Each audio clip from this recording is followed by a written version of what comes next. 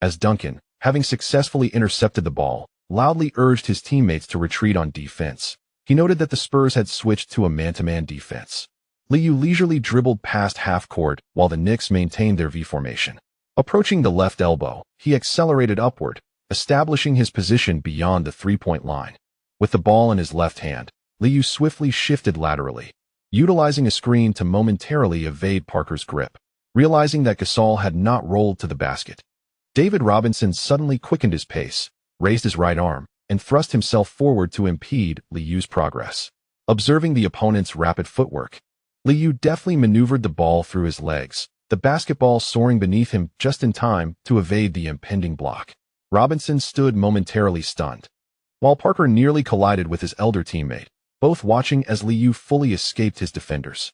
With a quick scoop of the ball using his right hand, Liu surged forward, then, with a powerful push-off, effortlessly navigated between the two defenders and broke into the paint. Oh, as Liu bypassed the two defenders, a collective gasp arose from the Spurs fans. Duncan reacted swiftly, intending to slide over for support, but as Liu approached the basket, he executed a feint to the right, aiming for Kourt Thomas near the baseline, leaving Duncan momentarily bewildered. As Duncan attempted to reposition himself, he could only watch as Liu took 3 long strides, gathered the ball with his left hand, and effortlessly laid it in. The spectacular basket silenced the SBC Arena, as the Spurs defense was thoroughly outmaneuvered. The Knicks scored with apparent ease, but the Spurs promptly returned to their strategy, initiating their offense through Duncan in the low post. Unchallenged by a double team, Duncan, with the ball in his right hand, swiftly turned toward the baseline, backing down Kourt Thomas before switching to his left hand to bank a shot off the glass for 2 points. 37-34, the Spurs were keeping the score tight. In the ensuing minutes, Duncan relentlessly called for the ball, attacking the basket with vigor and scoring on second-chance opportunities. The Knicks flourished offensively, with Gasol hitting a jumper from the free-throw line and Grant Hill slicing along the baseline for a dunk. The score continued to rise until Duncan suddenly faced a double team in the low post. As he received the ball, David Robinson attempted a jump shot near the free-throw line but missed, prompting gasps from the Spurs fans. The rebound was expertly gathered by Liu, who had already retreated to the basket from the left corner. Amidst Popovich's furious shouts, several Spurs players hurried back on defense as Liu, with the ball in his left hand, dashed towards the right wing, now closely guarded by Parker.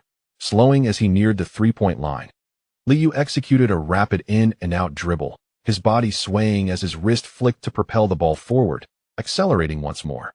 Coming to an abrupt halt, Parker hurriedly slid to his right, but as Liu smoothly pulled the ball back through his legs, he switched to his right hand, adjusting his footwork and feigning an acceleration toward the basket. Caught on his front foot, Parker intended to pivot for continued defense, but his body betrayed him, causing him to stumble and fall to the floor. Oh! Amidst the crowd's astonished exclamations, Liu calmly dribbled behind his back, positioned beyond the three-point line on the right wing, glanced down at Parker, and effortlessly released a jump shot. Swish! The three-pointer found nothing but net. In the commentary booth, the previously unremarkable Nestler suddenly erupted with excitement, exclaiming, "Oh my God! Clearly, how did he do that?" Beside him, Bill Walton and Talbert echoed his astonishment, gazing at Liu, who had turned to the Spurs fans with open palms, and they could not help but chuckle. "I adore such a remarkable shot. It seems that tonight Lee intends to conclude the game from beyond the arc. I must say his shooting touch is undeniably exceptional at this moment," Walton exclaimed loudly. Talbert, who initially intended to argue that it was not a rational offensive choice, found himself compelled to commend the play as he observed D'Antoni celebrating exuberantly on the sidelines with arms raised high. It appears this was orchestrated by the Knicks coaching staff, which undoubtedly poses a significant challenge for the Spurs. Parker rose, his heart aflame with frustration, as the realization dawned that they would repeatedly become mere background noise. A missed response shot widened the gap further. Fortunately, Ginobili expertly utilized Duncan's screen to evade Arteist's defense, penetrating into the paint, executing a Euro step to sidestep Gasol, and finishing with a left-handed layup. Just as the Spurs fans erupted in cheer, Liu accelerated once more from the baseline. Bowen anticipated Liu's advance, while on the right flank, Grant Hill delivered a pass without halting, instantly tossing the ball to the right corner as Ginobili lunged in defense. Arteist, having just come to a stop, received the pass. made minimal adjustments, and launched the ball. Swish. The three-pointer found nothing but net. With the score at 47-40, the gap continued to widen. The SBC Center fell silent once more. On the Knicks bench, the atmosphere crew began to wildly wave towels and shout. Popovich, with a grave expression, promptly called for a timeout. Noticing his players' spirits had dipped, and he clapped enthusiastically to encourage them. Following the timeout, the Spurs adjustments left the commentary trio speechless as the ball was given to Tim Duncan. This tactic, consistently effective at home, allowed Duncan to receive the ball in the low post, yielding successful results with each offensive play. Meanwhile, the Knicks maintained their tactical execution, though some opportunities began to falter. Soon, Artest committed his second personal foul, prompting D'Antoni to signal for Jackson's return to the court. After Kourt Thomas accrued his third personal foul, he angrily marched to the sidelines, while the Knicks continued their substitutions, bringing Stoudemire into play. Fortunately, Duncan's free throw performance remained steady, providing a sigh of relief for Spurs fans. In the final offensive play of the half, Duncan missed one free throw, and with Liu's long-range three-pointer falling short. Cheers erupted in the arena. The score stood at 55-54 as the Spurs players made their way to the tunnel, fists raised in triumph. In the second quarter, Duncan had shot 5 for 8 and made 5 of 6 free throws, contributing 15 points in the quarter, bringing his total to 23 points by halftime. Despite the offensive struggles towards the end of the first half, the Knicks remained relaxed as they headed to the tunnel. Learning from past mistakes, the starting lineup managed their fouls effectively, with Liu accumulating only one personal foul. There is no need to contend with the referee. We remain in the lead. Even if we are down by 10 points at halftime, victory shall still belong to us. Upon returning to the locker room, Liu reminded his teammates that the referee had it out for Kourt Thomas tonight. Fortunately, Thomas was aware of his responsibilities, and after receiving the reminder, he patted his chest and asserted, having experienced last year's away game, I know how to play correctly. Artest, feeling somewhat frustrated with his fragmented playing time, shouted with exuberance. In the second half, we'll give the ball to Lee. It's that simple. We are destined to win. Hearing their words, the rest of the team joined in with loud cheers and applause, eager to conclude the suspense of the series tonight. In the Spurs locker room, Popovich sensed that the rhythm of the game was off. At halftime, Tim Duncan had taken 15 shots and was visibly fatigued. Surveying the room, Popovich refrained from detailing any tactics and instead offered encouragement, saying, Tim, just hold on a little longer. The team needs you in the second half. Assistant coach Mike Brown grimaced. Despite employing various defensive strategies, they still could not halt the Knicks scoring. Expecting Popovich to devise a new strategy, he was met with the same old formula. This repetitive pattern deepened Blackbread's understanding of the game. Having rested for only a minute, Duncan, upon hearing his coach's words, glanced at David Robinson, noticing the expectant look in his elder brother's eyes. He promptly stated with determination, I know what to do. Give me the ball, and tonight we will win. Thanks to the readers for their subscription support. This chapter concludes here. On the evening of June 8, 2003, Spurs fans witnessed a game characterized by Tim Duncan's fervent offensive desire. Perhaps Popovich's exhortations during halftime had an impact, or perhaps the encouraging gaze from his elder brother, David Robinson, bestowed Duncan with a boost. The energized Spurs team resiliently withstood the Knicks' offense, relying on fewer possessions and a higher success rate. Due to difficulties in receiving the ball, the Spurs' offensive tempo slowed significantly, resulting in only 14 attempts during the quarter. In the SBC Center, San Antonio fans rejoiced at their team's defense. Despite the Knicks having more possessions, they did not score significantly more points.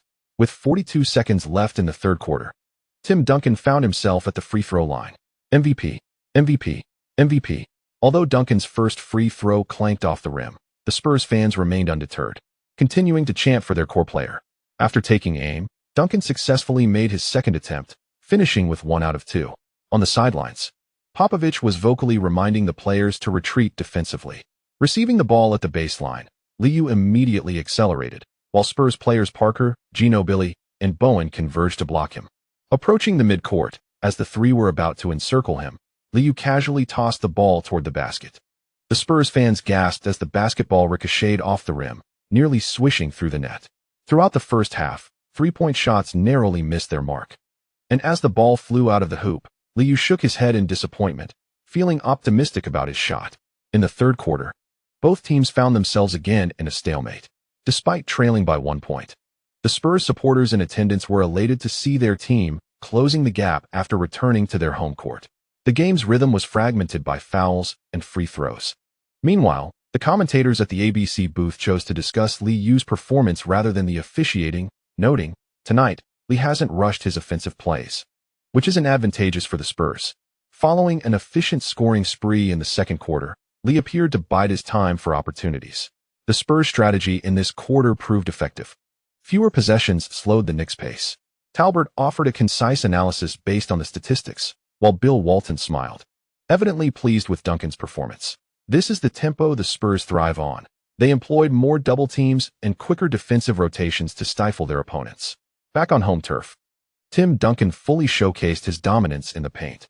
Perhaps the Knicks should consider a different defensive approach, as the data does not adequately reflect Duncan's impact. After 3 quarters, Duncan had tallied 31 points, 10 rebounds, 4 assists, 1 steal, 1 block, and 3 turnovers. Shooting 11 of 21 from the field and 9 of 12 from the free throw line, already achieving a double-double. On the Knicks side, Lee Yu recorded 29 points, 4 rebounds, and 8 assists on 10 of 18 shooting, including 4 of 9 from beyond the arc and 5 of 6 from the charity stripe, making his statistics appear rather unremarkable by comparison. Nestler, intrigued by his colleague's commentary, inquired, "Will the Knicks continue to implement low-post strategies?" In the third quarter, Gasol's performance fell short of expectations. The two men beside him exchanged glances, with Bill Walton hesitantly responding, "The Knicks have too many offensive options." Although Gasol has struggled in the low post, he has managed to wear down Duncan. They seldom shoot three-pointers, focusing their attacks in the paint. I believe this is a tactical adjustment, but Tim Duncan has executed his role splendidly. In the SBC Arena, fans waving whiteboards in support of David Robinson grew increasingly animated, firmly believing in their team's victory. Amid the commotion, Gasol sat on the Knicks bench, frustratedly wiping his face with a towel. This season, the Knicks had incorporated more low-post tactics involving their larger players, allowing Gasol to seize more opportunities in specific games. When facing renowned interior players in the league, he naturally sought to assert himself. While he fared reasonably well against Garnett, he found little advantage against Duncan during the regular season. Although he could occasionally respond offensively, he struggled defensively. With a stat line of 5 points, 3 rebounds, 1 assist, and 1 turnover on 2 of 5 shooting and 1 of 2 from the free throw line, Gasol's numbers appeared decent, yet he failed to convert any of his low-post attempts. Coach D'Antoni was unconcerned with Gasol's performance, having been alerted by his coaching staff. He understood that the Knicks might encounter officiating issues during the finals, hence the more frequent rotations in the first 3 quarters. The opponents dare not allow Tim Duncan to rest. "We must continue to assault him until he tires.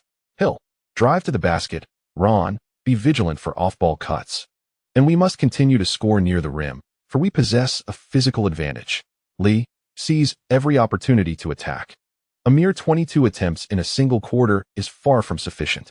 Worry not about their fast breaks. We are the more vigorous side, ready to showcase our talents. Seated before the crowd, D'Antoni clapped his hands enthusiastically after delivering this exhortation, prompting Lee Yu to rise and exuberantly declare, "Let's go.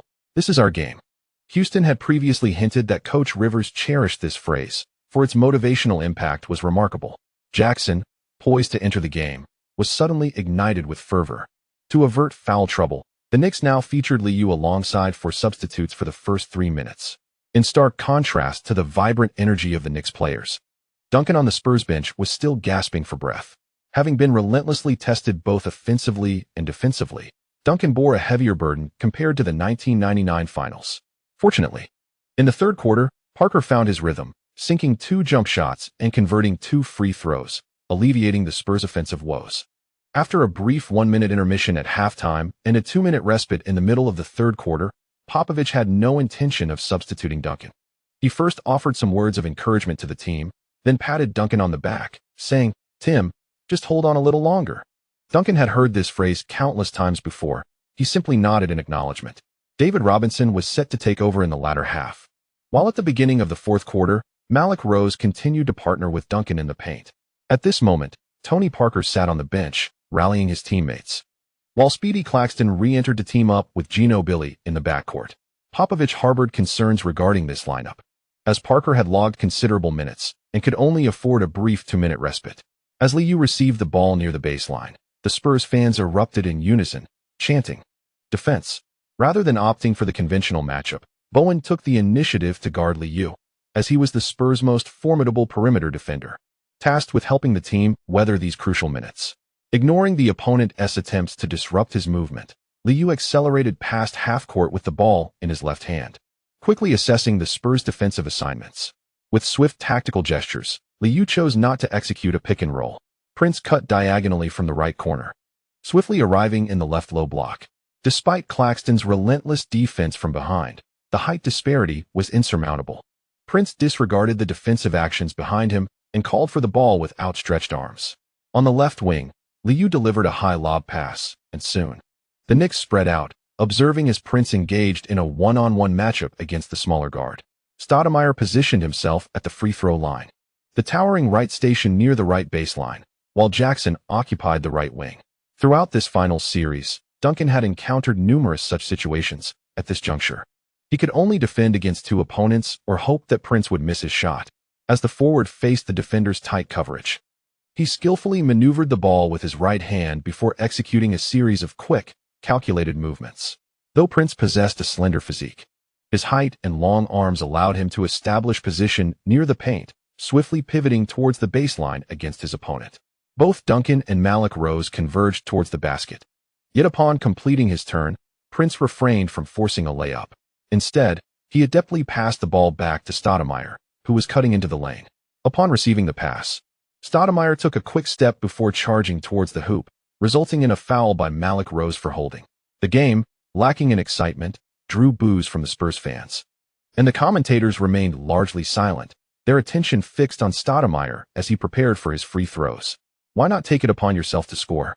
Handle it like a man, one-on-one," Bowen shouted beside Liu, evidently displeased with the current matchup. "No wonder you can't win a championship.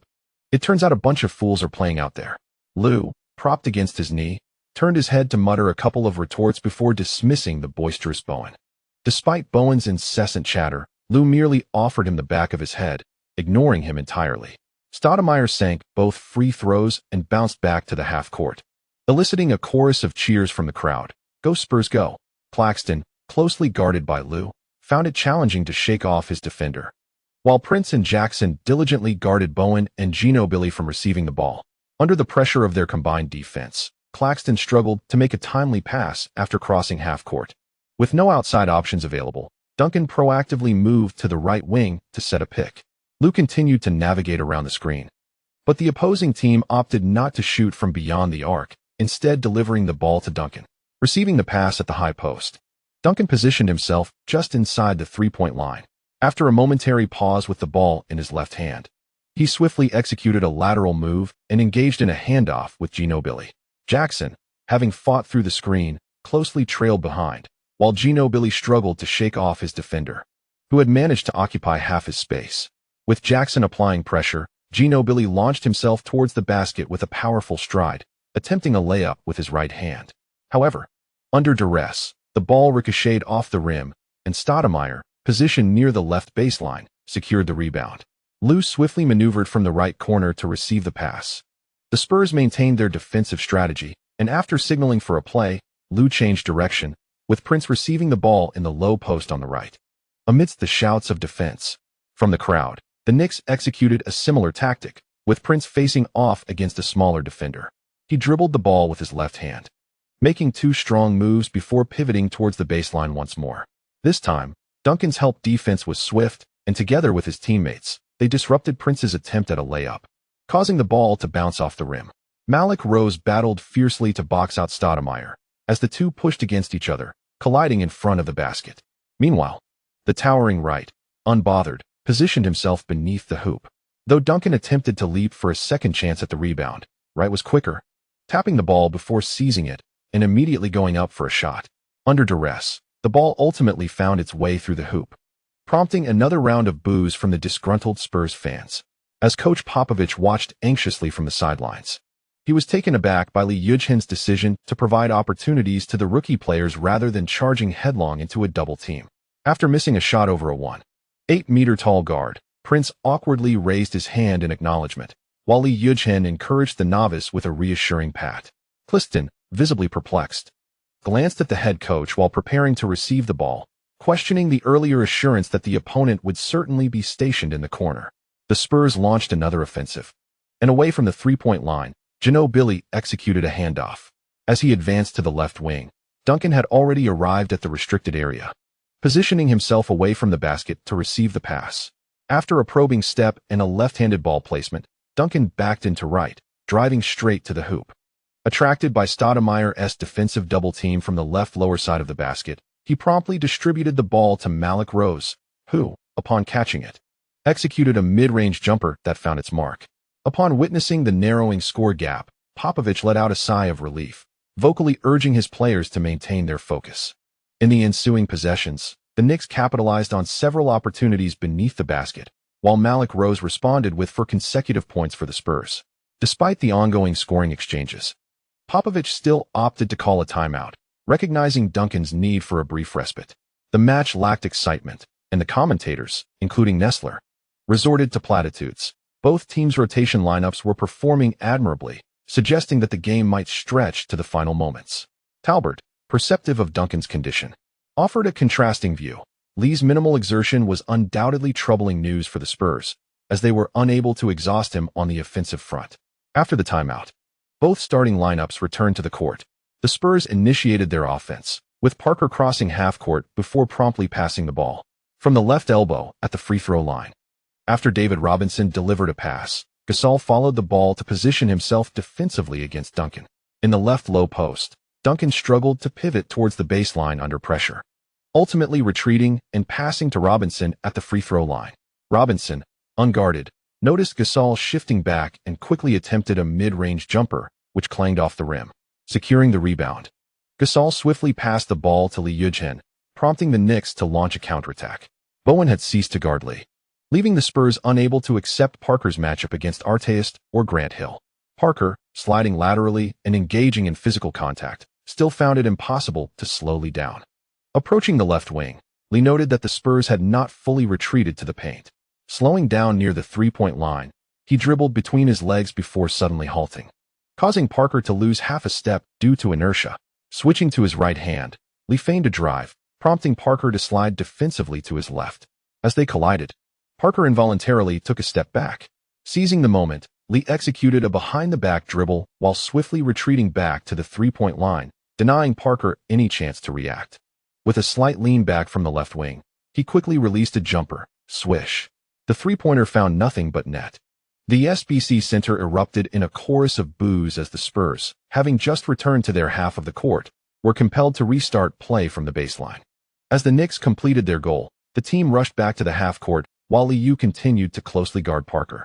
Duncan swiftly made his way toward the half-court, actively seeking position in the low post on the left side. Kourt Thomas occasionally circled around to defend, preventing Duncan from receiving the ball easily. In a struggle between the two, Parker was unable to pass immediately as Duncan was pushed into the left blocking zone. He sent a high lob pass while Parker hastily accelerated, cutting inwards with Liu towards the right corner. Hearing the fans gasp, Parker turned to find Liu suddenly collaborating with Kourt Thomas to double-team Duncan. The two closed in, and Liu skillfully intercepted the ball, prompting the referee to blow the whistle. It was nearly a turnover, and Duncan quickly shouted to remind his teammates to be cautious with their passing.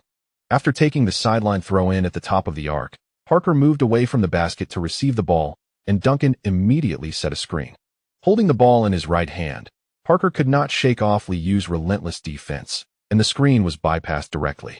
Sensing Liu's interference beside him, Parker swiftly dribbled behind his back.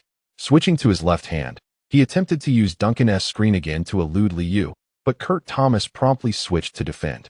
After a round at the top of the arc, faced with a towering defender, Parker refrained from flashy movements. Instead, he suddenly lowered his center of gravity and swiftly drove towards the basket with the ball in his left hand. Kourt Thomas could only slide right to disrupt him while Liu adjusted his footing in the back. Pass, Duncan yelled as he slipped into the paint. But Parker's brakes malfunctioned near the left side of the basket. He quickly grabbed the ball with his left hand and attempted a layup. Liu, having anticipated this moment, leaped into the air, waiting for Parker to shoot. Before the basketball reached its apex, he emphatically swatted it against the backboard. Oh! Witnessing Liu's remarkable block and regaining possession, The Spurs fans erupted in astonishment. Losing his balance, Parker fell to the baseline, and seeing Liu take off, Duncan immediately stepped in to commit a foul. Tolbert noticed Duncan embracing Parker and promptly remarked, "What an impressive block." It reminds me of the game between the Knicks and the 76ers. Tony Parker faced a predicament akin to that of Iverson. Their jump shots faltered, and penetrating the paint was met with layers of defense. Meanwhile, Bill Walton acknowledged Kourt Thomas's defense, praising, although Duncan has scored significantly over Thomas. Each attempt at positioning requires considerable effort, and this defensive switch was quite timely. Upon arriving at the away game, Kourt Thomas appeared somewhat frustrated. After witnessing Liu's successful block, he celebrated by throwing his fists in the air in front of Duncan. Sensing the shift in momentum, Spurs fans began to chant loudly, "Defense!" On the sidelines, Popovich shouted repeatedly, and under the coach's guidance, the Spurs opted for an early double team, forcing Liu to pass the ball. After receiving the pass on the right wing, Grant Hill did not fling the ball to the open artist in the right corner. Holding the ball in his left hand at the top of the arc, he signaled a play in response to Parker's defense. At this moment, Liu led Bowen towards the left corner while loudly indicating for a screen to be set. In the vicinity of the left baseline, Gasol elevated to set a screen, while Artest swiftly maneuvered across the baseline from the right corner to provide an off-ball screen for Liu. From left to right, Liu first utilized Artest's screen near the left baseline to navigate towards the front of the basket, attempting to shake off his defender. With an S-shaped movement, he then leveraged the screen from Kourt Thomas positioned at the right baseline, sprinting from the baseline to the right corner. At the upper position, Grant Hill refrained from initiating the pick and roll. Instead, he moved to the right wing to deliver a pass. Having evaded Bowen's defense, Liu successfully received the ball in the right corner and immediately lifted it to feint a shot. Bowen, who was closing in again, struggled to maintain his balance, sliding in front of Liu and raising his left arm to interfere. To Bowen's surprise, Liu promptly released the ball with his left hand and opted to drive towards the lane. Observing this offensive choice, Bowen felt a surge of confidence and desperately slid to the left while constantly applying physical pressure, trying to push Liu in front of Duncan. With the ball in his left hand and accelerating towards the basket, Liu took large strides, maintaining contact with his defender until he swiftly reached the vicinity of the paint. At that moment, Kourt Thomas was still under the basket, attempting to pull Duncan back, but was completely stuck, helplessly watching as Duncan leaped high beneath the rim. Approaching the paint, Liu gained half a body advantage, leaping off both feet, left hand gripping the ball, seemingly intent on executing a dunk over his opponent. Sensing the impending action, Bowen, having lost his defensive position, awkwardly leaped into the air, but lagged significantly, with a marked difference in jumping height. In midair, Liu confronted Duncan's block, abruptly pulling his arm down to evade the defense. He exerted force while gliding through the air, maneuvering towards the lower left side of the basket. Just before landing, he twisted his body and flicked his wrist, sending the ball toward the backboard. Oh! The long-distance gliding layup elicited gasps from the Spurs fans, while Duncan, who had leaped with great effort, widened his eyes in astonishment. As his right hand made contact with Liu's shoulder, the referee's whistle sounded. Bowen, who had already landed, instinctively extended his right foot. However, in the blink of an eye, Liu had glided to the other side, while the vertically leaping Duncan landed with a painful cry. Kourt Thomas, witnessing the basketball spinning into the hoop, initially intended to celebrate with a fist pump. But upon seeing Duncan on the ground, he looked bewildered, raising his hands to the referee. "Sir, I swear I did nothing." Bowen also wore a pained expression, having been struck hard, but upon seeing Duncan on the floor, his mind went blank. OMG! Fans in the front row gasped in unison, many instinctively covering their faces, having clearly witnessed Bowen's nearly 90-degree ankle twist. After landing, Liu stumbled slightly. Evading Duncan's block was no easy feat. Hearing the fans' astonished reactions, he turned to see both players on the ground, his expression turning peculiar. The Spurs team gathered around their leader, with David Robinson appearing particularly agitated, seemingly seeking an explanation from Kourt Thomas. "Chet, what have you done?" However, Artest stepped in to push David Robinson away, equally perplexed. "MFK? Stay away from Chet. Don't try any tricks." On the Knicks side, Kourt Thomas served as the primary defender against Duncan, embodying the team's most vital interior barrier. Artest, believing he was being schooled in the subtle arts by an older brother, engaged in a scuffle with David Robinson. The The fans in the stands, perplexed by the unfolding drama, erupted in a chorus of indignation, while on the sidelines, Popovich was visibly agitated, summoning the team physician and, with a reddened face, pointed at Kourt Thomas exclaiming, "Murderer! He harmed Tim. He ruined this game." Liu and Grant Hill promptly intervened to separate the two parties, while Kourt Thomas vehemently insisted, "I swear, I did nothing." While he might employ subtle tactics on defense, nudging with his waist, pressing with his knees, or discreetly grabbing, at that moment, he was preoccupied with positioning and gazing towards the hoop. And the accusations from the Spurs players irked him. After separating the players, Liu gestured towards the referee and loudly reminded, "Hey, there's video review. No one wants to see players injured." Soon, both teams retreated to their benches. Observing Kourt Thomas's distressed demeanor, Grant Hill realized the incident was not his teammate's fault. "Even in the finals, we haven't forgotten those subtle moves, and it resulted in injuring our own." Hearing Hill's words, Arteas scratched his head and turned his gaze towards the big screen. Near the basket, a clear replay unfolded, prompting gasps from the Spurs fans. Even Popovich, who had been yelling moments before, was rendered speechless.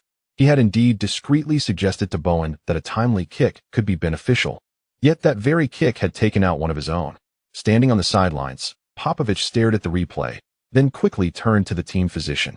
Tim Duncan, still displaying signs of pain, had exhausted considerable energy during the half of the fourth quarter, and with his ankle bindings loosening, this twist could prove catastrophic. "Greg, Tim might not be able to return. We must prioritize his health." The physician's words prompted Duncan to inhale deeply and assert, "Just give me 2 minutes of rest.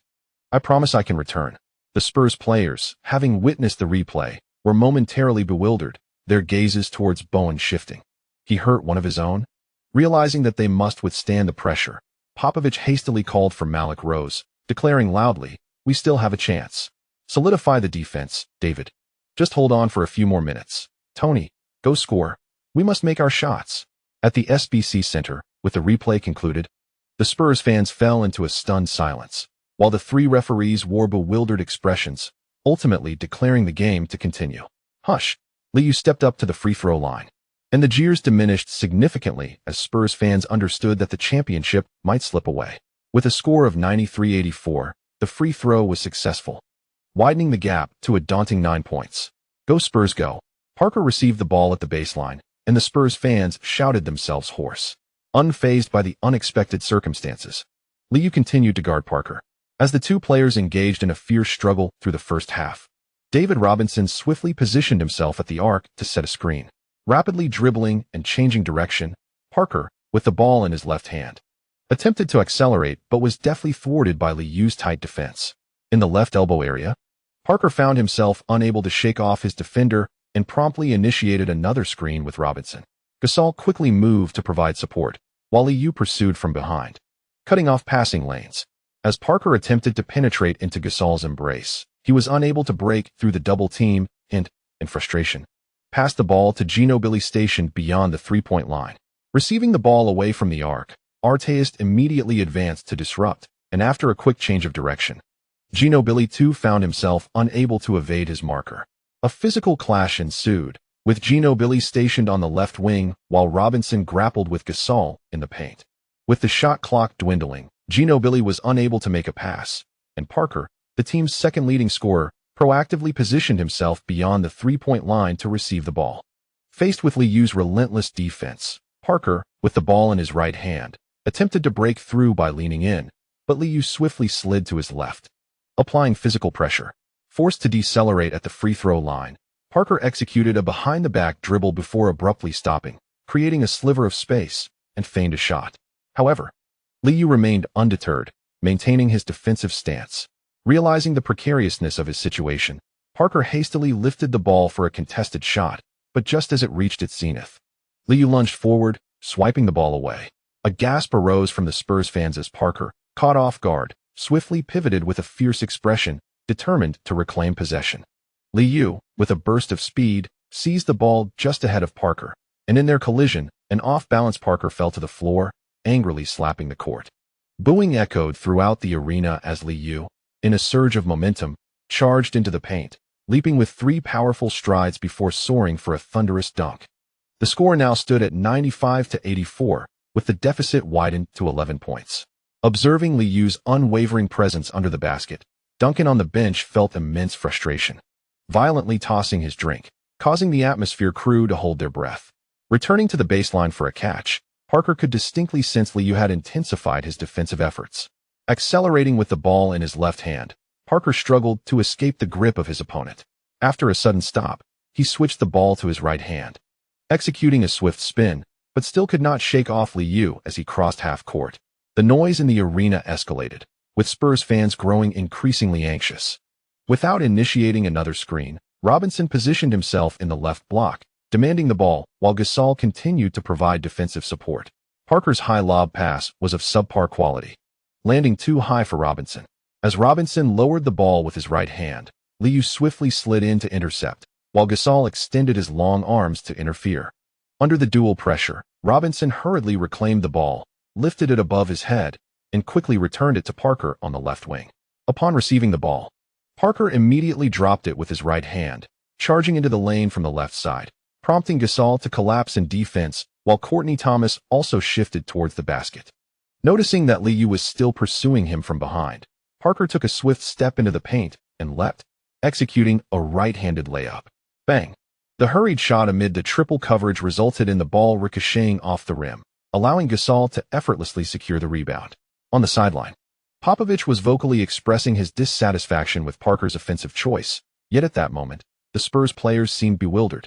Receiving the ball, Liu rapidly advanced past half court. Recognizing that the defender in front of him had switched to Bowen, he opted not to seek a mismatch, but instead shifted towards the left wing. The Knicks players spread out accordingly, leaving only Kourt Thomas lurking near the right baseline, waiting for an opportunity. Near the free throw line, David Robinson hesitated, contemplating whether to double team. While Liu had already initiated his move from the left wing, Bowen maintained a defensive distance, raising his right arm in an attempt to disrupt the play. As Liu lowered his center of gravity, approaching the three-point line, suddenly executing a crossover dribble. As Bowen shifted to his left, Liu swiftly adjusted his footwork, performing another crossover.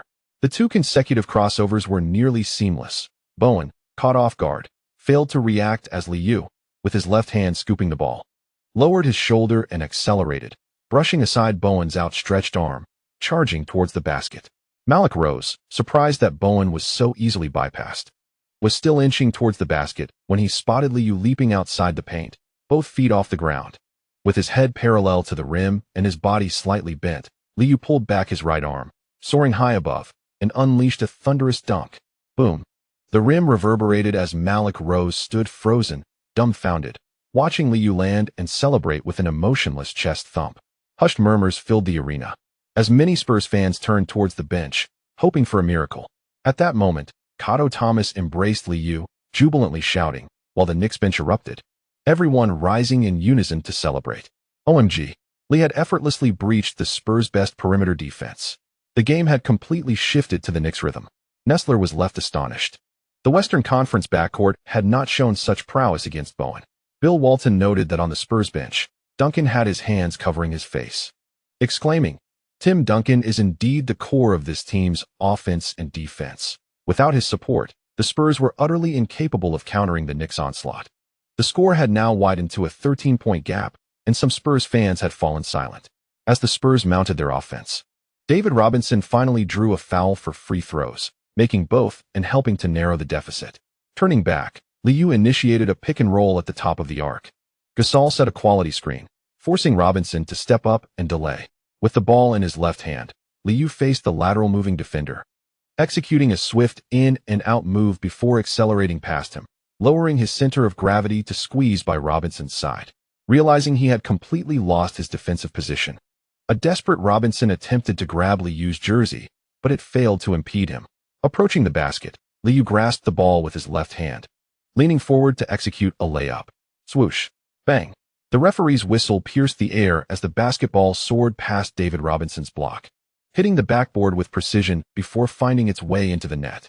A hush fell over the arena. Upon landing, Liu raised his fist in triumph, inciting a chorus of boos from the Spurs fans. Yet, soon the clamor of support drowned out the jeers, as some spectators could no longer contain their excitement. MVP! MVP! MVP!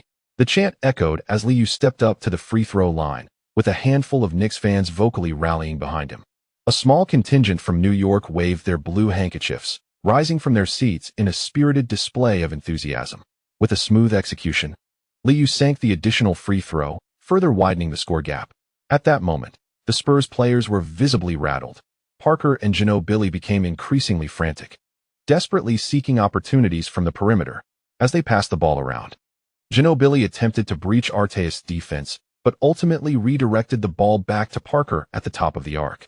The intent to pass was all too apparent, and as Parker reached out, Liu surged forward, snatching the ball away with fervor. The boos from the crowd did little to hinder Liu's momentum. After securing the ball with his right hand, he accelerated with unrelenting speed. Ignoring Parker's pursuit, Liu leaped forward, executing a windmill dunk that electrified the arena. In response, Popovich immediately called for a timeout, standing silently on the sidelines. Witnessing the Spurs without Duncan, the commentators reflected on the shift in the game, with Tolbert lamenting, "Bowen has altered the dynamics on the court."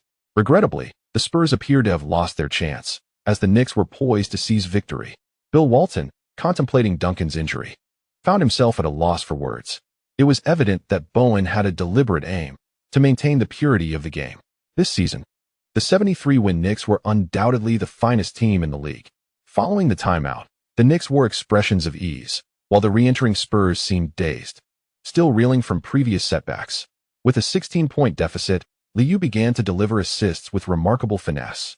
Gasol scored effortlessly beneath the rim, Kourt Thomas netted a mid-range jumper, and Grant Hill glided along the baseline for another score. Arteis, left unguarded, sunk a three-pointer.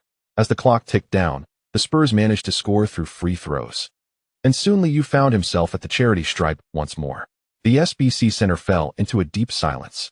In the final moments, the Knicks executed their offense with a casual ease, deliberately running down the clock, while the Spurs failed to mount a response, crumbling completely. As Ginobili's three-pointer from the right wing missed its mark, the final buzzer resonated throughout the arena. The score settled at 115-94, marking a resounding victory for the Knicks and extending the series to 3-0. On the Knicks bench, joy and laughter erupted, while D'Antoni approached the scorer's table to shake hands with Popovich. The latter, wearing a stoic expression, turned away without a word. The replay revealing Bowen's intentions, a subtle maneuver undoubtedly flagged by the coaching staff. Popovich, seemingly still grappling with the ramifications of Duncan's injury, appeared utterly despondent. As Duncan was assisted by his teammates, he slowly made his way towards the player tunnel. Meanwhile, Bowen sat alone on the bench, cradling his head in his hands, seemingly struggling to come to terms with the outcome. The Spurs declined to give interviews, yet Stewart empathized with their sentiments. Adjusting his glasses, he approached Liu with a smile. Liu was waving to the Knicks fans present, and amidst the arena, only the New York supporters were exuberantly celebrating. Stewart noted the beads of sweat on Liu's brow, indicating that the match had indeed been a challenging one. "Lee, congratulations on reaching match point. This victory could determine the championship. Let us talk about your 12th 40-point game. You have once again shattered the finals scoring record."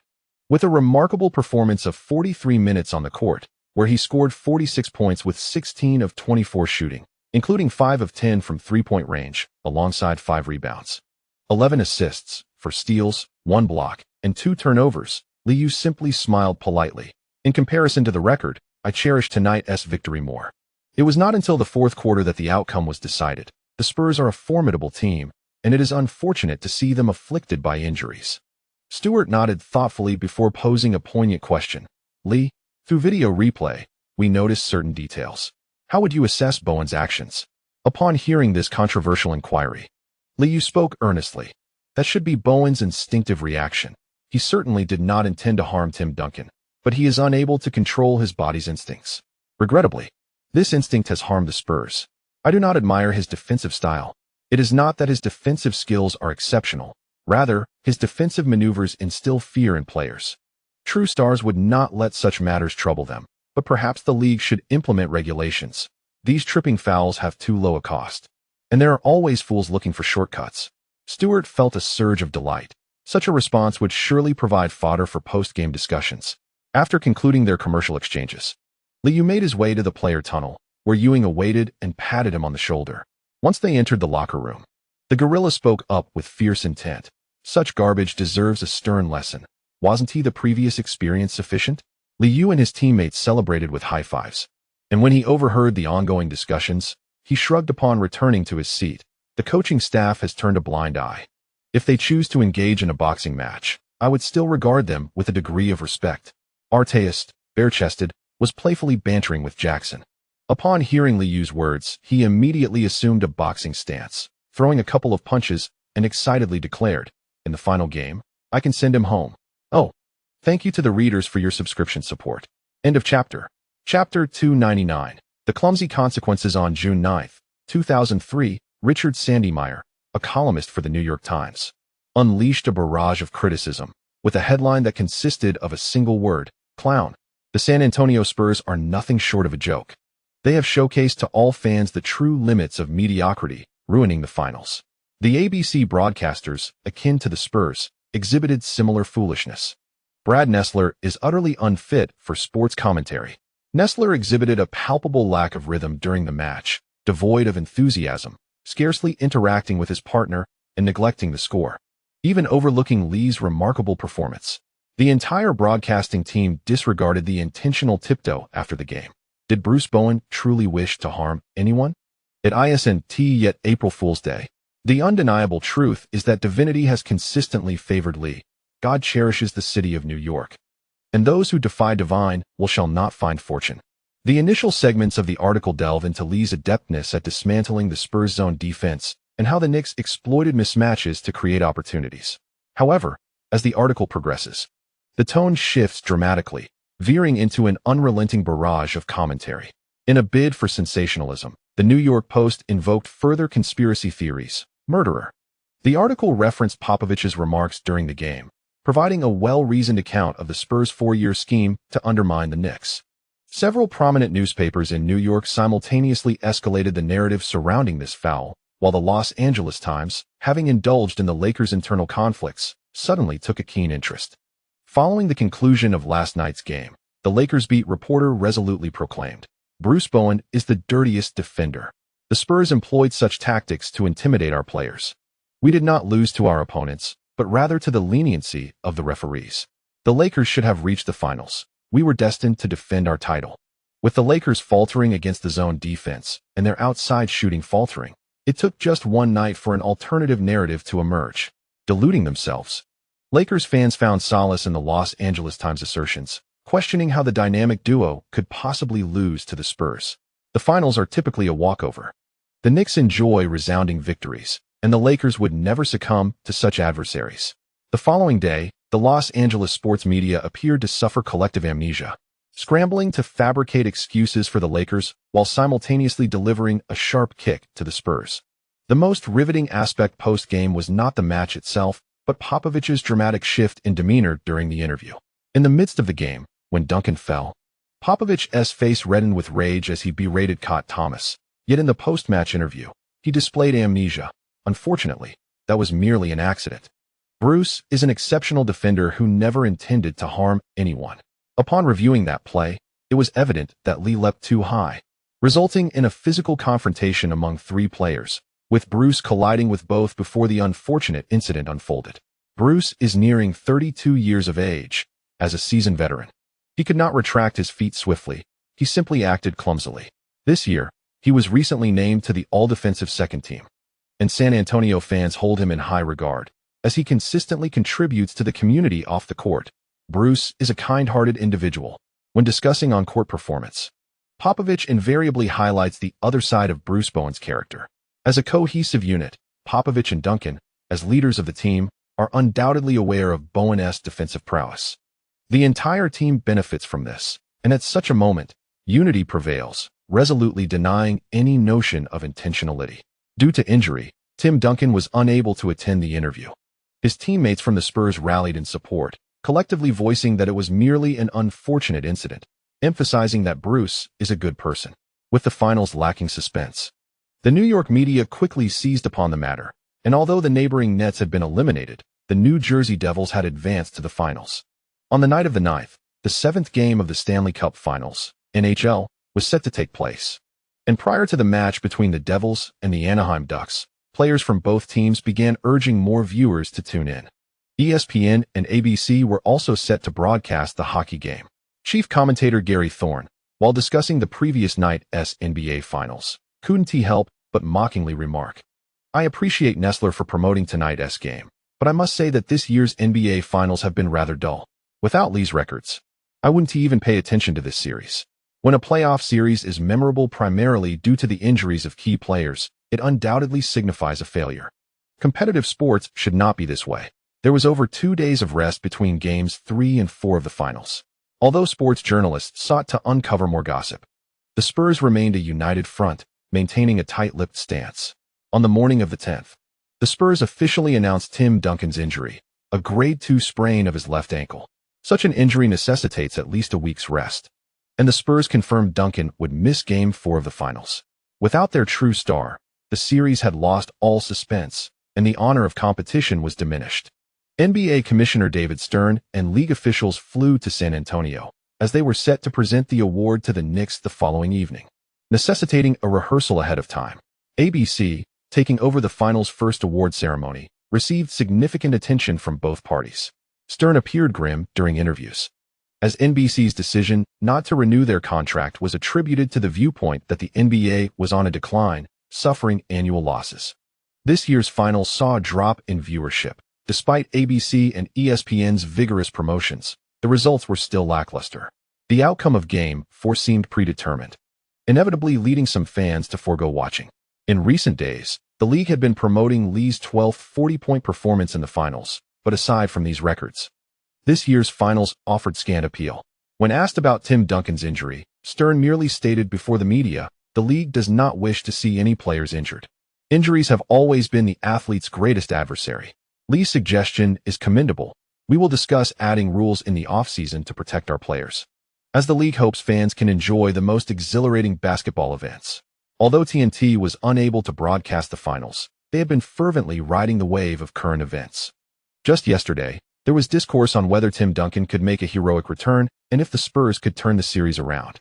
Upon receiving definitive news, the trio on the program also began to discuss the impact of Bruce Bowen. Charles Barkley exhibited a certain disdain for such subtle antics, remarking with a slight curl of his lip, "Having spent many years in the league, we are aware that numerous teams possess their own peculiar tactics. However, I hold no affection for these. If I sought to enhance my defensive intimidation against a player like Lee, I would simply knock him to the floor. Alternatively, I would provoke him into a contest of masculinity, resulting in both of us being ejected. It's rather straightforward, isn't it?" The Spurs may delude themselves with excuses, yet we all know the truth. In the studio, the trio was clad in formal attire. Suddenly, Kenny Smith pulled out a chair, causing his partner to tumble down, gesturing at their heights while jesting. "I believe Lee is as tall as you. He is not short. In fact, diminutive guards cannot defend him, and forwards encounter the same issue. Hey, I refer to his style of play. Lee won't engage in low-post battles with giants like I do. Height is inconsequential." Charles Barkley, not particularly fond of his longtime partner's jests regarding his stature, had often heard that had he been just 10 centimeters taller, he might have secured a championship.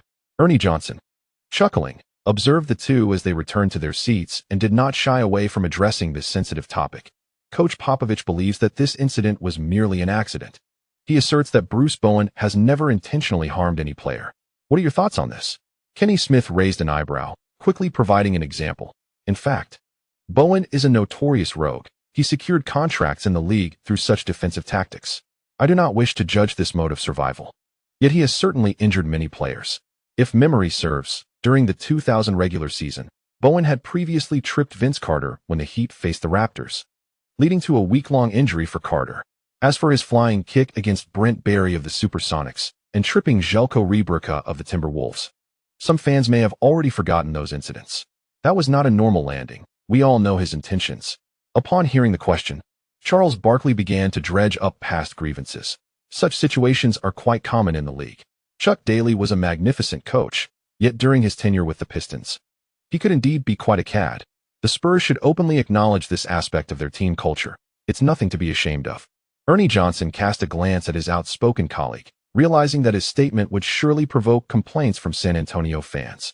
On June 11th, at 8:30 p.m., the SBC Center would host Game 4 of the finals. The clumsy misstep by Bowen had garnered considerable attention over the past 3 days, eclipsing the game itself. While instances of injuring an opposing star have been witnessed, the occurrence of tripping one's own leader was a novel experience for many.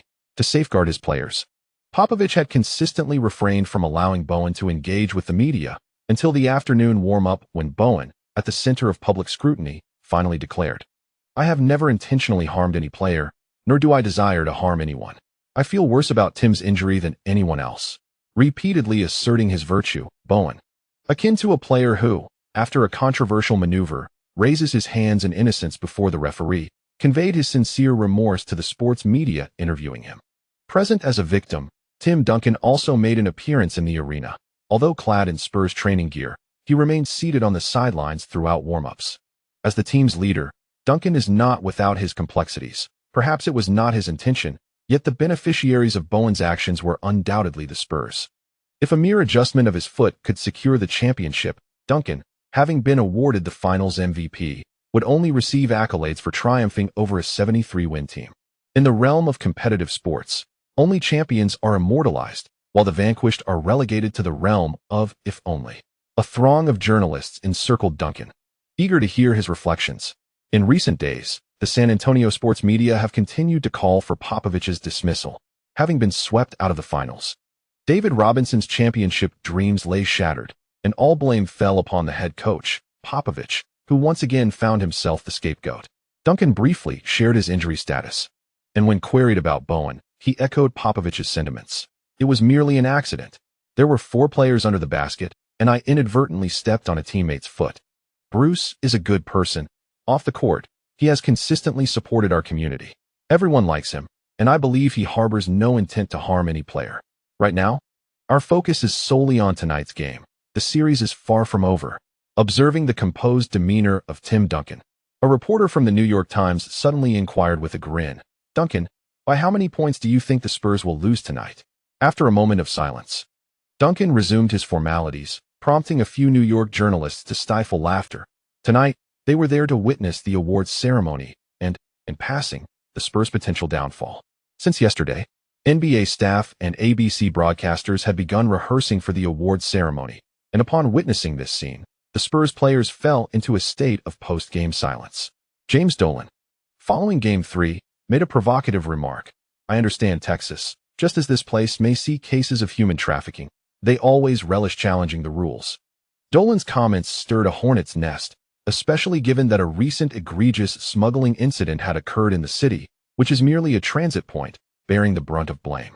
Such a display of superiority further incensed Spurs fans. Before the game commenced, a horde of sports media gathered around Liu in the visiting team's locker room. At this point, there was no need to mortgage the championship. Everyone recognized that Liu was officially entering the discourse on the greatest players in history. An ESPN reporter eagerly sought to elevate Liu to the pantheon of greatness. "Lee, statistical expert Hollinger believes your performance this year surpasses that of all players in NBA history. He considers you the greatest of all time, after securing your 5th championship. Do you concur with this assessment?" A multitude of reporters hastily positioned their recording devices in front of Liu. Liu, well prepared for this oft-repeated topic, responded calmly, "Different eras have different rules, and diverse regulations give rise to various basketball stars. The current league features a reasonable collision zone, a defensive 3-second rule, and allows for zone defense. The changes brought about by these rules are evident to the naked eye. Each era possesses its unique backdrop, and I prefer to refer to myself as the best player of this time." Although Liu's response implicitly acknowledged his anticipated 5th championship title that evening, there were no objections, as this outcome seemed inevitable. With an impeccable record of 16 wins and no losses, marking the best playoff performance in history. Congratulations are in order for you, Lee, for setting yet another record. Could you share your thoughts on the Knicks' performance this year? It's truly remarkable. Upon hearing this question, Liu smiled, having fulfilled his promise and wishing to avoid any backlash. Coach D'Antoni has introduced new tactical philosophies, and our coaching staff has diligently prepared for each game. This season has been filled with experiences. Practices have indeed been tedious, yet our rookie players have united and exerted tremendous effort. As for the new playoff record, I believe it is a reward that everyone deserves. Look at our bench. Knight can control the offensive rhythm, and Jackson's excellence is clear to all. Although rookie Prince may appear slender, he is a tough competitor. Attempting to match him with a guard will surely result in consequences. Stoudemire is a veritable beast. Having earned the title of Rookie of the Year, capable of dismantling any defense in the paint. Wright's statistics may not reflect his true impact, but he is the defensive cornerstone of our rotation, an underrated rim protector. Our exceptional rotation has allowed us to navigate the regular season healthily. This season is a triumph for the team. After experiencing a loss in the finals, I hope the fans supporting the Knicks will appreciate this gift. Liu began summarizing the series, while the surrounding sports media felt no hesitation. After all, victory in tonight's game seemed assured, and acquiring some preliminary data was quite beneficial. The Knicks players in the locker room were interviewed, all smiles, as the staff prepared the championship attire and champagne. The rookies, experiencing such a moment for the first time, were particularly exhilarated.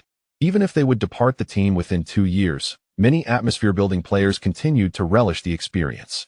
For numerous individuals, a championship title is an elusive dream, a moment that may never be encountered throughout their entire careers.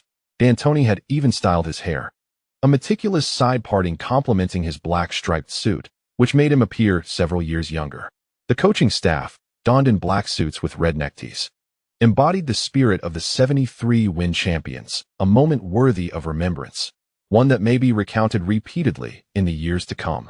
Within the confines of the locker room, the coaching staff ceased their discussions regarding tactical arrangements. At this juncture, camaraderie flourished as everyone engaged joyfully with the staff, each individual adorned in their finest attire, eagerly anticipating the conclusion of the match for a commemorative photograph. Unlike the easygoing D'Antoni, who embraced everyone, the polished Ewing, while impeccably dressed, did not neglect to remind his fellow Knicks, "Let us show them what we've got tonight." That diminutive Frenchman should be the Spurs' primary scorer. Let us teach him a lesson. Ewing chuckled with a hint of mischief, and Artest, recalling a game where they had bullied Allen Iverson, joined in with a laugh. "I wonder how many rounds that little Frenchman can endure." Kourt Thomas also joined in the laughter, noting that without Tim Duncan, it was their turn to unleash a flurry of punches tonight. As the game approached, at the ABC commentary booth, the slick-haired Nestler was in a state of dismay. He had not anticipated that even the New York media would criticize him.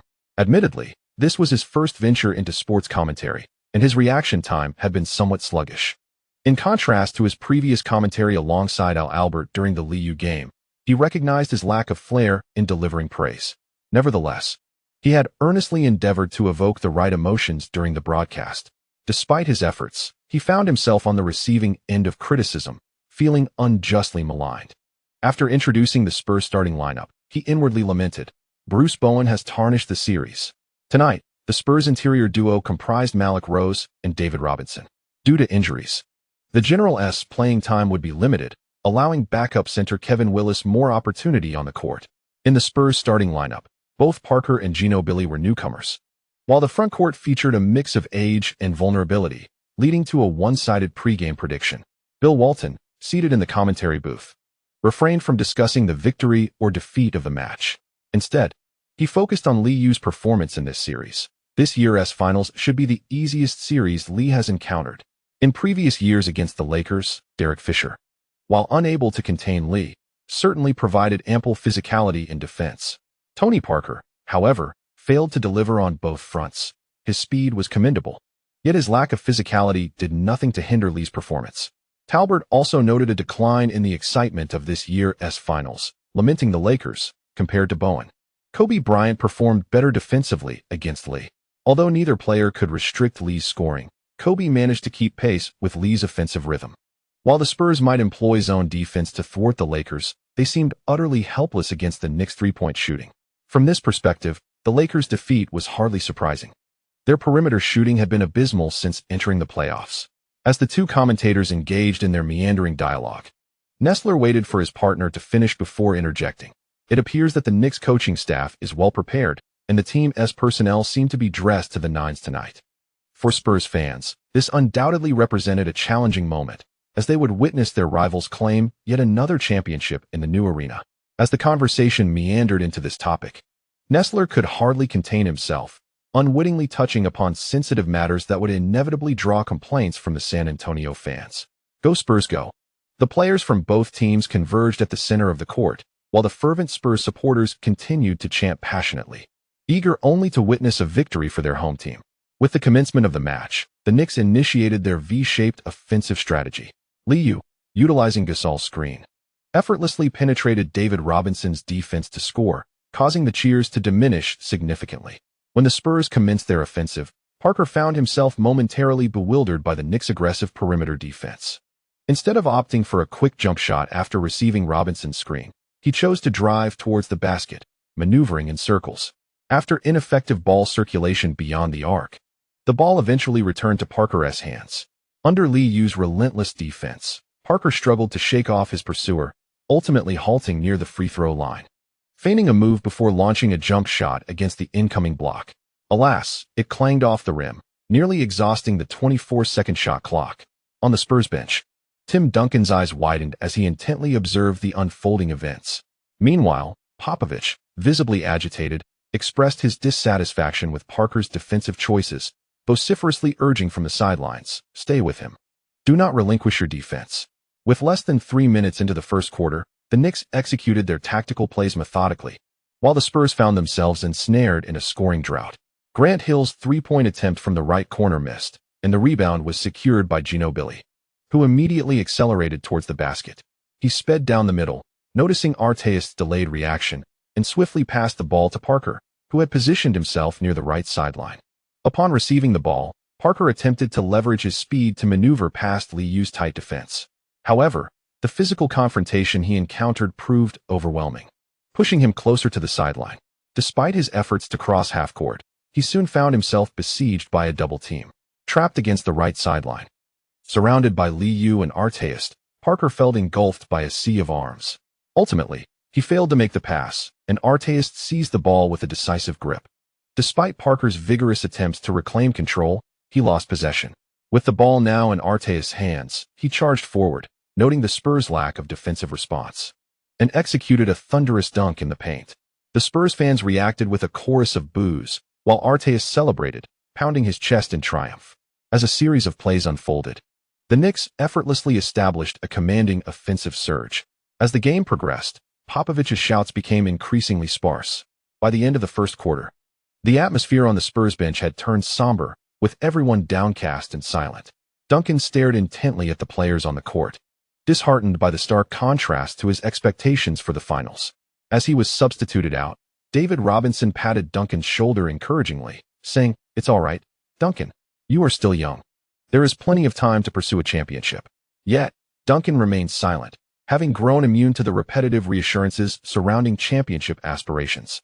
The Knicks commenced their roster rotation early, allowing Tony Parker to finally relish the privileges of being a core player.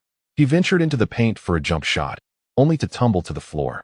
He broke through along the baseline, colliding and once again crashing to the ground beneath the hoop. Faced with a double team, he hesitated to pass from the right wing, delivering a subpar cross-court pass that was intercepted by Liu, leading to another fall. Despite the referee's whistle, the Knicks had numerous rotational players, and they took turns attending to the Spurs' new core, Bowen, who was of no assistance at that moment. Parker, in the final moments of the first quarter, attempted a layup from the lower right side of the basket, but was met with a block from Kourt Thomas. The emphatic rejection landed squarely on his arm, causing Parker to lose his balance and crash into the sideline camera. Boo! The arena erupted with jeers. Parker had fallen 5 times in a single quarter, his expression reflecting pain as he lay on the floor. As his teammates helped him up, he caught sight of several Knicks players smirking at him. Allen Iverson had once showcased his tough guy persona, relentlessly attacking the rim despite injuries, managing to endure 3 quarters. Parker, gritting his teeth and taking a deep breath, felt a twinge of apprehension as he stood at the free throw line. 30-16, the first quarter concluded, and Parker converted both free throws, aiding the Spurs in narrowing the deficit. Boo! The Spurs fans at the SBC Center continued their futile jeering. Upon returning to the bench, the Knicks players reveled in schadenfreude. "This kid is pretty tough. I bet he can endure 3 quarters." Kourt Thomas, seated, extended 5 fingers in a gesture of wager, while Stephen Jackson disdainfully shook his head, seemingly unimpressed by the diminutive Frenchman. "He won't dare drive to the basket in the second quarter. I bet he'll opt for passing in the subsequent plays." Liu, who had been substituted early, lounged on the bench, listening to the others chuckle and whisper among themselves. Ewing noticed that D'Antoni had begun his tactical retreat again and couldn't help but murmur, "This should be the easiest championship we've experienced. Perhaps in the future, people will question the merit of this year's title." Pat, a championship is a championship. In the face of skepticism, we can always raise our hands in triumph. Liu smiled and raised his right hand in a gesture, with the gorilla grinning proudly, 5 rings adorning his fingers. On the Spurs bench, silence reigned. Save for Popovich's fervent shouts, still rallying his core player, Tony Parker. "We have plenty of time. Tony, think of the San Antonio fans. We need a victory." Sitting on the bench, Parker rubbed his aching left knee, feigning attentiveness while internally dismissing the coach's motivational speech. "I am French. Why should I exert myself in a game destined for defeat?" Thank you to the readers for your subscription support. More content will follow. The chapter concludes here.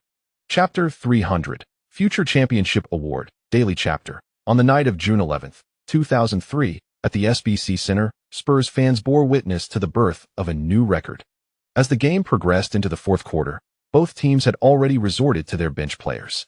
The early concession stemmed primarily from the lackluster performance of the evening's star, Tony Parker.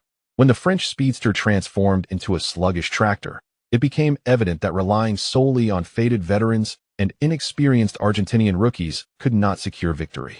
A chorus of boos erupted intermittently from the 18,000 Spurs fans, expressing their discontent. The honor of the contest had dissipated, and it was clear that the Spurs were destined to forge a new chapter in history tonight.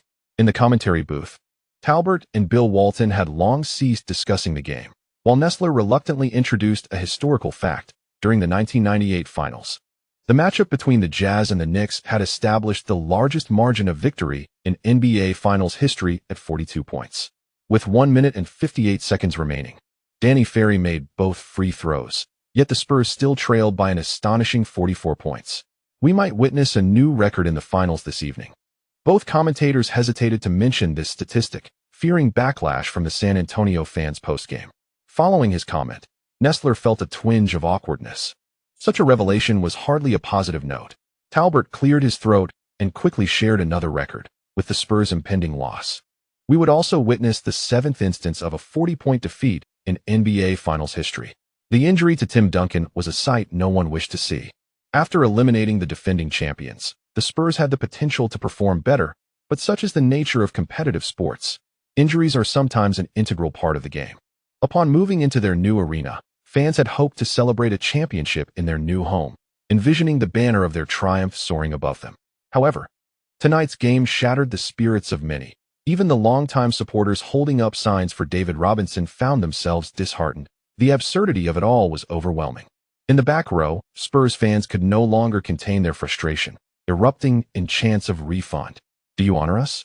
Refund." After being served disappointing performances in 2 consecutive home games, this substantial defeat and the subsequent sweep were results the Spurs fans could not accept.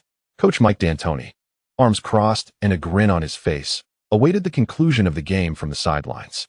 In just one season, he had etched his name into NBA history, a feat more remarkable than that of the previously bald-headed young coach. At this point, the Knicks had already brought in their 12th player, with Matt Barnes making his finals debut. The players continued to compete vigorously, showing no signs of relaxation. The point differential remained fluctuating at 44. Donning his warm-up attire early, Liu felt a pang of regret. This record paled in comparison to the anticipated 58. With only 366 seconds left in the game, both teams ceased their offensive efforts, prompting Liu to rise and smile, applauding enthusiastically. The Knicks rookies leaped and bounded with excitement. This was their first championship, and they could hardly contain their eagerness. Meanwhile, on the Spurs bench, Tim Duncan silently observed the unfolding situation, having spoken fewer than 5 words throughout the match, seemingly having succumbed to despair. Sitting on the bench, Popovich was utterly astonished. He had never anticipated Parker's premature capitulation. The Spurs found themselves trailing by a staggering 26 points at halftime. Assistant coach Budenholzer appeared equally unable to fathom such a disheartening outcome, his head bowed in evident despondency. Meanwhile, on the opposing bench, assistant coach Mike Brown observed the unfolding match with a contemplative expression, acutely aware of the significance of a true star player after this series. As the final buzzer resonated, the diminutive knight tossed the basketball aloft, prompting jubilant cheers from the Knicks players, who embraced one another in celebration. The Knicks triumphed over the Spurs with a resounding score of 117-72, sweeping their opponents 4-0 to reclaim the championship title. Sports reporters flocked to the vicinity of the bench, where D'Antoni clung to Lee, reluctant to part until the game concluded. It was only then that the little mustachioed coach comprehended the reality of his victory. "Thank you, Lee. You have helped me realize my dream." After achieving success in Italy, D'Antoni's initial foray into the NBA had been fraught with failure. His emphasis on disciplined basketball and the pursuit of mismatches seemed at odds with the era. However, everything changed upon his appointment as head coach of the Knicks, where he grasped the essence of his philosophy. Understanding D'Antoni's sentiments, Lee patted his shoulder reassuringly. "Coach, I promise, this is merely the beginning. We shall continue to win." Regaining his composure, D'Antoni then recognized the importance of acknowledging their adversaries. Several assistant coaches and trainers approached Lee for embraces, having spent the longest time together on this team, witnessing both the Knicks' ascent and the previous year's defeat. Completing the reconstruction in such a manner to capture the championship filled everyone with joy at that moment. The question of the championship's legitimacy seemed irrelevant. After exchanging embraces with Ewing, Lee beamed with delight, savoring the moment even as his old rival faced misfortune. David Robinson remained seated on the bench, unwilling to rise, his gaze fixed on the floor, silent, concluding his career without a championship. He felt the weight of being the only one among the legendary centers to leave without a title, a lingering disappointment in his heart. Popovich, likewise, sat on the bench, offering no solace to his players. He could hear the Spurs fans in the stands calling for his dismissal. This monumental finals defeat had reduced the team to a mere jest. His thinning hair a testament to time, Popovich covered his face with his hands, bewildered by the course of the game. Despite leading the team to 60 victories this season, they had been swept from the playoffs. A portion of the sports reporters in New York gleefully circled the Spurs bench, eager to interview Lee, with ample time remaining in the offseason. Yet witnessing the disheartened performance of their opponents, they felt compelled to secure first-hand accounts. New York fans relished this moment. No one would escape unscathed this year. Hushed murmurs of discontent echoed from the Spurs fans, their disappointment reaching a nadir. A 45-point margin, the largest in finals history, might elicit derision from future fans discussing this record 20 years hence, as they would undoubtedly mock the Spurs. Tony Parker, who surrendered early, remained unfazed by the ambience of the arena. Dressed in the Spurs training attire, he proactively extended his hand to greet the Knicks players after the game. Although the rookie, Manu Ginobili, felt a twinge of disappointment, he adeptly managed his emotions. Reaching the finals was a success in his eyes, and he wore a smile as he exchanged pleasantries with the Knicks. Only Bruce Bowen, the Spurs' premier defensive player, retreated to the locker room early, resolute in his refusal to compromise with the media. Having embarked on this arduous path, he intended to persevere. With his head held high and lips pursed, Bowen briskly made his way to the locker room, disregarding the calls from the Spurs staff behind him.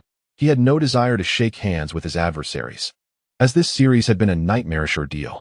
Parker's English was still halting, akin to Gasol's, and while he could scarcely comprehend daily conversations, he managed to convey a simple message upon reaching Liu.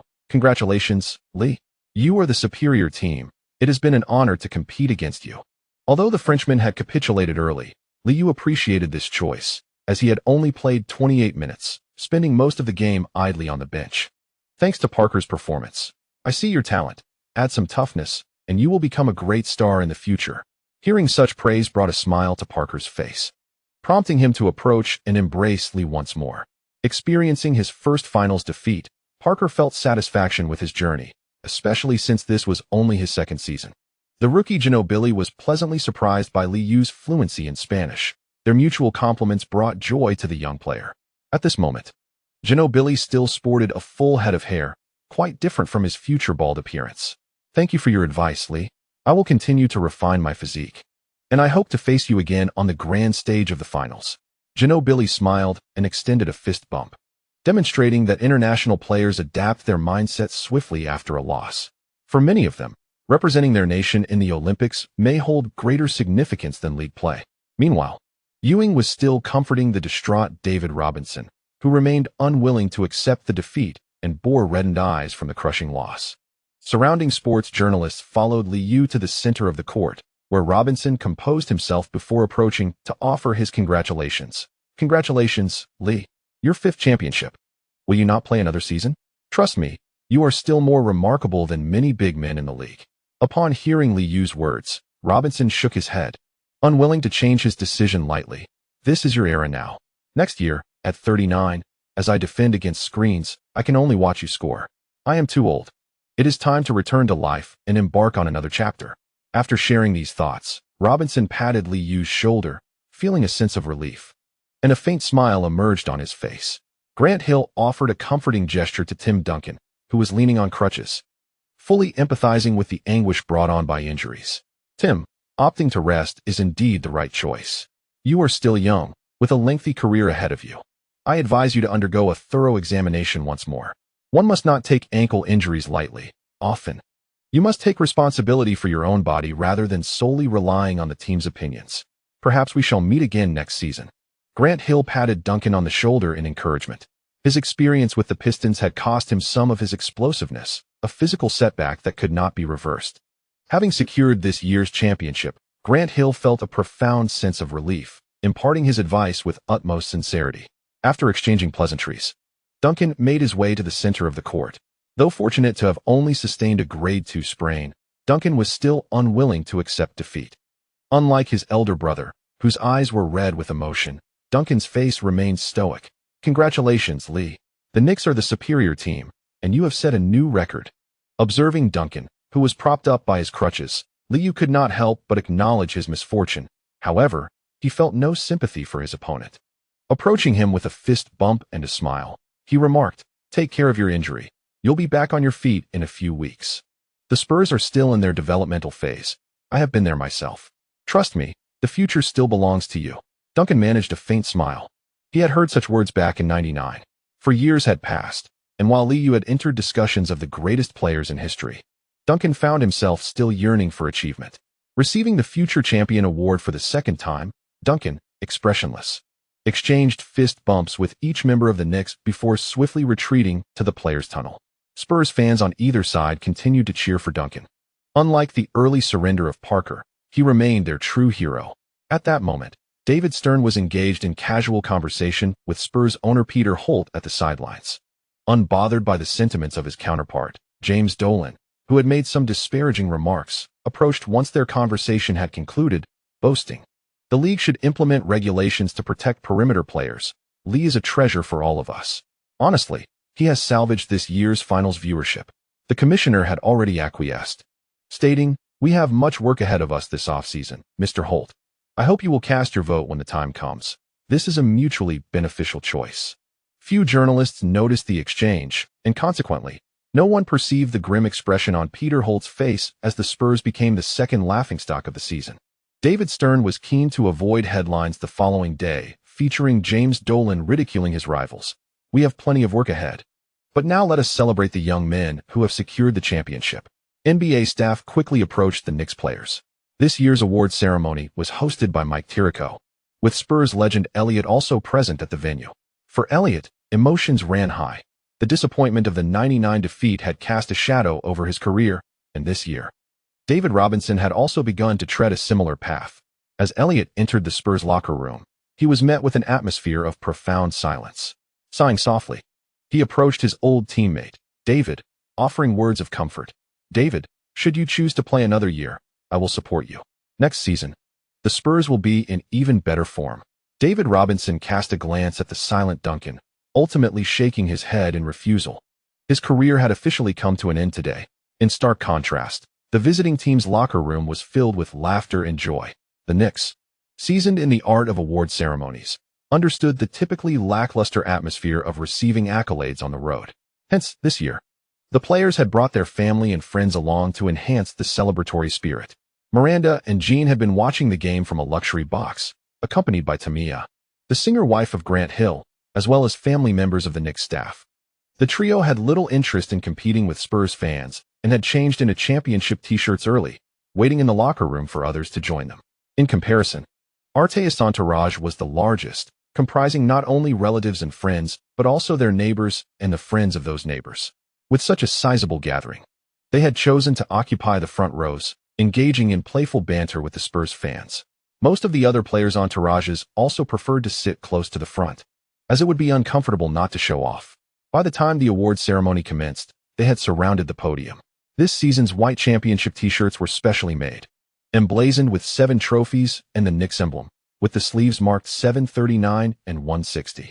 The uniform team had long prepared the celebratory attire, and James Dolan, brimming with confidence, had begun securing loans after winning Game 1. Ultimately, the curly-haired owner was not met with a backlash, marking a successful display of bravado. Liu, now receiving his 5th trophy, simply smiled and exchanged fist bumps with the excited newcomers. For him, this year's championship felt exceedingly effortless. Grant Hill was particularly elated, while Gasol beamed with joy, relishing this new experience. Miranda had styled her short hair into a bun for the evening, having shed the sweetness of her college days after years of practicing law. Jean, too, had lost her once delicate demeanor after many years at the Federal South District Attorney's office. Tamia, are you planning to throw another party when you return to Manhattan? I've never seen Grant this happy, Miranda inquired softly to the pop star beside her. Tamia nodded enthusiastically, her face lighting up with a radiant smile as she responded. I know he has always wanted to contribute to the team. This is his first championship after fully overcoming his injuries. We must celebrate. Kim, when do you have a break? You all must come, Clay exclaimed upon winning the championship. I can take time off anytime. We could spend a few days in Long Island. During their last gathering, Tamia had mentioned this, and Jean reminded her, prompting Tamia to nod vigorously in agreement. In the Knicks locker room, everyone was joyfully celebrating, with staff having already prepared champagne. The new Spurs Arena's locker room was quite pleasant, and soon it would be filled with the scent of champagne. After the conclusion of the match, D'Antoni found himself in a state of joyous embraces, while Popovich, upon returning to the locker room, had lost his inclination to offer motivational platitudes. Since 1993, when he joined the Spurs as general manager, Popovich has dedicated countless years to the team. It is indeed his home. Upon entering the locker room, team owner Holt noticed the somber mood among the players and soon reassured Popovich, saying, Greg, I have faith in you. One day, we shall achieve success. So do not heed the rumors. He continued, David, thank you for your contributions to the Spurs. During the offseason, the team will bolster its strength. This is my promise to everyone. In a moment fueled by indignation, Holt recognized the true cornerstone of the team. Tim, focus on your recovery. We will not allow you back on the court until you are fully healed. We recognize your talent, and within 3 years, the Spurs will certainly claim the championship. Relieved, Popovich regained his composure and joined Holt in spreading encouragement. Tim Duncan, having heard the assurances but remaining silent, finally responded to the expectant gazes around him. I will not leave San Antonio. God has brought me here, and I will fulfill my promise to the fans. Meanwhile, the Knicks, having donned their championship attire, were animatedly cheering alongside their families, contributing to the vibrant atmosphere. Mike Tirico, with years of experience at ESPN and a history of hosting SportsCenter, was well-equipped for the occasion. Born in New York and raised in Queens, Tirico has been a Knicks fan since 1998. As the Knicks took to the podium, they ignored the jeers from the SBC Center and began to revel in their triumph. At the forefront, James Dolan and D'Antoni were beaming with joy, while David Stern and Lee appeared with polite smiles. This marked the first season that ABC resumed broadcasting the NBA Finals, and it was a pleasure to witness this exhilarating moment alongside the fans.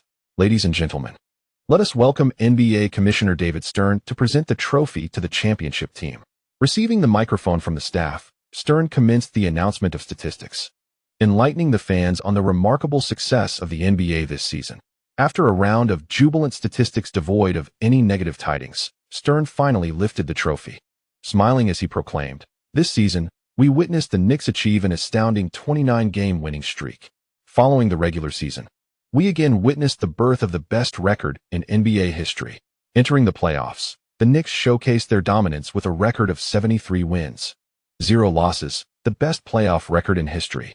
In the 2002 to 2003 season, the New York Knicks are crowned NBA champions. Let us extend our congratulations to the champions. Dressed in a sharply tailored black suit, James Dolan's cheeks flushed with excitement as he received the trophy, immediately raising it high above his head.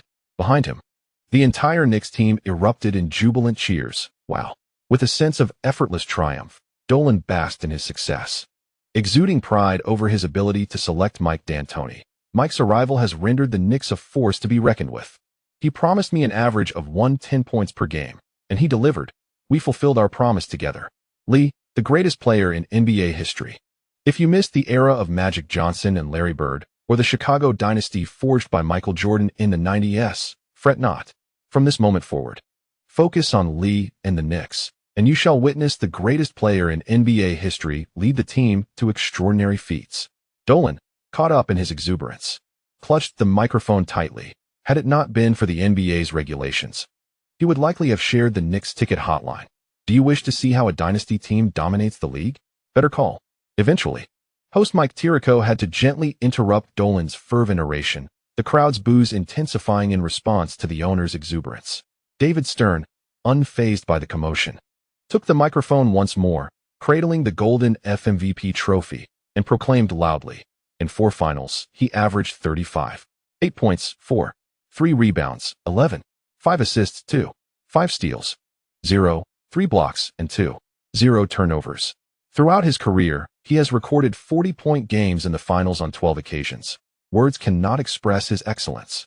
Without a doubt, the most valuable player of the 2002 to 2003 NBA Finals is Klay Lee. Let us once again congratulate him on receiving this honor for the 5th time. Handing the trophy to Lee, Stern leaned in to whisper, next season, the league will implement new rules to protect players. Lee, maintain this form, and you shall reap even greater rewards. Lee nodded in acknowledgement, lifting the trophy and glancing around, noting its striking similarity to those of previous years. He then jested, Mr. Commissioner, could the league consider altering the trophy design in the future? Stern chuckled at Lee's suggestion, replying softly, that's a splendid idea. MVP, MVP, MVP. A small group of New York fans began to chant, expressing their exhilaration. The Knicks players returned the O'Brien Cup, and with both trophies in hand, Lee stood at the center, striking poses for the eager sports reporters. Grateful for such an effortless championship, Lee graciously stepped aside, recognizing that D'Antoni and his teammates deserved the spotlight for interviews. Moving to the back, he handed the 2 trophies to Melinda and Jean, embracing them, and called out to Ewing's wife, Rita, you look stunning tonight. Come take a few photos with us. I could use the luck that beautiful girls bring. Rita, with her luxuriant waves, chuckled softly upon hearing Lee's words, raised her camera, and quipped about the gorilla. I do enjoy the spotlight stealers. All they do is eat and sleep. He could certainly learn a thing or two from a young man like you. Despite the adverse effects you had experienced over the past 2 years due to the Golden Club incident, Rita ultimately chose to forgive, influenced by the New York media's efforts to downplay the matter. With a trophy in her hands, Melinda's eyes sparkled with joy as she stood on tiptoe to plant a kiss on Lee's cheek. Jean, somewhat shy, merely leaned against his shoulder, but was soon met with a tender kiss from Lee as well. The trio became a lively spectacle, oblivious to the surrounding sports reporters capturing their moments. After taking a commemorative photo together, Lee passed the trophy to Artest and the newcomers, eager to savor the experience after missing out on it the previous year. Meanwhile, D'Antoni, during an interview, exhibited a surge of emotion, reflecting on past struggles and expressing gratitude. I must thank Lee. He has salvaged my tactical philosophy. It's difficult for me to articulate, and even I was skeptical that this distinctly unconventional approach would yield success. He is a true genius. His comprehension of basketball transcends the imagination of many. Lee, cradling the 2 girls, felt a wave of contentment wash over him as he listened to the accolades being heaped upon him. With a mere thought, he soon received a gratifying response. Tony Parker's extraordinary speed. Having barely absorbed the previous gift of Allen Iverson's speed, now with a speed rating of 95. And considering the influx of fresh talent, Lee chuckled with delight. There will be ample opportunities for harvest in the coming years. The ABC Awards ceremony stretched on for quite some time, with Grant Hill, Gasol, Artest, and others receiving their moments in the spotlight. Kobe, still recuperating in Los Angeles, watched the evening's festivities unfold on television. Upon seeing all the Knicks players huddled together, with Lee seated centrally between 2 trophies for a group photo, Kobe's frustration compelled him to switch channels. Since losing in the Western Conference semifinals, ESPN had incessantly gossiped about the rift between him and Shaquille O'Neal. Phil Jackson had remained ambiguous, and with Kobe declining interviews, more fans began to side with Shaquille's narrative. Following the loss, Kobe, despite the early hours in Los Angeles, yearned to practice fervently. However, his body could no longer withstand the strain. His knee required surgery. Vanessa, sensing Kobe's discontent, remarked upon witnessing the Knicks' jubilant photo on television, "Darling, do you need me to accompany you for the surgery? I'm genuinely concerned about your health." After losing in the semifinals, the spotlight initially shifted to the prodigious talent entering the league, followed by the rivals' record-breaking championship victory. At this moment, Kobe merely sought solace. "Do not fret. It's merely a minor procedure. I will embark at the end of the month and will soon return to Los Angeles to be with you." Contemplating the inevitable mockery he would face from sports media during the off-season and the discussions that would arise concerning the greatest players in history, Kobe's spirits darkened further as he held his wife. "At this moment, I should be standing there. I extend my heartfelt gratitude to my esteemed readers for their unwavering support through subscriptions." This chapter concludes here. Regrettably, updates will likely be limited to the evening hours. As the morning affords little opportunity for leisure, I shall endeavor to present 2 chapters tonight, with a word count akin to yesterday's. This is the best I can manage at present. Ahem, I recommend that fervent fans of the snail shell consider skipping certain chapters, as it will not detract from the overall narrative. Chapter 301, not 5. A daily chapter. On the evening of June 11, 2003. ESPN captured the jubilant moment when the Knicks celebrated with champagne in the visitors' locker room, an atmosphere that did little to quell the excitement of the rookie players. During the 2002-2003 season, yet another veteran bid farewell to the NBA. In early May, following the Jazz's first-round exit, John Stockton officially announced his retirement from the team, marking the end of the era of the Utah duo and ushering the Jazz into a rebuilding phase. On the evening of the 11th, San Antonio's sports media bore witness to the departure of the Admiral. David Robinson dedicated his entire career to the Spurs. Although he never secured a championship, he remained respected, bolstered by his MVP accolades. The Knicks ultimately extinguished the championship dreams of the Utah duo, as the Admiral too experienced defeat in 1999, and continued to face losses in 2003, even setting a record for the largest margin of defeat in the finals. During a press conference, David Robinson was affirmatively questioned about his retirement. "My career has come to a close. I have cherished my time playing in San Antonio. A championship is not everything, and I do not harbor regrets." Robinson garnered immense respect, and reporters refrained from probing into the painful details of the losses. Once Bowen executed his infamous 7-injury kick, all discussions ceased. There was little to debate regarding the Spurs' defeat. One could hardly expect rookie Tony Parker and second-round pick Manu Ginobili to conjure a victory. Many sports analysts deemed this year's finals to showcase the most pronounced disparity in team strength. The Knicks roster instilled a sense of despair, as the team remained excessively youthful.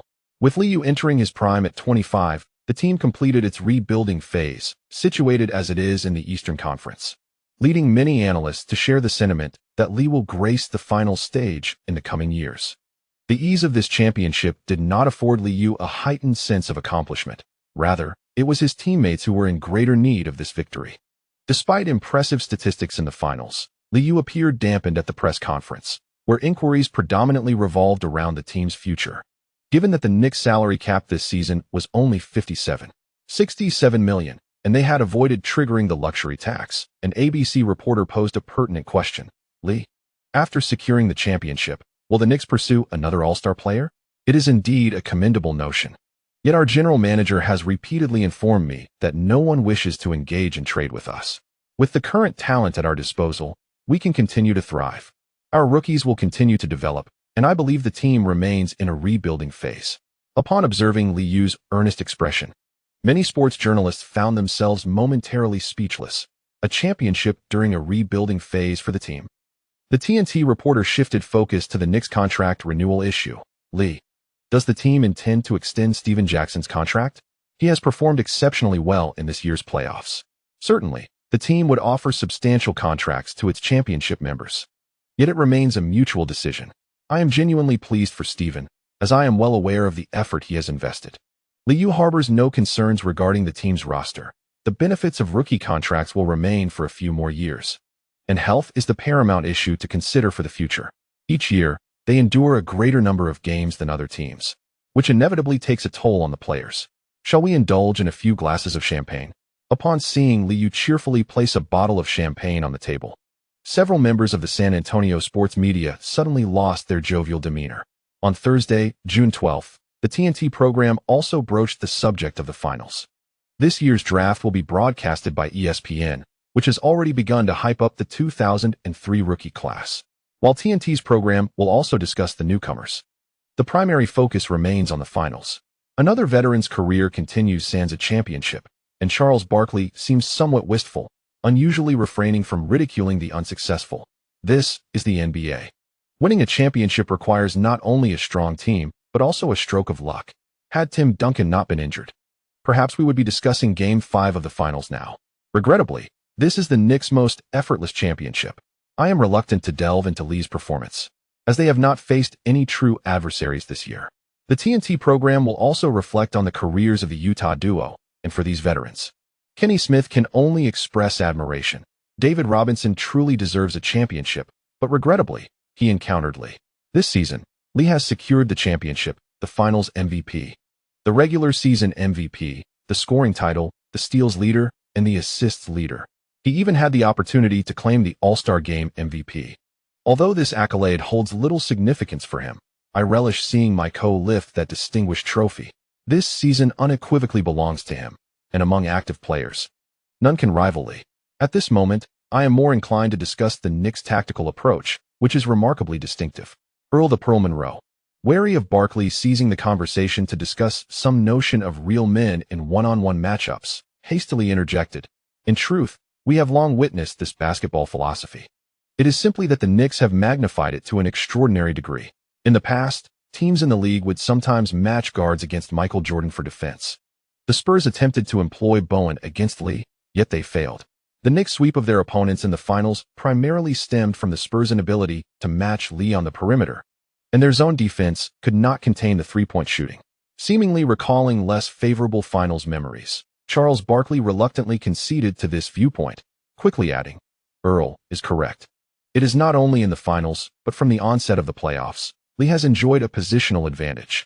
Head coach Mike D'Antoni has indeed infused his tactical philosophy into the New York Knicks, and I believe he is more suited for this team than the previous coach, Jeff Van Gundy. In the 16 playoff games, Lee averaged 33 points, 4 rebounds, 10, 8 assists, 2, 3 steals, and 8 turnovers. A feat that comes effortlessly to him, especially as his efficiency has soared this year."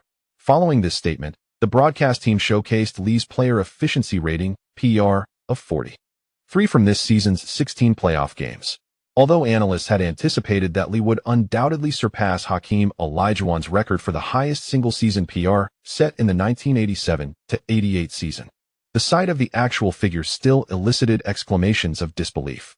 Olajuwon's sample size of 4 playoff games yielded an exaggerated efficiency rating of 39.0. But Lee has played a substantial 16 games, rendering any comparison moot. It was a rare moment to witness his partner, Kenny Smith, express admiration, as he jestingly remarked, "Chuck, we can now discuss Lee's place in history. In my eyes, he is akin to Michael Jordan. Both are the greatest of all time." Charles Barkley did not oppose this sentiment. Rather, he wistfully noted, "Times have changed. Lee will continue to claim championships. In the Eastern Conference, no one stands a chance against them. He will consistently reach the finals and lift the O'Brien Trophy. Indeed, Lee is destined to become one of the greatest in history. And I cannot fathom who could possibly hinder him. The Los Angeles Lakers? Forget it, they lost to the Spurs. And I have no interest in discussing the rift between Shaq and Kobe. One thing is clear. Kobe's performance against Bowen's defense was subpar compared to the regular season.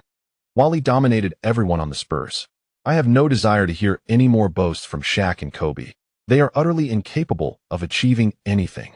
On the morning of the 12th, the Knicks returned to Manhattan with their trophy, and the fans erupted with excitement once more.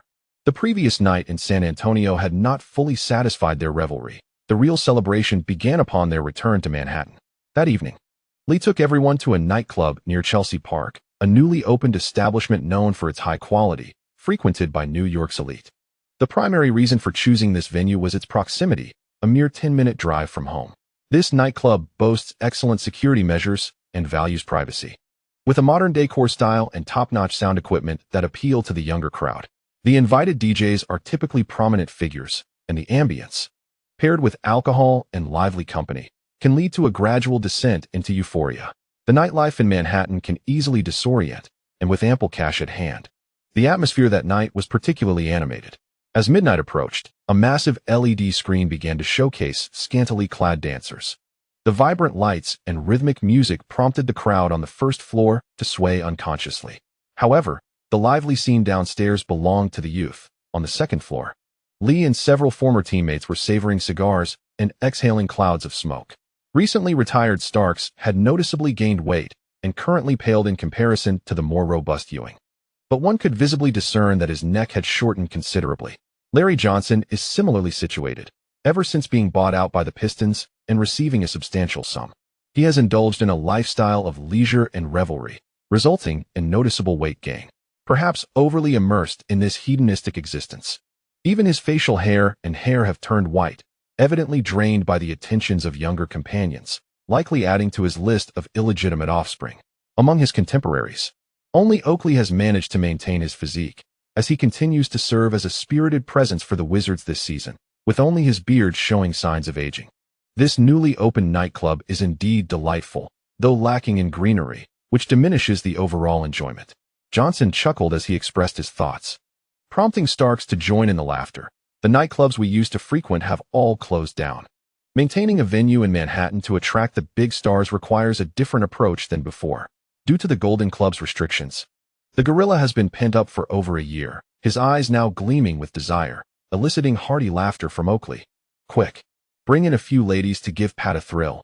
We nearly had to take you to court for all those secret visits. Although the New York media did not disclose the specifics of Kaplan's rendezvous with Ewing, the general circumstances were easily surmised, involving tight defensive maneuvers and intimate encounters.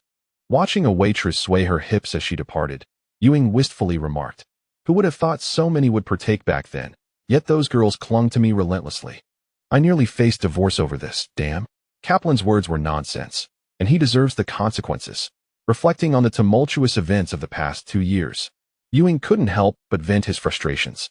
As Lee continued to puff away, the conversation eventually shifted, and he inquired, "Does anyone wish to work with the team? I know there have been some recent management changes, and certain individuals have been poached."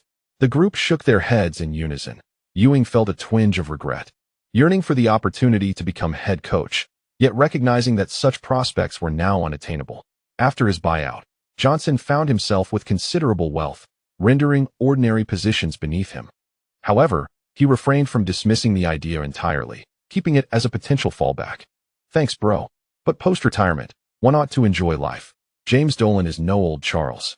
So we shall see how things unfold. However, I cannot take on an assistant coaching role.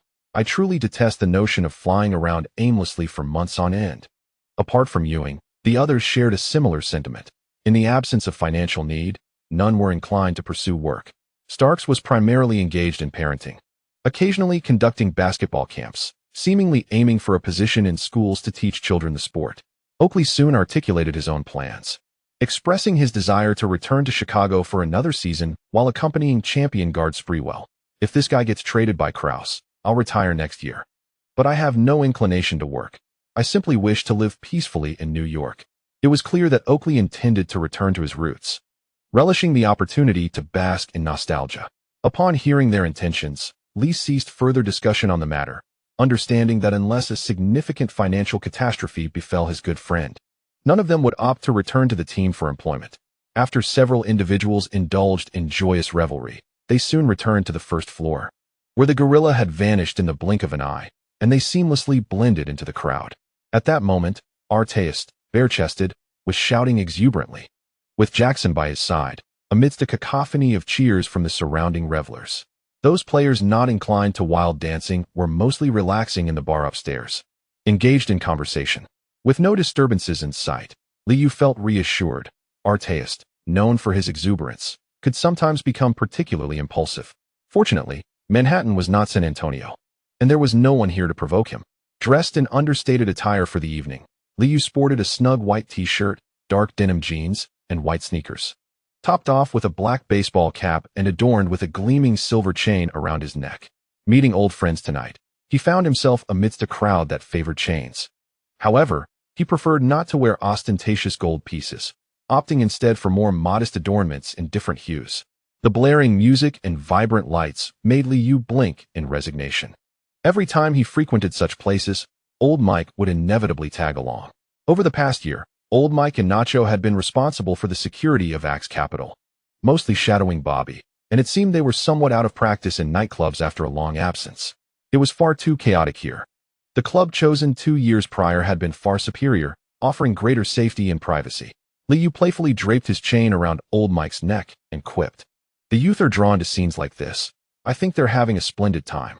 Before he could finish his thought, Scarlett leaped onto him from behind, planting a fervent kiss on his lips. Unfazed by being held up, she giggled and turned to Old Mike, saying, "I absolutely adore this place, Clay. Let us dance for a bit. Mike, you're even more nagging than my father." Hunter, following closely behind, observed the familiarity between his sister and Liu and realized their bond was more profound than he had anticipated. He opened his mouth to speak, but a glare from his sister silenced him. "I knew it. You two must have been together for ages." On June 13th, ESPN unveiled the nominees for 17 categories of the ESPY Awards, with this year's ceremony scheduled for July 16th at 9 p.m. Liu received nominations for both Best NBA Player and Best Male Athlete, while D'Antoni was nominated for Best Coach, and the Knicks were nominated for Best Team. Since the revamping of the award schedule, the number of athletes attending the ESPYs has steadily increased, and this year's South ceremony will take place at the Hollywood Theater in Los Angeles. With the Knicks' record of 73 wins, they were destined to claim numerous accolades, much to the satisfaction of the New York media, who conveniently overlooked the final situation. The buzzword repeatedly highlighted in the newspapers these past few days was dominance. The Knicks also announced the details for their championship parade, scheduled for Wednesday the 18th, beginning at 10 a.m., commencing from 7th Avenue to Times Square. Featuring not only the team, but also various celebrity performers. The Destiny's Child Ensemble has recently embarked on solo careers, with lead vocalist Beyoncé poised to release her inaugural solo album. During an interview, she expressed her intention to participate in the championship parade, fervently declaring her long-standing admiration for the team. "I have been a fan since '98 and have held season tickets. I relish celebrating victories at Madison Square Garden." Intriguingly, this illustrious singer announced her relationship with Jay-Z 2 years ago, and it is well known that the hip-hop mogul is a devoted Brooklyn Nets supporter, having recently acquired a minor stake in the team. Previously, Nets fans had spotted Beyoncé at their home arena, where she proclaimed her unwavering loyalty to the second team. Following the championship parade on Wednesday, the Knicks are scheduled to visit some underprivileged communities in the Lower East Side the next day for another celebration. However, due to safety concerns in the area, the City Hall has opted not to support the parade. Despite fan complaints, a compromise must be reached. While New York fans revel in their championship glory, Cavaliers fans are also celebrating the anticipated arrival of their chosen one as the draft approaches. Although Cavaliers owner Dan Gilbert displayed a hint of arrogance during the lottery ceremony, upon returning to Cleveland, he assured fans that the son of Akron will play for his hometown. On the 13th, the Cavaliers officially announced a significant piece of news. Championship coach Jeff Van Gundy will assume the role of head coach for the upcoming season. While rumors had circulated prior, the confirmation sent Cleveland fans into a frenzy. With the most talented rookie and a coach renowned for his 4 consecutive championship winning percentages, Cavaliers fans are left with the impression that the championship is beckoning them. On June 15th, Jeff Van Gundy reappeared in the TNT studio. Compared to his coaching days with the Knicks, the now bald yet heavier coach has shed his dark circles and is devoid of hair on top, with some black strands remaining on the sides and back. Despite his baldness, after a year in the commentary booth, Jeff Van Gundy feels stronger than ever. Today's program aims to analyze the Knicks' tactics, regardless of whether commentators appreciate it. Their playoff history speaks volumes. To claim the championship, one must learn from it. In the studio, Jeff Van Gundy spoke eloquently to the camera, embodying the demeanor of a legendary coach. The Knicks' tactical philosophy has never wavered. It revolves around giving the ball to Lee. This does not imply that everyone merely watches Lee execute plays at the arc, nor does it suggest that he should operate in the low post for isolation. Instead, it emphasizes facilitating Lee's ability to conclude offensive plays with ease. Over 16 playoff games, he maintained a shooting percentage of 57.2, a three-point accuracy of 48.6, and a free throw success rate of 93.5. Such statistics could not be achieved through isolation play alone. Kenny Smith expressed keen curiosity about this, recalling that during Van Gundy's final season coaching the Knicks, a tactical shift occurred. Jeff, do you believe other players have the opportunity to replicate such experiences? I mean, to produce numbers comparable to Lee's. The balding young coach immediately shook his head. Although he was not fond of Liu having complete control over the game, he acknowledged the tactical schemes that Lee had designed for himself. Lee is truly one of a kind. What do you think accounts for Lee's historic level of efficiency? Without a moment's hesitation, Charles Barkley exclaimed with a wide grin, "Exceptional shooting touch." Lee is arguably the most proficient shooter in the history of the NBA. This season, he has made numerous three-pointers from 27 feet, an astonishing feat. Earl Johnson noticed Van Gundy shaking his head and attempted to add, "An extraordinary basketball IQ and an unparalleled passing vision." The Knicks' execution of tactics is simply superb. Lee always manages to seize fleeting opportunities and convert them into points.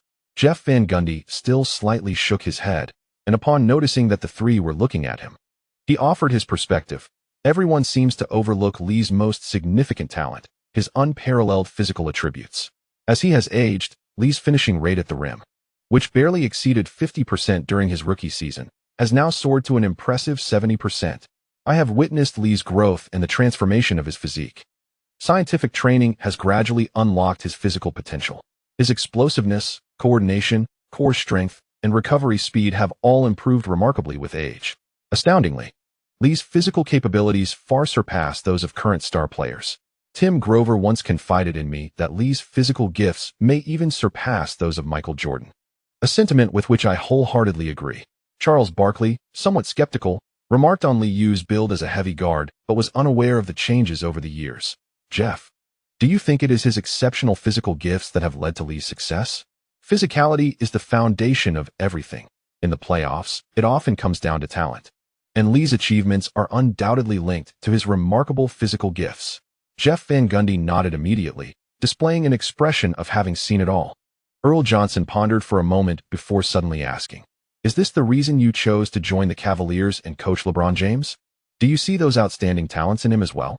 The balding young coach nodded again and said earnestly, "That is indeed part of the reason. LeBron James possesses extraordinary physical gifts. He has the foundation to become a superstar. As long as he continues to refine his skills, I believe he has the potential to become the next Lee. More importantly, I appreciate the Cleveland fans' passion for sports. I want to help them realize their dreams. Unlike the pursuit of continuous success, I can relish the journey of achievement." Charles Barkley couldn't help but raise an eyebrow upon hearing this, reflecting on the Cavaliers' current roster. He glanced at the confident balding young coach and silently scoffed. Enjoying the process of success? That sentiment is likely to fade after a string of losses. On the morning of Monday, June 16th, Liu awoke in his Manhattan home. Glancing at the clock by his bedside, he realized it was nearly 10 o'clock. The smooth-skinned Scarlett lay entwined, peacefully slumbering, while her devoted companion busied herself with advertising shoots.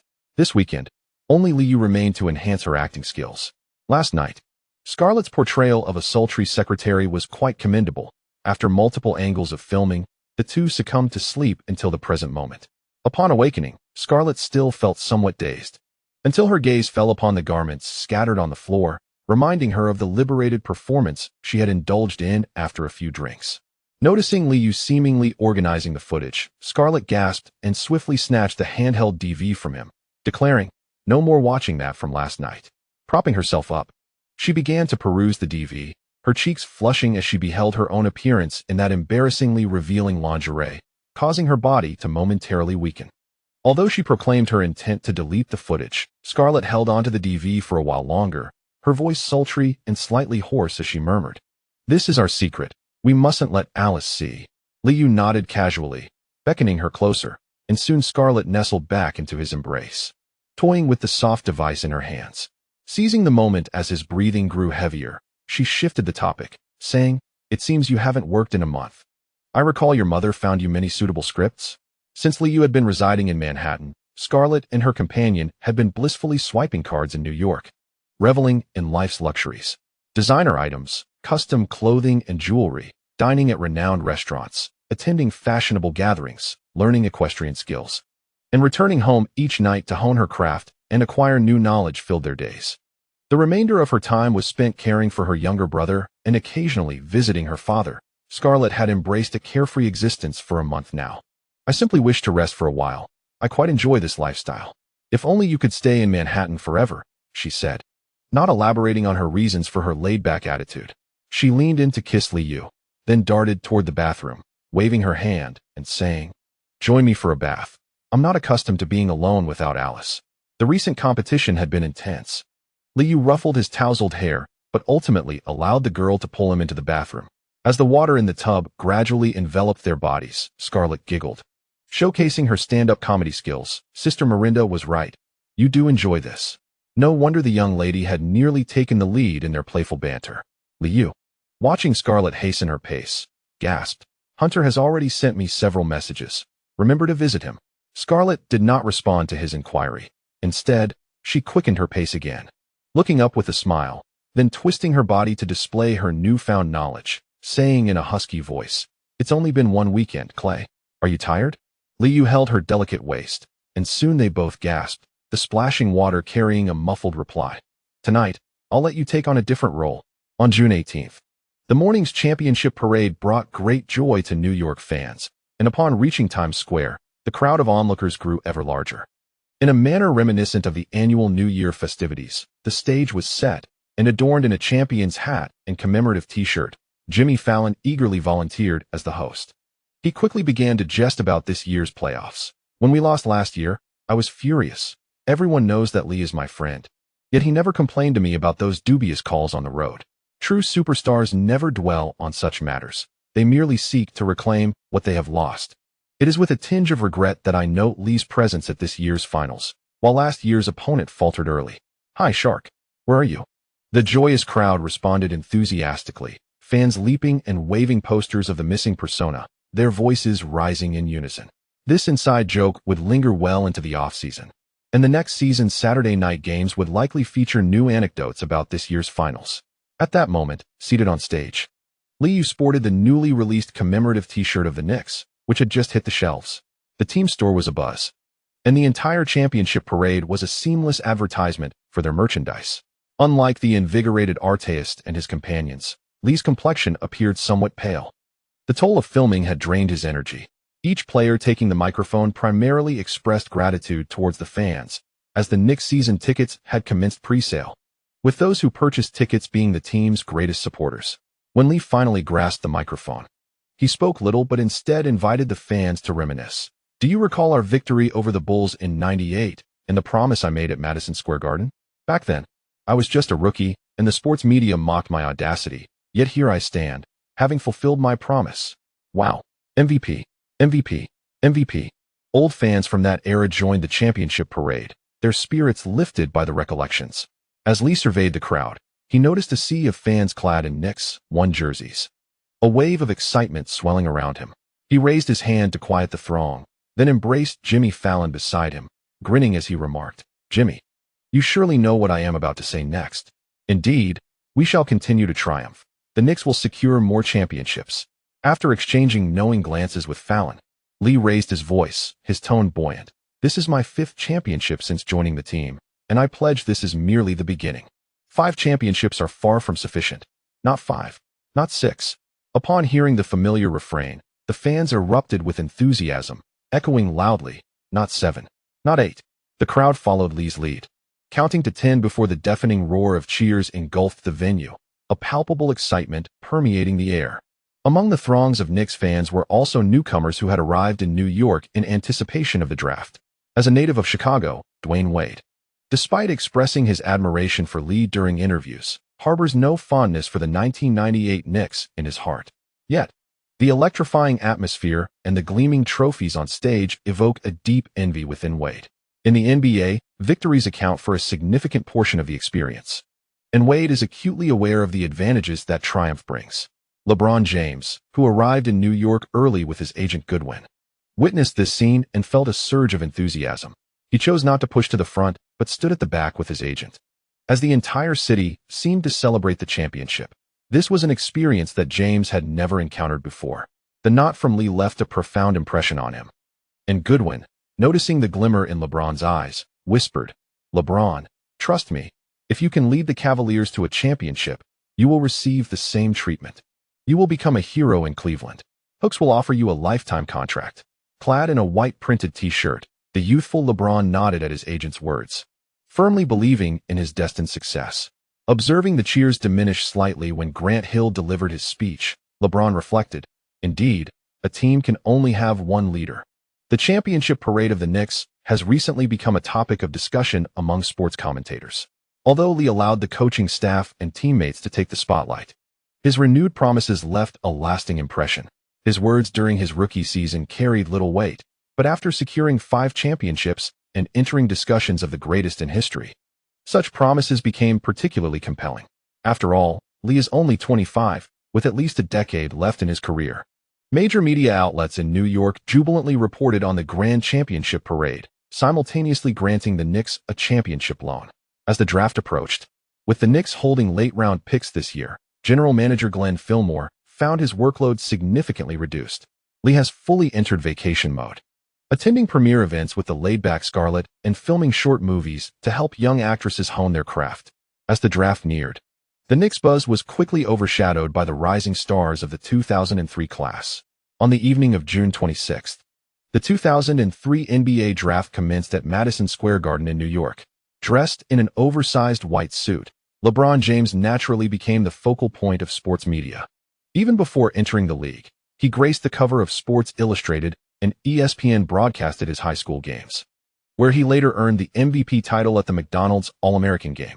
Despite choosing to bypass college and bring his talents to the NBA, analysts unanimously believe that James would adapt to the league's competition due to his exceptional physical attributes. In Cleveland, a throng of fans gathered around their televisions, eagerly awaiting the moment when the chosen one would be selected. LeBron James was acutely aware that the Cavaliers would select him. Yet as he sat in the audience and heard Commissioner David Stern announce his name, he could not contain his excitement and rose to embrace his mother and friends beside him. Witnessing LeBron's radiant smile as he ascended the stage to shake hands with Stern, numerous journalists eagerly captured this historic moment. With the second pick, the Pistons chose Darko Milicic, the Nuggets selected Carmelo Anthony third, the Raptors opted for Chris Bosh at fourth, and the Heat secured Dwayne Wade in fifth. The newcomers approached Stern with enthusiasm, their selections symbolizing the beckoning allure of the NBA. The Knicks, adhering to their long-standing tradition, selected the towering Polish player Maciej Lampy at the 29th pick. Over the years, the Knicks have consistently chosen big men at the tail end of the first round. Yet each rookie has departed the team within 2 years. Naturally, no one at the event was particularly concerned with the Knicks' choice. The 2003 draft was brimming with talented players, making it a momentous occasion. Following the appearance of the NBA's vice president, teams began to announce their second-round selections. Ultimately, the Knicks selected Greek center Andreas Gliniadakis at the 58th pick, a player who would not immediately join the NBA. With the Knicks revealing their choice, the 2003 draft concluded. As the broadcasting partner, ESPN sought an interview with the first overall pick, LeBron James. His agent, Goodwin, relished this moment, recognizing that a player's popularity often translates to commercial value. Given that LeBron would be playing in Cleveland, a greater spotlight was crucial. In the interview, James exhibited a commendable level of maturity, responding to questions with humility rather than bravado. Soon, an ESPN reporter inquired about the Knicks. LeBron, have you been following the performance of Lee this season? After joining the Cavaliers, you will frequently compete against them in the Eastern Conference. As a rookie in your first season, what kind of performance do you anticipate delivering? Prepared for the question, LeBron seamlessly transitioned into a mode of mutual admiration. I have been closely monitoring Lee. He is currently one of the finest players in the league, boasting 5 championships and achieving a remarkable 4 consecutive titles along with 3 MVP awards this year. That is truly extraordinary. Competing against exceptional players is something I have always looked forward to, and I cannot wait to receive guidance from Coach Van Gundy. I firmly believe that under his leadership, the Cavaliers will achieve success. As for my rookie season goals, my greatest aspiration is to reach the playoffs. Admittedly, that is a daunting challenge, but it is the direction in which I am striving. I hope to transform the Cavaliers. Meanwhile, the New York sports media showed little interest in the prodigious talent, conducting routine interviews before departing early. In the coming seasons, the Cavaliers were unlikely to pose a significant challenge to the Knicks, as both teams would be vying for playoff positions. The draft itself did not yield many trades. However, the following day, the Bucks traded Sam Cassell and Irvin Johnson to the Timberwolves. This transaction has brought the Milwaukee Bucks the talents of Anthony Parker and Joe Smith, leading to the complete dissolution of the former trio of sharpshooters. On June 30th, the championship parade of the New York Knicks and the fervor surrounding LeBron James swept through the entire NBA community. Although Liu maintained a low profile, the New York media disclosed details of his recent life over the past month spent with a blonde companion. Such news, having been consumed by the public for years, has lost its novelty. The struggling San Antonio Spurs escaped ridicule, while the Los Angeles Lakers found themselves once again criticized by sports commentators. Under these circumstances, Kobe, accompanied by bodyguards and preparing for knee surgery in Colorado, naturally felt disheartened. However, upon checking into a hotel in Eagle County, he encountered an enthusiastic female fan. After a warm exchange at the front desk, his spirits were considerably lifted. Kobe had experienced such situations frequently during away games. Young women often sought to engage in friendly matches to gauge their idol's prowess. Caitlin Fibber, a 19-year-old blonde, adeptly donned a carefully crafted appearance that garnered a slight favor from Kobe. After successfully checking in, and flanked by 3 bodyguards, Kobe returned to his room. Yet, upon turning on the television, he was quickly met with news regarding the Knicks, as commentators continued to debate who might impede New York's championship ambitions. "Damn it," Kobe muttered under his breath, feeling discomfort at the incessant praise. Soon, with the bodyguard's permission, Caitlin entered the room. Noticing Kobe's sour mood, the savvy blonde approached him and said, "Stop dwelling on those tedious updates. Would you like to see my tattoos? Thanks to the support from readers for their subscriptions, I almost didn't finish writing this." End of chapter. Chapter 302. Shaq also, routine chapter.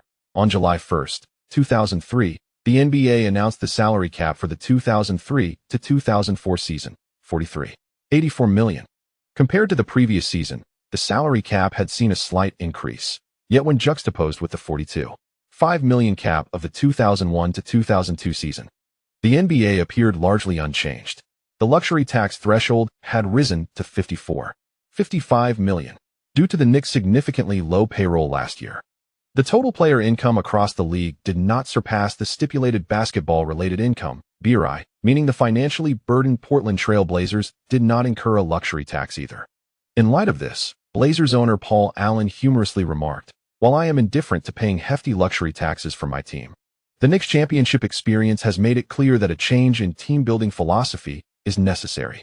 Following the revelation of this billionaire's comments, numerous sports media speculated that the Blazers would undergo a complete rebuild, as spending money only to face defeats was indeed a source of embarrassment. The league entered its freeze period, with the official opening of the free market set for mid-July. During this interval, agents could negotiate for players, and teams could meticulously contemplate their plans for the upcoming season. Following the conclusion of the draft, the Detroit Free Press leaked that newly appointed Pistons head coach Larry Brown appeared dissatisfied with the selections made by general manager Joe Dumars and the management team.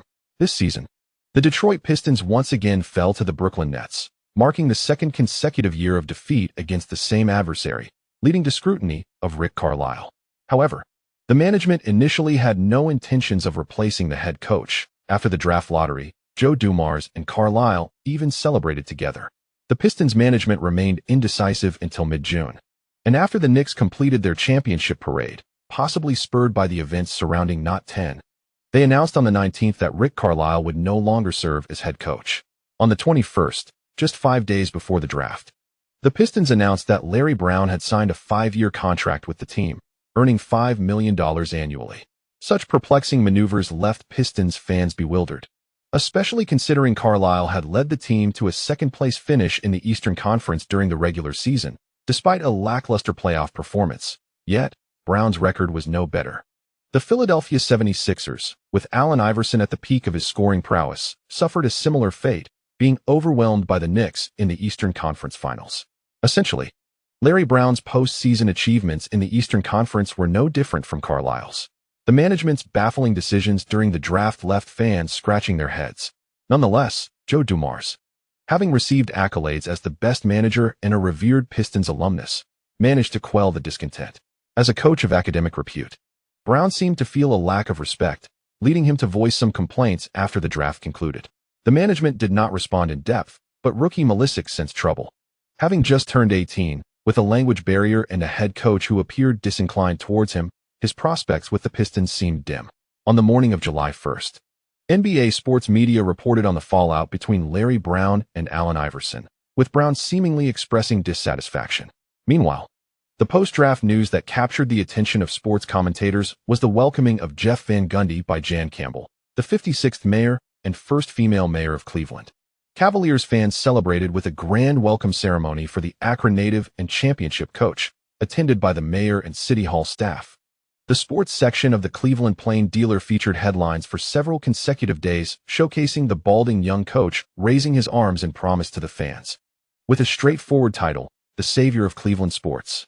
In comparison, Larry Brown's stature paled significantly next to that of the balding young coach. Sports journalists anticipated a mundane day until Denver media broke a sensational story that sent shockwaves through the NBA community. A 19-year-old white female, Caitlin Feibel, reported to the sheriff of Eagle County that Lakers star Kobe Bryant had committed an act of unlawful intrusion against her. This revelation, emerging in the afternoon, overshadowed discussions of GOATs, Knicks championships, and the heralded savior of Cleveland sports, as all eyes turned to the unfolding drama. Sports reporters across the nation hurried to Eagle County to ascertain the specifics of the reported intrusion. Under the dual influence of a white girl and a black basketball star, the NBA League and its sponsors found themselves in disarray as the Eagle County incident rapidly escalated with a terrifying velocity. The name of the cunning and manipulative Caitlin soon reverberated across the United States. That very evening, ESPN proclaimed that it had secured first-hand information, hastily updating the related news online, which incited outrage among the onlookers. ESPN released a photograph depicting a girl in tears with a red mark on her neck, accompanied by Caitlin's own narrative. "I adore basketball. I have always been a fan of Lee. In my home, I even have Lee's autograph. I am a blonde girl, and I often indulge in fantasies. However, the Nuggets have struggled in recent years, and the Knicks only play one away game each season, leading me to gradually develop a fondness for the Lakers. Of course, I am not a fan of Kobe Bryant, but I find him intriguing, especially with the recent buzz surrounding him and Shaq. During my time at the front desk, I exchanged a few words about the news with him, and Kobe was far more witty and humorous than I had imagined. With the permission of his bodyguard, I brought him some food and drinks, hoping to obtain some autographs and photographs. I distinctly remember that Kobe was watching your program at that time. However, he appeared quite angry, continuously cursing at Lee, which provoked my ire, and I retorted a few times. Initially, there was merely some tugging. He seemed to be teasing me. Eventually, my waist tattoo became exposed, and he grew exceedingly furious. I was overpowered and unable to resist, and then the incident transpired. ESPN naturally released a close-up photograph of Caitlin's waist tattoo, which left fans astounded. This white girl had tattooed Lee Yu's signature on her slender waist. The contrast of her fair skin against the black cursive signature, combined with her delicate figure, indeed carried a hint of allure. The Colorado Anti-Violence Alliance promptly intervened, with Caitlin's mother lamenting to the organization, "I am proud of my daughter's courage. She should not have to endure such an experience. I hope to garner support from everyone, and I wish Lee could offer some comfort to my daughter. She has always been a fan of Lee, and both her father and I support her decision to tattoo his name on her body. We never anticipated this would bring her such harm." That night, ESPN's news swept across the nation, with onlookers indulging in their imaginations, embellishing the story to tarnish Kobe's reputation. The Kodiak Spa Resort in Edwards, Eagle County, also gained notoriety, as the hotel's owner expressed a desire to seek accountability for his staff during an interview. Kobe had just completed knee surgery, and upon awakening the next day, he discovered that the world had changed. Sports reporters, seemingly frantic, clamored to interview him, their phones ringing incessantly, prompting his bodyguard to keep them at bay outside his room. On July 2nd, the Eagle County Sheriff escorted Kobe to the hospital for a discreet examination. After collecting evidence, it was confirmed that the two had indeed engaged in a heated exchange. However, the information gleaned from Kobe by the police diverged significantly from Caitlin's narrative reported in the news. Despite acknowledging that he had engaged in a private encounter with his opponent, Kobe's explanation was that she had actively invited him to admire her body art. Initially, they merely shared a warm embrace and a kiss. It was she who later chose to disrobe, and he had never coerced her in any manner. He recounted the events with a sense of frustration, noting that while friendly matches are commonplace among NBA players, he had never experienced a situation that escalated to this extent. Without legal counsel, Kobe believed that as long as he complied with the girl's desires, the matter would resolve itself. In a moment of tension, he expressed his grievances to the police. "I understand her intentions. I indeed made a mistake. As Shaq once said, I should have settled this with money sooner. I swear she was willing. You can check the front desk footage. We had only just met for less than half an hour." Kobe assumed that the police would not disclose his information to the media, but soon realized he had erred once again. On July 3rd, upon returning to Los Angeles, Kobe was nearly overwhelmed by journalists, yet he refrained from giving interviews and was unable to reach a settlement with Caitlin. As the police confirmed that the two had indeed engaged in an intimate exchange, the story broke widely, with ESPN's report being fervently circulated. On July 4th, the County of Eagle officially issued an arrest warrant for Kobe, compelling him to return to Eagle County from Los Angeles, where he posted bail to secure his release. As the incident gained momentum, the police began to reveal some of Kobe's statements, leading ESPN to report a shocking revelation. According to Kobe Bryant, his teammate Shaquille O'Neal had seemingly undergone a similar experience and ultimately resolved his troubles with cash. Kobe's account became intertwined with allegations against Shaq. On the morning of the 4th, Shaquille, who had been living a low-profile life, swimming and exercising at home in Los Angeles, found himself unexpectedly embroiled in controversy. Since losing in the Western Conference semifinals, he had intended to remain out of the limelight, having previously mocked the Knicks and ridiculed a player named Liu, even composing a song about it. Now, he had become a target of scrutiny, with the media likely to feature him on Saturday Night Live, a well-known program across the United States. Unable to counter the allegations, he chose not to give interviews or make any comments. In this turn of events, Shaq, who had thought the offseason would pass quietly, found himself once again under the spotlight, alongside Kobe. The pressure on Kobe lessened as sports media began to seek out Shaquille, eager to uncover the specifics of his involvement and the frequency of such incidents. Lakers players also found themselves in the spotlight, as the narrative suggested that if their leader had engaged in such actions, they too might be implicated. Phil Jackson was infuriated, having had personal experiences with illegal intrusions affecting his own daughter, and he harbored a deep disdain for such individuals. However, the final outcome remained uncertain. As the colonel from KFC swiftly returned to Montana, choosing not to engage with the media, confronted by persistent reporters, Shaquille ultimately acquiesced to an interview. When asked about his perspective on Kobe's illegal actions, he promptly deflected responsibility. "I don't know. Honestly, I don't understand Kobe. We just played basketball together. He did not invite me to his wedding, and I did not invite him to mine. I am unfamiliar with him, just as the entire Lakers team is." In daily life, Kobe also preferred not to participate in our activities. Shaquille O'Neal, clad in beach shorts and an oversized t-shirt, spoke these words with an air of nonchalance. A New York Times journalist, having flown to Los Angeles, maliciously inquired, "Shaq, how much did you spend to settle similar matters back then?" The mention of this topic incensed O'Neal, prompting him to take several deep breaths before he regained his composure and vehemently shook his head, asserting, "Kobe is lying. I have never coerced anyone, nor do I need to force those ladies to communicate with me. Everyone adores me. Prior to my marriage last year, I indeed dated numerous girlfriends, yet I have always held a profound respect for women. In fact, even after breakups, we remain friends. I must reiterate, I have never forced anyone. Kobe does not understand me at all. Perhaps he merely seeks to divert your attention." The Lakers players who were interviewed echoed O'Neal's sentiments, with no one extending support to Kobe, at most remaining neutral. Suddenly, Kobe and the Lakers became the focal point of national attention, a scandal likely to linger for at least a year. In the midst of this, spectators were eager to hear from Liu. A 19-year-old Caucasian girl proclaimed herself a devoted fan of Liu, and with her stunning tattoo, many blonde girls found a means to promote themselves. However, following the draft, the sports media failed to catch a glimpse of Liu in Manhattan, leaving many disappointed. Amidst the off-season monotony, the arrival of such drama stirred excitement among all. In Palm Beach, near Miami, Liu arrived early at Ivana's luxurious private club, a departure from the last gathering with Georgina Bloomberg, as this venue was closer to Miami. Having paid the membership fee, it was his first visit to this establishment. And that weekend, he would also attend Ken Greenfin's wedding, with Wall Street attendees gradually arriving at the estate. On the evening of the 4th, Liu was playfully spraying water with 3 young ladies by the poolside.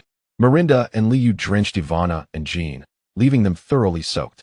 The surrounding staff had long been dismissed by Ivana. Feeling discomfort by her wet attire, Ivana, uncharacteristically bold in her home, discarded her clothing entirely. Grabbing the water gun once more, the blonde bombshell laughed. "Having made me so drenched, you too shall not escape." Miranda was taken aback by this sudden display of boldness and soon found herself overpowered by the liberated blonde, her clothing quickly soaked as well.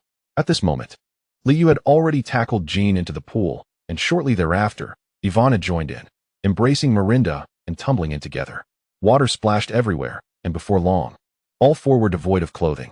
As the evening temperature dropped slightly, the picturesque coastline was visible from the pool, the environment here far more beautiful compared to New York. Jean felt a tinge of shyness as she leaned against Liu, devoid of clothing. Ivana continued to frolic with Melinda, and as they approached, they began to playfully explore Liu and Jin's bodies. Soon, the pool echoed with laughter and merriment. The physically exhausted Melinda eventually embraced Jean, resting against the pool's edge, and sweetly remarked, "Clay, do you wish to have your name tattooed upon us as well?" Jean swiftly gathered her long hair, and, noticing Ivana's plush bunny was transforming, averted her gaze and changed the subject. "Aren't we going to attend the interview? There should be reporters from the Wall Street Journal and Vanity Fair tomorrow." Cradling the smooth, golden-haired bunny, Liu leaned down to plant a kiss on Ivana's slightly dazed eyes and gently replied, "That girl merely craves fame. I certainly do not recall distributing jerseys in Denver. Rather than engaging in trivial discussions, we ought to contemplate how to acquire shares in Manchester United. The major shareholders show no inclination to sell." He added, "At the ESPY Awards, we might encounter the Glazer family. It seems they wish to persuade me to let go." Ivana chuckled softly upon hearing this, continuing to caress the muscles on Liu's body, and remarked, "They appear to be seeking a loan through JP Morgan. My aunt informed me of this. We could surprise them a little." At that moment, Melinda swam over with a beaming smile, kissed Ivana, and then playfully ruffled the plush bunny's fur, saying, "Let us not discuss work. How about getting our names tattooed here? Thanks to the support of our readers, I am making up for yesterday's lost words." This chapter concludes here. Chapter 303, Only Basketball Accompanies Me, Daily Chapter, on July 6, 2003, despite it being a Sunday. The Eagle County incident began to garner attention nationwide. Prior to the unlawful entry incident, Kobe was predominantly perceived through sports media as an introverted, uncommunicative high school prodigy devoted to basketball. Jerry West, who once served with the Lakers, praised Kobe's passion for the sport, stating that he devoted every day to training and games, surrendering everything to basketball. However, as the situation escalated, this image was utterly shattered. Kobe was not the obedient child that people had envisioned. He appeared no different from other black basketball stars, failing to control himself even after marriage. Journalists from across the nation flocked to Eagle County, eager to interview the championship guard. Yet, after securing legal assistance, Kobe refrained from granting any interviews, leaving calls from the Lakers and his teammates unanswered. Under the lawyer's guidance, he chose silence to avoid further complications. Phil Jackson declined to comment, and the Lakers' official stance was one of neutrality. Kobe's decision to undergo surgery was not communicated to the team, and we have yet to discuss the specifics of the incident with him. The truth of the matter had become irrelevant in the media's portrayal. Kobe's image of unlawful entry had become deeply ingrained in the public consciousness. ESPN's program nearly delivered a devastating blow to Kobe, but just this past weekend, the network unveiled a significant revelation. Shaquille O'Neal's wife, Shawnee, appears to be discontent with her husband's past. Following O'Neal's championship victory last year, he chose to propose to Shawnee, with Los Angeles sports media reporting on the romantic scene and extending heartfelt congratulations. Yet, within a year, the couple seems to be facing an emotional crisis. On Sunday's ESPN show, analysts fervently stated that O'Neal is currently very upset, believing that Kobe's deceit has jeopardized his family. He mentioned that he has reached out to Kobe via text and phone calls, yet has received no response, expressing a desire for clarification from Kobe. Recently, during a TNT program, Charles Barkley declared that he would no longer discuss the dynamic duo of O'Neal and Kobe. However, within a fortnight, the proverbial boomerang returned, and the trio ceased to analyze the Knicks' strategies or the astonishing statistics of LiAngelo. The hype surrounding the 2003 rookie class has also dissipated, with spectators now eager to discern whether Kobe engaged in any wrongdoing and how O'Neal was involved in the past. Kobe's fans are skeptical of the allegations against their idol, threatening the involved parties via email while also unearthing the notorious Golden Club incident. Years ago, rumors circulated that the Knicks collectively held a lavish party, with Kaplan reportedly airlifting over a dozen beautiful women to cater to the team. Years have passed since that event, yet Kobe's fans have resurfaced the narrative, becoming increasingly active online, seemingly aiming to shift the focus. If the Knicks indulged in such festivities, surely Clay Lee did as well. In summary, our idol faces scrutiny, and your idol is not exempt either. After all, everyone has their flaws. Young New York fans have reveled in the joy of this unfolding drama. For years, New York media has delved deep into LiAngelo's romantic escapades, and it is well known that he has many blonde companions, yet no complaints have surfaced from any of them. Even Jennifer Connelly, who has found a new partner, just during an interview, "Lee is my friend, and we did share a wonderful experience. But we are both focused on our careers. My eldest son still admires him. Every Christmas, he sends gifts to Kai." Not only is LiAngelo a topic of discussion, but due to the Kobe situation, a multitude of fans have resurrected the off-court endeavors of past NBA stars. The infamous Dallas trio nearly came to blows after their camaraderie formed, and Jason Kidd's romantic escapades have become fodder for fan banter. Additionally, the long-ago tales of Magic Johnson and Michael Jordan have also resurfaced. As a witness to that era, Charles Barkley's insights are highly sought after by fans eager to glean his perspective through the TNT program, all while savoring the unfolding drama. In the studio, before speaking, Kenny Smith fortified himself with several layers of caution, then remarked, "I hold women in high regard, but I disapprove of some individuals elevating this matter to a racial level. The court has yet to deliver a final verdict. We should maintain a skeptical attitude, engage in independent thought, and trust in our judicial system." Extreme white protesters holding signs advocating against interracial relationships with black individuals have begun to express their dissent in Eagle County, attracting an increasing number of onlookers who are typically indifferent to the NBA. Charles Barkley appears somewhat troubled. He cannot, after all, openly affirm the veracity of his old friend's past transgressions. Instead of his usual candid demeanor, he earnestly remarks, "We are all aware that players invariably encounter certain invitations when playing away games. This is not a significant matter, provided one is single and maintains their physical condition. One can often relish such a lifestyle. The temptations faced by players are numerous, and they are bound to err at times. However, it is challenging for me to believe that Kobe would engage in such behavior. I refrain from passing judgment at this moment." As Kenny stated, "We must trust the legal system." While they vocally endorse faith in the law, it is evident to all that Kobe, now formally charged, is unlikely to face imprisonment. Compared to the sensational O.J. Simpson murder trial, the infractions committed by the renowned athlete Kobe are relatively minor, merely requiring a financial settlement, after which a just legal system will surely restore his honor. The two partners no longer converse as freely as before, and Ernie Johnson is equally reluctant to delve into this topic, merely adding, "In a few days, Kobe is expected to hold a press conference, where we will learn the full details from him. For now, let us exercise patience, and we will provide continuous updates."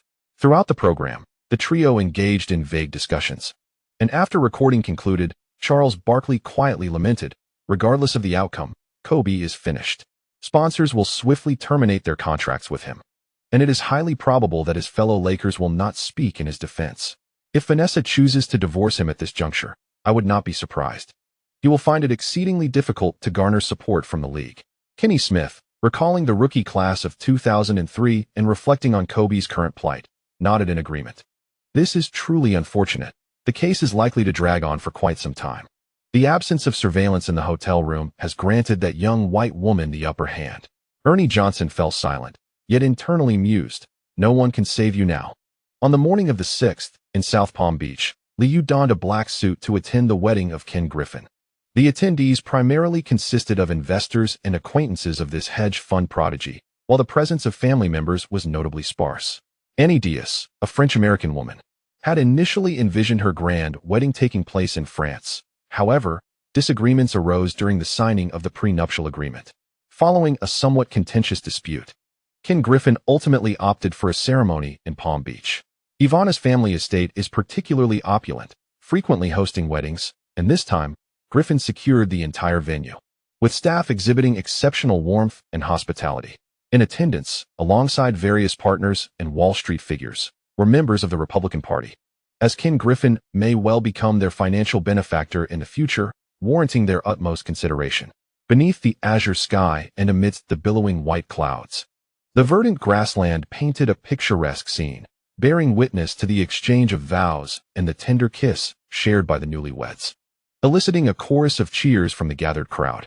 Liu joined in the applause, when suddenly, Daniel, standing beside him, chuckled softly, remarking, "Griffin has not succumbed to the folly of love. Otherwise, a quarrel between the two would surely ensue. The more affluent one is, the more painful a breakup becomes." As the youngest son of the Ziv family, Daniel had witnessed such matters frequently. Liu turned to glance at him, noting that Daniel's girlfriend was not present, and playfully responded, "I believe their love is genuine. Griffin often visits New York to see his girlfriend and has contributed significantly to Diaz's company." Like Liu, Daniel sported a tousled hairstyle today, his disheveled locks lending him an even more youthful appearance. Running a hand through his hair, Daniel confirmed that his two older brothers were absent before grinning and adding, "Lee, there are plenty of beautiful women. We need a partner who can embrace our flaws. Diaz is not that person. She is equally assertive. Mark my words, in 2 years, have a few children with Ivana, lest her stingy father make you pay membership fees." As they chuckled over this topic, the evening promised a grand pool party. Ivana, dressed in a white gown, was preoccupied with directing the household staff, blissfully unaware of Liu's mischievous intentions. It was near noon when Liu finally spotted Bobby and his friend, Evan. Since striking it rich, Evan had completely liberated himself after graduating from the Connecticut Law School. "The world is vast. I want to explore it." After spending over 3 years traveling the globe, he had seen lions on the African savannas and witnessed penguins in Antarctica, indulged in the wild charms of South American women, and nearly became a son-in-law to a Russian girl. His former aspirations had long been cast aside, now that he had wealth. He reveled in leisure. Working was out of the question. Noticing the weariness etched on his friend's face, Liu couldn't suppress his laughter and playfully patted Evan's back, teasing, "What brings you back, my dear brother? Where is your beloved Natasha? I thought you would stay in Ukraine." With his slick-back hair, Evan's once lustrous golden locks had lost their sheen. At 30, his prime was behind him, and his body bore the toll. Reflecting on that tumultuous affair, he sighed. "I was hurt. They only loved my money. Now, I simply wish to live well." Bobby shook his head upon hearing this. He knew that Evan was now without funds.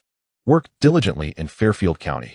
Your supervisor should retire in 2 years," Liu advised. "Jonathan Benedict, a man of great esteem, might consider you for the position of assistant district attorney, given your shared alumni status and long-standing friendship. In a few years, you could even ascend to district attorney." At this, Evan began to sigh again. After returning home for 6 months, navigating connections to work under the district attorney meant he was relegated to menial tasks, not the life he envisioned. Jonathan, an alumnus of Yale and a graduate of Connecticut Law School, had been introduced to Liu through several alumni gatherings, solidifying their acquaintance. Evan's father is also an alumnus of the Connecticut Law School, and it was only through their combined efforts that he secured this position. Axe Capital is located in Greenwich, and Bobby, naturally, has interacted with the district attorney in the area. He observed that the two had ceased their jovial banter and reminded them, "In a few years, we can support the district attorney elections in Manhattan and Fairfield County. This is feasible." Liu nodded with a smile. After a stroll, Miranda returned to the group, feigning astonishment as she exclaimed, "My God, Evan, you look 20 years older than Clay. What on earth have you been through in these years?" Upon finishing her words, Miranda, adorned in a white gown, embraced Liu, her laughter resonating with vigor. Her recent rigorous training had greatly improved her complexion, drawing the attention of many. Evan stroked his beard, feeling at a loss for words. Liu had hardly changed in appearance over the years, save for the deliberately grown stubble. He still resembled a man of around 20. Jean, upon seeing Liu's friend, was also taken aback. At 30, he appeared somewhat hasty, dressed similarly in a white gown. Her golden hair elegantly styled, Jin's demeanor turned somewhat serious as she smiled and greeted, "Masson, it's a pleasure to finally meet you. You are far more composed than Clay described." Jean spoke rapidly, her laughter tinged with a youthful essence. while Evan offered a wry smile, recognizing that only he had aged. Miranda, 3 years senior to Liu, received information from Bobby indicating that Jean was 5 years older than Liu. Unable to suppress her laughter, she quipped, "We're all friends here. I really ought to take better care of myself." Observing the transformation of the once dashing gentleman, who used to change girlfriends every fortnight into a weathered figure, Miranda couldn't contain her laughter. "2 Ukrainian girls have turned you into this. You should consult Clay for advice." After the pool party concluded that evening, Liu, mildly intoxicated, reflected that these were indeed some of his happiest days. Given that tomorrow was Monday, the series of wild escapades would come to an end, and he found himself nostalgic for the carefree days with the blonde bunny. As he lay on the large bed, Ivana suddenly showcased her rope skills. Sensing his hands bound, a startled Liu widened his eyes. I've been wanting to do this for a long time." Encountering such a delightful novelty, Liu eagerly played along. "My queen."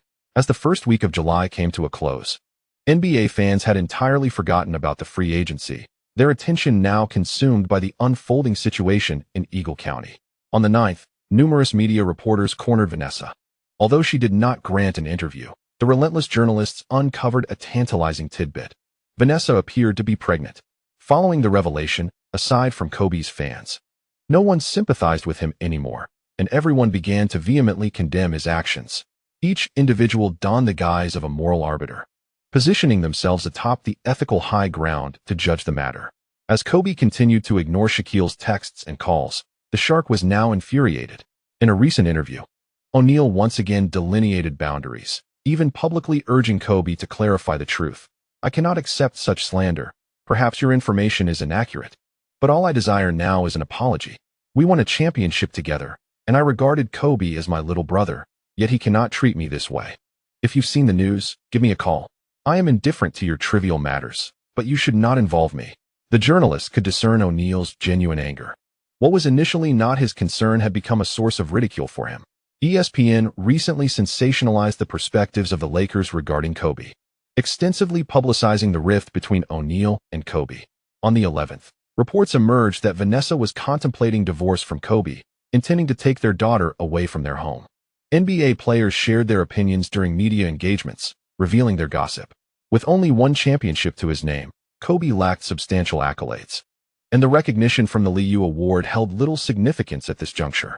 Most players expressed a lack of respect for Kobe, with many viewing him as merely fortunate to play in a major city alongside a teammate like O'Neal and a championship coach like Phil Jackson. Some players even began to anonymously voice their disdain, relishing the prospect of Kobe's downfall. In the second week of July, the repercussions of the Eagle County incident continued to expand, while Kobe remained silent publicly. Journalists were eager to set up cameras at Kobe's residence, as if to create a reality show.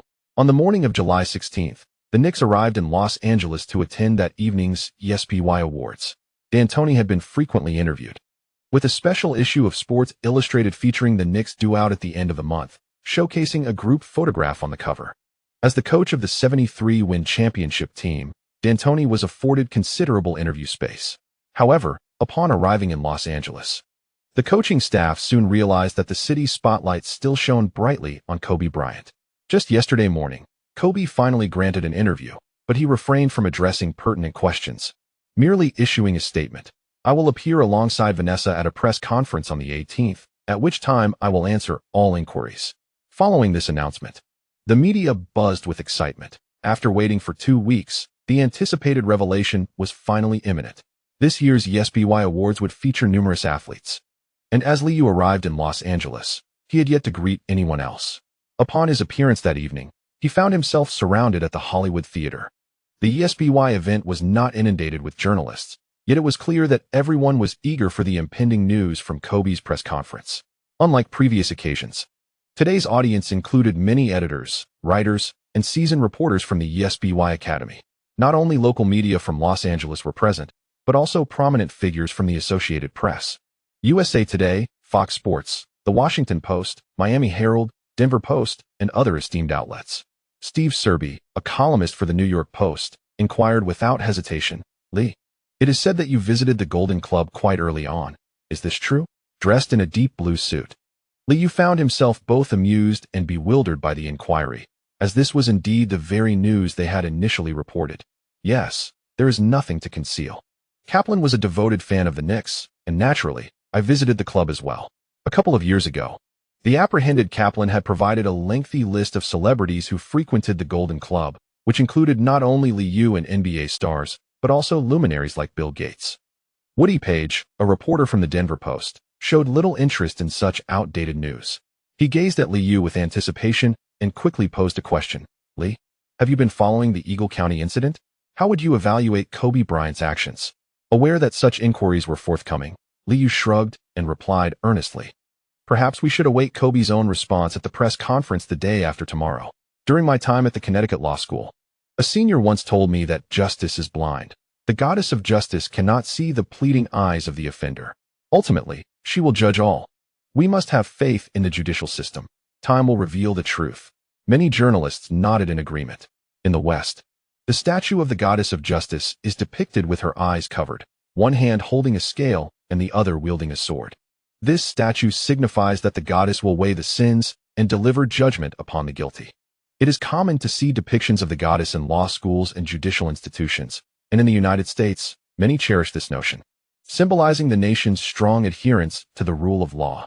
Liu articulated his sentiments eloquently, and with the press conference for Kobe approaching, the discussion on the matter soon subsided. At 9 p.m. that evening, at the Hollywood Theater, host Jamie Foxx commenced the event with his usual humor. Although in Los Angeles, he spared no mercy in jesting about Shaquille O'Neal, repeatedly referencing the missing person joke. Liu, seated among the Knicks, was close to the front, but could still hear gossip from the back regarding Kobe's alleged transgressions. Regarding this matter, Liu felt little inclination to comment. Ultimately, athletes let their performances speak for them. As long as one achieves enough victories, time will inevitably become a friend to the victor, and negative press will eventually find redemption.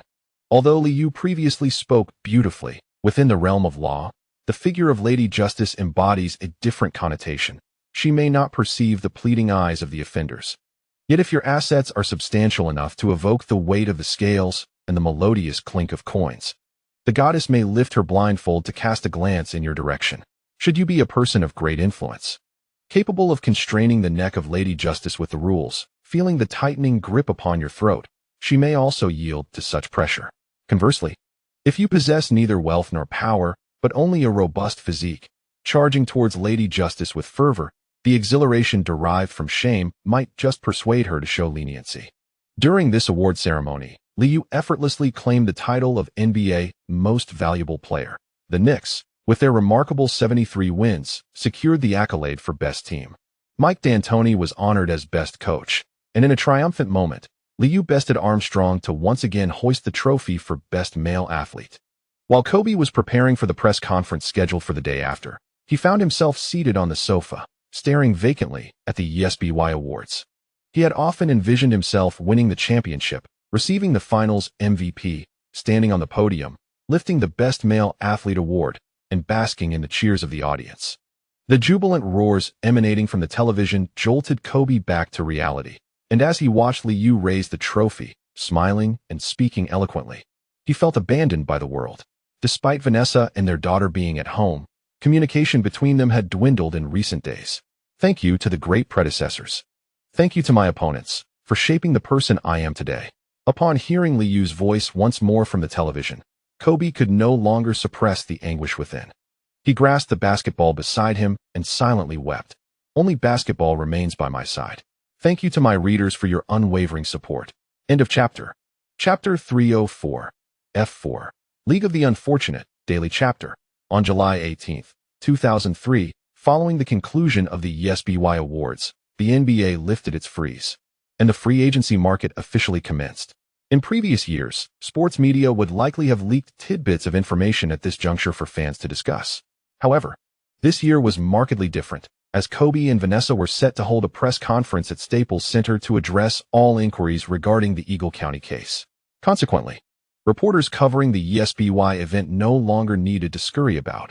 After 2 days in Los Angeles, they gathered their equipment and flocked to the press conference venue.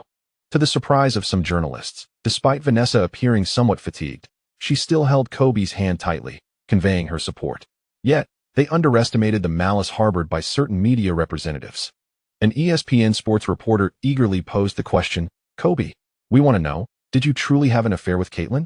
The inquiry regarding the alleged relationship elicited smirks from many, as the audience was keen to witness the unfolding drama, especially with Vanessa seated beside Kobe.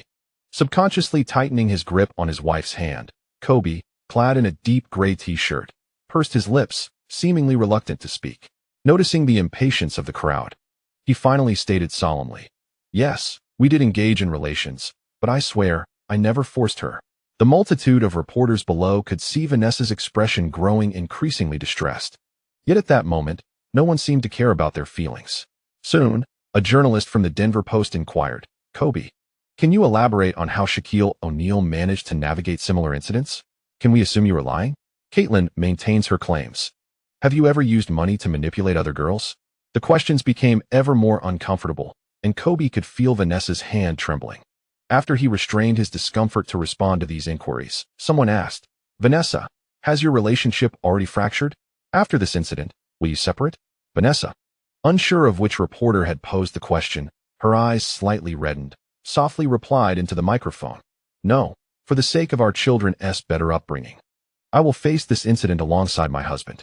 The press conference was far from successful. Kobe could not deny the charge of unlawful intrusion. He could only emphasize that both parties had consented, countering Caitlin's claim of coercion, which lacked evidence. Everyone knew Kobe would not face imprisonment, yet this was of little consequence. Irrespective of the legal verdict, there would always be those who would label him with the stigma of unlawful intrusion. The public's fervent discussions did not diminish, on the contrary. They intensified due to Kobe's own admission. His fans firmly believed that it was that green tea seductress who had ensnared their idol, while detractors clung to the unlawful intrusion narrative, which had become a label affixed to the championship guard. Following the conclusion of the press conference, under the scrutiny of the media and seemingly feeling a twinge of guilt, Kobe spent $1 million on an enormous diamond ring for Vanessa. However, such an act would not yield a positive impact for Kobe. Instead, it further branded Vanessa as a materialistic woman. On the afternoon of the 18th, amid the ongoing gossip, the New York Times broke a story indicating that Karl Malone appeared interested in joining the Knicks. Sports journalists quickly located Malone in Manhattan, where the veteran seemed to be house hunting. When questioned about the trade rumors, Malone did not deny them. Rather, he proactively expressed goodwill. "The upcoming season will be the last of my career, and I wish to pursue the championship once more. Lee is a great player. We have faced each other in the finals and hold mutual admiration. Manhattan is lovely, my family enjoys it here." During the interview, Karl Malone was accompanied by his wife and son, as the entire family ventured out, suggesting that joining the Knicks was merely a matter of time. However, shortly after the news broke, that evening, when Lee's agent appeared in Manhattan, he swiftly contradicted the rumors. Mark Bartelstein, having been briefed by Lee, was well aware that the major employer did not favor veterans, and when confronted by a reporter from the New York Post regarding the recruitment of Karl Malone, he unequivocally denied the matter. "No, Lee's recent schedule is quite full, and he does not wish to interfere with the team's operations. In my opinion, the Knicks possess remarkable talent, and Lee is thoroughly satisfied with the current roster." As a longtime agent, Mark Bartelstein's words genuinely reflect Lee Yu's intentions. Chasing championships? Fulfilling the dreams of veterans? Such notions are utterly non-existent. Karl Malone hardly anticipated a swift rebuttal, especially after engaging in mutual flattery. The following day, when New York sports media sought to interview this tenacious power forward, they discovered he had already departed on the 19th. Meanwhile, the Miami Heat fans, engrossed in their gossip, came across the news in the papers that the Nets had reached an agreement with Alonzo Mourning, signing the stalwart for 4 years at $20 million. This revelation incited discontent among Heat fans. Mourning has always been cherished by the fans for his rigorous training and relentless play, often enduring injuries to compete. His kidney failure is, in fact, related to the training and medication practices of the Heat, and his muscular physique has been enhanced by modern technology. Devoting the peak of his career to the Heat, fans hoped Mourning would retire with the team, believing he could still contribute to the atmosphere even if his physical abilities waned. Recently recovering from surgery, Mourning chose not to remain with the Heat, perhaps in pursuit of a championship, or possibly due to Pat Riley's failure to extend a suitable contract. The Heat has never truly been Mourning's team, or rather, since Pat Riley assumed control, The franchise has consistently been under his command. Regardless of how the Heat's fans and local sports media report on the matter, Pat Riley has remained silent, perhaps viewing it as a trivial issue. At that moment, this championship coach was busy organizing the Heat's training camp, with the summer league concluded. The players were not afforded any respite and were expected to continue their rigorous training. Dwayne Wade was surprised by the intensity of the training required upon entering the NBA. Yet as a novice player in the presence of such a figure, he could only comply. On Sunday, July 20th, in South Palm Beach, Florida, Ivana was instructing staff to prepare lunch at the family estate. Since returning to her hometown, Ivana's life had taken on an air of refinement. Perhaps liberated from her father's constraints, she felt emboldened to express herself. Meanwhile, at a private golf course in West Palm Beach, Liu, adorned in a pristine white golf ensemble, was driving a cart with Bobby for a round. The old fellow always relished showing off in such settings. How many shares of Manchester United had they acquired? Liu turned to Bobby beside him and inquired, to which Bobby scoffed, providing an exact figure, 317, costing nearly £10 million. Their acquisition in the secondary market likely disrupted their plans. The success of the acquisition does not hinge on the secondary market. They might assume that the funds obtained from Ken Griffin and the Ziff brothers were due to a lack of capital. The recent weather has been splendid, and with Liu practicing daily, his spirits were high. Upon hearing this, he burst into laughter. Had it not been for the desire to minimize obstacles, he would not have considered collaborating with others. At the age of 75, Malcolm Glazer remains remarkably vibrant. Following the Tampa Bay Buccaneers' triumph at the 37th Super Bowl, this accomplished Jewish businessman re-emerges in the public eye. Accompanied by his sons, Glazer greeted Liu and his companions warmly upon their arrival. Just days prior, the two parties had crossed paths at the ESPY Awards ceremony. After exchanging pleasantries and engaging in a few swings, Glazer discreetly smirked at Liu's impressive golfing prowess.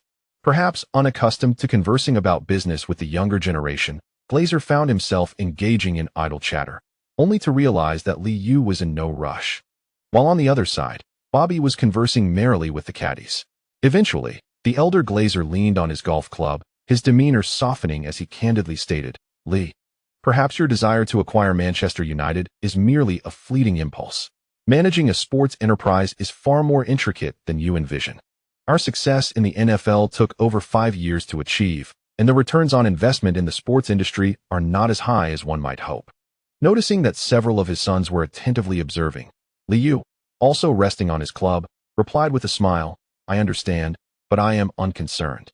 I have a genuine appreciation for the Premier League. I possess alternative avenues for generating revenue. In other words, this is merely a personal passion, a modest venture. Imagine lifting the trophy in the spotlight of the fans after winning the UEFA Champions League. What an exhilarating feeling that would be." Upon hearing the mention of the Champions League, the Glazer family exchanged glances, revealing their disinterest in football and their lack of understanding of the game's rules. Their acquisition was merely a means to expand influence and make a straightforward investment. "Lee, let us find common ground. Once the Glazer family has full control of the club, you could become the largest individual shareholder. You could join my sons on the board and share in the team's profits."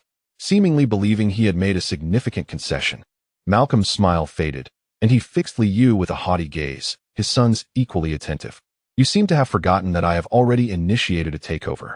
I am now the largest individual shareholder of Manchester United.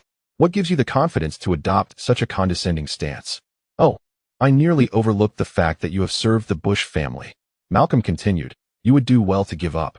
I might consider granting you some shares after Manchester United's relisting in New York, allowing you to partake in the club's dividends." Liu maintained his cheerful demeanor as he calmly replied, "Your family appears rather speechless." The Glazers seemed irked. To them, Liu was but a wealthy basketball star, and his ambitions to acquire the club appeared to be an act of bravado.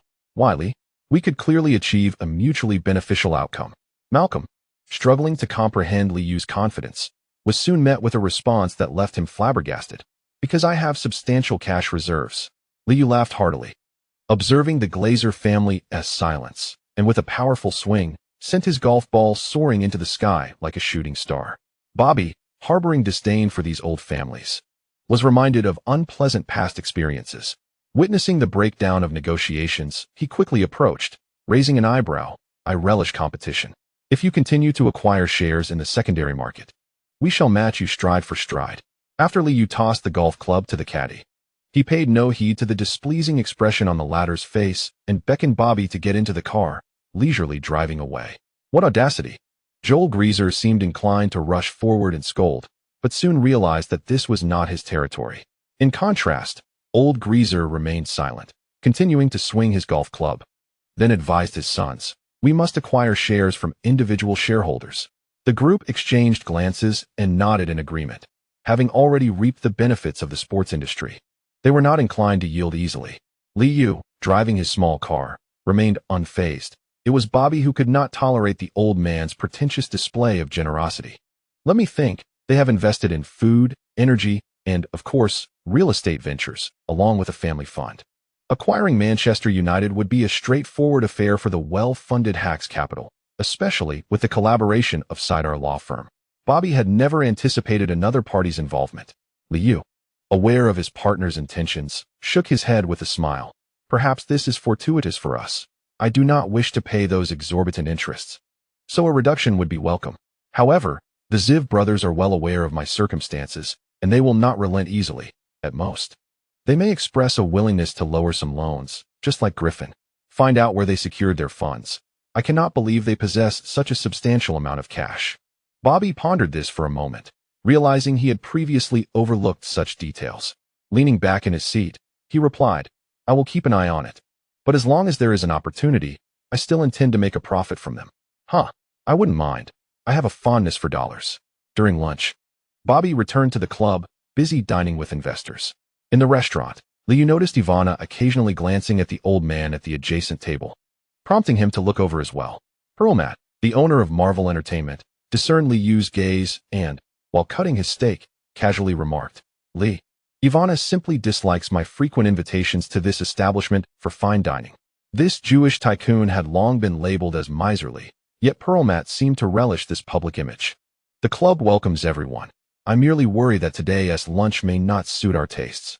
Ivana politely smiled, while David Meisel, seated opposite Perlmat, had already spoken himself dry, yet still failed to sway this frugal millionaire. Seizing the opportunity, David quickly shifted the topic, engaging Liu in conversation. "Li, do you enjoy superhero comics? I recall you attended the premiere of Spider-Man. Once a Disney executive and a well-known figure." Upon hearing David's inquiry, Liu responded courteously, "I truly enjoy them. I have watched Spider-Man numerous times." David Meisel's face brightened with a smile, seemingly invigorated, as he turned to Perlmat. "Times have changed. The film market is no longer about American conspiracy theories. Patriotic superheroes are the direction of the future." Disregarding the incessant oratory of the loquacious David Meisel, the composed Perlmat simply remarked, "I cannot afford your exorbitant salary, nor do I possess the funds to produce those tedious films. We have long since sold the promising roles." Faced with this obstinate miser, David Meisel was nearly exasperated to the point of despair. In an apparent attempt to alleviate the awkward atmosphere, Meisel turned to the nearby Liu, asking, "Li, what are your thoughts on the role of Captain America?" To which Liu candidly replied, Sorry, I haven't read the Captain America comics." Hearing Liu's forthright response, Meisel was momentarily taken aback, managing only a few awkward chuckles as he unfastened the top button of his collar to ease the tension. Having lost interest in the conversation between the two, Liu and Ivana prepared to depart after their lunch. Meisel, seemingly satisfied with his objectives, approached them with a beaming smile. "Li, it's a pleasure to see you. Thank you for your timely intervention. By the way, perhaps we will have opportunities for collaboration in the future," Liu politely acknowledged, though he harbored no belief in the potential for cooperation. Once Meisel had left, Ivana linked her arm with Liu's and quietly cautioned, "They have been circling around investment firms these past few days. They must be seeking financing." Realizing that they likely viewed him as a wealthy benefactor, Liu shook his head. Investing in films was not a venture for someone outside the industry like himself. On July 21st, a piece of news sent Lakers fans into a frenzy. The Lakers officially announced the signing of free agents Karl Malone and Gary Payton. This announcement transformed the Lakers into championship contenders once more. Although they were merely two veterans, their statistics from the previous season were undeniably impressive. The F4 combination piqued the interest of sports commentators, revitalizing sports programming. Having just returned to Manhattan, Liu found himself besieged by sports media upon arriving at the Tarrytown Training Center. A reporter from the New York Times, who had been covering the Knicks, turned to him as a mouthpiece. "Lee, will the Lakers roster pose any challenges for us next season?" "Of course not," he replied. "I greatly enjoy going up against veterans.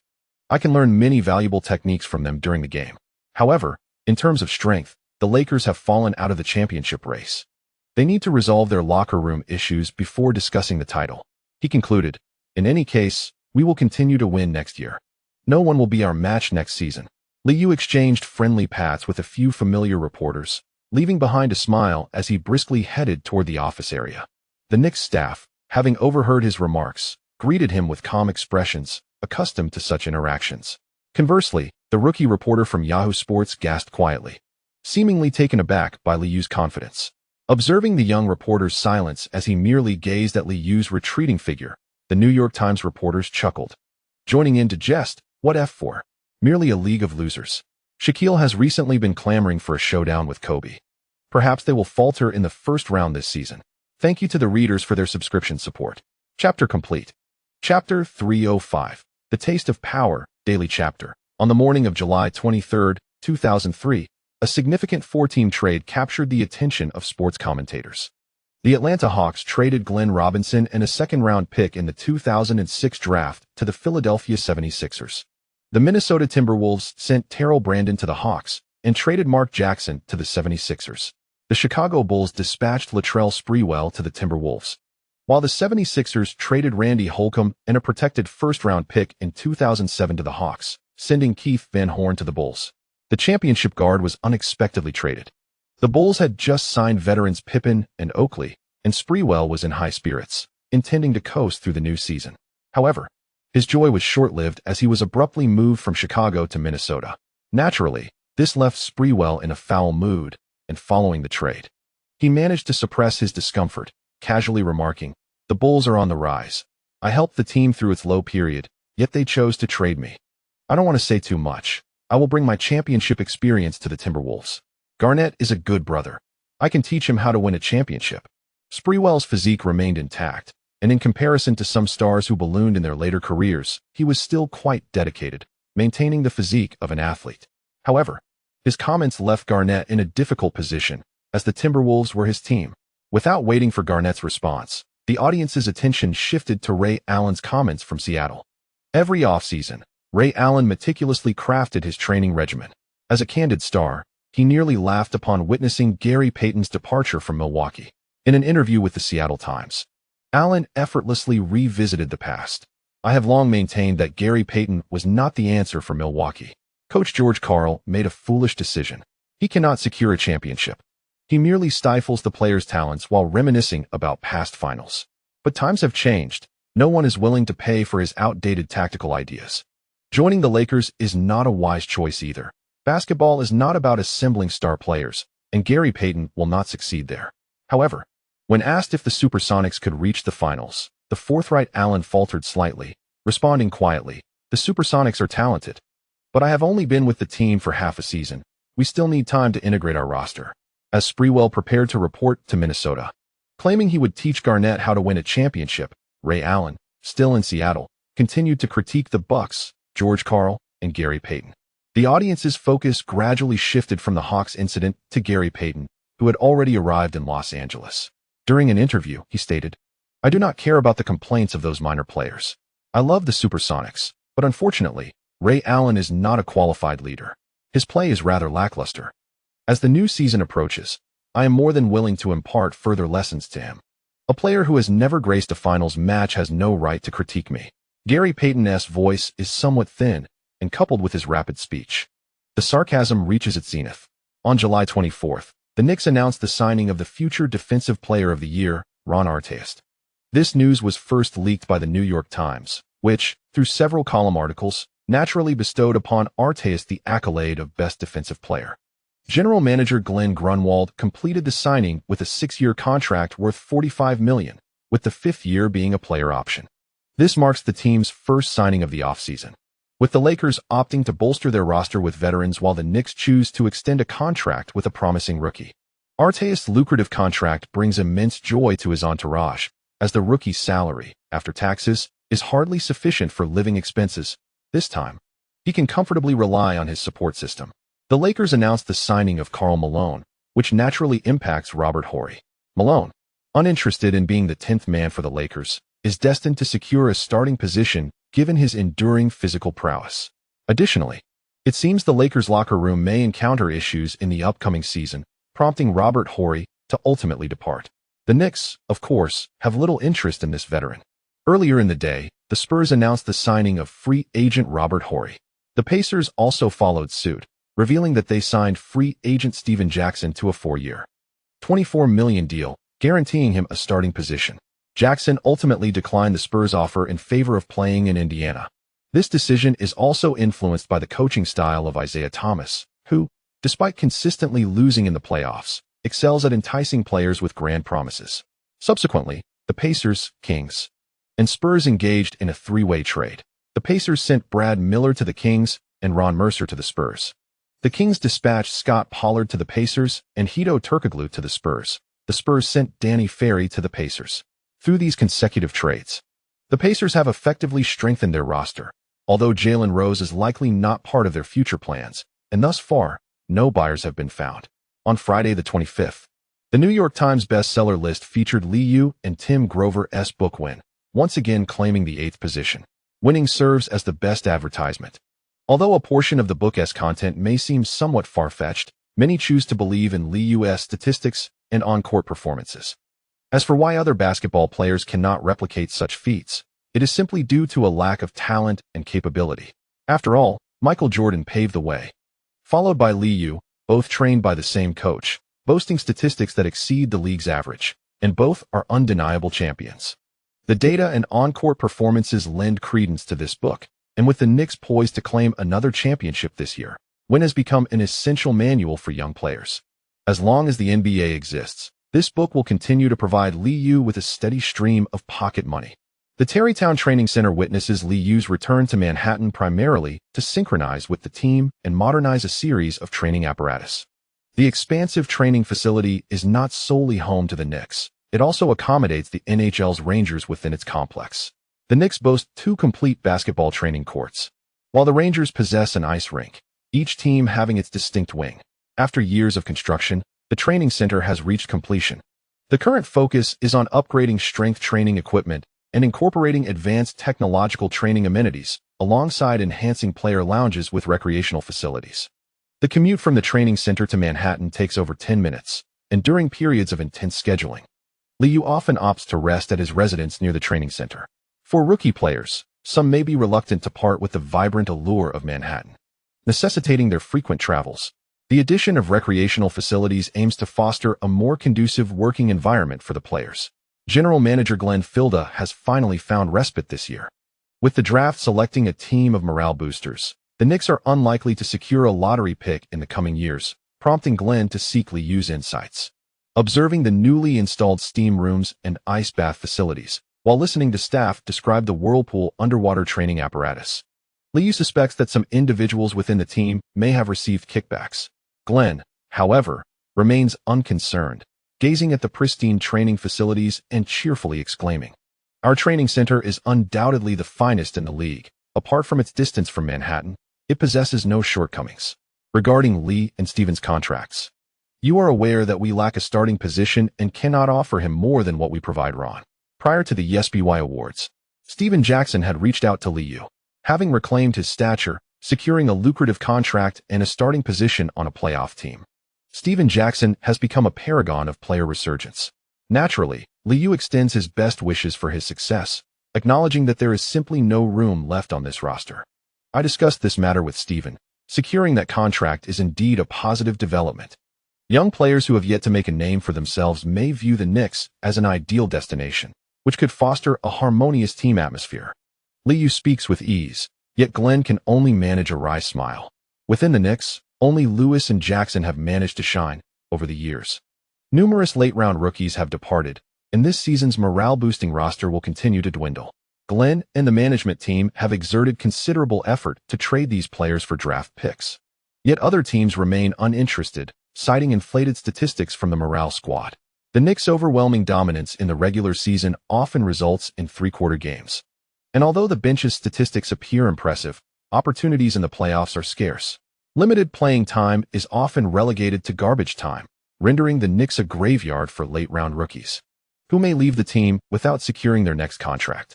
Noticing the expression of his portly companion, Liu discerns a lack of agreement with his perspective. The journey for an ordinary player to establish a firm foothold is inherently fraught with challenges. However, Liu perceives no issues within the Knicks organization. The inability to facilitate trades is simply beyond his purview.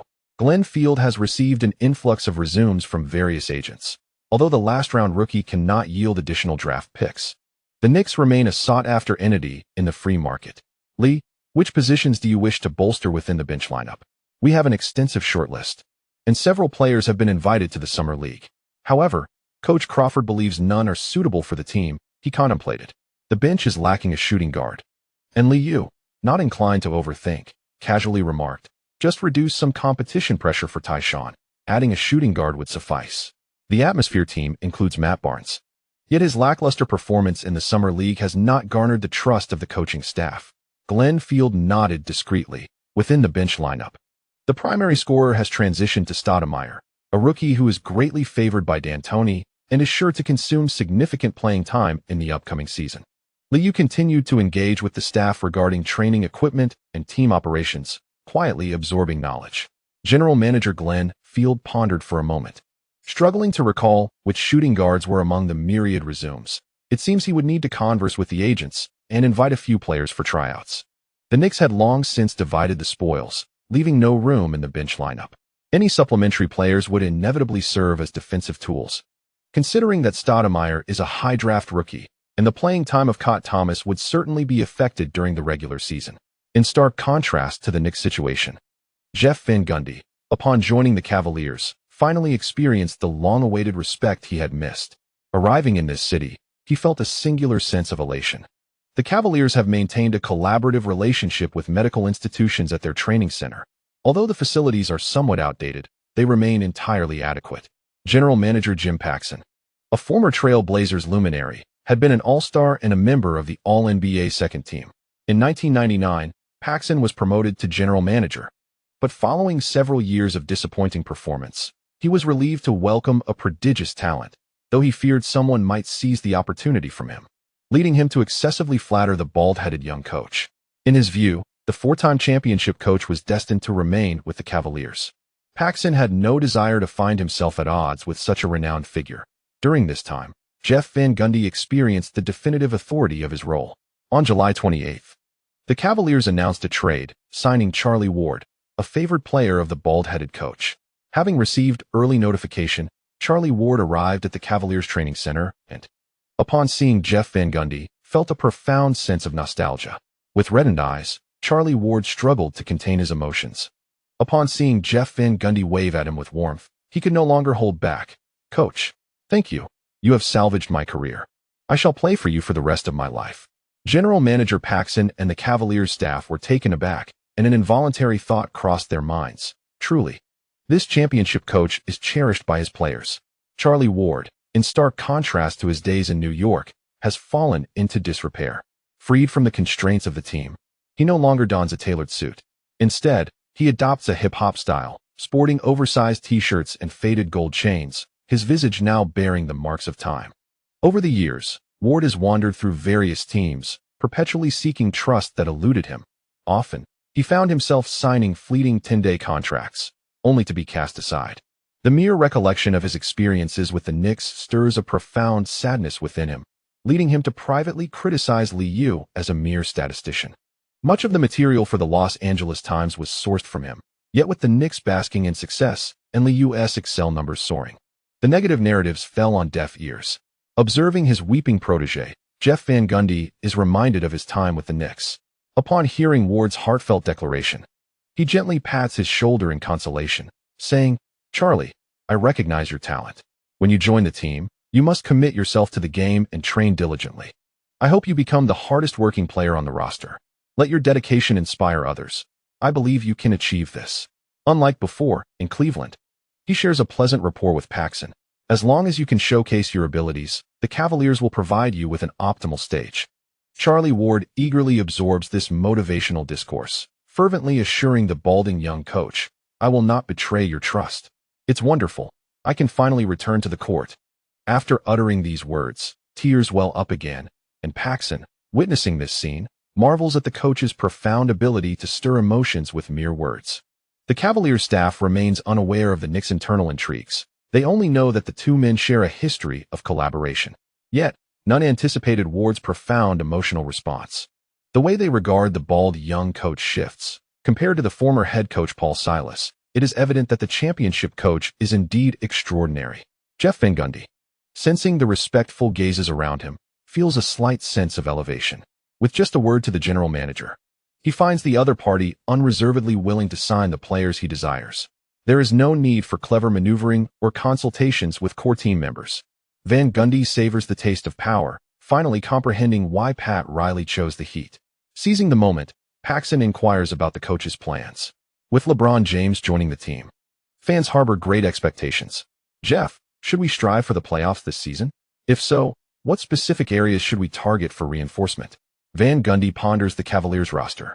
Coupled with his observations of James, and after a moment of contemplation, he quietly suggests, "I recommend that the team continue to underperform. We need more talent and should not squander draft picks for a playoff spot.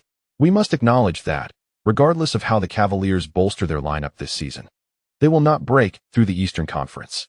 LeBron James is merely a high school rookie. He will need time to acclimate to the league. We should continue to acquire draft picks rather than forcing our way into the playoffs only to be eliminated in the first round." Upon hearing such a plan, Paxson nodded vigorously, acknowledging that a rebuild was indeed a prudent course of action.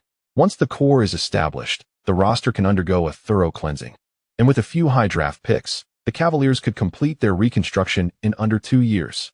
Jeff Van Gundy, witnessing the agreement to his proposal, found himself in particularly high spirits, nearly executing a tactical backflip. This is what it means to be a championship coach. By the end of July, the free agency market unveiled a prized player, as the Clippers confirmed they would not be re-signing Odom, making him a free agent. The Knicks expressed interest, though Odom demanded a starting position. Further dialogue ceased, as Odom's conditions were deemed unattainable.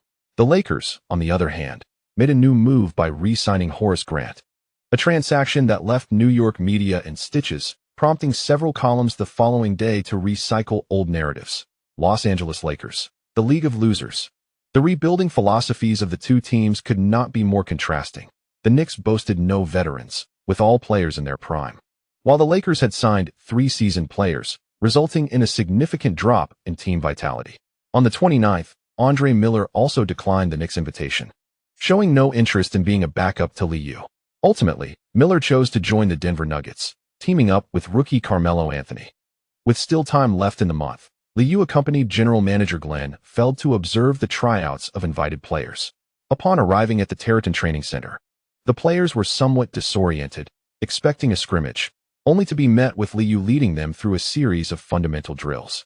They began with footwork warm-ups, followed by resistance band lateral movements, then transitioned to resistance band jump shots, and switched to heavier training balls for simulated games sprinting and dunking.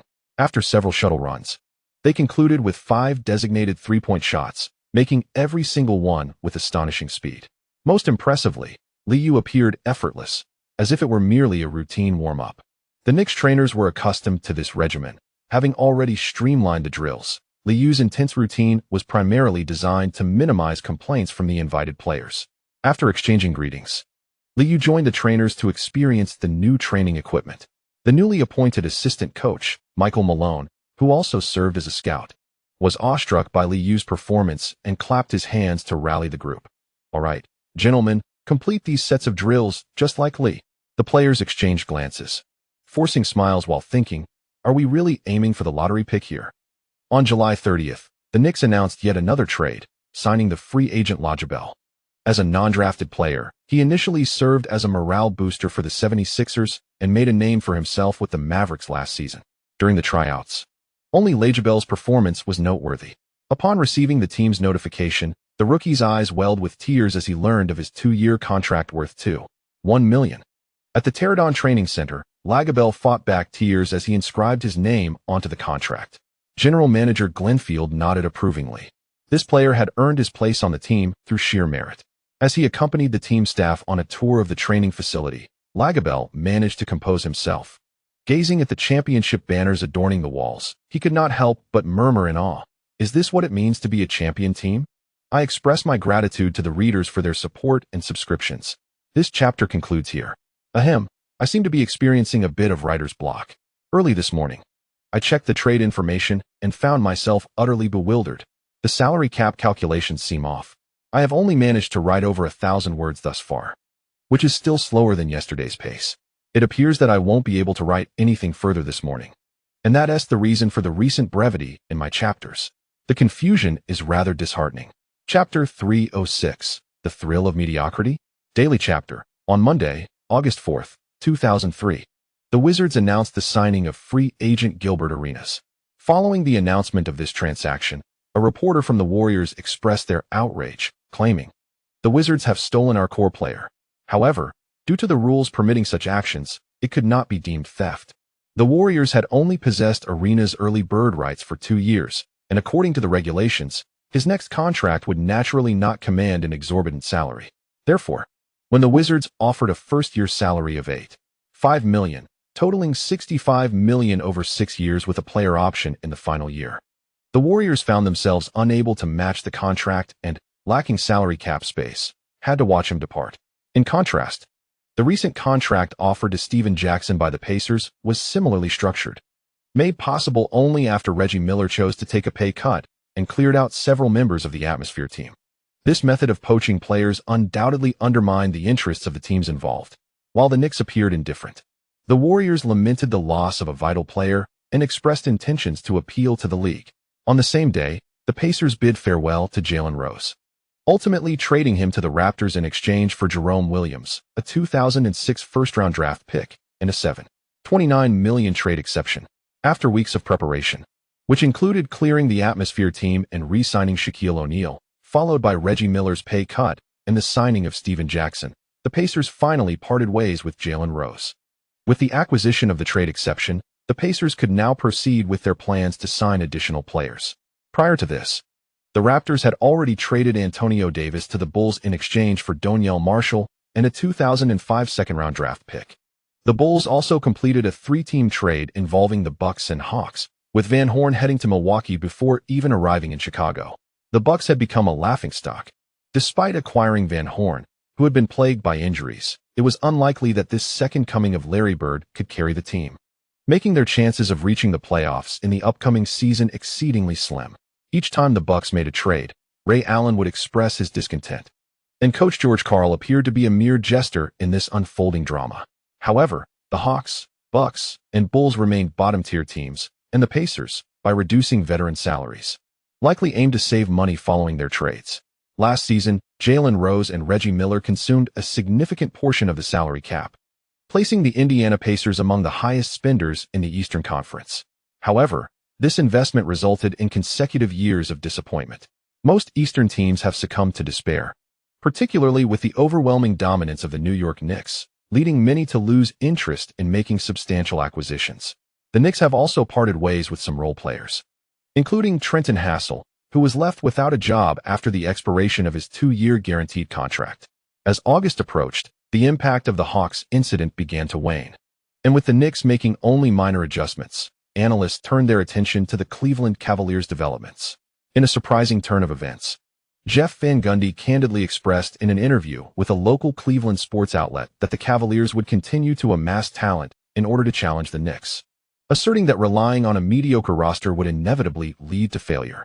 He acknowledged LeBron James's exceptional abilities, but emphasized that basketball is a team sport, with James still being a rookie who has a considerable gap to bridge before reaching MVP status. In the upcoming season, the team aims to solidify his core position.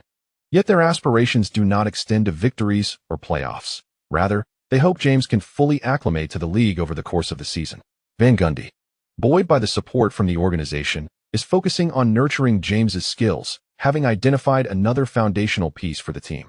Thus, the Cavaliers are poised for a deliberate decline, looking toward the future with optimism that their resurgence is not far off.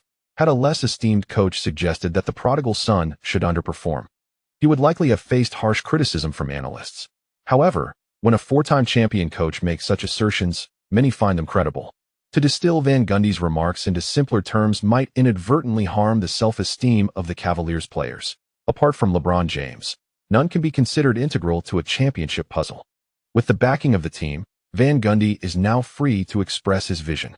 In the new season, he intends to refine James's technique. Having glimpsed another cornerstone for the franchise, leading the Cavaliers to embrace a strategy of purposeful decline. As for the NBA's response, Van Gundy remains unperturbed, with the Knicks' formidable presence. The league is likely to craft engaging storylines to enhance the Eastern Conference's appeal. Following a decline in finals viewership compared to previous years and widespread dissatisfaction among fans regarding ABC and ESPN's programming, the broadcasting networks have initiated significant changes during the offseason. On August 5th, ESPN's studio in Times Square, New York City, saw Kevin Frazier and Greg Anthony still in attendance, but their co-hosts had transformed into Stephen A. Smith, a columnist for the Philadelphia Inquirer, and NBA legend Bill Laimbeer. Meanwhile, Allen Iverson's star has waned considerably. After being outperformed by LiAngelo Ball and subsequently falling to Jason Kidd's Nets, Philadelphia's patience with Iverson has dwindled. Analysts have reached a consensus. He is unable to serve as a foundational piece, merely an inefficient scorer. Despite Smith's attempts to champion Iverson's tenacity in his columns, Philadelphia fans remain unconvinced. The column received a lackluster evaluation, prompting Stephen A. Smith to transition into the television industry. His recent affiliation with ESPN is primarily anchored in his fervent assurance, "I can secure first-hand information about the Knicks. Lee is like a little brother to me." ESPN has also revamped certain programming formats, curtailing monotonous Excel segments while amplifying heated debates. The four participants have ceased discussing the Hawks County incident, and Kobe's prominence is waning. The league is unlikely to champion a player embroiled in a legal trespass. Even now, I find it exceedingly challenging to appraise this year's finals. The Knicks appeared far too relaxed, while the Spurs suffered defeats by 20 points each game, creating a disparity that is difficult to fathom. I struggle to comprehend how they could lose so decisively. Kevin Frazier, as an African-American host, faced the camera with a shrug, his expression one of bewilderment. Greg Anthony, drafted by the Knicks in '91 and having gained the trust of coach Pat Riley, contributed significantly. During the '94 Eastern Conference Finals, he scored 16 points off the bench against the Pacers, propelling the team to the finals. Though he did not secure a championship, Greg Anthony can be considered a predecessor to Lee. His recent stint at ESPN has afforded him limited opportunities, yet he readily responded to a provocative question. It's simple. The Spurs lack strength. If Lee cannot dominate the perimeter against two rookie players, we should contemplate revoking his MVP trophy. Prior to the game, I had predicted that Lee would command the Spurs perimeter. I must concede, such a viewpoint was somewhat conservative, as Lee's penetrative prowess also dismantled the Spurs' interior defense. This is hardly surprising. Basketball operates in this manner, and Lee's skill level far exceeds that of the average player. Bill Laimbeer, upon hearing such bravado, smirked dismissively. "Oh, come on, buddy. We all witnessed Bruce Bowen's defense. In one-on-one scenarios, he was ineffective. It's not that Lee is exceptionally skilled. Rather, the opponent's level is sorely lacking. The NBA is regressing, and Bowen is merely a jester, believing himself clever while inadvertently harming his teammates. If you wish to commit a foul or take down an opponent, it is quite a straightforward endeavor." With a congenial smile, Bill Laimbeer swiftly articulated his stance. Upon hearing the trio's responses, Stephen A. Smith countered with a question, "What do you think of the Lakers' capabilities?" The Lakers, as reigning champions, triumphed over the Knicks, while this season, the Spurs eliminated 42 opponents. I observed that series, and indeed, the Spurs were the superior team. Shaq may dominate the interior, yet Kobe did not exhibit his usual prowess. Greg Anthony, upon hearing this, immediately shook his head and interjected, "Kobe Bryant's efficiency in the playoffs typically lags behind that of the regular season. I believe he has performed admirably. He is simply lacking in talent and has been overestimated." Upon hearing these words, Stephen A. Smith immediately raised his voice. "Indeed, I am well aware of Kobe's statistics. What I wish to convey is that he did not play wisely, falling into the trap set by the Spurs. This was the very reason for the Lakers' defeat. The Spurs triumphed through superior tactical execution. In contrast, Lee deciphered these defensive strategies, rendering the game appear considerably more effortless. The Spurs are undoubtedly formidable adversaries. Yet Lee has ascended to another echelon. I believe he is the greatest of all time. At this moment, Bill Laimbeer chuckled heartily and remarked, had Lee played in the late 1980s or early 1990s, he would not have achieved such success. He would have had to wait for the Pistons' decline, much like Michael Jordan, to capture a championship. The possibility of winning a championship remains uncertain, especially as Lee would have faced the physically prime Michael Jordan during that era. In response to such antiquated sentiments, Stephen A. Smith subtly smirked and then stated earnestly, I do not believe that the current defensive strategies are worse than those of yesteryears. Teams can employ zone defenses, which have proven effective in most contests. A championship is a championship, regardless of the journey. Ultimately, Lee hoisted the trophy. Just imagine how he would be regarded had he lost. Kevin Frazier, reluctant to continue discussing the significance of championships, interjected, the Knicks have secured the championship. It seems they are poised to dominate the league once again. Coach Van Gundy opines that most teams currently lack genuine talent. What are your thoughts on his plans for the upcoming season? Greg Anthony, familiar with the bald-headed coach, chimed in, is acquiring another high draft pick a viable strategy? I see no fault in such an approach. The Cavaliers are entering a rebuilding phase, and it is evident that Coach Van Gundy has his own blueprint. Among next year's draft prospects, there appears to be a remarkable big man. Although the draft is still a considerable time away, interest peaked among the group. Stephen A. Smith pondered briefly before speaking. Emeka Okafor, a fellow alumnus of Lee, he shattered Marshall's shot-blocking record. This year, the University of Connecticut seems poised to once again claim the trophy. The discussion soon flourished, with Kevin Frazier mentioning a high school player, Dwight Howard.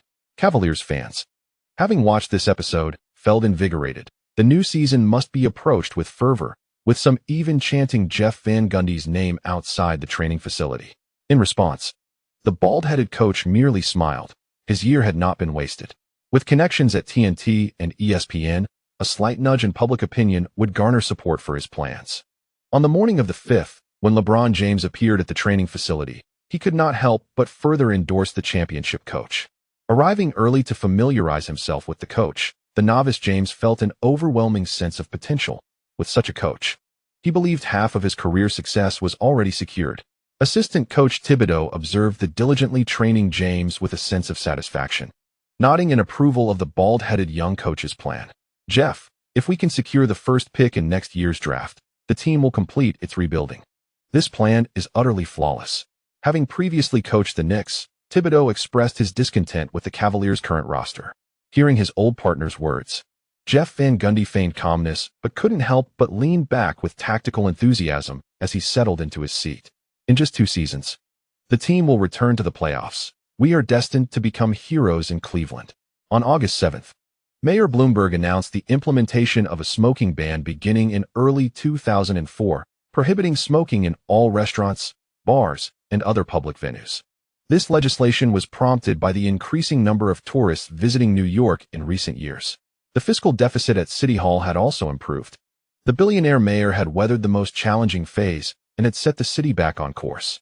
Although he was a member of the Republican Party, the affluent mayor was unconcerned about funding issues, likely financing his upcoming campaign from his own resources. That evening, Bloomberg hosted a lavish dinner at his luxurious Upper East Side apartment, inviting political figures, business leaders, media personalities, and social elites to dine together. Just as he had previously urged Wall Street to adhere to the new regulations, the smoking ban required collective endorsement from others. This opulent residence had become the new mayoral abode, and the guests had long grown accustomed to such extravagant feasts, relishing exquisite cuisine while making new acquaintances. The 62-year-old former NYPD Commissioner Ray Kelly accepted the mayor's invitation to reprise his former role. His thinning gray hair, although neatly styled, was sparse, and his attire remained consistently conservative in black formal wear. Despite his advanced age, he maintained a commendable physique, avoiding the appearance of a portly figure, which rendered him looking considerably younger. Lee, you must understand our limitations in manpower. However, I assure you that your apartment in the Upper East Side is undoubtedly the safest place, he remarked. Yet, at times we face staffing shortages, necessitating more advanced equipment. Yes, high-tech devices. As Bloomberg stated, we place our faith in God, but apart from him, all others must rely on data.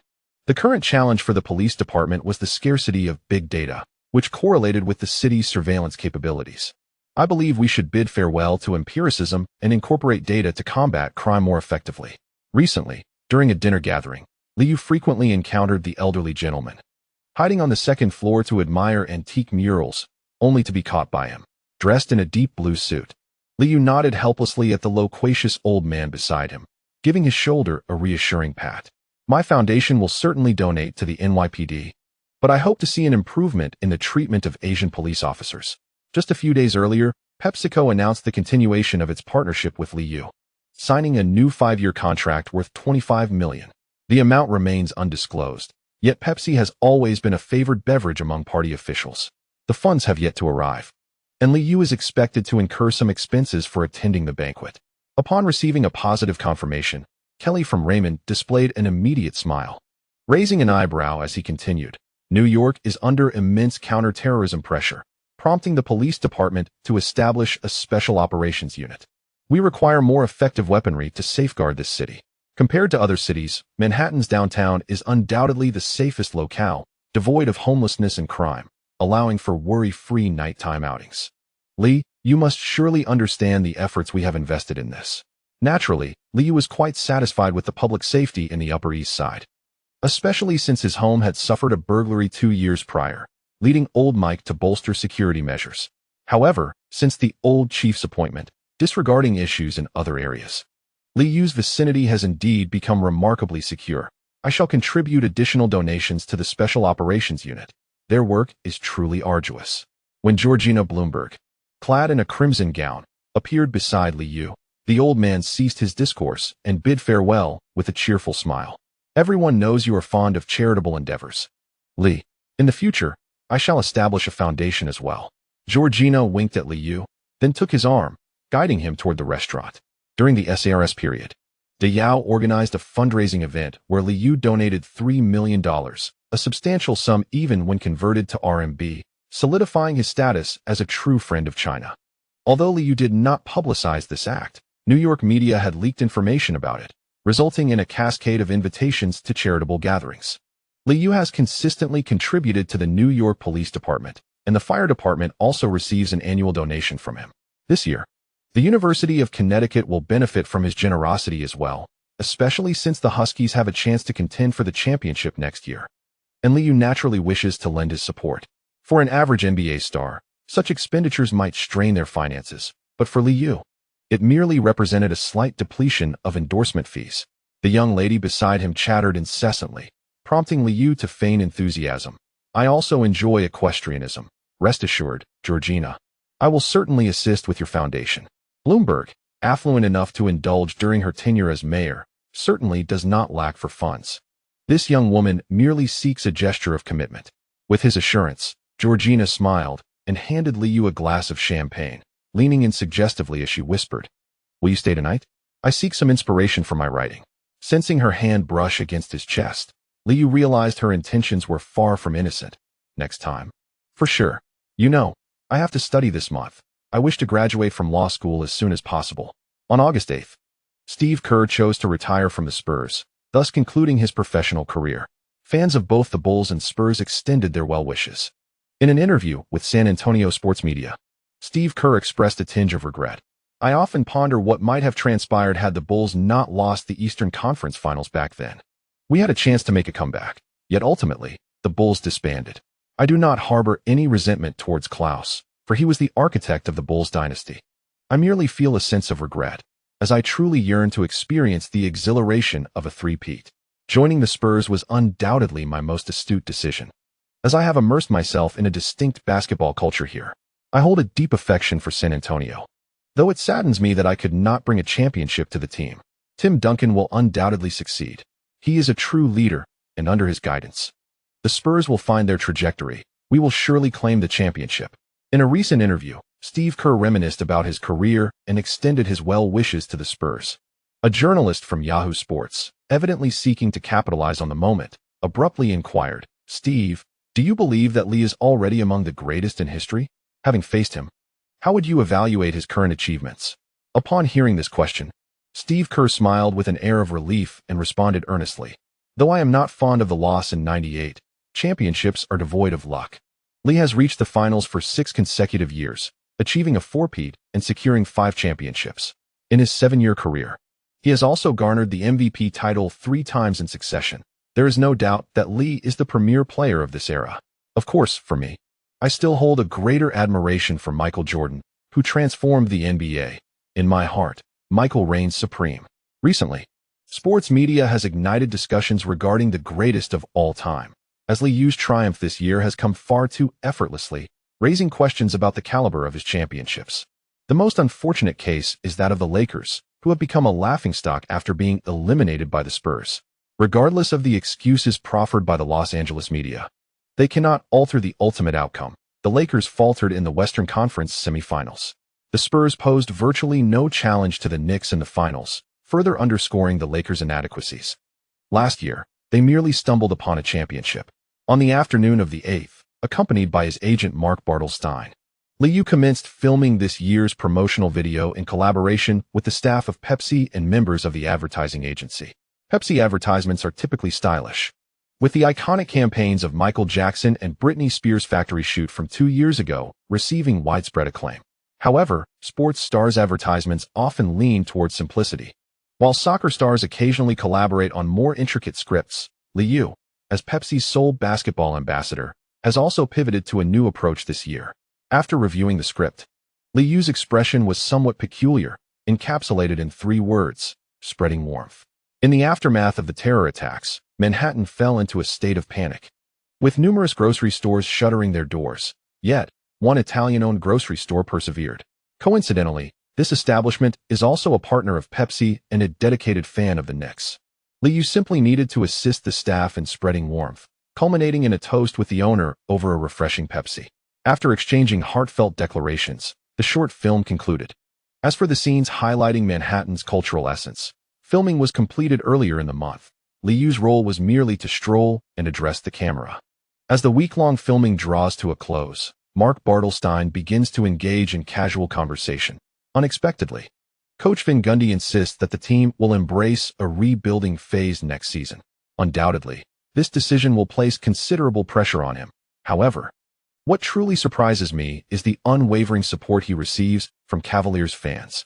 Some have even begun to speculate about Okafor's potential performance with the Cavaliers in the upcoming season.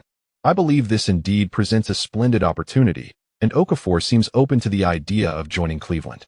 Recently, Mark Bartelstein has been in high spirits, eagerly anticipating the moment next year when the talented junior Okafor enters the draft, finally allowing him to secure this exceptional big man. Most players from the University of Connecticut have been effortlessly acquired by Mark Bartelstein, benefiting from the advantages brought forth by Lee Yu and Ray Allen. Wearing a white graphic t-shirt emblazoned with the Pepsi logo and adjusting his cap, Lee Yu envisions the implications of this news. Most of the staff are Knicks fans, and as filming nears its conclusion, they indulge in gossip. Regardless of whom the Cavaliers select, they will never rival the Knicks. I believe we can embark on another four-peat. I relish the sensation of victory. Hey, why stop at 4 championships? If it weren't for that thief from the Lakers, we could have achieved 6 in a row. Indeed, we have the chance to challenge the Celtics record. I truly cannot fathom who could possibly rival us. Let them question it. Lee, you are the GOAT in my eyes. After filming wraps up, will you join us for a meal? Gathered in front of the grocery store, the staff chattered incessantly, and Lee Yu, smiling, graciously accepted the invitation, promptly igniting cheers from the crowd. On Monday, August 11th, the latest issue of a sports business magazine reported once more on Kobe Bryant's situation. Last month's allegations of unlawful entry have left advertisers anxious regarding the substantial contracts signed with other athletes. Following the incident, Kobe's sponsors have cautiously released statements, neither endorsing his claims of innocence nor distancing themselves excessively from the 24-year-old player. Bob Williams, president of Burns Sports Celebrities, expressed his perspective. This incident has opened many advertisers' eyes. If it can happen to Kobe Bryant, it can certainly happen to anyone. After Kobe's departure from Adidas, he was supposed to sign with Nike. However, from what I understand, no collaboration will materialize at present. Endorsements from McDonald's and Coca-Cola will also be impacted. The unlawful entry incident has caused significant damage to Kobe Bryant. Forbes magazine has also revealed the endorsement income of various players, with Lee Yu once again making the list.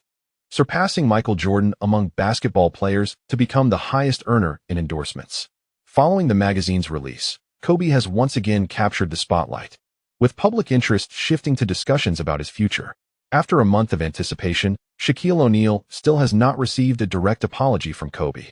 Recently, the sports media in Los Angeles managed to reach out to Phil Jackson, who had previously declined interviews, seemingly eager to glean insights from the championship coach. When questioned about Kobe's alleged transgressions, Jackson displayed evident anger, refraining from defending the player. He candidly remarked, "I have experienced such despicable situations, and I understand the profound impact they can have on a young woman. I trust in the scales of justice. I prefer not to comment extensively on Kobe. The Lakers training camp is approaching, and we have much work ahead this season." The media, aware of the unfortunate experiences of the daughter of the KFC founder, chose not to press further on this topic and pivoted to another inquiry. Many believe the Lakers roster is too seasoned to keep pace with the fast-paced game. Phil, what is your assessment? At this, Jackson's demeanor brightened, seemingly unconcerned about the age factor. Do not gauge a superstar by their age. Karl Malone performed exceptionally well last season, showing no signs of decline. Although Gary Payton struggled to acclimate after joining the Bucks and missed the playoffs, his statistics remained impressive. This roster is complementary. Payton enhances our perimeter defense, while Karl excels in mid-range. For me, the new season may present some delightful dilemmas, as our lineup is outstanding, and everyone is eager to contribute to the team.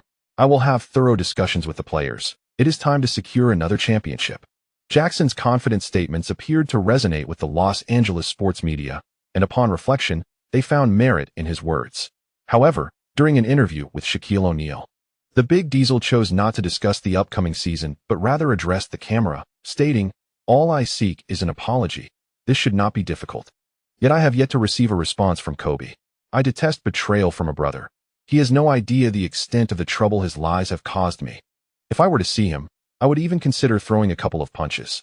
I have always regarded him as my little brother." But it seems Kobe views the Lakers players merely as ordinary colleagues. Regardless of O'Neal's assertions, Kobe remained unresponsive. The situation could not be easily resolved, resulting in a stalemate as both parties maintained their positions.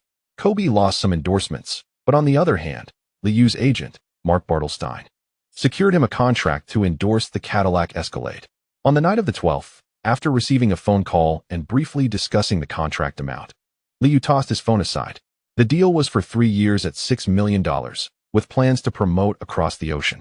In Catherine's apartment, which was somewhat disheveled, Liu took several strides back to the sofa, embracing the blonde beauty as they resumed watching the newly released thriller, Identity. Horror and suspense films had always been Liu's favorite, and as they neared the moment of revelation, Catherine, clad in a white tank top and shorts, adjusted her position to lean against Liu while they both fixated on the television. Upon witnessing the climactic revelation of the malevolent persona, Catherine gasped, "Oh my God. I never anticipated the conclusion would unfold in such a manner." Recognizing the familiar denouement, Liu felt a sense of satisfaction. He held a deep nostalgia for this film. In contrast to the banal and formulaic offerings of Hollywood, this chilling suspense piece was one he could watch endlessly. Grabbing a handful of popcorn, he began to indulge, noticing that the blonde beside him merely observed without partaking. Amused, he remarked, "The vigorous activity ahead will surely burn off plenty of calories. Worry not about this minor energy intake causing any weight gain." Catherine, her hair slightly tousled, turned and mounted Liu, playfully prodding his firm chest with her finger. "You are ever so self-assured." Liu wrapped his arms around her strong waist, and soon they embarked on a lively exchange of banter. After a considerable effort to disentangle themselves, Liu, upon noticing the blonde's exposed midriff, quickly reined in his emotions. He approached the television and switched to a classic film, The Shining. Catherine chuckled softly, nestling into Liu's embrace. "Thank you, Clay. You always seem to appear during my low moments. Truthfully, you need not respond to those messages." As Liu gazed at the film's familiar opening, he absent-mindedly held her soft form, and after a brief silence, he spoke. "You simply haven't encountered the right role. Hollywood churns out an overwhelming number of films each year, and many roles simply do not warrant your compromise. Blonde actresses abound in Hollywood. Scarlett, a former child star, had her mother's assistance, and regardless of script quality, she was never short of opportunities. As for the choice to underperform, That was a privilege Scarlett could afford. The blonde in his arms was already 25, and the fitting role for her on-screen persona was many years away from emergence. Liu had little recollection of Catherine's age group, surmising she must have struggled for several years. Having watched only half of The Shining, the two began a new round of intimate exchanges. Perhaps due to her background in Taekwondo, Catherine exhibited remarkable stamina. They were particularly in sync. However, their fervent actions soon drew protests from the neighboring wall. Damn, I told you the soundproofing here is atrocious. On August 14th, the Miami Heat signed undrafted player Udonis Haslem. Simultaneously, Dwayne Wade officially inked his rookie contract with the Heat. Recently having joined the team, John Wallace observed the arrival of another undrafted player with a subtle sneer, though he maintained a facade of enthusiasm. Although John Wallace had always played the role of the morale booster, upon joining the Heat, he adopted a brotherly demeanor. Lee and I are fellow rookies. We carried bags together, played together, and even dated together, all while battling through the conference finals. Since joining the Heat, John Wallace embarked on a new chapter of self-promotion. The earnings from joining the team were hard-won, as Pat Riley's training camp commenced earlier than those of other teams. Star players were exempt from participating in this early training camp, leaving the gym predominantly filled with second-round picks, undrafted players, unremarkable morale boosters, and novice athletes. After being released by the Clippers, Wang Zizi found employment with the Miami Heat. However, during the training camp, he was astounded by the revelations of Manhattan at 4 a.m. I had long anticipated that Lee would ascend to stardom. There was a memorable game at the home court where we shared a delightful time. A striking Latina girl was persistently pursuing Lee, and by the late hours, she had reached her limit. After breakfast, we returned to the training facility, where we trained as usual in the morning, took a rejuvenating nap at noon, and in the evening, Lee achieved a remarkable double-double of 30 points and 10 rebounds. This was a record for the youngest player in NBA history to reach such a feat, and I proudly contributed 2 assists to Lee's performance.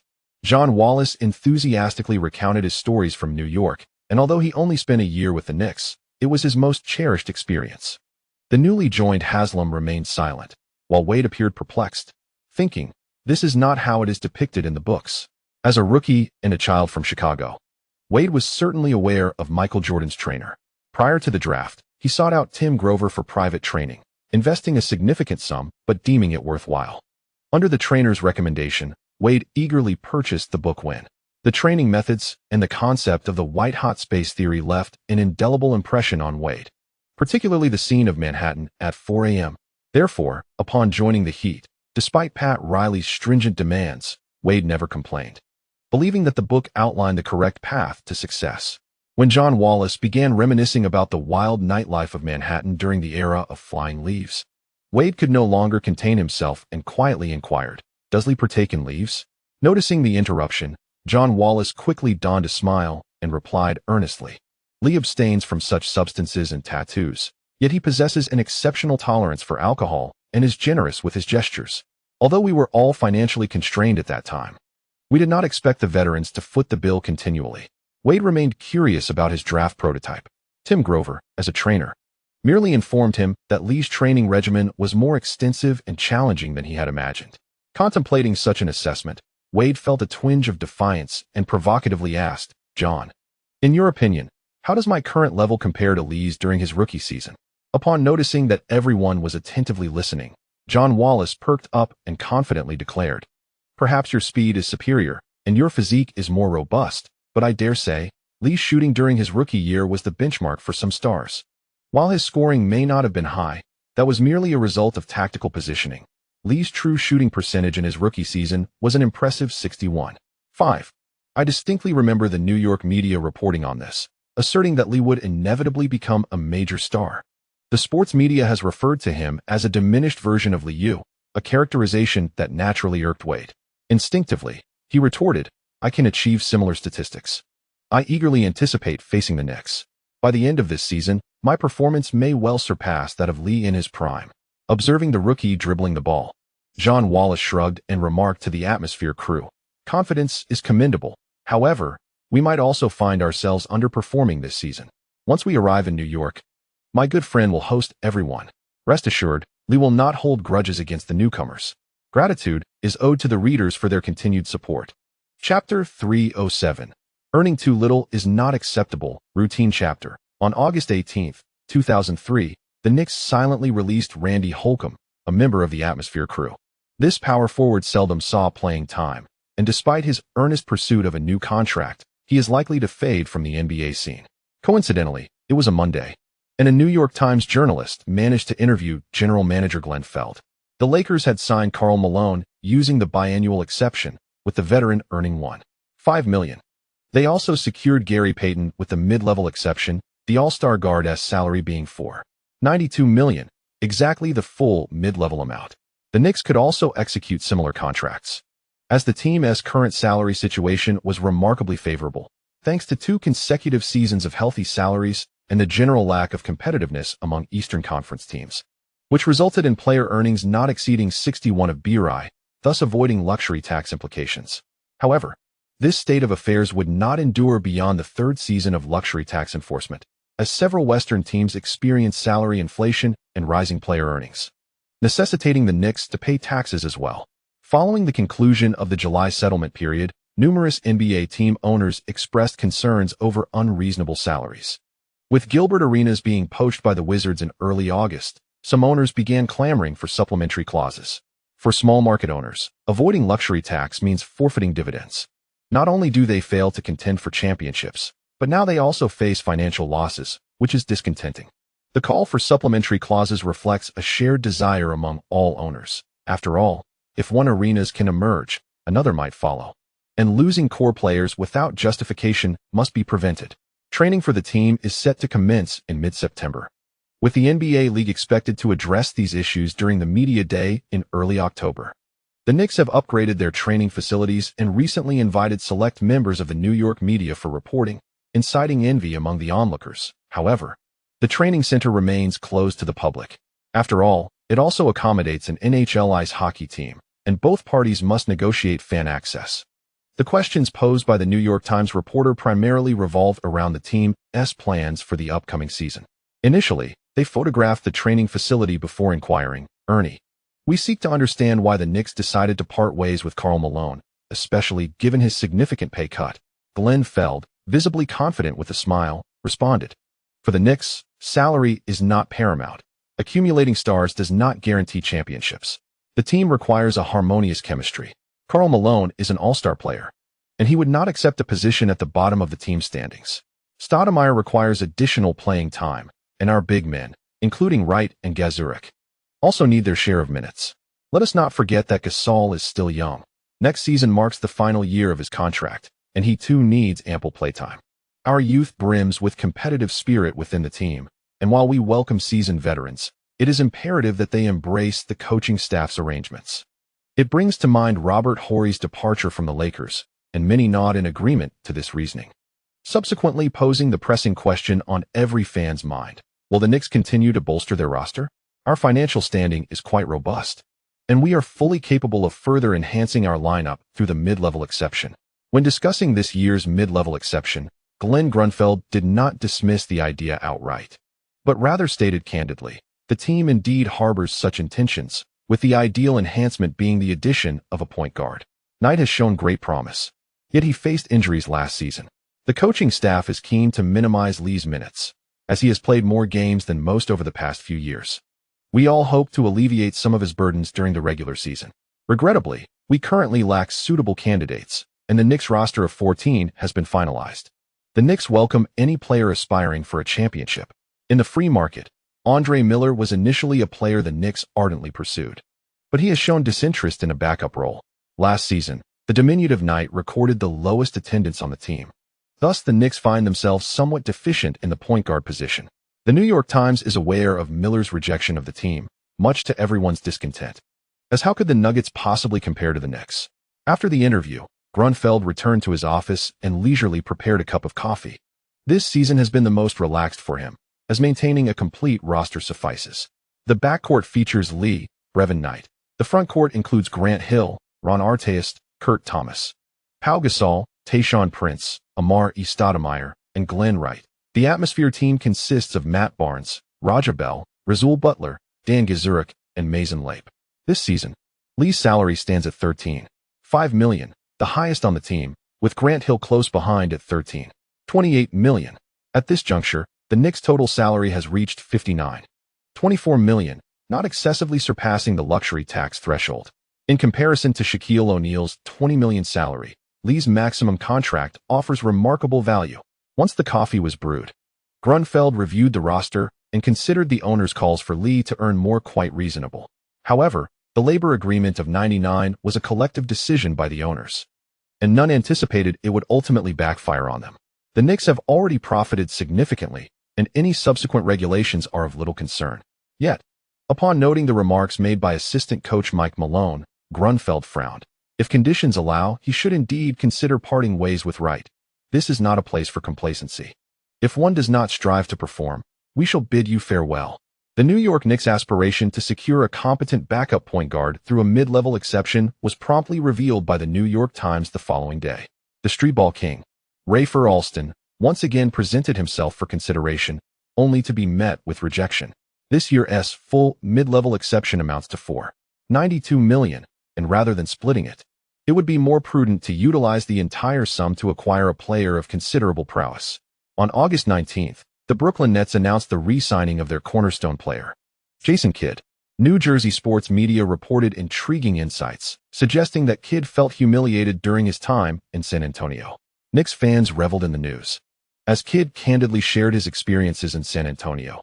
This was the most absurd recruitment I have ever encountered. I wholeheartedly accepted the invitation, only to be informed that the team could not extend a maximum salary contract. They even compared me to that French rookie. I will never play for San Antonio. Who do they think they are, believing themselves to be a championship team? Quoting Kidd's remarks, several mainstream media columnists gleefully mocked the frugal Spurs. The details of Kidd's contract with the Nets also emerged, featuring a starting salary of $13.15 million, culminating in a 6-year, $104 million deal, imbued with sincerity. Although the Spurs roster has yet to be finalized, sports analysts unanimously agree that the team will not incur luxury tax penalties. As a veteran with 9 seasons in the NBA, Kidd qualifies for the maximum salary cap treatment, yet the Spurs evidently had no intention of adhering to this standard. Ultimately, Kidd's endeavor was in vain. The promises made by the Spurs were not backed by the greenbacks he anticipated. The upcoming season also marks a contract year for Liu. Interestingly, NBA President David Stern, during a recent interview, expressed his stance. For exceptional players, the league will naturally provide corresponding terms, ensuring the player's interests, which is the desired outcome for the board. This follows complaints from various team owners regarding Liu's perceived underpayment, leading to expectations of league action during the offseason. James Dolan hopes to grant more freedom to perimeter players. However, his request to abolish the handcheck rule was unsuccessful. As the new season approaches, Dolan has received news that many are advocating for the establishment of an incentive clause specifically for Liu. In an interview, Dolan, as outspoken as ever, declared, "Even if it means paying a $50 million luxury tax, the Knicks can afford it. The team is indifferent to such salaries. I hope the league will heed my opinion and allow perimeter players greater freedom, as fans relish the spectacular performances of outside stars." Dolan's remarks seem to be a direct response to a recent New York Times article poking fun at the Spurs, who, despite having a superstar like Tim Duncan, are likely to keep their payroll under $45 million this season. Dolan's proclamation about the potential luxury tax clearly serves as a jibe at the frugal Spurs owner, Peter Holt. New York fans are particularly drawn to this narrative, with discussions emerging on forums about the possibility of Duncan joining the Knicks to bolster their defense at the rim. At the end of August, the sports media failed to interview Liu, as he had already flown to Manchester. The Premier League commences in mid-August each year, and during this time, Liu traveled to England to watch matches and subtly gauged the sentiments surrounding Manchester United. On the night of the 29th, at a large nightclub in downtown Manchester, Giggs and Van Nistelrooy hosted Liu along with a group of associates. The expansive nightclub, featuring multiple themed bars and 2 massive dance floors, reached a feverish state of revelry, capable of accommodating 2,000 patrons. Earlier in February, an altercation had erupted between Ferguson and Beckham during the FA Cup match, with Beckham's defiance inciting the veteran manager's fury. Ultimately, Ferguson's infamous flying boot struck Beckham, a matter that was sensationally revealed by Victoria the following day, capturing the attention of even those in the United States who typically did not follow football. The previous season's Premier League surpassed even the excitement of the NBA, as Manchester United, at one point trailing Arsenal by 8 points, staged a remarkable comeback to clinch the championship. Thierry Henry, the King of Highbury, delivered one of the finest individual performances in Premier League history, achieving a double-double of 24 goals and 20 assists, a feat unlikely to be surpassed in the future. While the American onlookers showed little interest in such developments, Liu still managed to catch the news, noting that Arsenal's unbeaten streak had extended to 30 matches across seasons. Upon reading this news, Liu sensed that Arsenal's unbeaten record was nearing its end. In the 10th round of the Premier League, the 16-year-old prodigy Wayne Rooney scored in the final minute, sealing a dramatic victory against Arsenal, thus entering the spotlight as the youngest scorer in Premier League history. For Manchester United supporters, Leeds United's last-minute triumph over Arsenal was equally unforgettable. Without such rivalries, there would be no championship comebacks. With 25 goals, Van Nistelrooy claimed the Premier League Golden Boot, leaving Henry's fans lamenting, as his tally of 24 goals and 20 assists garnered insufficient accolades. In the UEFA Champions League quarterfinals, Ferguson displayed disdain after Beckham squandered a free kick, prompting fans to speculate as early as April about Beckham's potential departure from the team. By late June, news of Beckham's transfer to the prestigious Real Madrid ignited considerable discussion. Liu's presence in Manchester remained relatively discreet, accompanied by Old Mike and 2 security personnel. His cautious demeanor stemmed from the British sports media's reports of a strong fan backlash against the red football capital's intentions to acquire Manchester United.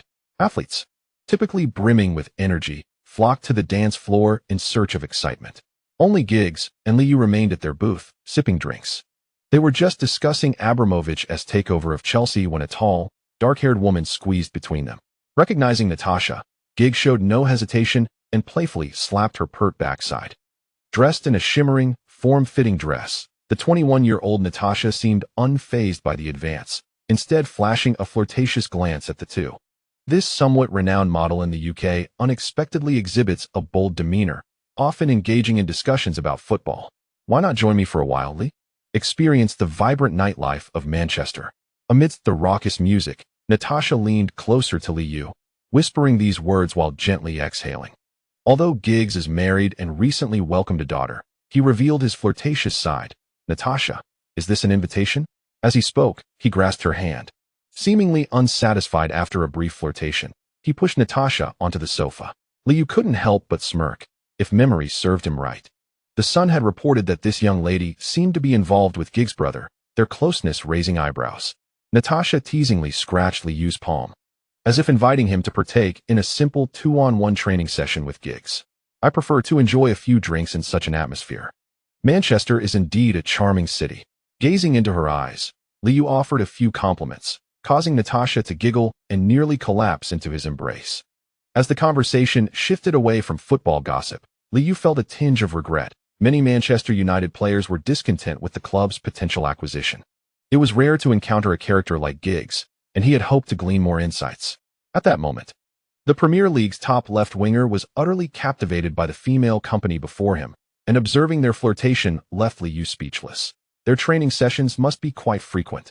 On August 30th, Manchester United hosted Southampton, and Liu, along with Old Mac, opted to watch the match from a private box. Dressed in a black shirt and casual attire, Old Mac noticed numerous fans holding signs proclaiming, "We do not want to be acquired." Observing this, Old Mac diverted his attention from the game, turning to speak solemnly. "It seems you are not welcome here. I can feel the fervor of these fans." They started gathering 3 hours before the match, their enthusiasm comparable to that of NFL supporters. The box offered multiple seats, providing a panoramic view of the stadium while allowing the cheers of the fans to resound. I am not a pound. There is no reason for British fans to favor me. The sports media here is correct. An acquisition would burden the club with debt. Such a situation is unacceptable for loyal fans, yet they cannot alter the facts. Time will undoubtedly be on my side. Dressed in a deep blue suit, Liu reclined in his seat, awaiting the arrival of David Gill, the newly appointed CEO of Manchester United. The former executive had been lured away by Chelsea, and the notion of loyalty appeared quite fragile in the face of financial enticements. As for the success of financially driven football, the answer was assuredly affirmative. David Gill, clad in a black suit, stood tall with graying hair and a keen gaze. After his promotion and salary increase, he emanated an invigorated spirit. Upon entering the private box, David Gill exhibited no hostility. Instead, he jested, "Lee, if you persist in acquiring shares, we might soon meet at a Manchester United board meeting. Although you may not be warmly welcomed, I can comprehend your business motives." Lee rose to embrace his counterpart and candidly responded, "I shall undoubtedly continue to acquire shares. I hold Manchester United and the Premier League in high esteem." Last season's league was truly exhilarating, showcasing the team's cohesion. Arsenal is certainly a formidable adversary. Upon hearing the compliment, David Gill revealed a hint of pride, pleasantly surprised by Liu's genuine interest in football. He smoothly continued, "It appears you are quite passionate about the sport. This reminds me of my recent encounter with the Glazer family, who seem to lack even a basic understanding of football's fundamental rules, unable to compete with Liu in the secondary market." The elder Glazer evidently aimed to directly seize control by acquiring individual shares, thereby surpassing the equity held by Red Football Capital. "The truth is, I am a devoted fan. I just not when I say I could even play as a striker for a mid-table Premier League team. David can attest to this. We exchanged football skills during my holiday in the United States." Upon hearing Liu's boastfulness, David Gill exaggeratedly gasped and then praised, "When the club organizes charity matches, we will certainly extend an invitation to you. Lee, I welcome you as a personal shareholder of the team, but regrettably, our major shareholder is unwilling to part with his shares, and the fans are not in favor of a takeover." Arriving in Manchester, Liu naturally sensed the animosity from the fans towards him. However, in pursuit of profit and influence, he would not abandon his acquisition efforts. After all, black and red are still red, and at the very least, British fans now recognize his name. Although they had yet to reach a point where the fans of Red Football Capital in Manchester felt awe, the goal was not far off. "We have just acquired shares from the former Secretary of Manchester United, Maurice Watkins. It won't be long before we initiate a second acquisition proposal. Do not hasten to reject me. You know the Glazer family also desires to take control of Manchester United. At that time, consider our terms and compare before making a decision." Liu displayed an air of confidence. David Gill, somewhat resigned, acknowledged that the ownership stake of Red Football Capital had risen to 28.11. However, the current individual shareholders, Marnie and McManus, remained steadfast, ensuring Manchester United's tranquility. Reflecting on this, David Gill smiled and remarked, "Manchester United will consider your proposal, Lee. There is no need to pursue absolute control. We can achieve a win-win situation." Liu said nothing, merely gesturing for him to proceed. The two then approached the front of the box, seated themselves, and refrained from discussing work matters, instead indulging in Premier League gossip while watching a Manchester United match. Old MC, observing the absence of tension between the two, felt a sense of relief. Upon arriving in the United Kingdom and settling into the hotel, the vehicle was splashed with red paint by enthusiastic fans. Reflecting on the recent experiences, Old Mike could only quietly lament the astounding allure of chasing after a ball, a testament to the madness of sports. On September 2nd, back in the United States, Liu dutifully attended law school classes and mingled with several professors, a routine that had become customary since entering law school. The first weekend of September marked the completion of renovations at Peninsula Manor, with the revamped kitchen and study now more conducive to communal living. The estate spans 50 acres, featuring not only a main house, but also an adjusted caretaker's cottage, leaving only 2 private islands untouched, which would require gradual development. The yacht dock was functional, sufficient for now. Greenwich had grown cooler, especially in contrast to the warm Palm Beach in Florida. Ivana did not report to school. Instead, she eagerly moved into Peninsula Manor as soon as it was ready for occupancy. However, the expansive area and numerous trees came with drawbacks, including exorbitant homeowners insurance and substantial costs for the staff team. On the afternoon of the 6th, at the grass tennis court of Peninsula Manor, Liu reclined on the spectator seats, sipping juice while listening to the shrill cries of a young girl swinging her racket. Although Ivana was tall, Melinda was more inclined towards sports, and her formidable assets had become a hindrance, resulting in 3 consecutive losses. Alas, after a serve that failed to clear the net, Ivana, out of breath, plopped down on the grass. Spotting Liu lounging, she tossed a tennis ball from her pocket in his direction. "It's all right. Just as I am not adept at golf, lacking tennis talent is of no consequence." Liu, catching the tennis ball, remained still on the ground. Melinda, tossing aside her hat, approached the sidelines to share the juice. remarking, "Having such a large area is not always advantageous. It reminds me of certain scenes from The Shining. We can hardly fill those master bedrooms." Dressed in a blue dress, Jean brought over some snacks for the group and gazed out at the sea, then around at the towering trees, echoing, "Indeed, it is quite vast. It takes a considerable distance to drive from the gate to the main house, and that apple orchard requires retending." In her white tennis outfit, Ivana, panting, joined the others at the sidelines and reclined in a chair, gazing at the well-maintained trees with a sense of longing. Children would surely adore living in such a place. "I dreamed of having a tree house in the forest when I was young. I do not wish to host banquets here. This should be a private space for family." The lawn, garden, and woods were all tended by Ivana, who also devoted significant care to the greenhouse plants.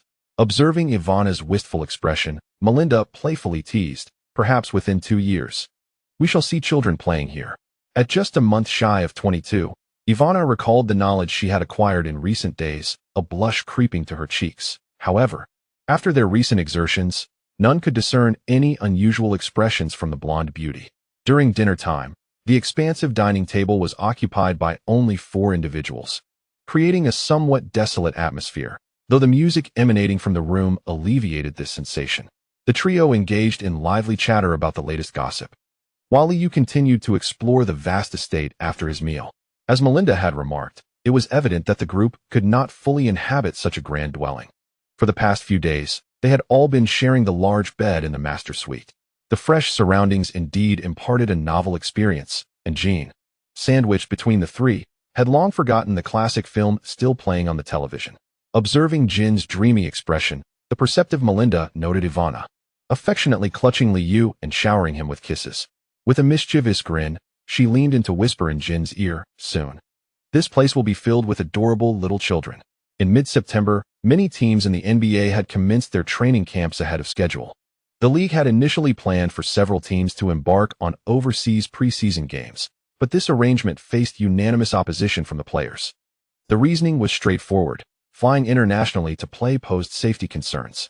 Faced with such rationale, the NBA had no retort and could only respect the players' choices, leading to the cancellation of this year's overseas preseason games.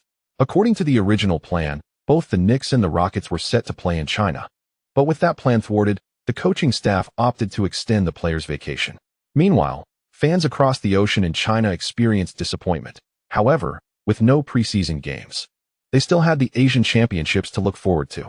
Yao Ming had joined the team's training early on, and as the Asian Championships approached, the Chinese team felt uncertain against their long-standing rivals. Last year at the Busan Asian Games final, the South Korean team had triumphed over China in overtime, leaving Chinese fans holding their breath. This time, the Asian Championships were not only about vengeance, but also about securing tickets for the 2004 Athens Olympics. Currently, the Chinese team boasted a world-class center, yet their guard line still reflected a CBA level of play, unable to effectively handle full-court pressure. At such moments, Chinese sports media often drew comparisons with Liu. As the censured Su Kun had mentioned in an interview regarding Wang Zizi, "Yao Ming is exceptional and can secure our standing in Asia. But to advance further and break into the world stage's top 8 to win a medal, our guards still have much room for improvement. It is unwise to compare ourselves to Liu, who is among the finest guards globally. If Liu were on the national team, we might even secure a medal. At this stage, domestic guards must focus on not turning the ball over, minimizing errors, and mastering passing. If we can excel in these areas against our old Asian adversaries, victory will be within reach." Similar to Yao Ming, Pau Gasol, after the conclusion of the SBY Awards, promptly returned to Spain, accompanied by Grant Hill, who also set off for a vacation. On Monday, September 22nd, the Tarleton Training Center became lively once more. Upon returning to Manhattan, Grant Hill brought back an array of delightful gifts for everyone. After more than half a month of intense training, Liu returned to Manhattan and entered a state of contemplation. Fortunately, Ivana had started school, or he might have been overwhelmed. There was no need to worry about joint training sessions. Typically, Liu would bring a substitute lineup, and anyone who excelled in practice could earn playing time. Coach D'Antoni placed a strong emphasis on team discipline, asserting that everyone merely needed to heed the directives of the coaching staff. Grant Hill, with a smile, began to introduce the team dynamics to the two newcomers. Rajabelle nodded in agreement, while Marzi Lampi seemed to breathe a sigh of relief. Competition for playing time was a positive aspect for rookie players. Dressed in a blue Knicks t-shirt, after warming up, Liu was pulled aside by Ewing. After a brief off-season absence, the gorilla had gained a bit more weight. Ewing remarked, the Nets might buy out Dikembe. If that occurs, he wishes to join the Knicks, and we could utilize the mid-level exception to sign him. After receiving a call from an old friend, Ewing began to actively pursue this matter. The Knicks were not lacking in centers, and it was evident that Mutombo's desire to join the team was primarily for a championship ring. I recall that Mutombo has 2 years left on his contract worth $30 million. Recently, Morning's comeback has not been promising. Doesn't the Nets want to plan ahead? After returning to Manhattan, Liu had also caught up with recent news, learning that the Warrior Morning's health had deteriorated significantly, making the Nets' contract a potential financial disaster. Upon hearing Liu's query, Ewing smirked and ridiculed the Nets. Buying out Dikembe should save the Nets over $5 million, especially since everyone has to pay luxury tax this season.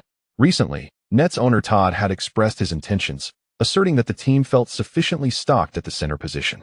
Liu nodded. Not every team was eager to incur luxury taxes, as several $1 million constituted a substantial expenditure. After joining the team, it's highly likely that he won't get much playing time. Pat, you should be aware of that. Liu made a brief reminder, considering that the bench also included Wright and Gazurek. Leaving aside the atmosphere group, the competition with these two alone would significantly limit Mutombo's time on the court. Upon hearing that Liu was not opposed, Ewing felt a sense of accomplishment, cheerfully stating, Dikembe is mentally prepared. After all, he is an old-timer, and it's quite challenging to secure a starting position at this stage of his career. When D'Antoni, accompanied by his coaching staff, approached the group with his hands clasped behind his back, he instinctively began to demonstrate tactical maneuvers, circling in front of the players before addressing them. Do not worry. Within the team, those who perform better will earn more playing time. If Ron underperforms, then T-Shaun will seize the opportunities. Everyone simply needs to be prepared. The new season will present us with greater challenges. No basketball strategy is perfect. Throughout the season, opponents will study us, and our task is to enhance our synergy during training. Remember, basketball belongs to 5 individuals, but there is no need for concern. Lee will identify your shortcomings in practice and assist you in improving. This year, there are only 2 rookie players. It seems that Ragabell is hearing the coach's declaration of resignation for the first time, shattering his illusions. Is this the coach who led to a record of 73 wins? The Knicks training camp commenced as scheduled, and soon whispers emerged from the adjacent second team. Nets owner Todd, in a serious interview, stated, Mutombo is an exceptional player, and we all hope for his prosperous future. The decision to buy out his remaining salary was purely a consideration of the salary cap. In the center position, we already possess ample depth. Thus, buying out the remaining contract is undoubtedly a win-win choice. After testing the free market for 2 months, with no high bids forthcoming, the Nets had no choice but to make this decision. Mutombo, feeling discarded by the team, expressed some hurt and soon gave an interview. This is life. No one revolves around me. I have gained many friendships here and never anticipated such emotional pain. I understand that my ankle injury has led people to doubt my abilities, but I can still play for several more years. I am open to any role, and I trust that I will find a new team in a matter of days. On September 29th, after the Nets bought out Mutombo, the Knicks announced the signing of this once-celebrated all-star center, a mid-level exception for 2 years, worth $6.59 million. With $3.1 million for the current season, Mutombo finally fulfills his dream with the Knicks. New York fans were indifferent to this transaction, and the media made little fuss, as the veteran's role in the team likely would be minimal. Nevertheless, many print media outlets criticized the Knicks' decision, viewing it as an indulgent whim of wealth. On the 30th, Chinese fans witnessed another trade. The Rockets sent Glenn Rice along with second-round picks from 2004, 2005, and 2006 to the Jazz in exchange for John Ameki and a 2004 second-round pick. This trade also granted the Rockets a trade exception. Across the ocean in China, sports media exuberantly celebrated the deal. The Rockets have solidified Yao Ming's core position, acquiring a formidable ally in the paint, as they set their sights on the championship for the new season. Despite this player being merely a role player, it did not hinder Chinese sports media from harboring great expectations. After all, at this moment, fans hope for the Rockets' success, and the media reports accordingly. One cannot simply label Rockets owner Alexander as frugal, unwilling to incur luxury taxes. On October 1st, during the 2003 Asian Championship, the Chinese team faced South Korea in the finals. This championship took place in Harbin, a home turf battle, where Yao Ming dominated the Korean giant Ha Sung-jin. There is a noticeable gap between the big men. No matter how much the Korean media may hype it, Yao Ming remains the most dominant center on the Asian stage. The score was 106-96, and the Chinese team did not secure victory easily, as the fans bore witness to a familiar scene once more. In the second quarter of the match, with a substantial lead, the opponents employed full-court pressure, resulting in consecutive errors from the Chinese team, while the Korean team managed to narrow the gap with several three-pointers. Many fans familiar with the NBA expressed disappointment in the performance of the backcourt players, feeling there was little change compared to the era of the 2000 Olympics. Regardless of the proceedings, achieving revenge and securing a ticket to the Olympics is indeed a cause for celebration. In a post-match interview, when discussing expectations for the Olympics, Yao Ming remained lucid, humbly stating, "I certainly hope the Chinese men's basketball team can surpass historical barriers, but we still have much to learn.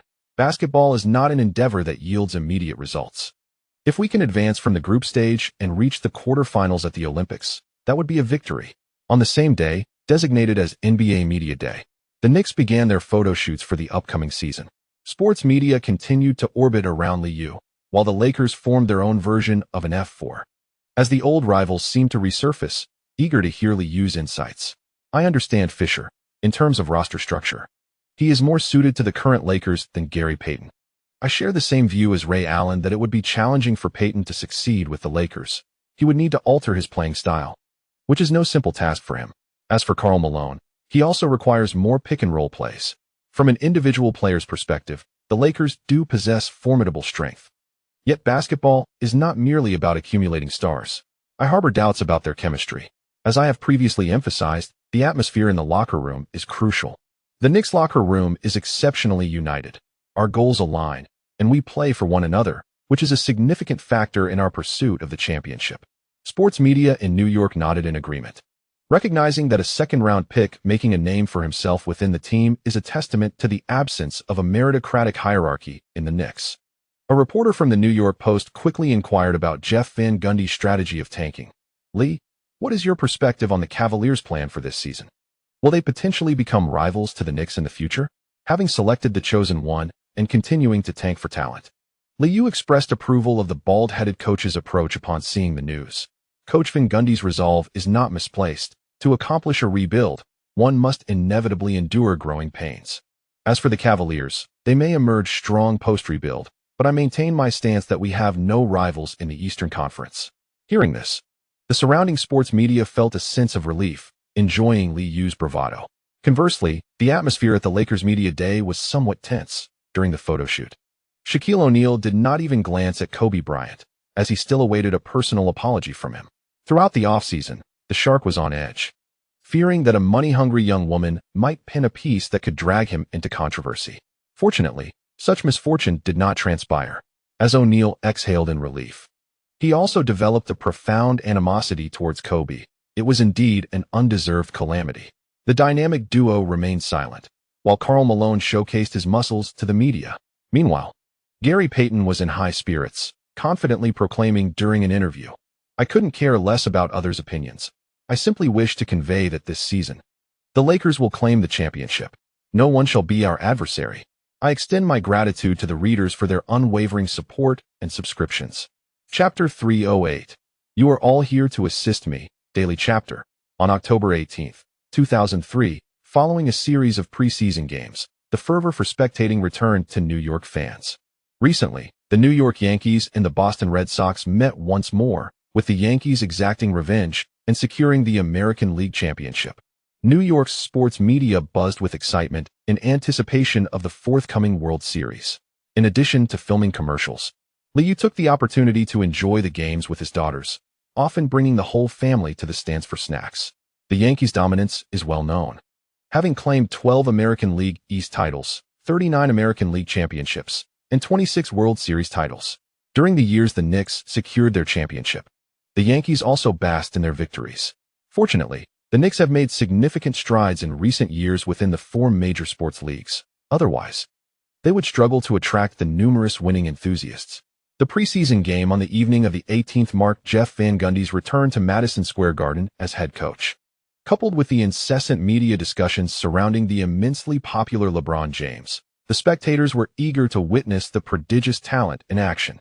Not long ago, the Knicks decisively triumphed over the 76ers in a preseason match, with Allen Iverson absent from the court and leaving New York early after the game. New York sports media remained indifferent, and fans did not discuss Iverson's defeat. The former scoring champion had clearly faded from prominence. Perhaps only a small faction of Philadelphia fans still harbored hopes for Iverson to redeem himself and shed the label of inefficacy.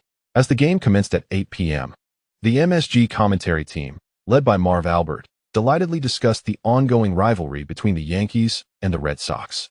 Their banter eventually turned to gossip about the Cavaliers' locker room dynamics. Coach Van Gundy's assertion that LeBron James was the sole cornerstone of the franchise seemed to irk the veteran players. In previous preseason matchups, Ricky Davis had shown little regard for the rookies, eager to seize control of the locker room, indicating that LeBron would require additional time to establish his authority. Marv Albert, known for his exuberance during MSG broadcasts, chuckled heartily at the commentary. "I assure you, if Davis continues with such an attitude, Coach Van Gundy will swiftly see him off." In the Cavaliers organization, aside from owner Gund, only Coach Van Gundy's voice held sway. With a clear intention to pursue draft picks this season, it is evident that many players may no longer be part of the team's future plans. In the commentary booth, two individuals engaged in gossip.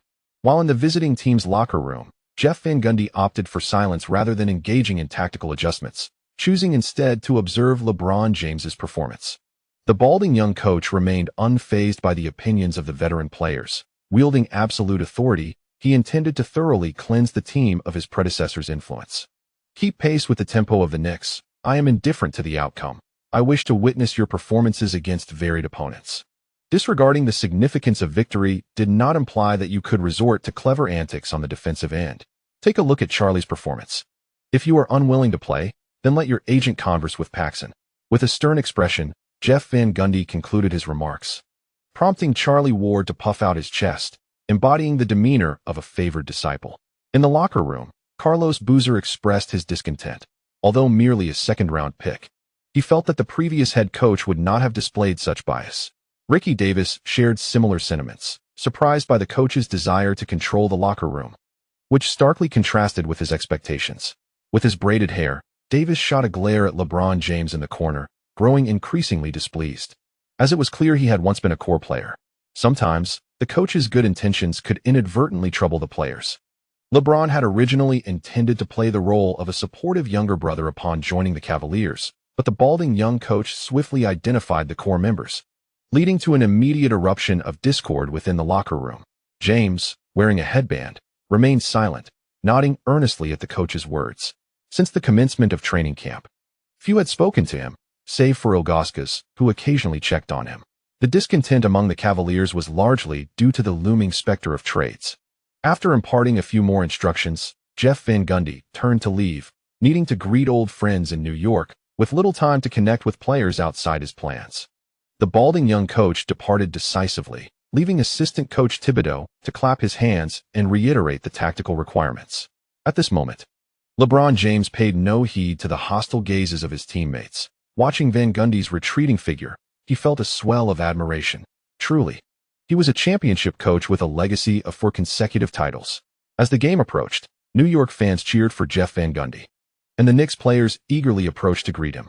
Liu, clad in Knicks training attire, stepped forward to embrace him, initiating a mutual admiration exchange. "Coach, welcome back to the league. This is the stage that truly suits you." The applause from fans and the compliments from players lifted Van Gundy's spirits.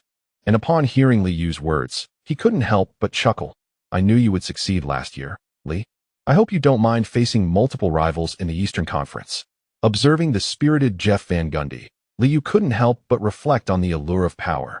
In the Knicks organization, Van Gundy would never reveal such a countenance. The owner was indifferent, the general manager often imposed constraints, and players revolved around Liu. Regardless of Van Gundy's accomplishments, he remained confined to the role of a coach. As Liu turned to leave, Jeff Van Gundy, seated once more, began to strategize. Balancing fervor and authority, The bald-headed young coach awaited the conclusion of the season, eager to draft a towering talent and achieve a remarkable resurgence. Observing Ricky Davis warming up with a disgruntled expression, Van Gundy remained unfazed, knowing that it would not be long before he orchestrated a trade for the player. When faced with a lackluster team in preseason, New York fans often linger in the team store, indulging in merchandise. The sales of the commemorative t-shirts celebrating the remarkable 73-win season surged following the conclusion of the finals. The previous season's caps bore a resemblance to those of yore, adorned merely with the numbers 739 and 160 on either side, sporting new colors and enticing a fresh wave of fans. Ewing awaited fans for photographs in front of his commemorative frame, only returning to the bench as the game neared commencement. As the arena filled to capacity, the cacophony grew louder. Many spectators rose, eager for their moment on camera, while others began to munch on snacks, seemingly intent on resolving their dinner as they watched the game. During warm-ups, LeBron James felt a twinge of discomfort at the scene unfolding before him. Clearly, the New York fans did not hold him in high regard. Regardless of the media's accolades, in this city that revels in resounding victories, one does not earn respect without a championship. Newly acquired Mutombo had already joined the towel crew, seated beside Ewing, sharing quiet laughter. The Cavaliers' starting lineup bore some resemblance to that of the Knicks, predominantly featuring players of forward stature. As announcer Albert introduced the opponent's lineup, he remarked upon the similarities. Ricky Davis, LeBron James, Darius Miles, and Carlos Boozer all shared comparable physiques, with Ilgauskas towering at an impressive 7 feet 3 inches. Despite the Cavaliers' recent struggles, they had amassed a certain level of talent. However, it seemed that Coach Van Gundy had other plans. Walter Frazier, recalling Van Gundy's coaching style, speculated that the team would center on defense. With LeBron James possessing exceptional physical attributes, it was likely that the coach would position him as a help defender. Once, Ewing had been the defensive anchor for the Knicks, and it appeared that this Cavaliers team still lacked an exceptional big man. As the two commentators engaged in light banter, the referees summoned both teams to the center of the court. Liu approached the Cavaliers for a brief exchange of pleasantries, eliciting a smile from LeBron James. Not long ago, the two had met for a photo shoot for the new season, with LeBron currently in a state reminiscent of his younger days, standing to Liu's left. Anthony Hardaway had faded from prominence, while LeBron's former teammate had transitioned into the role of Hill, with Kidd and Gary Payton taking on the mantle of the fourth. After joining the Lakers, Payton rekindled his fame, seemingly on the verge of becoming a championship-caliber guard. "Let's go Knicks." The DJ initiated rhythmic music, and soon the fans erupted in a chorus of cheers. This can be seen as a nod to Jeff Van Gundy. During the recent match against the Philadelphia 76ers, the jovial commentator couldn't help but jest at Allen Iverson, seemingly indifferent to the outcome of the game. Pau Gasol, having spent the offseason competing with the national team at the European Championship held in Stockholm, unfortunately faced defeat against Lithuania in the finals in mid-September.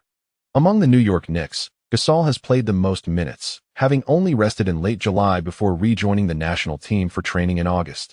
In tonight's game, Gasol is not expected to play extensively, as the coaching staff is keen to avoid injuries before the regular season even begins. As Ilgauskas won the tip-off, Davis seized control of the ball, and the arena erupted with cheers for defense. Swiftly crossing midcourt, Liu offered only token resistance, prompting Davis to recognize the opportunity and immediately call for a pick and roll at the top of the arc. Boozer quickly maneuvered into position, while LeBron James was left to create space on the left wing. Artest had anticipated that James would have more opportunities tonight, only to find that the chosen one was merely waiting for the ball. After months of offseason hype, it seemed he was relegated to a supporting role. Artest, standing beside James, turned his head to observe the pick and roll while teasing the isolated prodigy.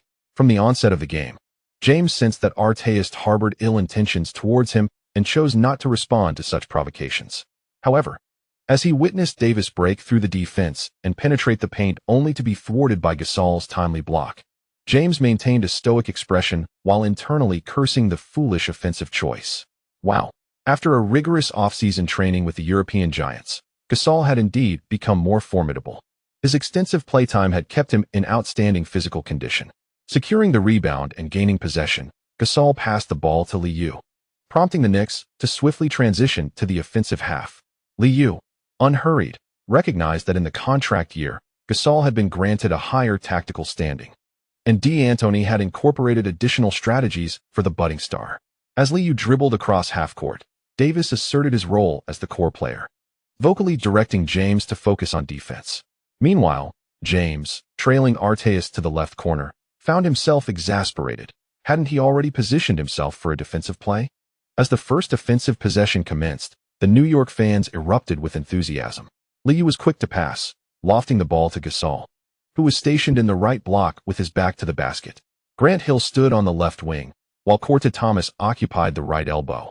All players creating ample space for the attack, misleading Ilgauskas into believing this was a straightforward low-post play.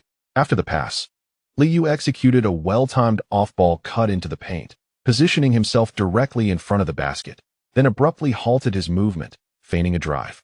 Initially, Davis thought Liu would veer towards the right corner, and his sudden stop nearly caused him to lose his defensive position. As he observed Liu's deceptive movement, he instinctively halted. Ilgauskas, oblivious to the unfolding situation behind him, was suddenly startled to see Gasol launch the ball towards the hoop, prompting him to instinctively turn his head.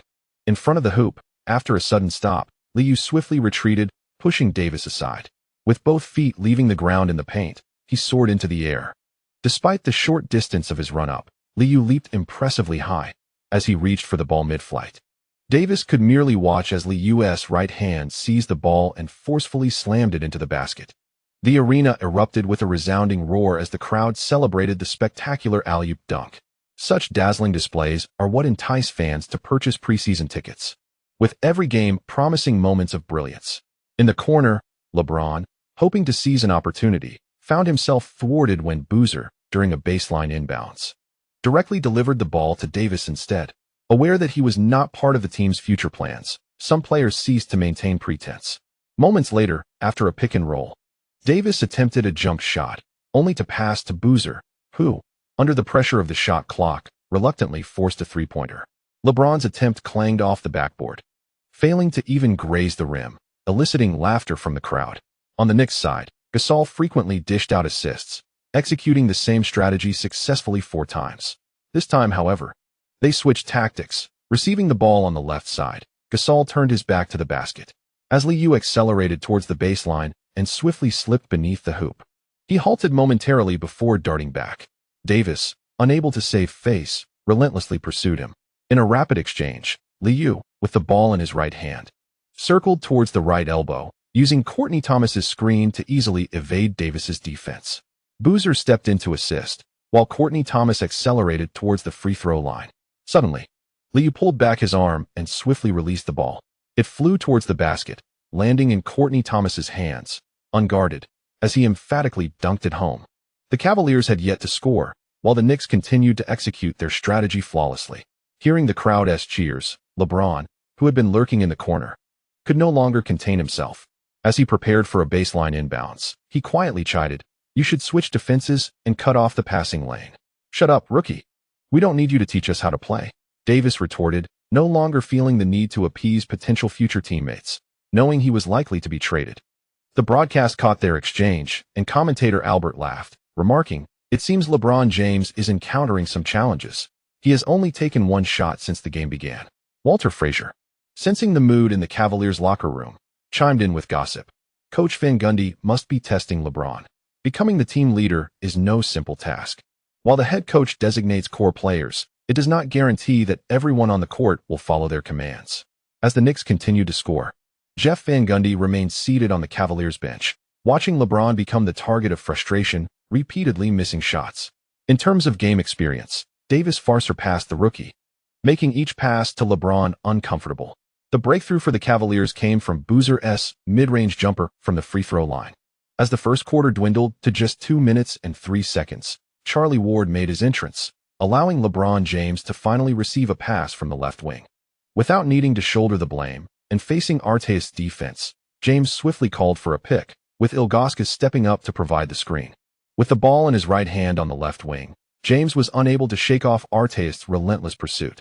As he approached the free throw line, he promptly passed the ball to Ilgauskas, who had maneuvered to the left side near the baseline.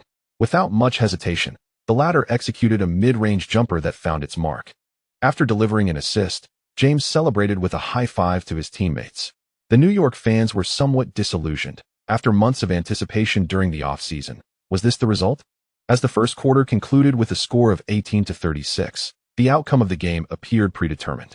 The Cavaliers demonstrated a lack of defensive discipline, a performance that only reinforced Jeff Van Gundy's resolve to pursue trades for his players. During the intermission as he returned to the bench, LeBron James silently wiped the sweat from his brow. These recent preseason games had made a profound impression on him, igniting a determination within. No one shall treat me this way. You are all here to support me. With 3 minutes remaining in the first quarter, Lee was substituted out as the Knicks initiated their rotations early. The bench players took the floor, with Mutombo leading the charge. After a brief exchange of plays, Ewing remarked softly, "I knew the sports media's hype was unreliable. The Cavaliers are likely to remain unchanged this season." James's long two-pointer clanked off the rim, and the Knicks seized the opportunity, with Prince executing a fast-break dunk. Coach Van Gundy seemed unfazed by such performances, knowing that next year's draft could yield promising big men. Lee casually responded, noting that both Okafor and Howard possessed considerable talent. Coach Calhoun had specifically advised him to watch Connecticut's games next year, confident that with a player like Okafor in the lineup, he could lead the team to another championship. On the Knicks bench, the assistant coach was conversing with Gasol and Grant Hill, discussing tactical adjustments necessitated by the evolving game. This required Gasol to enhance his defensive reading. Now in his third year, his growing experience would enable him to shoulder such responsibilities. This preseason match had essentially morphed into a tactical experiment for the Knicks, with a stark disparity between the two teams and the opponent grappling with locker room issues, leaving James with no choice but to endure another defeat. With 1 minute and 24 seconds left in the game, James, back on the bench, glumly observed his teammates in silence. He certainly bore no ill will towards Jeff Van Gundy. However, the circumstances left him discontented. The regular season had yet to commence. Yet James was already yearning for the team to make a trade. Ultimately, with a final score of 81-116, LeBron James faced his fifth preseason loss. His performance was lackluster, shooting 5 of 17 from the field, 0 of 3 from beyond the arc, and hitting just 1 of 3 free throws, totaling 11 points, 6 rebounds, 4 assists, 1 steal, and 3 turnovers. Once again, he submitted a rather unremarkable stat line. After the game, LeBron was compelled to don a smile, offering handshakes to the Knicks players. "Do not dwell on the preseason, my friend. You performed admirably tonight. This is Coach Van Gundy's test for you." Liu casually offered words of solace to the smiling yet weary LeBron James, who found wisdom in his remarks. "I understand. I am still in the process of learning. Coach Van Gundy is indeed remarkable, and I relish playing under his guidance." Sensing the sincerity in LeBron's words, Liu couldn't help but blink, acknowledging that the bald young coach possessed a certain depth of insight. Due to James's underwhelming performance, the New York fans were disinterested in mocking the rookie. In their eyes, the Cavaliers, destined to flounder, were hardly worth their attention.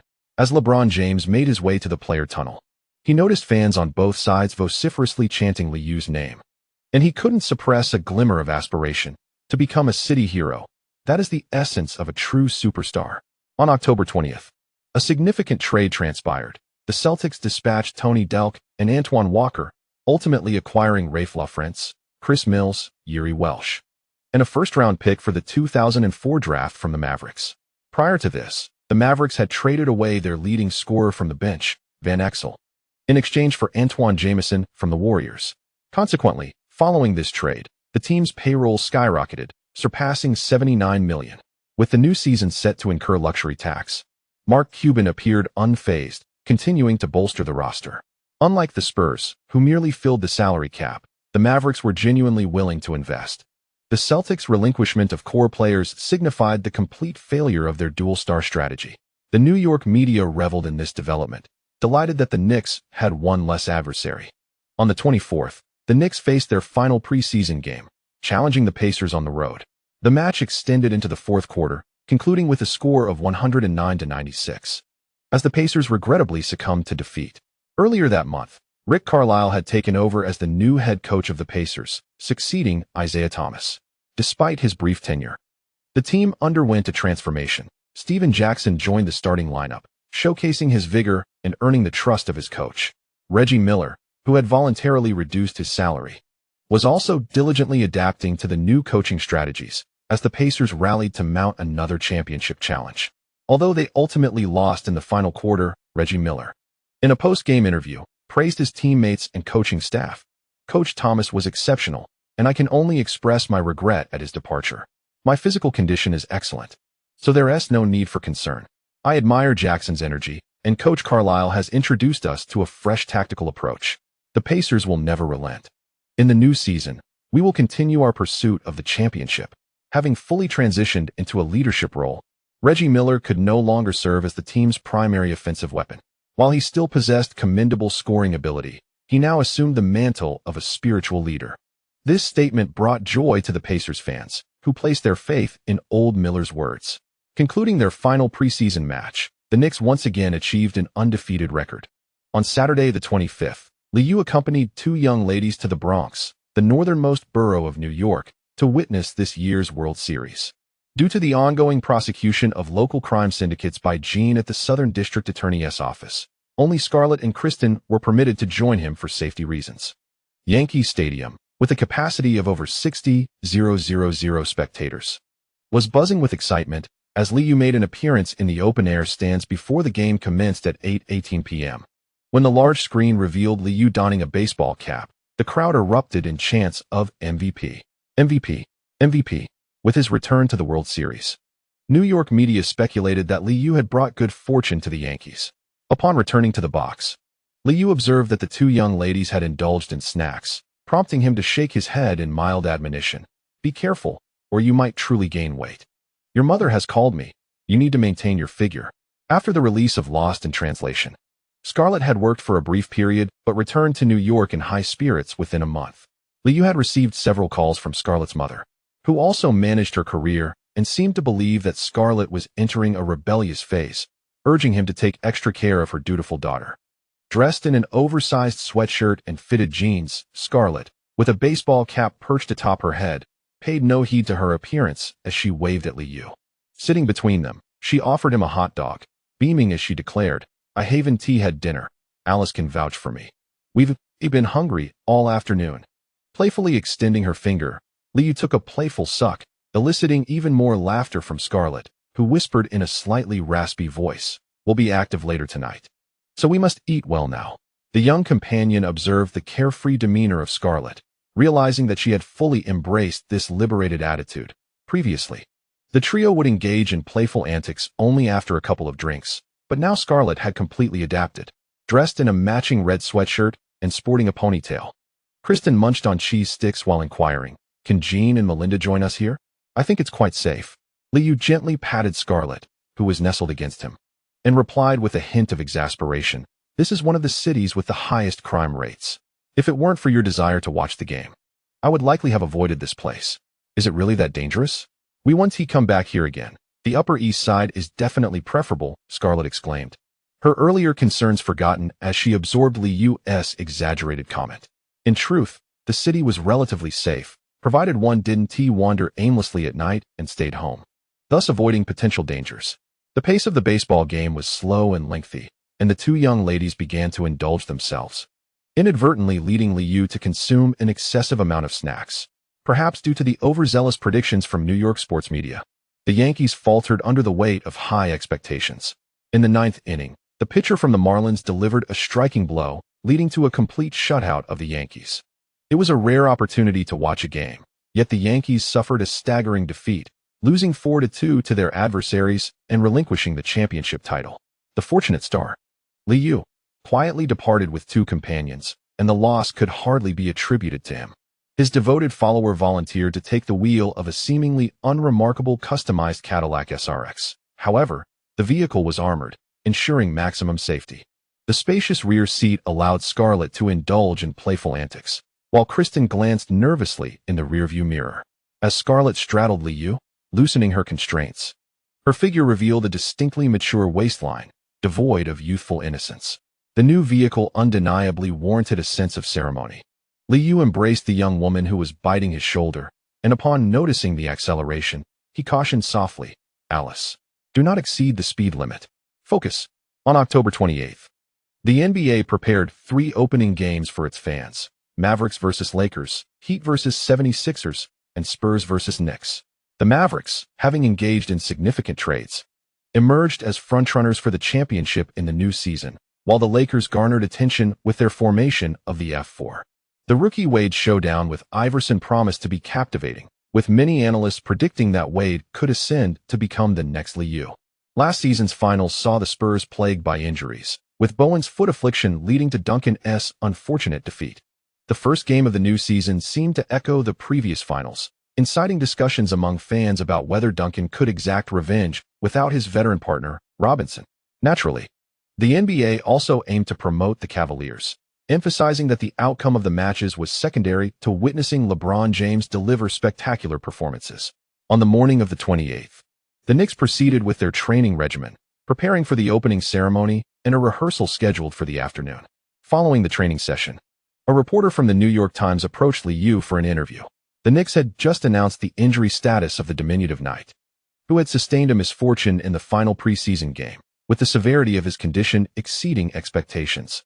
Lee, it is regrettable that we are facing injuries as the new season commences. Will this impact your playing time? It was clear to all that the Knicks were lacking a backup point guard, and Knight's injury could disrupt the team's rotation. The coaching staff had yet to make arrangements, but Liu maintained that increased playing time would not hinder his performance. Grant can also initiate the offense. I have faith that the team will navigate through this challenge. Upon concluding his statement, Grant Hill approached with a light-hearted jest. Perhaps this year, Lee will enable me to claim the title of assist leader. Trust me, Knight will be back in no more than 2 weeks. There is no need to worry about the Knicks. After concluding his remarks, Grant Hill chuckled and took the novice player to dine. While a reporter from the New York Post seized the opportunity to pose another question, Lee, will being compelled to increase your playing time adversely affect your efficiency? We all recognize the distinction between the regular season and the playoffs. Liu confidently interjected, asserting, an increase in playing time will not diminish my efficiency. Let us not forget, I am merely 25 years old. Often, I can play the entire game without feeling fatigued. Moreover, this season we have augmented our tactical initiation points. Thus, physical stamina will not pose a challenge for our team. The sports journalist from New York nodded in agreement, acknowledging that at 25, Liu's physique indeed remains in its prime. Stamina, 99. This attribute is the first to reach 99, which bolsters Liu's confidence, as his training during the offseason has led to an enhancement in his stats. Subsequently, the group inquired about the evening's game, reflecting on the current roster of the Spurs. Liu smiled and remarked, since I joined the team, the Knicks have never lost their season opener. Naturally, we aim to uphold this tradition. The 7th championship banner must rise above the arena. Victory is deserving of such a moment. I believe the Knicks should secure a narrow victory over our opponents. Thank you to the readers for your subscription support. Chapter 309. A perfect debut on October 28, 2003, following the New York Yankees' defeat in the World Series. The spectators shifted their championship hopes to the Knicks. Despite it being a Tuesday with the game scheduled for 8 p.m., most fans arrived early to queue outside the venue. Some visitors had traveled from Pennsylvania Station, given that the arena is situated directly above the station. Fans coming from Boston typically favored taking a bus directly to the venue. The majority opted for the subway, as parking was notoriously difficult and exorbitantly priced. Walking from the 11th Avenue was far more economical for the average fan. The aerial view of New York's nightscape is breathtaking, yet Madison Square Garden, being an old arena, is perpetually surrounded by ongoing renovations, which render the surrounding roads increasingly narrow. First-time visitors entering Madison Square Garden through the standard entrance are likely to be startled by the exuberant New York fans congregating outside, shouting, "Let's MF go. New York is champion." When exuberant fans brandish signs reminiscent of Shaquille O'Neal's antics, the crowd erupts in excitement, embracing one another and bouncing around in jubilation. It is fortunate that smartphones had yet to emerge in this era, nor had Facebook been conceived. Otherwise, these jubilant fans would have had an even more effective outlet for their exuberance, and some players might have found themselves overwhelmed. Upon entering the arena, one is greeted by enormous posters of the Knicks, and the team store on the first floor is perpetually crowded, with jerseys, commemorative t-shirts, and championship caps being popular purchases. This season, James Dolan generously distributed team handkerchiefs to attending fans, providing each spectator with a token to enhance their game-watching experience. Upon entering, fans ride the escalator in search of their seats, with food vendors scattered across various levels. The uppermost tier of the arena offers complimentary dining spaces for supporters. Many patrons prefer to procure a meal and settle into their designated spots, indulging in food and conversation. A common refrain among them is the lamentation of the Eastern Conference team's weakness, with this year proving to be another triumph for the Yankees. However, the Knicks have shown remarkable resilience in recent years.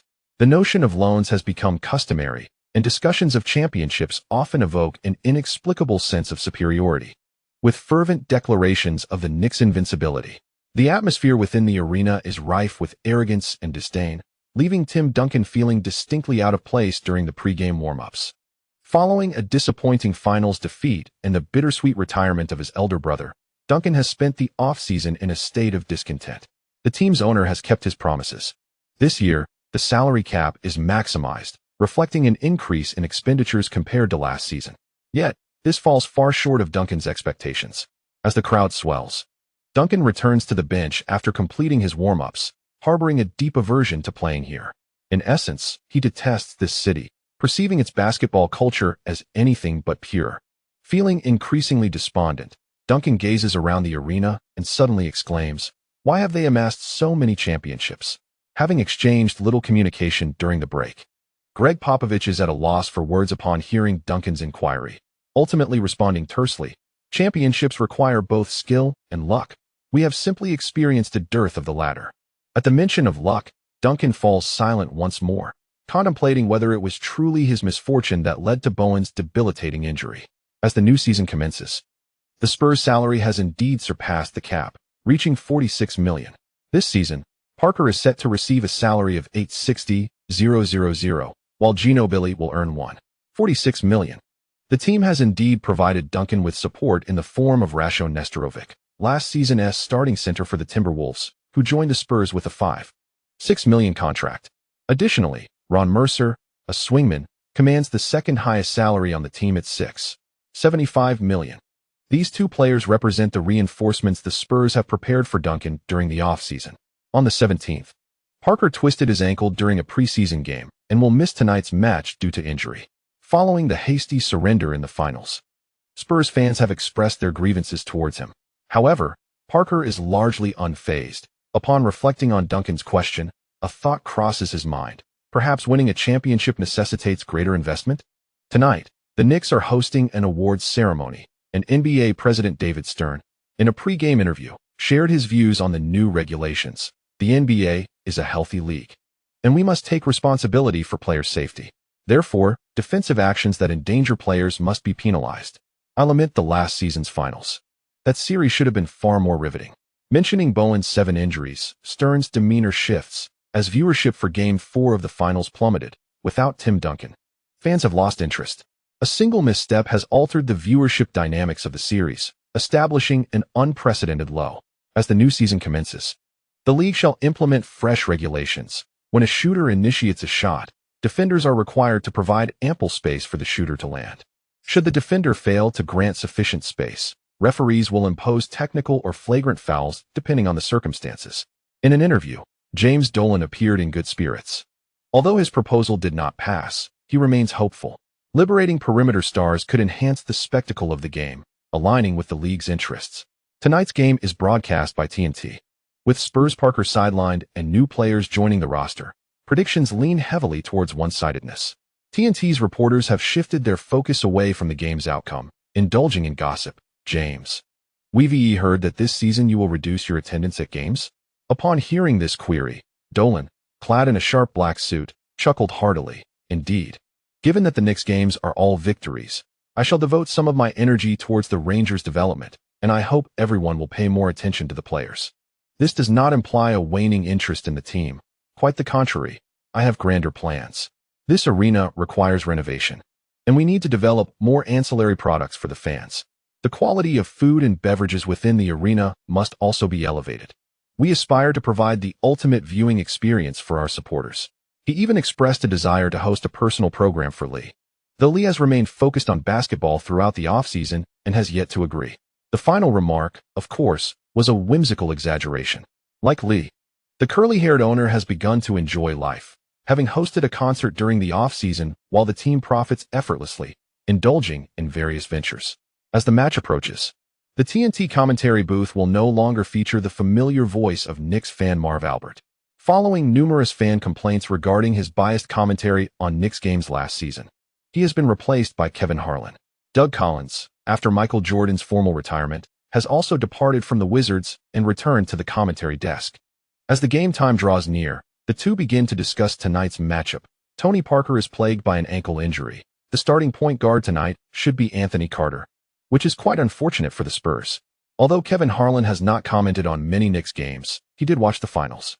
Noting that the Spurs lack a defender capable of matching Lee, and tonight's new recruit, Anthony Carter, is likely to be ineffective.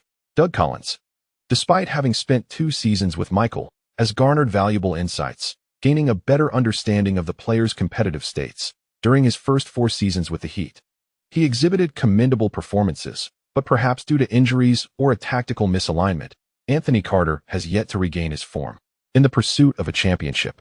This acquisition does not bode well. The Spurs still have not resolved their issues at the point guard position. During his 2 seasons coaching the Wizards, Doug Collins repeatedly faced relentless defeats at the hands of the Knicks. Regardless of his defensive strategies, they proved utterly futile. Previously, the focus was merely on Liu's statistics. But now Doug Collins has transformed into a mindless cheerleader, fervently proclaiming one singular viewpoint. The Spurs stand no chance. The Knicks are destined for victory. The two are not dissimilar to the commentator Albert, albeit with a more subtle flair. Half an hour before the game, the arena was already filled to capacity. The DJ casually introducing the visiting players while the New York fans could hardly muster a boo. Many spectators felt that tonight's Spurs lineup rendered their tickets a regrettable investment. Who are these players? After a swift overview of the opposing team, the lights dimmed in the arena, the cheers crescendoing as the spotlight illuminated the center court where David Stern, microphone in hand, waved enthusiastically. Once the noise subsided, he began. "Thank you. It is a pleasure to witness such a historic moment once again. In the 2002 to 2003 season, the NBA championship belongs to the New York Knicks." The crowd's cheers elicited a smile from Stern, who then proclaimed, "Tonight, we are honored to welcome the heroes of the New York Fire Department. Sports unite us, and they connect us all." The NBA, in collaboration with the Knicks, is set to launch a special edition Fire Department jersey this season, with a significant portion of the proceeds being donated to the families of the victims. Stern delivered a heartfelt speech, highlighting the numerous successful events held in conjunction with the Fire Department's group tickets over the past 2 years. Shortly thereafter, James Dolan appeared beside the president, taking the microphone to earnestly declare a regular season of 73 wins and a playoff record of 16 wins and no losses. This is a victory for New York. We must not forget the behind-the-scenes contributors, our broadcasting partners, our logistics team, and all staff members whose immense efforts made this possible. This is a special ring, and I hope everyone will cherish it, as it symbolizes the Knicks' dominance. The broadcast shifted to the glimmering championship ring resting on the table, and compared to previous years, this year's ring was notably larger and more lavish. To accommodate the engraving of all names, this ring featured a flip-top design, serving not only as a ring but also as a pendant. The front showcased a spherical protrusion adorned with orange Knicks, and the entire surface was encrusted with tiny diamonds. The sides bore the engraved years, with one side reading New York, Clay Lee, and 739, while the opposite side displayed World Champion and 160. Upon flipping the ring open, one would find it filled with minute letters, inscribing the names of the management and players. Although the curly-haired owner did not explicitly promote it, anyone glancing at this oversized ring would recognize its considerable value. While it is indeed aesthetically pleasing, the oversized ring may be less suited for wearing on the finger, appearing more fitting as a necklace. James Dolan warmly called out the names of staff members, coaches, and players. Prior to the event, the team did not reveal the design of the championship rings, thus eliciting expressions of astonishment from everyone as they held them. D'Antoni, unable to contain his excitement, examined the ring from different angles, noticing that the name engraved inside prominently featured both his and Liu's names, which made him clap joyfully. Similarly, Grant Hill found the new ring to be notably larger than the previous one, feeling a sense of spaciousness as he donned it. For Gasol, receiving his first championship ring was a particularly momentous occasion. He scrutinized the ring intently. When visiting Liu's home, he had seen the collection of rings and realized the team's significant investment, prompting a broad smile to spread across his face. Artist and Kourt Thomas, both longtime members of the team, were equally awestruck upon receiving their rings, the impressive size leaving them in wonder. Stoudemire, feeling the thrill of the moment, took off the ring briefly to kiss it affectionately. As Liu made his entrance in Knicks training gear, the arena erupted in thunderous applause. MVP, MVP, MVP. After receiving their rings, the Knicks management approached Liu, offering hugs and congratulations. James Dolan, with a playful pat on the back, whispered as he presented the ring, "I wanted to make it even more extravagant, but the league informed me that it did not comply with regulations. It is meant to be worn on 2 fingers." Liu slid the ring onto his middle finger, noting that although it felt larger, it harmonized beautifully and exuded a sense of delicacy. "Cool. This must be the most exquisite ring in NBA history." The curly-haired owner, buoyed by Liu's praise, eagerly passed the microphone back. "This is indeed a special ring. It seems to signify the team's renewed voyage. For me, this is my 5th championship ring. I appreciate the beauty of symmetry, with my left hand adorned with rings. I trust everyone understands my next ambition. Yes, indeed, I aim to fill my right hand as well. The arena will be graced with championship banners soaring high. Are you ready?"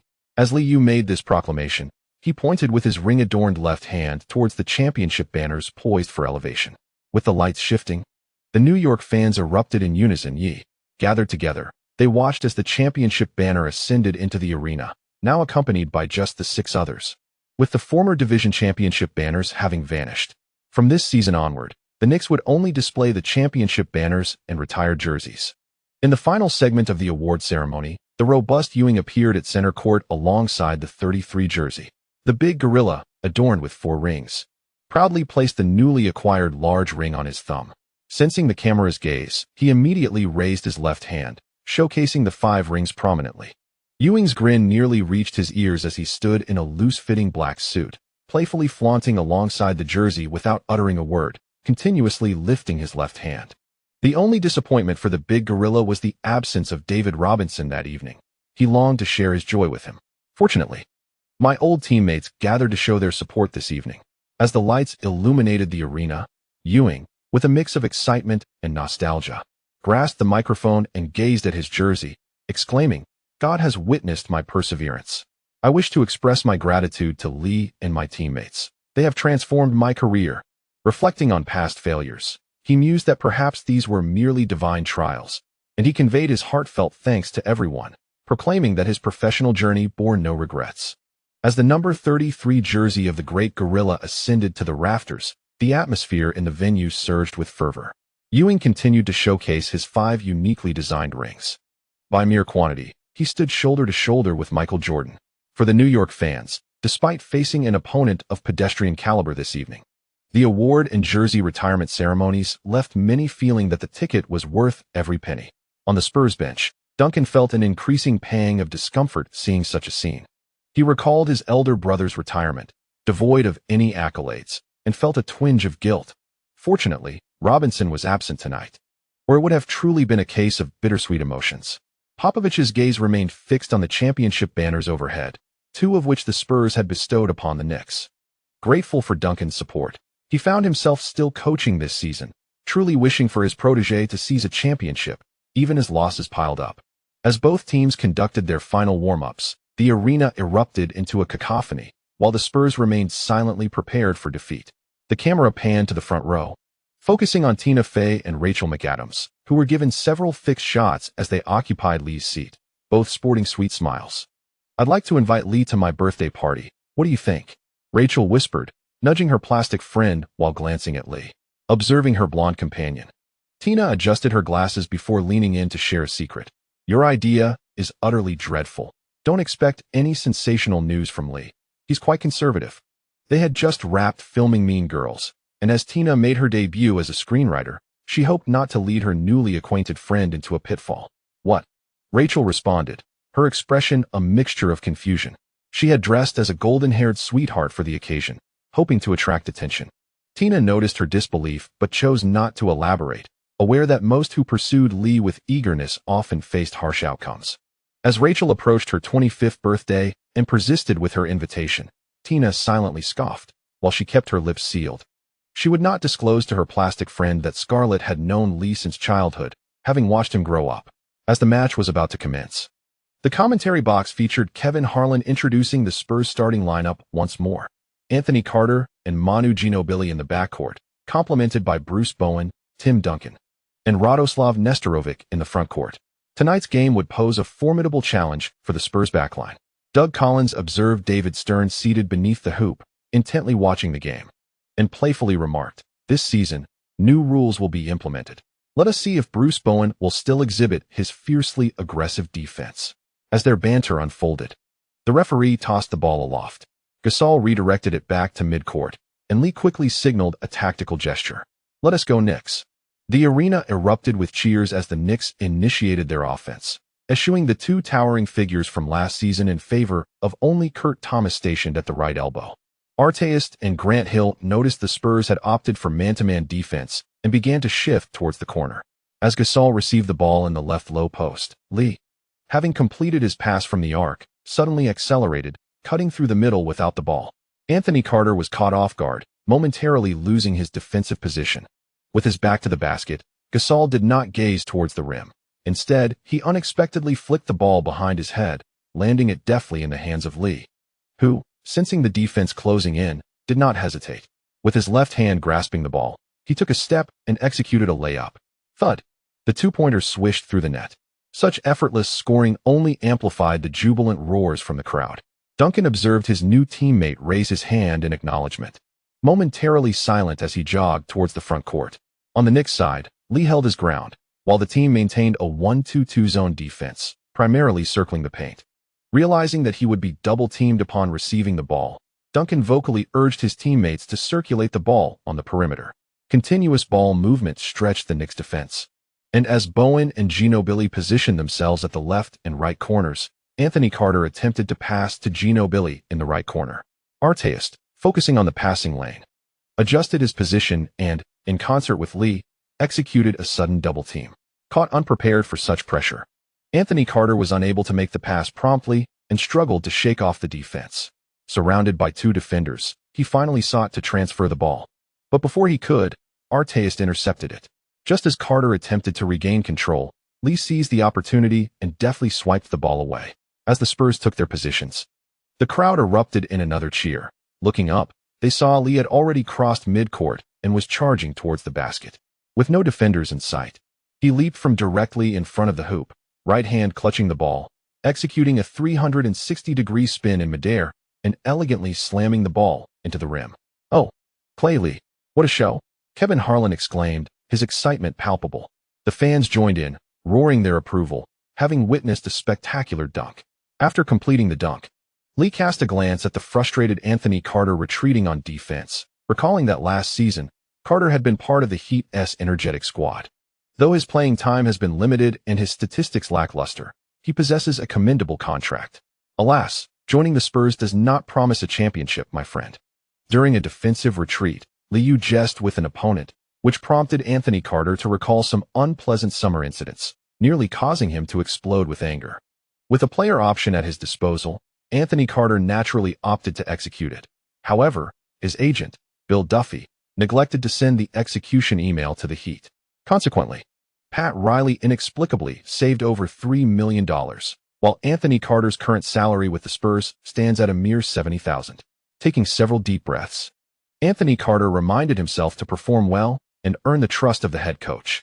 As he crossed half court and noticed the Knicks' defensive formation, he found himself momentarily bewildered. Sensing the urgency in the ball movement of this atmosphere setter, Liu returned to the half court to direct his teammates to adjust their defensive alignment. Liu stepped up to apply pressure, with Grant Hill and Artest flanking him on either side, while Gasol stood at the free throw line, arms raised to create a distraction. Duncan intended to call for the ball in the low post early on, but Kourt Thomas fiercely contested him, resulting in a physical struggle that rendered Duncan unable to receive the ball. At that moment, Nestorovic positioned himself on the right near the baseline, but the Knicks' defense was formidable, preventing Anthony Carter from passing the ball promptly. On the sidelines, Popovich, noticing the players' inactivity, anxiously urged them, "Go to the corner. Create space." Ginobili, quick to react, accelerated towards the right corner. As Anthony Carter shifted to the right wing, the Knicks' defensive formation adjusted leftward. Gasol defended in the low post, while Liu moved to the free throw line, and Grant Hill began to shift upward. The slow pace of ball handling allowed the Knicks to recalibrate their defense. After Anthony Carter passed to the right corner, Artest had already completed his slide and was in front of him. Seeing his teammate left open, Ginobili returned the ball, attempting to stretch the Knicks' defense. Receiving the ball again on the right wing and noticing Liu's lack of pressure, Anthony Carter assisted in directing Bowen to move towards the right corner. Holding the ball in his left hand, he swiftly approached the arc, sensing Liu's acceleration to challenge. He hurriedly tossed the ball towards the right corner. Once more, it was an erroneous offensive choice. In an attempt to bypass Grant Hill and deliver the ball to his teammate, the pass was too high and too slow. Grant Hill merely took 2 steps back before leaping effortlessly to intercept the ball. Amid the cheers of the crowd, Liu immediately sprinted, shaking off Anthony Carter and racing across half court. After securing the steal, Grant Hill glanced forward and swiftly released the ball. Liu caught it with ease near the three-point line. Many fans had already risen in anticipation, arms raised high, as Liu charged forward in a 1-on-0 situation. With 3 long strides, he leaped high before the basket, his right hand gripping the ball, arm drawn back. Suspended in the air, he soared, head above the rim, and delivered a thunderous slam dunk. Boom. The ferocious dunk was a resounding success. Wow. The visually striking slam dunk nearly caused the cheers to erupt beyond the confines of the arena. On the Knicks bench, the Atmosphere team fervently waved their towels.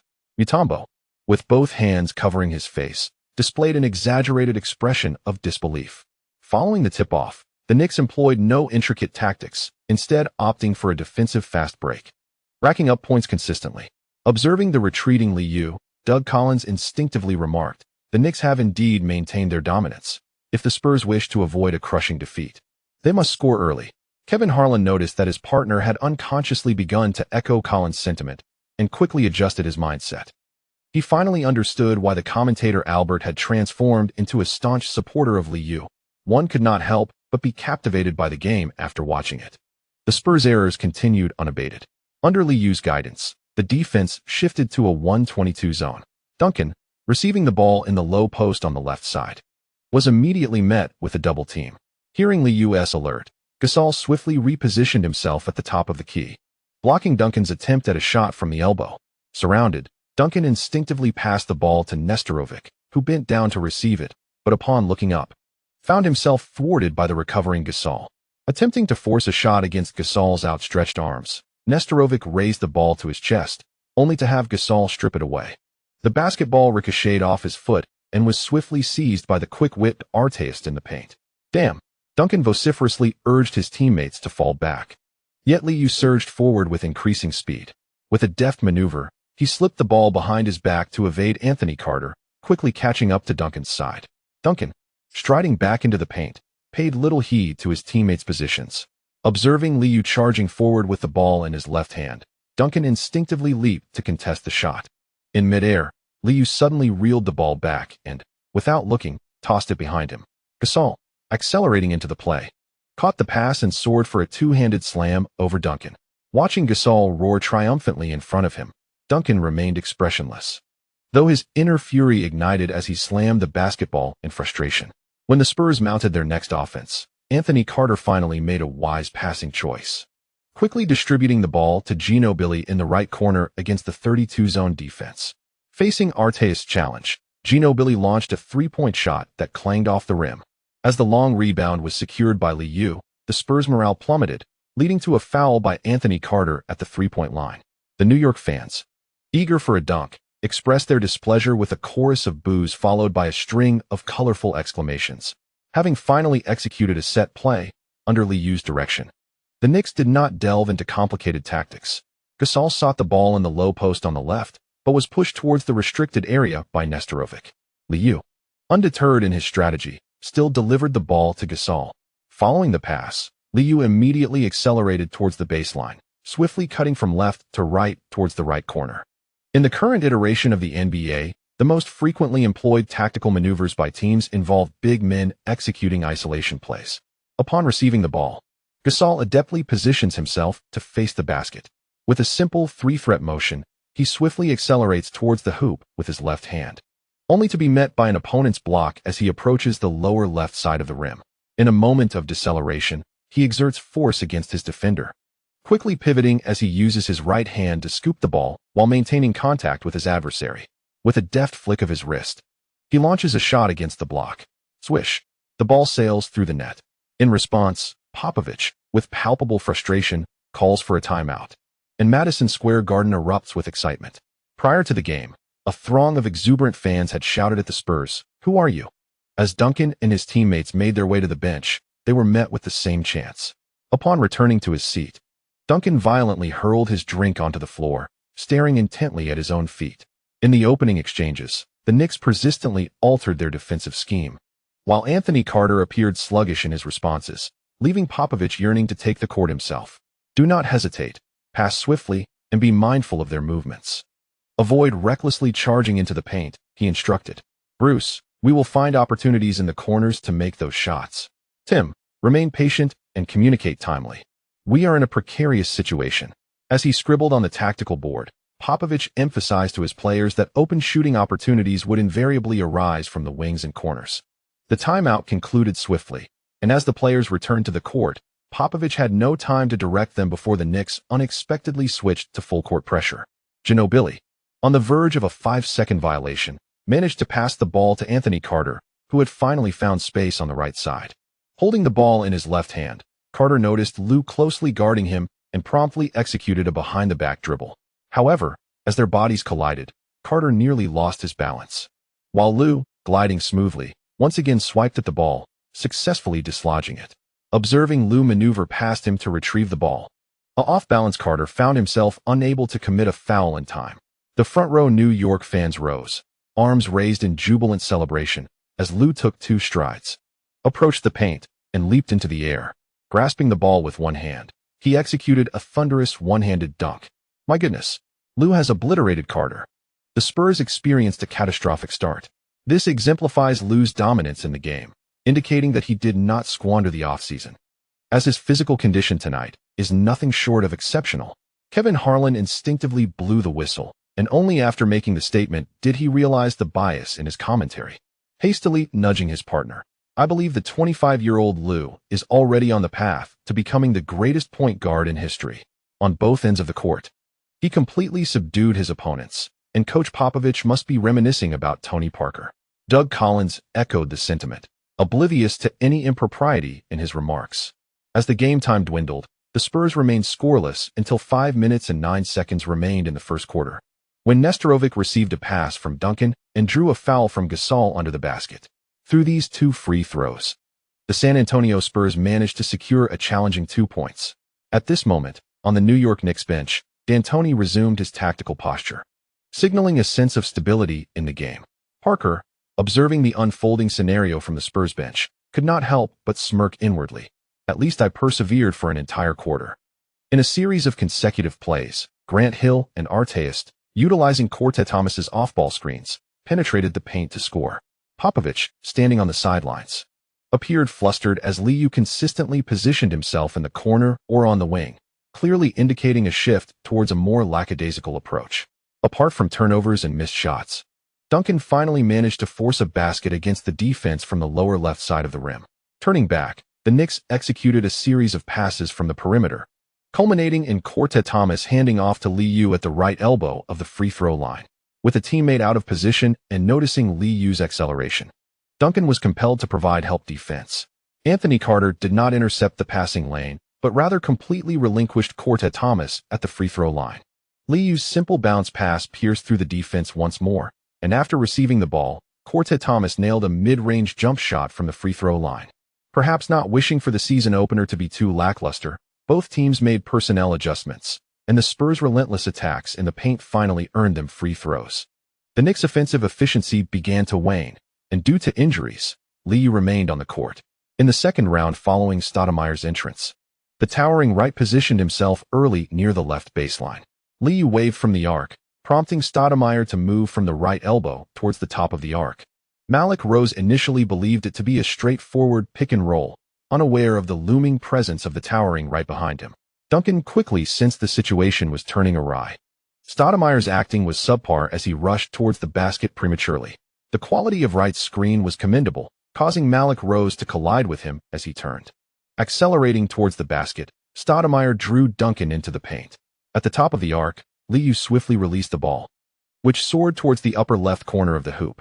In that moment, Duncan could only watch as Stoudemire, with legs resembling springs, leaped early, briefly suspended in midair before successfully gathering the ball, exerting his strength, and executing a powerful two-handed dunk. Boom! The explosive alley-oop dunk electrified the atmosphere, and Stoudemire, looking toward Duncan, pounded his chest and shouted, a gesture that completely rattled Duncan. Popovich noticed Duncan's request to exit the game and felt a chill run down his spine. Indeed, the big man was genuinely irked. In the final minute, amidst free throws and missed shots, New York fans began to celebrate the anticipated victory. The Spurs collapsed within a single quarter, committing 7 turnovers. In contrast, the Knicks recorded no turnovers in the first quarter, prompting Kevin Harlan from the commentary booth to exclaim, "A flawless debut." At their home court, the Knicks once again demonstrated their dominance. Doug Collins observed that all the players from the Knicks who appeared in the technical statistics had scored, and he smiled as he offered a succinct commentary. As Coach D'Antoni said, "I see discipline in the Knicks. He has successfully left his mark, with an impressive 73 wins. There is no room for luck. Perhaps in a few years, we shall witness the emergence of a legendary coach." In the brief 2 minutes that Rajabel was on the court, he seized an opportunity for an open shot from the right corner and executed a steady jump shot. Upon returning to the bench, the rookie was elated, exchanging high-fives with his teammates, genuinely astonished by the ease of the game. His last year's Western champion this week. With a flawless performance, 5 for 5 in a single quarter, totaling 10 points, 2 rebounds, 5 assists, and 2 steals, Liu returned to his seat, while D'Antoni clapped enthusiastically, beaming with delight at the successful execution of the strategy, which exceeded his expectations. "Grant, you handle the offense. Everyone, be ready to assist. Tonight, we aim to conclude this game swiftly." With a backup guard sidelined due to injury, D'Antoni was compelled to make do, briefly outlining a plan before handing the tactical board to an assistant coach. With the outcome of the game already decided, the atmosphere was charged with excitement, as the assistant coach took on the responsibilities of the head coach. Newly joined Mike Malone watched enviously as Crawford held the tactical board, not realizing that D'Antoni was indeed a master of the laid-back approach. Most players gathered around the assistant coach, Gasol, in a contract year, sought to bolster his statistics, while Liu had already entered a state of relaxation. After all, this year's MVP would certainly not be his, and he saw no need to partake in the data sharing during such a one-sided game. "Lee, we should reinforce the backcourt. You must increase your playing time in the upcoming matches." D'Antoni was unaware of Liu's intentions and was still eager for his star player to accumulate more statistics. Seeing the little mustached coach smiling cheerfully, Liu chuckled lightly. "For tonight's opener, let the others shine. I will step in once the opponent narrows the gap to 15 points. Upon hearing this, D'Antoni paid it no mind, acknowledging that 15 points was indeed a suitable margin. Liu observed the throng gathered around the assistant coach, comfortably leaning back in his seat, munching on the fruit prepared by his attendant. After so many seasons, it's about time I indulge a bit. Gratitude to the readers for their subscription and support. End of chapter 310. The Emergence of New Stars, Daily Chapter. On October 28, 2003, though the Knicks season opener was not particularly thrilling for the New York fans, witnessing their opponents falter made the ticket worthwhile. As the game concluded, Madison Square Garden remained boisterous, while the Spurs departed with their heads hung low. Tim Duncan had retreated early to the player tunnel, having spent the entirety of the fourth quarter on the bench, and the Atmosphere crew dared not utter a word from the fourth quarter onward. The performance of the team's new recruits was lackluster, which left Coach Popovich with a grim countenance as he approached the technical table to shake hands with D'Antoni, remaining silent. Noticing Popovich leaving with a stern expression towards the players' tunnel, Kevin Harlan in the commentary booth glanced at the technical statistics and succinctly remarked, when facing the Knicks, "A strong start is imperative. Should the team remain in a double-digit deficit by the third quarter, the likelihood of defeat becomes exceedingly high. This is intrinsically linked to the contrasting styles of the core players, as Lee has elevated his game management to a remarkable level." This evening, the Knicks triumphed over the Spurs with a resounding 31-point victory. Doug Collins, also perusing the technical statistics, noted Duncan's impressive performance in the latter 2 quarters and commented, In 32 minutes of play, he shot 8 for 13, made 4 of 6 free throws, resulting in 20 points, 10 rebounds, 3 assists, 1 steal, and 4 turnovers, an admirable double-double. Yet such statistics are insufficient to secure a win for the Spurs. The team's simplistic tactics and lack of perimeter threats indicate that if they aspire to contend for the championship, there is still much to learn. Kevin Harlan refrained from further commentary, noting that Liu played merely 30 minutes, achieving 26 points, 5 rebounds, 11 assists, 3 steals, and 1 turnover with a shooting line of 10 for 15 and 2 for 4 from beyond the arc. Unremarkable numbers. Both commentators understood that this season in the Western Conference, the focus remains on the financially ambitious Mavericks, Timberwolves, and Lakers. Meanwhile, a player adorned with 5 rings flaunted them, drawing envious glances from Mutombo, who proudly showcased his significant ring under the shimmering lights. Liu exchanged greetings with friends on the sidelines. Tina Fey waved, and they shared a brief embrace. How does it feel to be a screenwriter for the first time? I guarantee it will be a blockbuster next year. Upon hearing this, Tina tilted her head, playfully patting Liu's chest. I'm a writer, not a director. If the box office flops, it's due to their script alterations. Rachel, my dear sister. Once filming wraps, we must attend the opening night. She is an ardent fan of yours. With a smile, Tina subtly pinched Liu's arm, reminding him to tread carefully. Rachel McAdams, having dressed up for the occasion, donned fitted black jeans paired with a blue shirt, her golden hair tied up with a striking red scrunchie. Liu felt a sense of familiarity, recalling that this was a common look for Melinda during school days. Melinda bore a resemblance to a young Emma Stone. Yet she was distinctly a delicate beauty with a heart-shaped face, large eyes, and fair skin, albeit with a quirky personality that lacked any pretentiousness. Sensing she had garnered attention, Rachel smiled sweetly, revealing dimples, and said demurely, "What an exhilarating game, Lee. I've been following your career. It's a bit forward of me. But would you be able to attend my birthday party next month? Tina and the others will be there." Tina, fully aware of Liu's character, discreetly pinched him again, reiterating her caution. "Certainly, Tina as friends are my friends. I will undoubtedly attend your birthday celebration," Liu replied, a harmless smile gracing his face. Rachel felt a sense of pride. She had meticulously studied this ensemble for quite some time, including the artful application of her natural makeup. After successfully capturing Lee, Rachel smiled sweetly and said in a playful tone, "On the 16th, I'll come pick you up. It's settled." With a camera directed towards her, Rachel deliberately pointed her toes, embodying the image of a golden-haired sweetheart. In the end, Liu embraced his friend once more, noticing Tina's discreet glare, and couldn't help but chuckle softly. "I adore this golden-haired girl." He waved farewell to the fans in the stands before turning away. Tina, observing Rachel waving as well, kindly cautioned, "Just be friends. Don't let it develop into anything more." Rachel, giggling as she linked arms with her plastic friend, replied sweetly, "I understand. Lee looks even cooler than he does in magazines. Did you see his gaze? He hardly seems 25, both mature and youthful." With a subtle smirk, Tina felt exasperated. This girl was clearly reading Forbes. And the New Yorker had recently featured a brief introduction to Liu's Peninsula Manor. With the backing of his wealth, Lee's handsomeness was striking, radiating the allure of affluence. The Knicks season opener was one-sided, losing all suspense early on. In the Heat vs 76ers opener, a diminished Liu faced a disappointing defeat. Stan Van Gundy's inaugural game coaching the Heat ended in a loss. In his 41 minutes on the court, Wade shot 8 of 18, scoring 18 points with 4 rebounds, 4 assists, and 5 turnovers. For a rookie, this performance exhilarated the Heat fans. After Randy Ayers took over the 76ers, he made minimal adjustments to the team's tactics, ultimately relying on Iverson. Playing at home, Iverson did not disappoint the fans' trust. In 45 minutes, he scored 26 points, with 5 rebounds, 11 assists, 5 steals, and 3 turnovers, shooting 9 of 25 from the field, 3 of 11 from beyond the arc, and 5 of 8 from the free throw line. Although Larry Brown was no longer at the helm, Iverson remained unfazed, regaining his former confidence after the victory. "I feel in excellent shape. I disregard the comments. As long as I'm on the court, I want to drive to the basket. I don't wish to discuss game strategies. This is my primal instinct. I want to showcase my true self to the fans." After the game, Iverson expected praise, but was met with tepid reactions.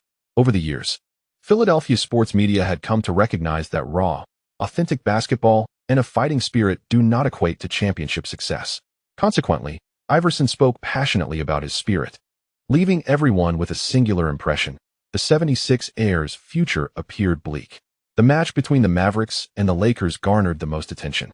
Prior to the game, Mark Cuban made significant acquisitions, and the Lakers' made their appearance, sparking a flurry of discussions among analysts regarding the clash between the two teams.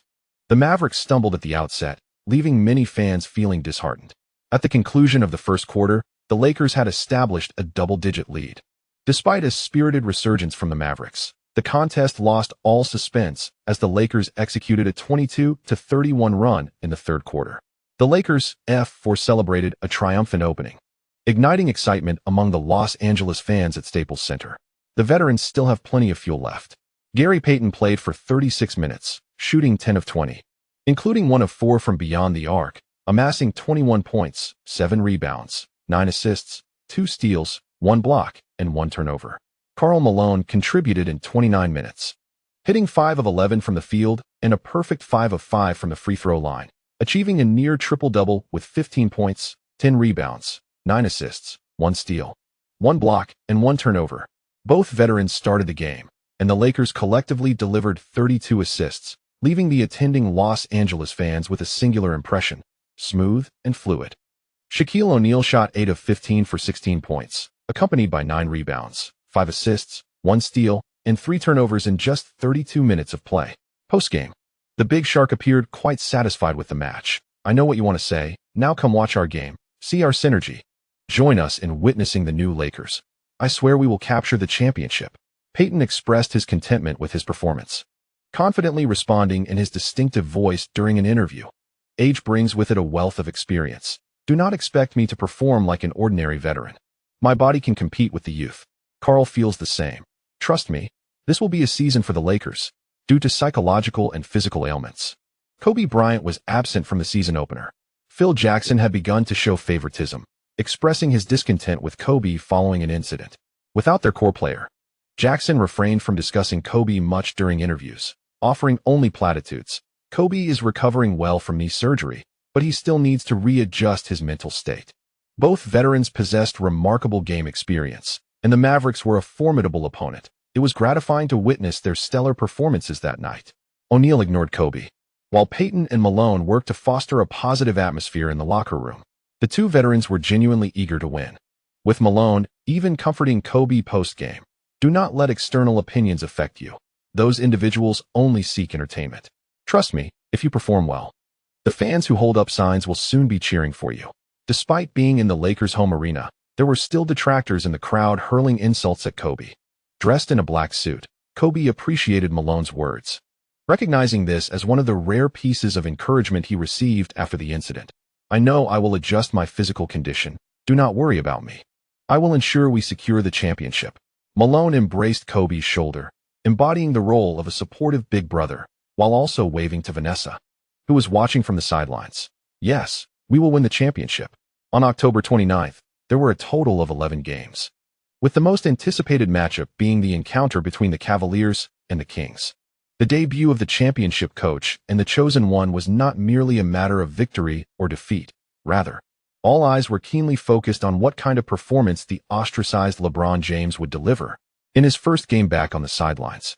Jeff Van Gundy faced the media after arriving in Sacramento.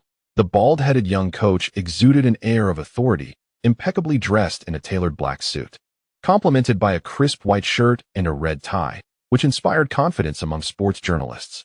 When questioned about the expectations for LeBron's performance that evening, Van Gundy smiled subtly, remarking, "Statistics are of little consequence. What truly matters is that LeBron fulfills his responsibilities." He expressed a desire not to pigeonhole LeBron as merely a scorer, acknowledging that he had just entered the league and still required refinement in various skills. Van Gundy hoped to see LeBron engage his teammates on both ends of the court. Many in the media exchanged glances, realizing the coach intended to transform LeBron into a playmaking forward, akin to the transition from Jordan to Pippen. In an interview, the sideline James accepted this role with composure. "I have watched Magic Johnson play and witnessed the success of the Knicks. I have never considered myself simply a scorer. I will strive to lead the team defensively and offensively, and Coach Van Gundy has imparted invaluable lessons on defense, from which I am still learning. This is a far cry from high school basketball. It is indeed a challenge. Dressed in Cavaliers training attire and sporting a headband, LeBron spoke respectfully about the coaching staff and his teammates. He acknowledged Van Gundy's expectations, preferring to act as a ball handler rather than merely a receiver of passes. Despite being a high school graduate, LeBron was acutely aware of his standing within the team, showing little interest in competing with role players likely to depart. Noticing the dismissive attitudes of a few, he refrained from complaints, instead reassuring himself, in no time, you will be traded. In this highly anticipated match, LeBron ultimately delivered a commendable performance. 39 minutes on the court, with 9 of 19 shooting, 2 of 4 from the free throw line, totaling 20 points, 7 rebounds, 8 assists, 3 steals, and 3 turnovers. In the fourth quarter, however, the Cavaliers managed only 16 points, succumbing to a surge from the Kings and eventually losing the game. An unrestrained Ricky Davis also made his mark, shooting 8 of 21 for an equal 20 points. Charlie Ward consumed some clock, affording LeBron the chance to complete his debut. Otherwise, the game would have devolved into a mere passing contest. With a final score of 90-109, the Kings triumphed decisively, while the Cavaliers faced a challenging defeat. LeBron's performance did not astonish commentators, although he showcased a few impressive steals and executed several spectacular dunks. The consensus was that the chosen one could have delivered a more explosive statistical output. ESPN broadcasted the game, drawing increased attention to the 2003 rookie class following the controversy surrounding Kobe. Last night, TNT aired a segment featuring Liu, and following LeBron James' debut, the trio expressed some disappointment. He is still acclimating to the league, often viewing the game through a simplistic lens, while his jump shot remains in need of refinement. However, his handling of transition offense has been commendable. I firmly believe that LeBron James will achieve success. As Coach Van Gundy aptly noted, the team indeed requires superior talent. Kenny Smith, known for his tactful commentary, maintained a balanced critique, whereas Charles Barkley, unperturbed by convention, boldly concluded, James will pose no challenges for Lee in the coming seasons. He evidently possesses certain technical deficiencies, though his physical prowess is remarkable. Defensively, Coach Van Gundy seemingly implemented a zone defense, occasionally causing James to stray from the team's framework. Nevertheless, the Cavaliers' performance was underwhelming. As a championship coach, he would undoubtedly emphasize the importance of defensive discipline, an area in which the Cavaliers fell short. Earl Johnson, upon hearing his partner's resolute declaration, pondered for a moment before adding, Chuck is correct. Coach Van Gundy indeed has long-term plans. I have received some information suggesting that the Cavaliers may soon execute a trade, which could prove beneficial for James. A heightened tactical role and increased shooting opportunities would allow him to fully showcase his talents. Given that Liu is unlikely to secure the MVP this season, players aspiring for this accolade are eagerly preparing to make their case. Kevin Garnett's salary this season reaches an impressive $28 million, equivalent to 2 Liu's. And the Timberwolves' total payroll has surpassed $70 million, positioning them third in the league. With the addition of 2 formidable allies, Garnett feels invigorated, sensing vast potential this season. After triumphing over the Bucks in the season opener, Garnett directly addressed the media. This marks my 9th season in the league, and I am at the pinnacle of my physical and technical abilities. It is time to earn some accolades. This year I will give my all, as I believe I am currently the finest interior player in the league. The most exceptional perimeter players are unlikely to claim the MVP. Naturally, this honor will belong to the most outstanding interior players. Sports media recognized Garnett's implication, yet refrained from contradiction, acknowledging his capability of winning the award. In the matchup between the Timberwolves and the Bucks, Garnett played for 41 minutes, achieving a remarkable double-double with 25 points, 21 rebounds, 6 assists, 1 steal, 3 blocks, and 1 turnover. Compared to LeBron James, Garnett not only secured victory, but also boasted more impressive statistics, overshadowing the chosen one. Sprewell joined the fray during an interview, ostentatiously declaring, Kevin is a fine young man. I will impart my championship experience to him. On October 30th, Chinese fans eagerly awaited the Rockets' season debut. Carmelo Anthony also garnered significant attention. However, his performance in the away game against the Rockets was rather lackluster. In an impressive display, the Rockets triumphed over their opponents, heralding a victorious start to the new season. With the unfortunate deterioration of Tomjanovich's health, he stepped down as head coach, paving the way for Mike Brown, an assistant coach from the Spurs, to assume leadership of the team. Among a multitude of candidates, Brown distinguished himself not by an illustrious resume, but by discerning the intentions of Rockets owner Alexander. After a failed interview for the Knicks coaching position last season and having endured the trials of the finals, Brown came to recognize the limitations of the Larry Brown coaching tree. Consequently, during this interview, he adeptly transformed into the owner's confidant, clarifying the team's core players and aligning himself with the owner's vision, ultimately securing the head coach position. In this match, Yao Ming played for merely 20 minutes, achieving 19 points, 3 rebounds, 2 assists, 1 steal, and 3 blocks from 8 attempts. Post-game, the Chinese sports media flocked to Yao, eager to hear his thoughts on the new head coach. Compared to championship-winning coaches, Brown's credentials appeared somewhat modest. In the locker room, Yao, with a smile, promptly addressed the inquiries. Every coach possesses a unique tactical philosophy. Coach Mike Brown is excellent. Tonight, we recorded 21 assists compared to our opponent's 10. We exerted pressure on both offense and defense, and I believe we can reach the playoffs this season. Yao expressed his enthusiasm for Brown's arrival, as the coach had devised numerous strategies for him. Indeed, the coaching staff also suggested he strengthen his physique. The evident camaraderie between Yao and the new head coach brought relief to all, and the following day, domestic sports media crafted an article proclaiming, to earn the coach's trust, Yao Ming needed just one game. The Rockets were set to embark on a new journey, with Yao believing the team had a genuine opportunity to reach the finals. On October 31st, the first 50-point game of the new season emerged. Ray Allen faced injury, leading analysts to speculate an early defeat for the Supersonics. However, during a back-to-back match against the Clippers, Rashard Lewis exploded once again. In 37 minutes of play, he recorded 50 points, 8 rebounds, 4 assists, and 4 blocks, shooting 18 of 25 from the field, including 4 of 7 from three-point range and 10 of 13 from the free throw line, leading the Supersonics to a 124-105 victory over the Clippers, marking a second consecutive loss for the newly appointed old coach Dunleavy. Lewis's versatile performance left many analysts in awe. Yet during the post-game interview, the second-round pick from the Knicks remained remarkably composed. This is merely an ordinary regular season game. The opponent's strength is limited. I won't indulge in self-congratulation for scoring more points. My experience with the Knicks taught me that basketball is a team sport. If Lee desires to score, he could average 40 points, but he chose not to, and beside him, I learned how to be a leader. Lewis's demeanor during the interview conveyed a sense of pride, which left Ray Allen somewhat unsettled, as he too had a championship ring. The performance of 50 points caused many sports media to overlook Ray Allen's presence. Observing his teammates surrounded by admirers in the locker room, Allen quipped, "Where are all those who promised to support me?" The 2003 draft class, aside from Darko Milicic, has made their appearances recently. Although their performances have not been particularly remarkable, the high-ranked rookies have yet to display any signs of being flops. The presence of more stars has delighted analysts, as it signifies an abundance of topics for discussion. Just a couple of days ago, Kevin Garnett, who had been boasting, found himself confronted by a swift backlash. Latrell Sprewell managed only 4 out of 18 attempts, scoring a mere 9 points, embodying the true essence of a champion guard. While Sam Cassell shot 2 for 10, contributing 8 points and demonstrating commendable form, the Nets triumphed decisively, allowing the Timberwolves to score only 9 points in the fourth quarter. In the players' tunnel after the loss, Garnett, who led his team with 23 points, exited the scene early.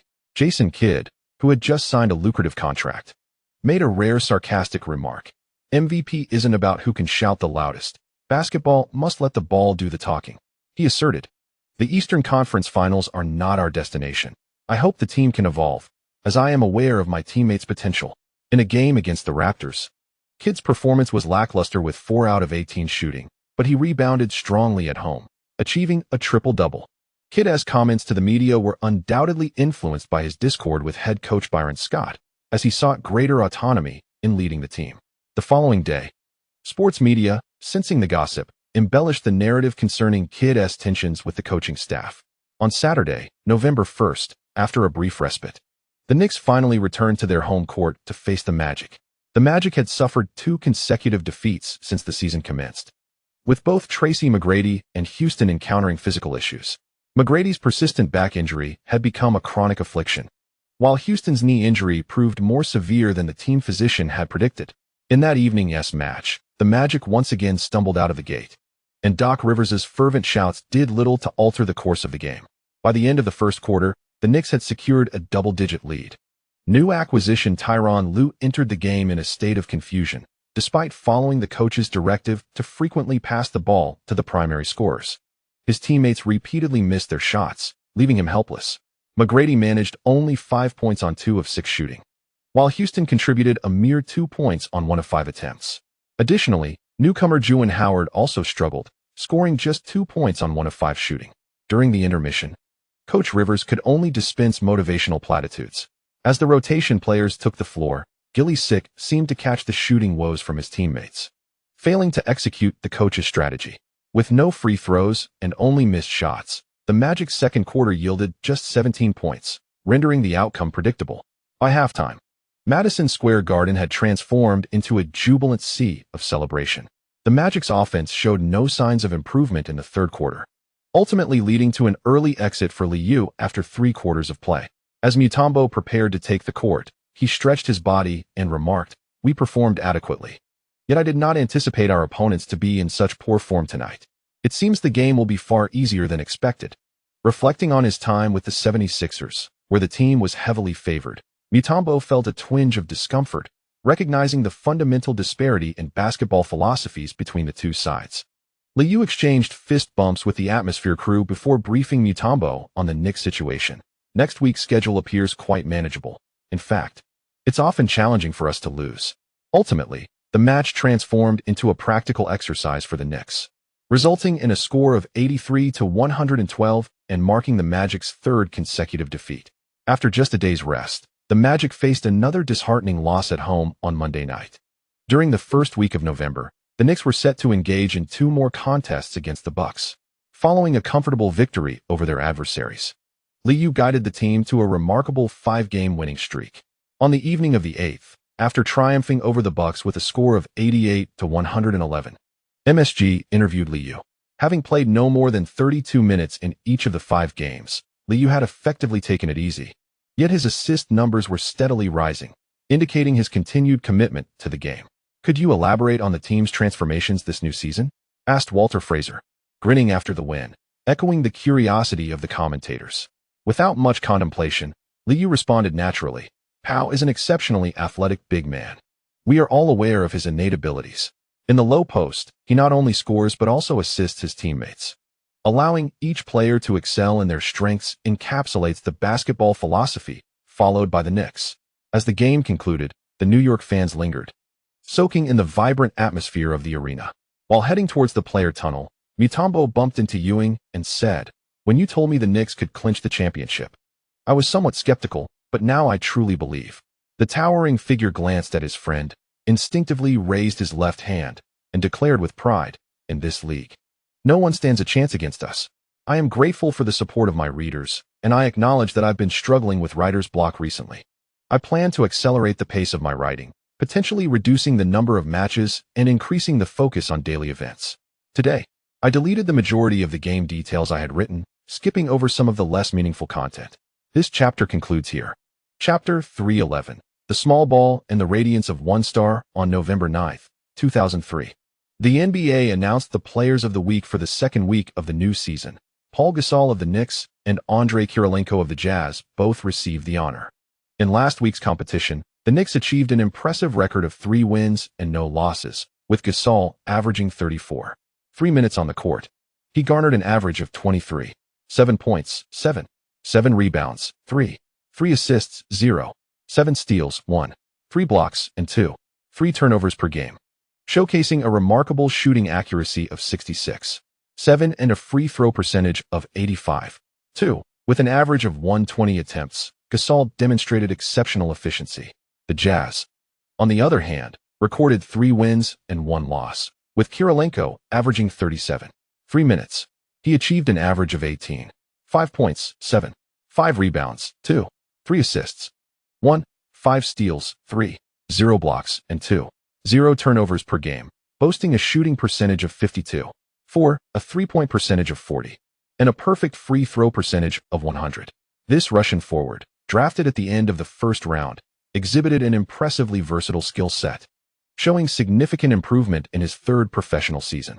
Gasol's receipt of his first Player of the Week award was certainly a cause for celebration. The following day, aboard the flight to Cleveland, Artest clutched the trophy tightly, exclaiming, "Player of the Week? I've never had this before. The analysts should pay more attention to my performance."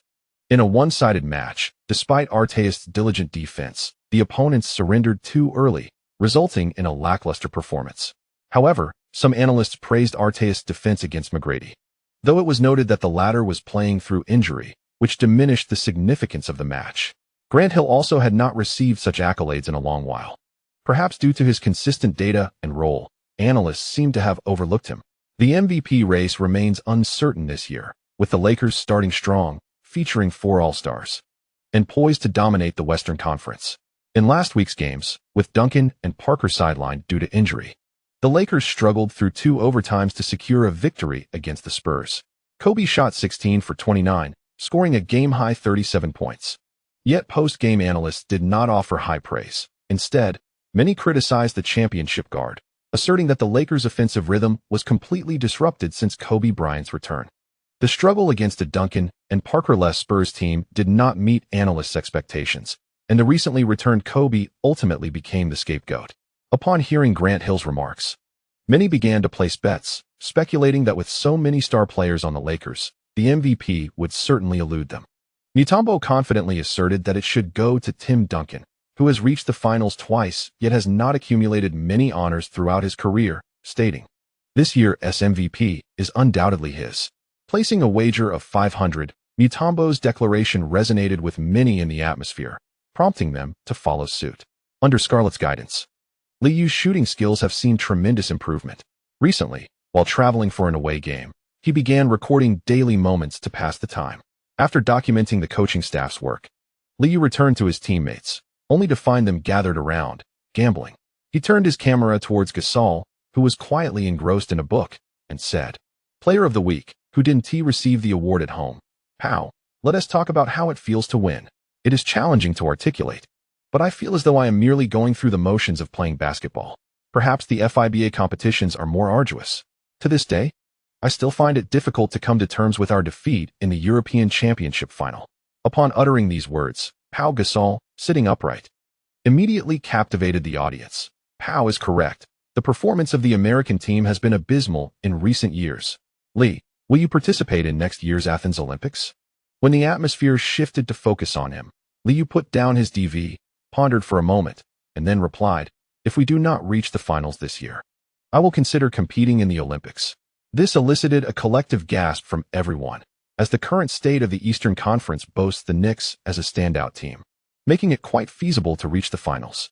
The Knicks have 4 games this week, with back-to-back matches on Friday and Saturday. But the good news is that the away game is against a second-tier team. The relatively lenient schedule has prompted D'Antoni to feel an urge to experiment with new tactics. The towering right has struggled to manage his physique this season, having gained weight during the offseason, and the coaching staff has not granted him much playing time as he works on his fitness. As the game commenced at 7 p.m., D'Antoni revealed a glimpse of his game plan during a pre-match interview at the Gond Arena. "The young men have demonstrated commendable form at the start. We shall attempt more strategies. As a championship team, we must take the initiative." Upon hearing this, the Cleveland sports journalists were visibly displeased. Was this merely a practice match? In their first regular season encounter this season, the Knicks welcomed the return of Knight from injury, restoring their lineup strength. Meanwhile, the Cavaliers have been caught in a cycle of pain and pleasure. They began the season with 4 consecutive losses and recently faced the Nuggets, where LeBron James had a dismal performance, shooting 3 for 11 and accumulating only 10 points. Fortunately, they made a powerful comeback against the Wizards, breaking their losing streak. Cleveland fans had little to complain about, as Jeff Van Gundy painted a hopeful picture before the game. "We are reconstructing the team's defensive system, and the current performances have been satisfactory. I aspire to mold the Cavaliers into a defensive powerhouse, emphasizing transition offense to fully utilize LeBron's talents. Whether finishing at the rim or facilitating assists during fast breaks, LeBron excels in these roles. I hope to see more of this tonight." Though the bald-headed coach spoke eloquently, the Cavaliers' defense was decidedly lackluster. In recent games, their zone defense has shown a lack of enthusiasm, consistently allowing three-point shots. Fortunately, their opponents have also struggled with shooting, which has allowed for some respectable losses. The Cavaliers fans expressed no dissent, with many agreeing with Van Gundy. And discussions about potential future allies for the chosen one had already begun. They needed another first-round draft pick. Compared to the previous 2 seasons, attendance at the Kourt Arena has increased this year, as Cleveland fans have developed a fondness for LeBron James. The star player drives market interest. Such is the reality of the NBA. Half an hour before the match commenced, over 16,000 Cavaliers fans had filled the arena to its capacity. During the final warm-up phase, each time LeBron James executed a slam dunk, the crowd erupted in cheers. Despite a less-than-stellar record, the fans remained hopeful, their faith in the championship-winning coach deeply ingrained. LeBron reveled in such moments, contrasting sharply with Ricky Davis, who disapproved of the rookie stealing the spotlight. Similarly, Ron Artest felt averse to the situation, overlooking the preseason. This was their first encounter in a regular season game. Observing the rookie's emphatic dunks, he instinctively scoffed, unsure whether this player would garner more shooting opportunities that evening. Grant Hill merely smiled, as the outcome of the match seemed preordained. Artest's sole chance to shine lay in neutralizing James. As the jubilant cheers of the Cavaliers fans echoed, the game officially commenced. The Cavaliers initiated the offense, with Davis and Boozer executing a pick and roll. Boozer received the ball and, from the free throw line, accelerated past his defender. Kourt Thomas maintained his defensive stance, providing ample physical resistance as Boozer attempted to slow down and exploit a timing mismatch for a layup. Noticing that Gasol had begun to collapse on him, Boozer leaned into the defender, trying to execute a leaner shot. Just as the ball was about to be released, Liu, who had closed in from behind, swatted it away, prompting the Knicks to transition swiftly to defense. In the midst of the crowd's gasps, Davis chose not to press forward, opting instead to retreat to half-court to establish a defensive position. As Liu slowed down on the left wing, Davis maintained a cautious distance, seemingly wary of being easily bypassed. The Knicks' fast-break offense surged forward, with Grant Hill and Artest already crossing midcourt. Dribbling swiftly, Liu switched the ball to his right hand, abruptly halting while scanning the perimeter. Davis still refrained from closing in, turning his head while vocally reminding his teammates to stay vigilant. "Watch your man." As his words faded, Liu suddenly lowered his center of gravity, swiftly changing direction. In an instant, Davis lost his defensive position, prompting James to rush in for help defense. In the left restricted area, Liu, dribbling with his left hand, pivoted, faking with his arm. James, caught in a momentary lapse of concentration while glancing at the still Grant Hill, found himself stationary, helplessly allowing Liu to glide past him for an effortless left-handed layup. Completing the basket, Liu smiled, acknowledging the defensive tenacity of the chosen one, yet lamenting that his teammates had become akin to a sieve. After the Knicks secured their points, the match swiftly descended into a one-sided affair. Under Ricky Davis's leadership, the Cavaliers' offense struggled to find rhythm, and after enduring a couple of turnovers, James began to facilitate passes. In this offensive possession, nearing the 24-second mark, James received the ball on the right wing and, rather than opting for a jump shot, delivered a splendid no-look pass. Darius Miles made a diagonal cut from the left side of the restricted area, positioning himself well near the lower right of the basket upon receiving the pass. He executed a successful role play, yet failed to finish at the rim, thwarted by Gasol's long reach as the basketball ricocheted off the rim. Throughout several possessions, only Boozer and Ilgauskas managed to sink mid-range jumpers, eliciting quiet sighs from the Cavaliers fans in attendance. The Cavaliers, rapidly transitioning to defense, suddenly employed a 32-zone defense, with 3 players collapsing on the ball. Jeff Van Gundy on the sidelines vocally prompted LeBron James to swiftly assist in the double team. Having encountered such situations numerous times, Artest was well prepared. As the opponent pressed, he immediately darted to the left corner. As he anticipated, upon reaching the corner, he received a pass from Liu. Boozer in the paint opted not to contest, and after a brief adjustment, Artest released a steady jump shot. Swish! The three-pointer found nothing but net, further extending the lead to 114. Seemingly reluctant to allow James too much limelight, Davis refrained from sharing the ball excessively, ensuring everyone received their fair share. Seizing a rare opportunity to counterattack following a Knicks miss, Artest swiftly pulled down an opponent as they charged into the paint. Once again settling into a half-court offense, James remained stationed at the left wing, witnessing Davis assist Ilgauskas, whose mid-range jumper fell short. In a hasty retreat, James discovered that Lue had suddenly halted on the right wing after crossing half-court, launching an unexpected long-range shot. Swish! Another three-pointer found its mark. Ilgauskas made a return sprint. Having faced the Knicks numerous times, he was well acquainted with such scenarios. And he took the initiative to pat James on the back, offering comfort to the rookie. When facing weaker teams, the Knicks typically employed man-to-man defense, and throughout the game, Artest consistently circled around James. The Cavaliers fans continued to rally for their team, and upon noticing James struggling to receive the ball, Van Gundy called out twice, prompting Davis to finally deliver the ball to James. On the left wing, as James received the pass, Artest clung closely to him, leaving little room for a solid offensive opportunity. Ilgauskas stepped forward to set a screen. With the ball in his right hand, James attempted to penetrate the middle, but Artest deftly maneuvered around the screen, effectively cutting him off. Observing the Knicks' defensive alignment narrowing, James, while driving into the paint, swiftly pivoted against his defender. Positioned near the lower left of the basket, he attracted defensive attention before passing the ball to Boozer, who was near the right baseline. Boozer received the pass, but his mid-range jumper missed the mark. Although the Cavaliers failed to score, James' impressive drive and assist ignited cheers from the fans. Once again, a transition opportunity arose. Lue, holding the ball in his left hand, sped across half-court while James, retreating quickly, collaborated with Davis to execute a double team. However, Davis did not commit to blocking Lue's left hand, leaving James to watch helplessly as the basketball slipped past his side.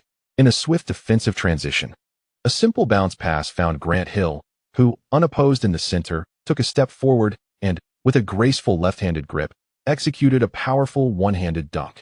At this moment, Cavaliers Miles and Ilgauskas had just retreated to the three-point line, forced to continue their sprint back. With 3 minutes and 18 seconds remaining in the first quarter, as LeBron James prepared for a free throw, D'Antoni opted for an early substitution. Raja Bell, Prince, and Stoudemire entered the fray, prompting the Knicks to adjust their matchups. The Cavaliers quickly followed suit with their personnel changes, and upon witnessing the score, Jeff Van Gundy shook his head slightly, realizing the situation was worse than he had anticipated. By the end of the first quarter, the score stood at 32-17, with the Knicks comfortably leading by double digits. As the second quarter approached the 8-minute and 42-second mark, the Knicks made an even bolder rotation. Liu partnered with Raja Bell in the backcourt, while the front court featured Artest and Prince, with Stoudemire at center. Although the height of the lineup appeared diminished, the presence of the similarly undersized Boozer on the opposing team mitigated any disadvantage. On the first possession after this lineup took the court, Ilgauskas sensed something amiss upon observing the five outside positioning.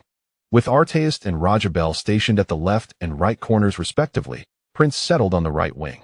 As Liu advanced over half-court to the left wing, Stoudemire began his movement from the free-throw line. A high pick-and-roll ensued, though the quality of the screen was subpar and the timing of Stoudemire's roll was less than optimal.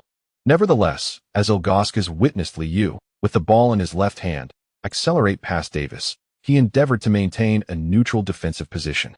As he slid laterally, raising his right hand to contest, Ilgauskas struggled to lower his center of gravity, thereby allowing Liu to deliver a pass with ease.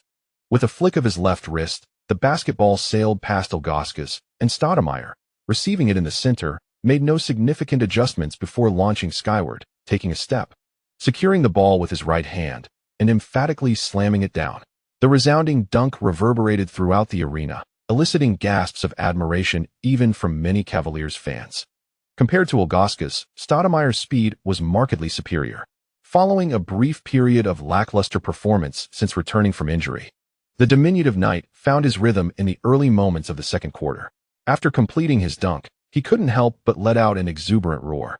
As the Cavaliers initiated their offense, LeBron James seized an opportunity to penetrate along the left wing. Stoudemire, positioned in the paint, failed to provide timely help defense. And in a semi-transition, James, under the pressure of Artest's defense, surged towards the basket, executing a left-handed layup from beneath the rim.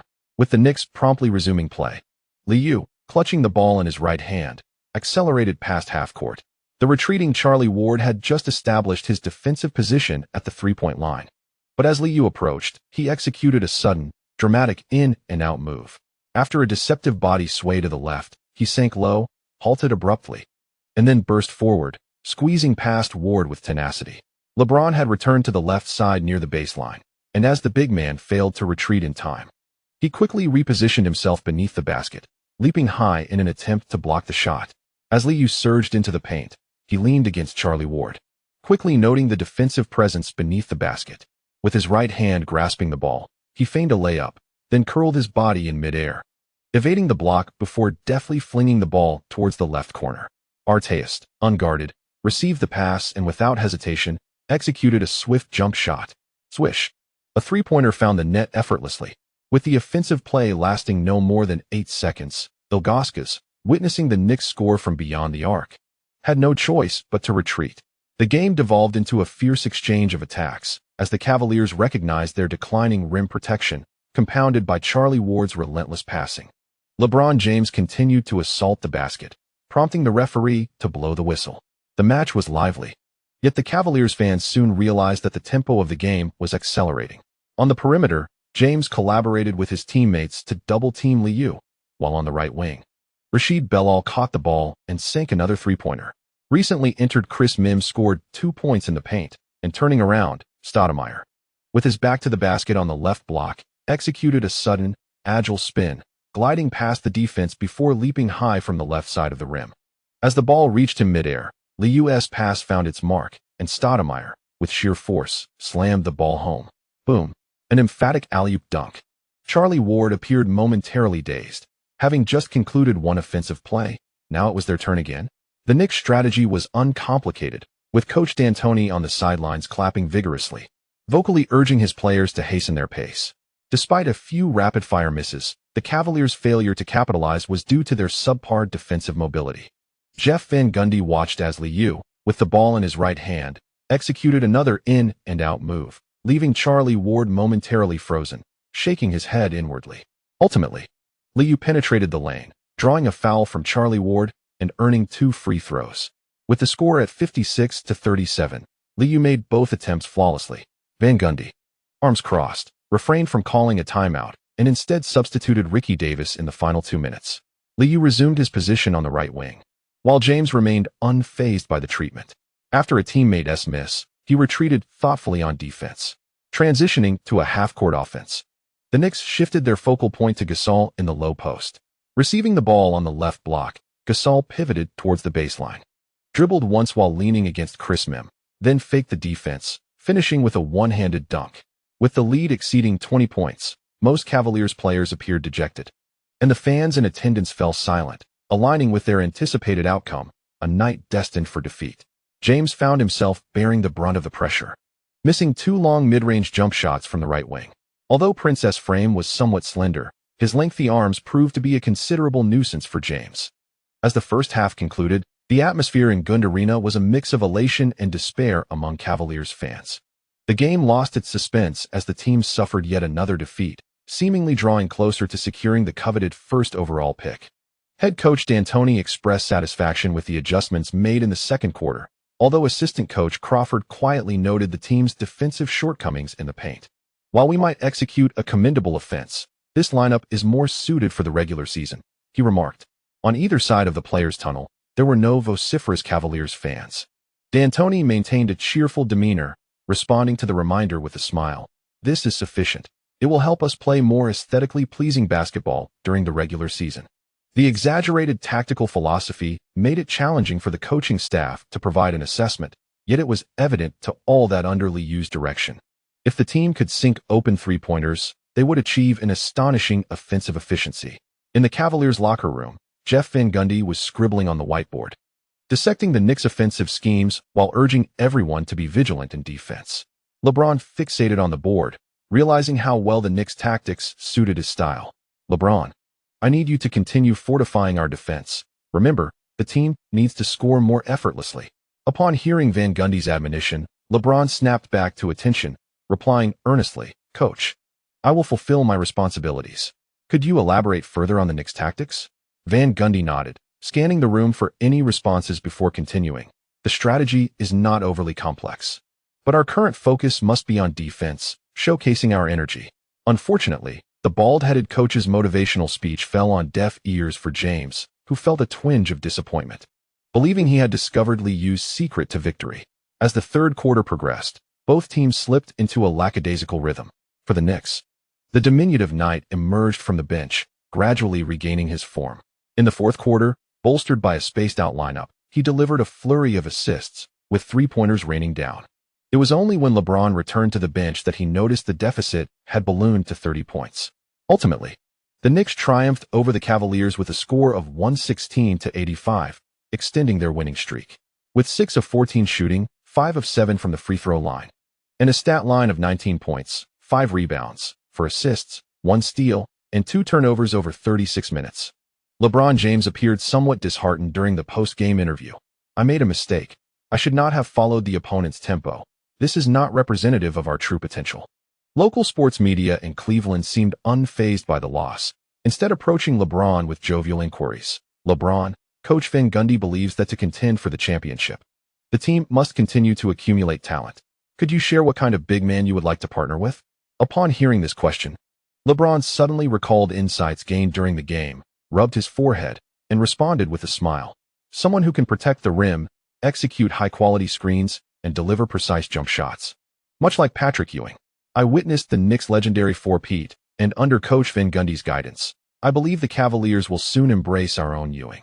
On November 12th, during the Knicks away game against the Kings, Chris Webber continued to appear on the bench in formal attire. Since Liu joined the Knicks, the two teams have faced each other, but the Kings have seldom had a complete roster. In that evening's game, PJ struggled, and the Kings found themselves in an early deficit. By the end of the first quarter, the Knicks had established a double-digit lead of 32-21, and by halftime, the gap widened to 18 points. Coach D'Antoni continued to experiment with his tactics, even when confronted with the formidable twin towers of Divac and Brad Miller. The Knicks maintained a small ball lineup for over 6 minutes during rotations. As the assistant coach pointed out, while this lineup could produce aesthetically pleasing offense, it heavily relied on three-point shooting. Defensively, when faced with aggressive plays from taller opponents, they were largely ineffective, leading to a rather chaotic exchange during the rotation phase. That night, the Kings were overwhelmed by a barrage of three-pointers, ultimately losing 109-93, with a dismal 3 for 15 from beyond the arc. Upon returning to Manhattan, the Knicks prepared for a back-to-back game. During this 7-game winning streak, although Liu's playing time was limited, his assists consistently reached double digits. The Knicks triumphed over the Nets 106-84, capitalizing on 19 turnovers by Brooklyn. Kidd delivered a steady performance with 19 points, 2 rebounds, 10 assists, and 2 turnovers. The Nets' defeat had become a familiar disappointment for New Jersey fans, yet Kidd felt a sense of frustration, expressing post-game, "Our basketball is too rigid, the game is unpredictable, and players must often decide based on their understanding." He intended to discuss tactical execution issues with the coaching staff, asserting that this was not reflective of the Nets' true capabilities. The Knicks' small lineup left a lasting impression on the Nets, and even as Kidd walked towards the player tunnel, he was still grappling with the defeat, unable to accept that the game had slipped away through the opponent's fast breaks. In the back-to-back game on the 15th, Artest finally became the focal point. Playing at home, he frequently tangled with Paul Pierce. This forced Pierce to expend significantly more energy on every low-post attack, and his step-back jumpers clanked off the rim. In the third quarter, Pierce went 0 for 5, failing to score. As Artest headed to the bench, he roared in triumph, loudly taunting Pierce. "Hey!" The All-Star forward only scored 9 points. Coach O'Brien, witnessing Pierce's frustration, attempted to offer some words of encouragement. After the third quarter concluded with a score of 63-16, the Celtics found themselves trailing by 26 points. Enraged by Artest's antics, Pierce returned to the bench visibly upset. The fourth quarter devolved into garbage time, and Madison Square Garden erupted once more. With a final score of 102-85, the Knicks celebrated their 10th consecutive victory. In the MSG commentary booth, Marv Albert was in high spirits, noting that although they hadn't faced formidable opponents, consistently dominating weaker teams was a skill in itself. Lee has been in excellent form since the season began, although it seems he is dedicating more energy to orchestrating the team. Nonetheless, in the 4 matches of this week, he managed to achieve an average of 26 3 points, alongside 11 3 assists and 2.5 steals per game, with a mere 2.3 turnovers. Given the relatively weak caliber of his current opponents and a significant reduction in playing time, It appears that Lee is merely warming up. Walter Frazier nodded instinctively upon hearing this. His greater concern lay with the performance of the other players on the Knicks. Grant has a chance to secure the Player of the Week award, having demonstrated even greater efficiency than Lee over the 4 games. This bodes well for the Knicks, as we should maintain this momentum and establish an advantageous position early on. The two refrained from discussing tonight's game, where the small lineup nearly faltered. An objective evaluation of the new tactics may have to wait until after the All-Star break. On Sunday, the 16th, the NBA announced the Players of the Week. Grant Hill of the Knicks and Quentin Richardson of the Clippers both claimed the honor.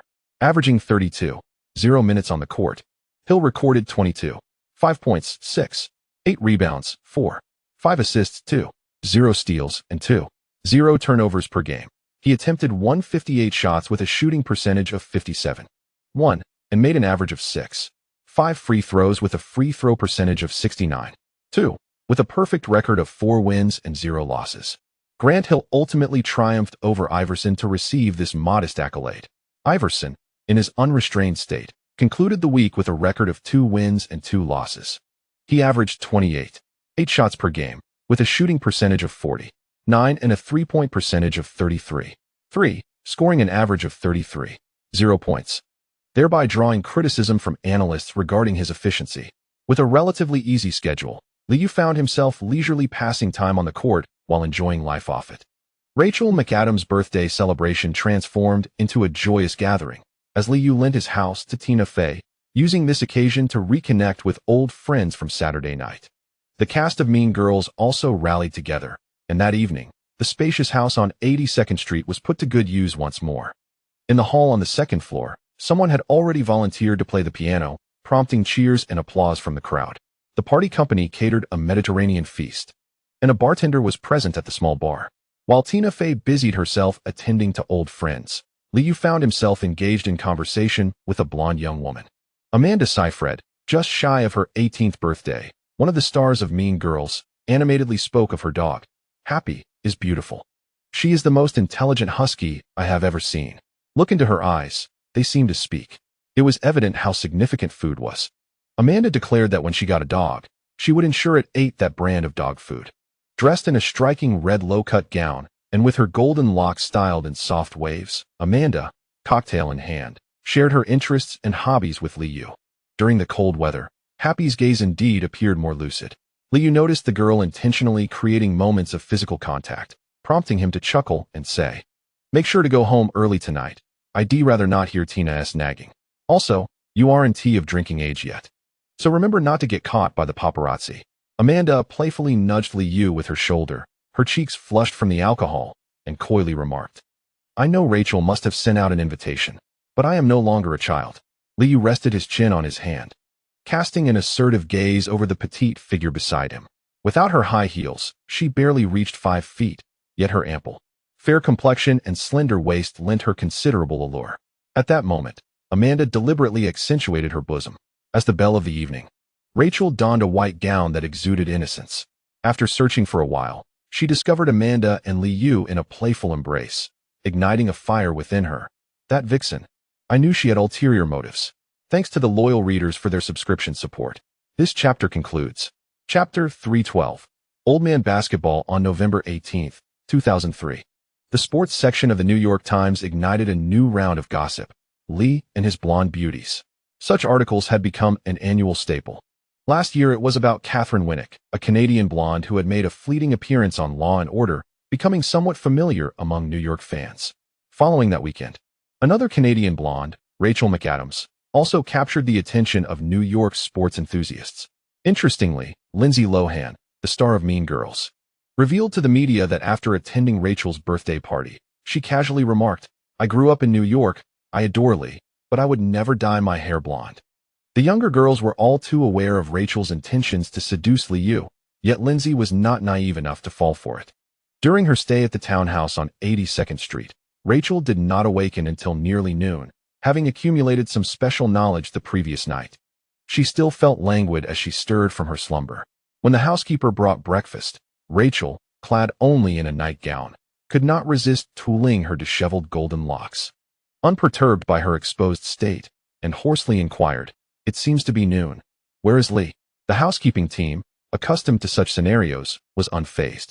The young and attractive head maid, dressed in a black skirt suit, smiled and replied, "Mr. Lee should be in Tarrytown at this hour. He has an important match this week, so he spends most of his time near the training center." Noticing the maid's gaze linger on her neckline, Rachel hastily covered up.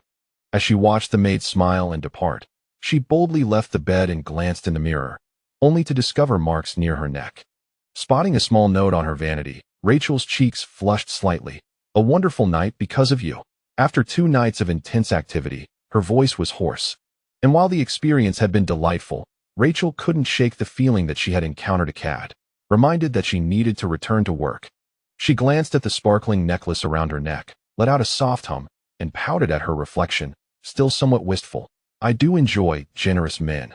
On the 18th, the gossip mongers of New York were treated to mere appetizers, while the real headline was Michael Jackson's forced surrender to the California police. The revelation of this news set off a frenzy across the United States, prompting repeated confirmations to ensure it was not a fabrication. Leaving the public in a state of astonishment, the California police also verified the information, leading Michael Jackson to comply with the protocol of having his photograph taken and fingerprints recorded. After posting a bail of $3 million, he was released, with his legal team promptly issuing a statement. Michael is outraged by the allegations of his misconduct towards minors. "We deny all accusations and will ultimately seek justice through legal channels." Michael looks forward to his day in court. Often, the truth of a situation is overshadowed by public spectacle. Fans worldwide eagerly consumed the unfolding drama, and the news quickly gained viral traction. On the 19th, the Los Angeles Lakers, upon arriving in Manhattan, felt the weight of the headlines, which were dominated by Michael Jackson. Tonight's highly anticipated game against the New York Knicks lost much of its fervor, as the influence of a true international superstar eclipsed the basketball match. Within just a day, numerous artists began to voice their opinions, with some conspiracy theorists suggesting that this was a diversion orchestrated by the White House to shift public attention away from Iraq. Recently, the Knicks continued their winning streak, triumphing over the Pacers with ease. Their starting point guard was absent due to injury, and while Reggie Miller faltered, Jackson performed admirably, scoring a team high of 21 points. For the Lakers coaching staff, there was little to analyze from this game. Jermaine O'Neal shot 5 out of 17, contributing only 16 points, while the Knicks' victory was primarily due to their superior shooting accuracy. In contrast, the Lakers faced a setback against the Pistons during their Eastern road trip, bringing their record to 8 wins and 3 losses. In the game against the Pistons, aside from Kobe, the Lakers' 4 starters exhibited remarkable efficiency, each exceeding a 50% shooting rate. Only Kobe, who played for 40 minutes, struggled, shooting 4 for 14 and finishing with 19 points. The fourth quarter saw a comeback, and with a score of 96-106, the Pistons improved their record to 7 wins and 4 losses, placing them third in the Eastern Conference. Given the back-to-back nature of the games, the stamina of the older players was put to the test. Upon arriving early at Madison Square Garden for warm-ups, Phil Jackson began imparting his wisdom. "We must control the pace of the game, maintain our patience, and refrain from chasing after the opposing team. We should focus on feeding the ball to the post and punishing them at the free throw line, disregarding the crowd's provocations, and leverage our extensive game experience to secure victory." With a decline in athleticism, the seasoned coach emphasized the value of experience. Player shot attempts have decreased. Yet he framed this as a testament to their unity in playing for one another. Compared to last season, the Lakers' shooting attempts have diminished somewhat, leaning more heavily on structured offensive plays. Despite a loss during their Eastern journey, Gary Payton and Karl Malone maintained a positive demeanor, with the Lakers leading the Western Conference, which bodes well for the team. During warm-ups, Phil Jackson wore a serious expression, refraining from conversing with Kobe, instead repeatedly urging Payton to manage the game's tempo effectively. O'Neal, accompanied by his entourage, paid no heed to Kobe. In contrast, Payton and Malone exhibited a greater warmth. When Kobe sought advice on defensive techniques, Payton patiently imparted his knowledge, while Malone offered words of encouragement to the younger brother. "Do not mind the fans. Those who come to Madison Square Garden are fervent supporters. As long as you display passion, they will be pleased." Malone continued, "Manhattan is a lovely place, Kobe. You could bring Vanessa here to unwind. I know the challenges you both face, as I have encountered similar troubles myself. The significant age difference between Malone and Kobe made this gesture of concern particularly heartwarming. Upon witnessing Malone's gentle smile, Kobe finally managed to return the gesture with a smile of his own, replying earnestly, "I understand. And I too am not fond of playing here, but it is indeed a splendid idea. I will encourage Vanessa to take a break from Los Angeles." Following Kobe's words, Malone once more patted the young man's shoulder and smiled, saying, "As long as you perform well, everyone will soon forget your off-court issues. Basketball must speak for itself." Prior to the game, Phil Jackson had speculated about the experiences they might encounter in Manhattan, yet once the match commenced and the crowd erupted with enthusiasm, even the Colonel from KFC nearly lost his composure. Sharp did it. As O'Neal stood at the free throw line, he spotted fans behind the hoop brandishing missing person posters, bouncing and joyfully shouting. Amidst the growing cacophony, O'Neal's second free throw clanged off the rim, and Gasol seized the defensive rebound. Lee surged forward to receive the pass. As the Knicks began their rapid advance across half-court, "Damn," O'Neal muttered under his breath, glaring at Kobe as he retreated to the half-court line. Gary Payton commenced with the defensive assignment, but after being easily bypassed twice, he opted for a more strategic approach, maintaining a distance that allowed him to swiftly intercept any driving lanes. Just over 3 minutes into the first quarter, the Lakers had only managed to score 6 points. Although Payton effectively controlled the game's tempo, preventing the Knicks from executing a fast break. As Lee approached the left wing, Payton established a solid defensive position, lowering his center of gravity while clapping his hands, seemingly to rally himself. The Knicks, who had rushed past half-court, spread out. With Gasol positioned near the basket on the right side and Kourt Thomas stationed at the right elbow, Grant Hill arrived at the arc, prompting Arteas to shift to the right corner. In the early stages of the game, whenever an opportunity arose, the focus was on Lee isolating against the veteran, with Payton keen on preserving his pride, signaling for no-help defense, thereby resulting in surprisingly effective tactics. Lee had not encountered such defensive treatment in quite some time. Noticing that the Lakers persisted with their one-on-one defense, he decelerated, quickly dribbling behind his back, and as he transitioned to his right hand, he lowered his center of gravity and accelerated past. Payton, possessing a wealth of defensive experience, expertly gauged the distance, sliding laterally to the left, ensuring he remained in front of Lee at all times. Amidst the raucous cheers of New York fans, Gary Payton successfully thwarted Liu's advance near the paint, only to be caught off guard as he felt a sudden jolt in his chest. As he decelerated and controlled the ball, he swiftly collided with his opponent. Liu, with his right hand, executed a dramatic pullback, sensing that Payton remained steadfast in his position. He quickly pivoted forward, feigning a shot, while simultaneously maintaining possession. Payton, nearly knocked off balance, rushed to interfere, inadvertently drawing Liu's attention to his shifted weight. In an instant, Liu pivoted sharply on his left foot, spinning towards the baseline. Wow! As Payton found himself momentarily frozen, the initial jeers transformed into a resounding cheer. Liu did not disappoint the fans, executing a graceful bank shot as he drifted away after the turn. With a score of 6-12, the Knicks widened their lead. During a baseline inbounds, Liu stood beside Payton, grinning as he remarked, "Welcome to the Knicks as our backup point guard, buddy." "Good grief. Who do you think you are?" Payton retorted, receiving the ball at the baseline, and the two engaged in a tussle as they advanced over half-court. At 35, Gary Payton's physical prowess had indeed waned, yet he still considered himself an all-star. After being repeatedly scored upon, Payton felt compelled to retaliate offensively. However, he found it challenging to shake Liu off. Moving to the right wing to call for Malone to set a screen. Approaching the right elbow, Malone cautiously advanced and positioned himself near the three-point line. Quickly, Payton maneuvered behind the ball, switching to his left hand as he attempted a left-side drive to shake off Liu. Kourt Thomas maintained a defensive distance, while Liu cleverly navigated around Malone's screen. As he descended to defend, he successfully positioned himself near the free-throw line to block Payton's path. After setting the screen, Malone promptly accelerated to the right block, anticipating the ball, a habit honed during his time with the Jazz.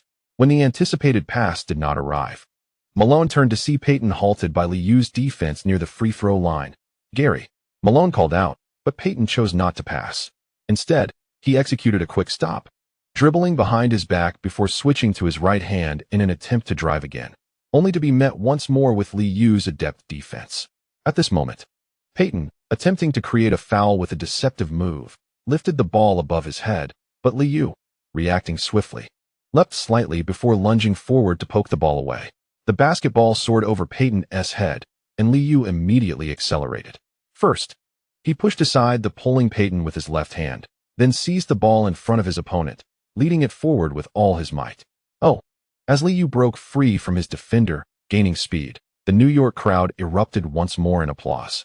In a 1-on-0 situation, disregarding the pursuing Peyton, Liu entered the paint, leaping off the ground with both feet. Soaring high, he twisted his body mid-air, grasping the ball with his right hand, pulling his arm back before unleashing a thunderous dunk. Boom! With the steel and emphatic slam, Liu landed expressionless, maintaining his composure as he stood beneath the hoop, pressing his left hand against his right wrist and raising both arms in imitation of Peyton's signature celebration. Damn! Peyton, returning in pursuit, muttered under his breath, his voice rising in irritation. As the baseline serve commenced, Liu maintained his proximity to Peyton, observing the opponent's flustered demeanor. In a hushed tone, he teasingly remarked, "Guess how many points you'll score tonight? I've wagered on 10. Shut up. Put away your little tricks." An irate Peyton retorted, shoving Liu with force. Yet the attempt proved futile. He could not shake off the defense and found himself unable to receive the ball. At this moment, the returning Devin George had no choice but to pass to Kobe, who, upon receiving the ball, faced the relentless defense of Artest. After missing 2 shots at the start, Kobe had not seen another pass. Seizing a rare opportunity, he surged forward, accelerating past half court. As he abruptly halted, Artest closed in once more. And with no options left, Kobe resorted to a swift change of direction through his legs. With the ball in his left hand, he accelerated toward the left flank, pushing through the defense. Upon reaching the restricted area, Shaquille O'Neal promptly cleared space for the offense. Both Karl Malone at the free throw line and O'Neal near the bottom right of the basket observed as Kobe was momentarily stymied, choosing not to call for the ball, but instead instinctively positioning themselves for a better rebounding position under the basket. Kobe, persistently challenged by Artest, initially sought to break through the top, yet found himself continually thwarted and unable to approach the hoop. In a moment of desperation, he pivoted swiftly toward the baseline. Artest remained steadfast in his defensive stance, forcing Kobe to consolidate the ball, unable to evade the defense and resorting to a series of feints. With no option to pass and recognizing Artest's unwavering position, Kobe leaned back, utilizing the left side near the baseline to execute a contested jump shot. His body contorted awkwardly, and the shot barely grazed the front of the rim, leading to Kourt Thomas successfully securing the defensive rebound. "Pass the ball. Stop shooting." Shaquille O'Neal bellowed in frustration after 2 consecutive possessions without touching the ball. Kobe, pursing his lips, remained silent, seemingly disregarding his teammates' words as mere background noise. The Lakers' transition defense was not sluggish. By the time O'Neal positioned himself at the bottom right of the basket, everyone had already established their defensive matchups. Gary Payton focused all his attention on Liu, who was approaching the 3-point line on the right flank, oblivious to the verbal exchange occurring between O'Neal and Kobe behind him. As the teammates settled into their positions, Liu, holding the ball in his right hand, approached the 3-point line, then slowed down, realizing he was not being double-teamed. He suddenly halted, lowering his center of gravity before accelerating again. At the 3-point line, a nimble Peyton successfully obstructed Liu's path to the basket, resulting in a collision where Peyton leaned back slightly to adjust his balance. After halting, Liu executed a behind-the-back dribble, switching to his left hand while adjusting his footwork, then quickly performed an in-and-out move. As his left wrist circled inward, his body swayed to the right, and Liu lunged forward to attempt a breakthrough. Yet, Peyton anticipated his move, swiftly sliding to the right.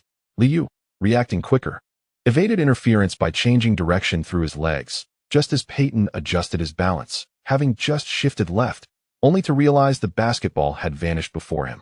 Transitioning to his right hand, Liu executed a swift change of direction that left Peyton momentarily frozen. Amidst the jubilant cheers of the crowd, he switched to his left hand, completely evading his defender and driving straight to the basket. Shaquille O'Neal, still vociferously instructing Kobe, turned to see Liu charging into the paint and instinctively took a step back, preparing to leap for a block. However, Liu's 3-step surge was quicker than O'Neal anticipated, leaving him with insufficient time to properly elevate. The two collided midair, O'Neal pressed down with his right arm in an effort to complete the block, but Liu, undeterred by the contact, used the momentum to twist and glide. Arriving at the lower left side of the basket, Liu secured the ball with his left hand, deftly evading the attempted block, while O'Neal merely grazed his shoulder and could only turn to gaze at the hoop upon landing. With a sharp whistle from the referee, the basketball struck the backboard and cleanly swished through the net, igniting Madison Square Garden once more. Liu's remarkable core strength allowed him to land gracefully. He shook off his left shoulder and celebrated with high fives from his teammates before making his way to the free throw line. MVP, MVP, MVP. Hearing the cheers, O'Neal's expression darkened as he watched Liu sink the additional free throw, unable to suppress a muttered curse. Damn. Following 2 missed free throws by the opponent, Liu's scoring spree widened the gap to double digits. Phil Jackson promptly called for a timeout, leaving the Lakers bench in a heavy silence. Fisher, devoid of emotion, discreetly pursed his lips. Confronted by Liu, Payton, much like him, felt a strong urge to shout to the coaching staff, "Let me in, I can do it too." O'Neal had initially scored 4 points, and Malone had hit a mid-range jumper from the free throw line, but thereafter, both players found themselves unable to touch the ball. MF. Give me the ball. Stop shooting from the perimeter. What gives you the right to take so many shots? Back at his seat, O'Neal glared at Kobe, who was already ruffled from his missed attempts. Upon hearing O'Neal's words, he shot back a furious look. Those were my chances. I just missed. So what gives you the right to criticize me? Separated by Payton and Malone, O'Neal and Kobe suddenly erupted into a heated argument. The New York fans, witnessing the spectacle, began to cheer loudly. Shaq's losing it. O'Neal, completely unhinged, abruptly stood and turned towards the source of the shouting, joining in with his own exclamations. This display sent the New York fans into a frenzy, prompting those in the front rows to join the raucous cheering. The KFC colonel hadn't even begun to strategize before the Lakers' assistant coaches and the morale team rushed to restrain O'Neal, fearing that the enraged Shark might charge into the stands for an impromptu showdown. Amidst the cacophony of shouts, laughter, and the continuous whistle of the referee, Gary Payton, seated on the bench, felt overwhelmed. With his score still at 0, he couldn't hold back his frustration and tossed his towel angrily. Damn this game. The timeout stretched longer than anticipated, as Coach D'Antoni stood on the sideline, arms crossed, wearing a smug smile. When play resumed, during the Lakers' offensive possession, O'Neal finally received a high lob pass from Payton at the left low post, and after securing the ball in his right hand, he powered through Gasol's lengthy reach to score, loudly calling for his teammates to retreat on defense. O'Neal had just returned to the half-court, and the Knicks players were closing in. Forming a V-shape, Gasol stationed himself at the left elbow, and upon noticing Liu nearing the three-point line, he immediately stepped up to set a screen. The high-quality pick-and-roll allowed Liu, with the ball in his left hand, to successfully evade Payton's grasp. With his teammate unable to navigate the screen, O'Neal had no choice but to step up and delay the defense. Observing the opponent's lateral movement, Liu, while dribbling with his left hand, suddenly sent the ball forward, executing a scissor step that left him momentarily off balance, his body leaning leftward in a deceptive maneuver. In a minuscule space, Liu darted past O'Neal, pulling the ball back with his right hand, and utilizing the ball's rebound force, he swiftly changed direction, maneuvering through the crowd. On the ESPN commentary team, Kevin Harlan was the quickest to react, instinctively shouting, "Play God." Oh, what a play by Lee. The fans in the back row, unable to discern the details, felt as if Liu had seamlessly transformed and penetrated into the paint in the blink of an eye. Echoing the excitement with gasps, O'Neal stood bewildered, his mind catching up while his body remained rooted in place, mirroring the reaction of Malone at the opposite elbow. Both players turned their heads in unison. Kobe, positioned near the left baseline, was the most alert, recognizing Liu's drive towards the basket, and immediately pivoted and slid back, leaping high to defend the rim. In front of the basket, Liu leaped, disregarding the defense before him. After a mid-air collision, he pulled the ball back with his right hand, still ascending. Meanwhile, Kobe felt an immense force surge from in front, causing him to involuntarily lean back, losing his balance entirely. With his head at the rim, Liu briefly hovered in the air as Kobe began to descend, twisting and gathering strength for a powerful dunk. The rim reverberated with a thunderous sound as the ball went in and the crowd erupted, with Kobe being sent sprawling out of bounds, landing heavily on the floor. Oh, Claylee, monster dunk. Kevin Harlan exclaimed repeatedly, his astonishment lingering until Liu touched down, still exclaiming in awe. Fans behind the basket in New York felt their adrenaline surge as they witnessed Liu, expressionless, standing over Kobe while hammering down the dunk.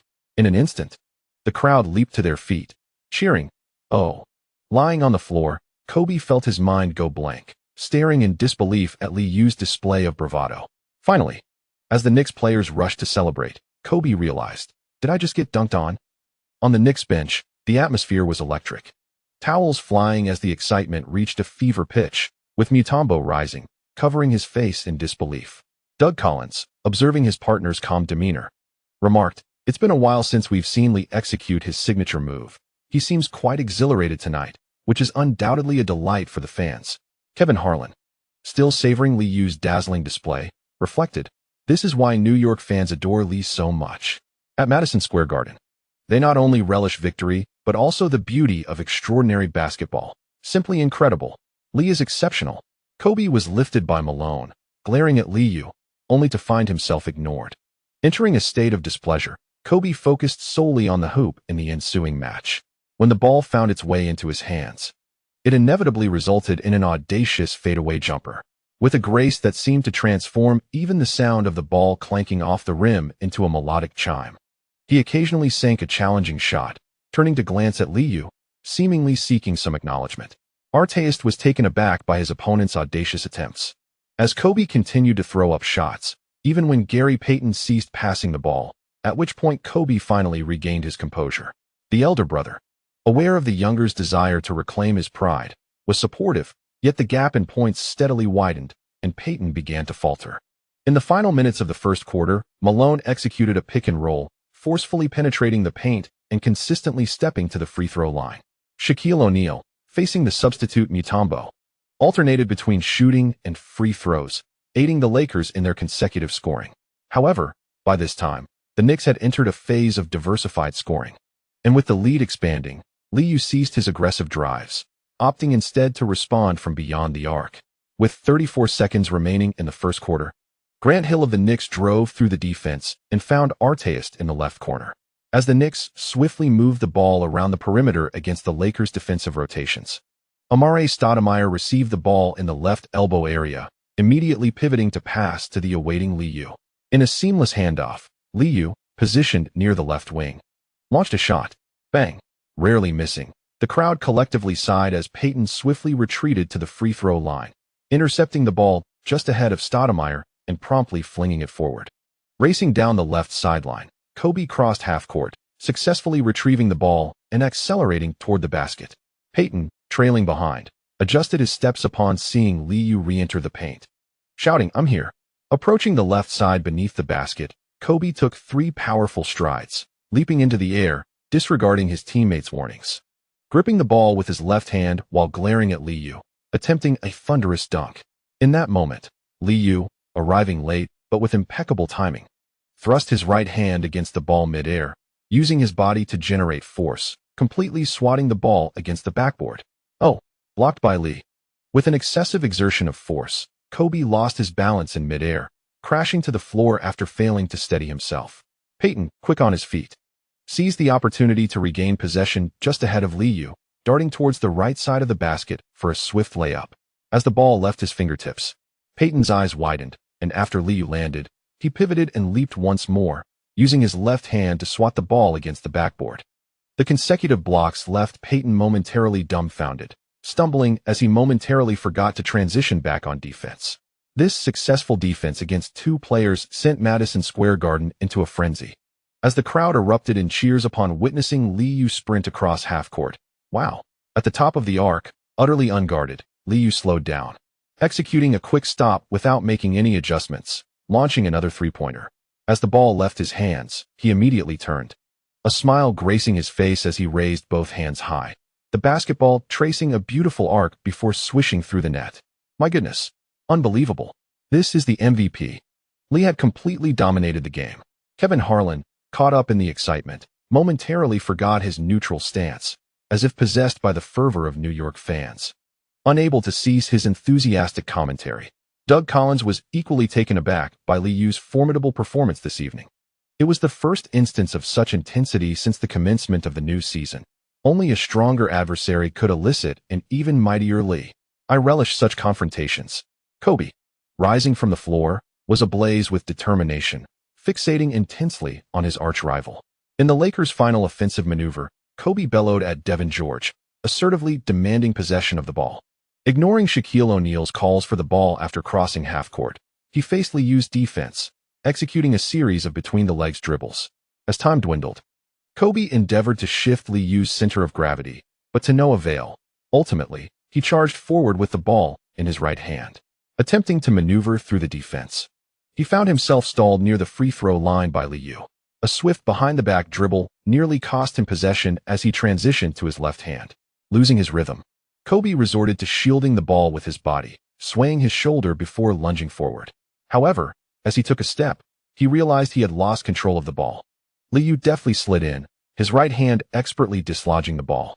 After the turnover, Kobe aimed to reclaim the ball, but was knocked off balance by Liu, subsequently losing his defensive position entirely. Amid the cheers of the fans, Liu swiftly retrieved the ball, crossing the midcourt line and noting the dwindling time. With a powerful leap, he launched a shot akin to an archer drawing his bow. Buzz. The sound echoed as the basketball soared through the air, then, under the watchful gaze of the crowd, descended perfectly into the hoop. Fans in the front row rose in unison, raising their arms in jubilant exclamation, "Oh!" As the first quarter drew to a close, the Knicks had secured a double-digit lead, 21-36. At this moment, Liu knelt at the center circle, resting his chin on his right hand for a moment before rising to celebrate with the Atmosphere crew in the center of the court. Noticing O'Neal's furious glare, Liu shrugged, jesting, "Sorry, Shaq. Perhaps take a rest and ponder your excuses for losing. I couldn't get the ball. That's a decent one." After delivering his quip, Liu turned, enveloped by his teammates, and returned to the bench. O'Neal opened his mouth, speechless, marching towards the Lakers bench, and before sitting down, shot a fiery glare at Kobe. "You ruined our game." Having played the entire first quarter, Liu boasted stats of 6 for 8, 2 for 3 from beyond the arc, and 3 for 3 at the free throw line, totaling 17 points, 2 rebounds, 3 assists, 2 steals, and 2 blocks. Kobe, keenly aware of Liu's performance, had been silently calculating throughout the game. Upon hearing O'Neal's words, he retorted, "I'm merely fulfilling my duties." With 3 for 8 shooting, Kobe had managed only 6 points and 2 turnovers. Following his declaration, all eyes on the Lakers shifted to him. Peyton, yet to score on 0 for 4 shooting, seized the moment to chastise, "Buddy, that's not your job. We all can make those shots." As it appeared a rift was forming within the Lakers, the din from the New York fans grew louder, prompting Phil Jackson to intervene, his expression darkening. "Everyone, quiet down. The game is not over yet. Pass the ball to Shaq and Malone. Focus on defense. I do not wish to witness any more forced shots." Upon hearing these words, Kobe lowered his head in frustration, angrily tossing aside his towel and falling silent. Yet his heart simmered with indignation. Defense cannot possibly defeat the opponent. Thanks to the support of my readers for their subscriptions. This chapter concludes here. Chapter 313. More enjoyment, daily chapter. How can an ordinary player enhance their visibility? The simplest approach is to leave a lasting impression on fans during intense matchups. On the evening of November 19th, Lagerbielke faced off against Kobe, and their bodies frequently collided. During the rotation phase, the Lakers typically employed Fisher and Horace Grant, but tonight, Phil Jackson granted more playing time to Malone's former teammate, Brian Russell. The Lakers roster seemed reminiscent of the previous 2 years. However, while the personnel remained, the physical condition of several veterans had significantly declined. Early in the second quarter, the Knicks executed a broad rotation, with their opponents struggling to find their rhythm, yet Stoudemire's offensive prowess kept them in the lead. With 8 minutes and 46 seconds remaining in the first half, Mutombo successfully executed a putback, and as he turned, O'Neal aimed to continue his assault in the low post. The New York fans were fervently engaged, their chants for defense growing louder. Once Fisher entered the game, the Lakers reverted to their classic offensive strategy, the triangle offense. As O'Neal prepared to receive the ball in the left low post, Kobe, stationed in the left corner, initiated his movement, completing a handoff with Fisher on the wing. According to the tactical plan, Kobe had the option to either lob the ball directly to O'Neal in the paint or call for a pick and roll. Allowing Fisher to slip along the baseline, creating a localized 2-on-2. However, tonight's start was rocky. O'Neal, frequently vocal from the bench, and Kobe both played with heightened emotions. After finally gaining possession, Kobe neglected to call for a pick, receiving the ball and executing a right-hand dribble. His body shifting dynamically to the right before making a sharp turn. Transitioning to his left hand, he created a sliver of space and accelerated towards the basket. O'Neal, who had been calling for the ball in the paint, found himself infuriated by Kobe's choice of attack. In a moment of distraction, Mutombo seized the opportunity to execute a frontside defensive maneuver. At that moment, Fisher had just arrived at the left corner, and upon witnessing Kobe's drive, he hurriedly slipped along the baseline, attempting to open up the offensive space. The interplay of offense and defense unfolds in an instant, making a poor offensive decision. As Kobe approached the left restricted area, he found himself surrounded by 3 defenders. Lajabelle maintained his position, not losing track of Kobe on his right, while Knight, having abandoned his assignment on Fisher, joined the fray to assist in the double team. Mutombo, seizing the moment, raised his hands to intercept Kobe's passing lane, forcing Kobe to halt his advance. Lajabelle moved in aggressively, and with a powerful swipe, he struck Kobe's hand, dislodging the ball. Wow! As the steal was executed, the New York crowd erupted in cheers, but Kobe, quick to react, regained control of the ball almost instantly. Simultaneously, he vocally protested to the sideline official, believing that a foul had been committed. The referee remained silent, provoking an irate Kobe to raise his elbow and swing it in defense of the ball. Perhaps his recent training with his elder brother had not yet yielded sufficient skill, as Kobe's elbowing motion was conspicuously apparent. Initially, he struck Knight, followed by a jab to Lagarette. One blow landed squarely on the face, while another struck the shoulder, prompting the referee to immediately blow the whistle, calling an offensive foul on Kobe. Fueled by anger, Kobe turned to voice his grievances to the referee, only to be unexpectedly jolted by a powerful shove from the side, causing him to stumble. Before he could regain his composure, Lagarette showcased his boxing prowess honed in his spare time, stepping forward to deliver a backhand punch directly to Kobe's face. The sudden eruption of conflict thrilled the New York fans, who erupted in excitement, cheering as they witnessed the scuffle between Kobe, Lagarette, and Knight. Observing Kobe at a disadvantage, Shaquille O'Neal, having received several quick punches, contemplated rushing to assist his younger brother. However, Mutombo stood firmly before O'Neal, giving him a push. Expecting the opposing player to charge again, O'Neal merely stood his ground, vociferously protesting without advancing. Conversely, Fisher attempted to intervene but was restrained by Prince, who urged him to remain calm. The referee, witnessing Kobe endure several blows, rushed into the fray to separate the players. At that moment, Brian Russell hurried to embrace Kobe, attempting to pull him away, but Kobe, still agitated, directed his frustrations at the referee, exclaiming, "He was clearly committing a foul right in front of you," noting the referee's indifference as he gestured for technical fouls on both sides. Kobe lost his composure and began to berate the official. Lagarette, amused, clapped and taunted, "Give me 2 more shots, you softy, and I'll be right here." As Kobe, now disregarding the referee, initiated further conflict, he completely incited the ire of the official, who repeatedly blew the whistle and pointed toward the players' tunnel. Kobe was ejected from the game, eliciting laughter from Lagarette, who soon followed suit upon receiving the referee's directives. As Lagarette walked toward the tunnel, he was met with cheers from the crowd, while Kobe, head bowed, passed by Phil Jackson, feeling even more dejected upon noticing his coach's lack of reaction. The stern figure of the Kentucky Colonel did not chastise the referee, but instead waved his hand, signaling Gary Payton and others to enter the game. On the Knicks side, Lee and the others relished the unfolding drama, prompting Coach D'Antoni to signal for an early substitution. The atmosphere in the arena became particularly raucous due to the altercation, with many fans feeling unsatisfied and beginning to provoke O'Neal once more. Before Lee executed his technical free throw, he noticed O'Neal discussing tactics with his teammates and could not resist teasing, "If you lose this time, you won't find any excuses." The game had just begun, and they could not hinder his momentum. O'Neal immediately retorted, having already drawn 2 fouls against Mutombo within minutes, which left him quite pleased. Both teams converted their technical free throws, the starters returned, and the game swiftly resumed its rhythm in favor of the Knicks. The backcourt of the Lakers has been struggling, with Gary Payton rendered silent, unable to gain an advantage over Artest. Although Derek Fisher is putting forth great effort on defense, the results are limited, often relying on Payton for double-team assistance. The Knicks' defense is tightening, and while Shaquille O'Neal can find Karl Malone despite the double-team, Malone, having just entered the game, also falters with his shooting. In the latter half of the second quarter, O'Neal repeatedly battles through double coverage to score, yet aside from free throws, the Lakers' strategy has completely unraveled. The excessive reliance on individual plays has led to more counterattacks, prompting Payton to consciously manage the game's tempo.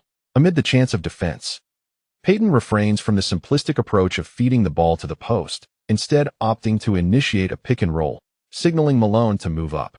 Kourt Thomas hesitates, failing to step down for defense, while Liu shouts reminders to his teammates and swiftly navigates through the screen.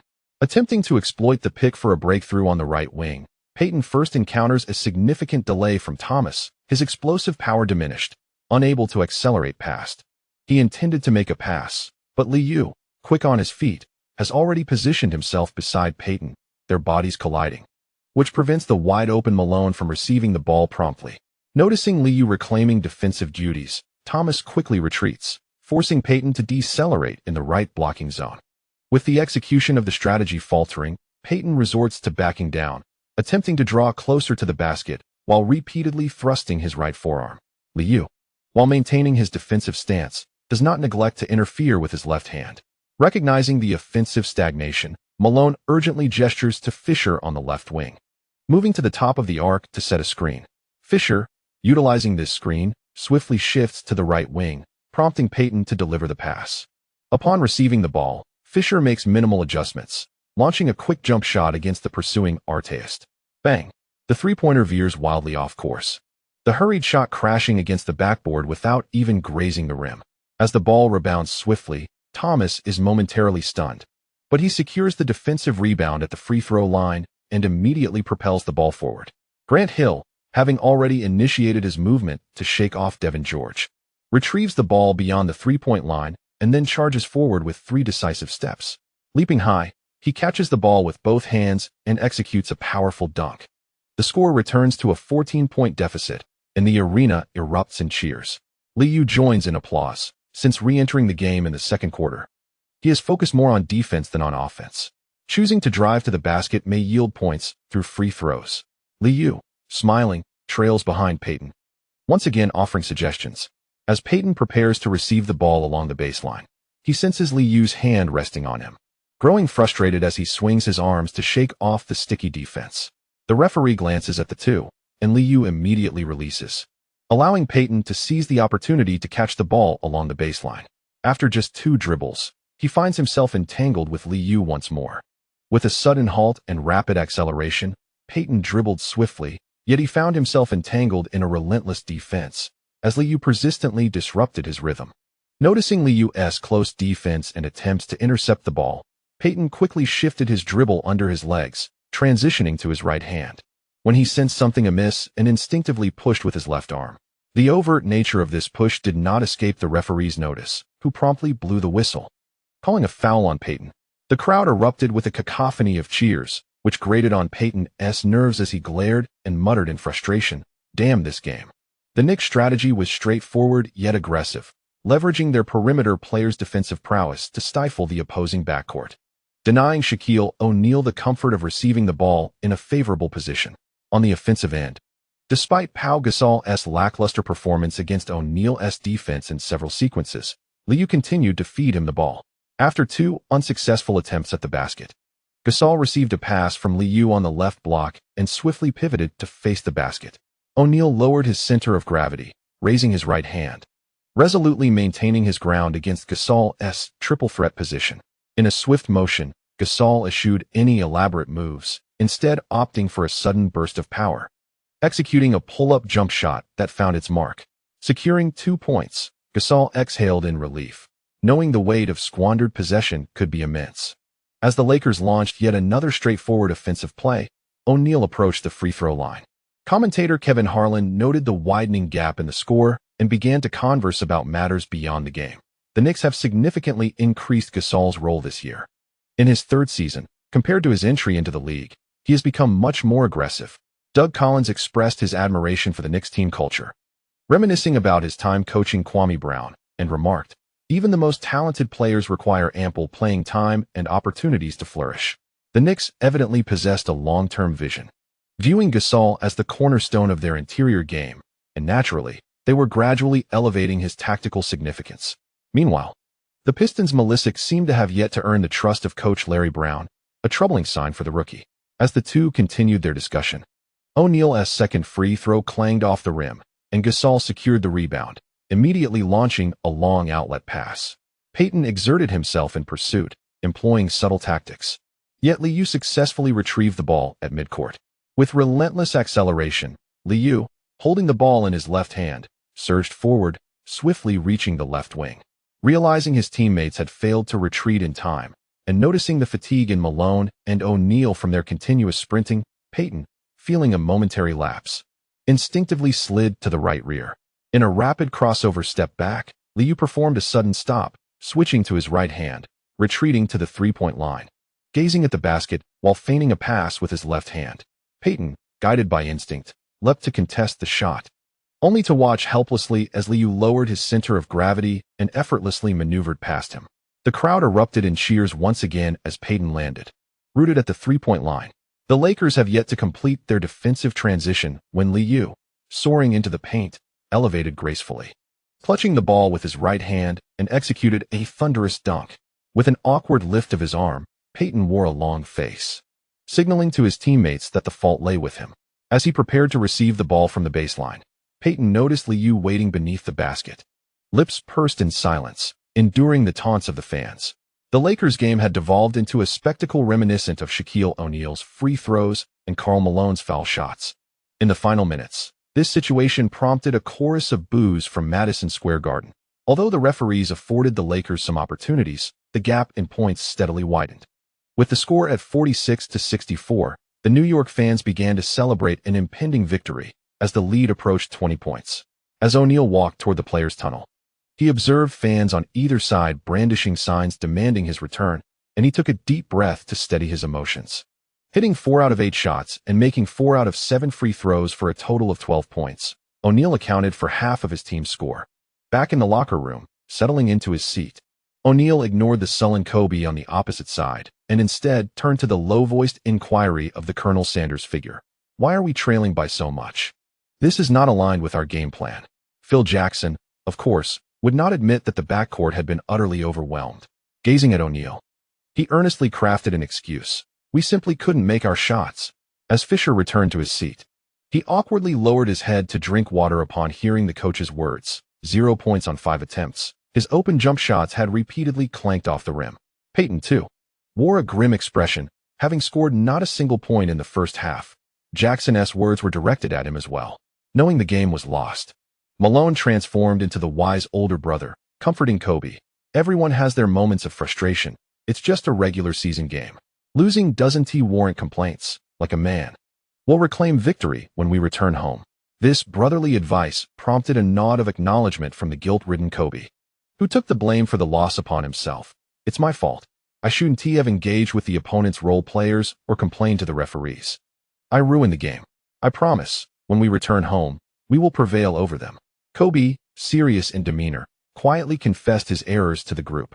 Yet Phil Jackson remained unconvinced, harboring a simple disdain for Kobe following the unauthorized intrusion.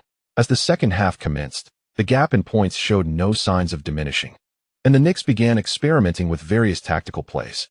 Payton, thoroughly exasperated by Liu's relentless defense, chose to abandon all restraint, launching a barrage of erratic three-point attempts. The open shots clanked off the rim, allowing the Knicks to initiate a new wave of fast-break opportunities. In the closing moments of the third quarter, the excessive back-and-forth running prompted O'Neal to actively signal for a substitution. The Shark had decided to concede early, observing the teams begin their roster changes. Commentator Kevin Harlan offered an excuse for the Lakers. Playing back-to-back games has affected their stamina. Considering their roster structure, it's understandable that their outside shooting is off tonight. The regular season has only just commenced, and Coach Phil Jackson still needs to refine his lineup. Relying solely on star players to dominate the game makes it exceedingly difficult to overcome the reigning champions. Gary Payton, with a dismal performance of 0 for 8 tonight, managed to score only 4 points in the third quarter, relying on free throws. Doug Collins, upon reviewing the statistics, offered excuses for the veteran.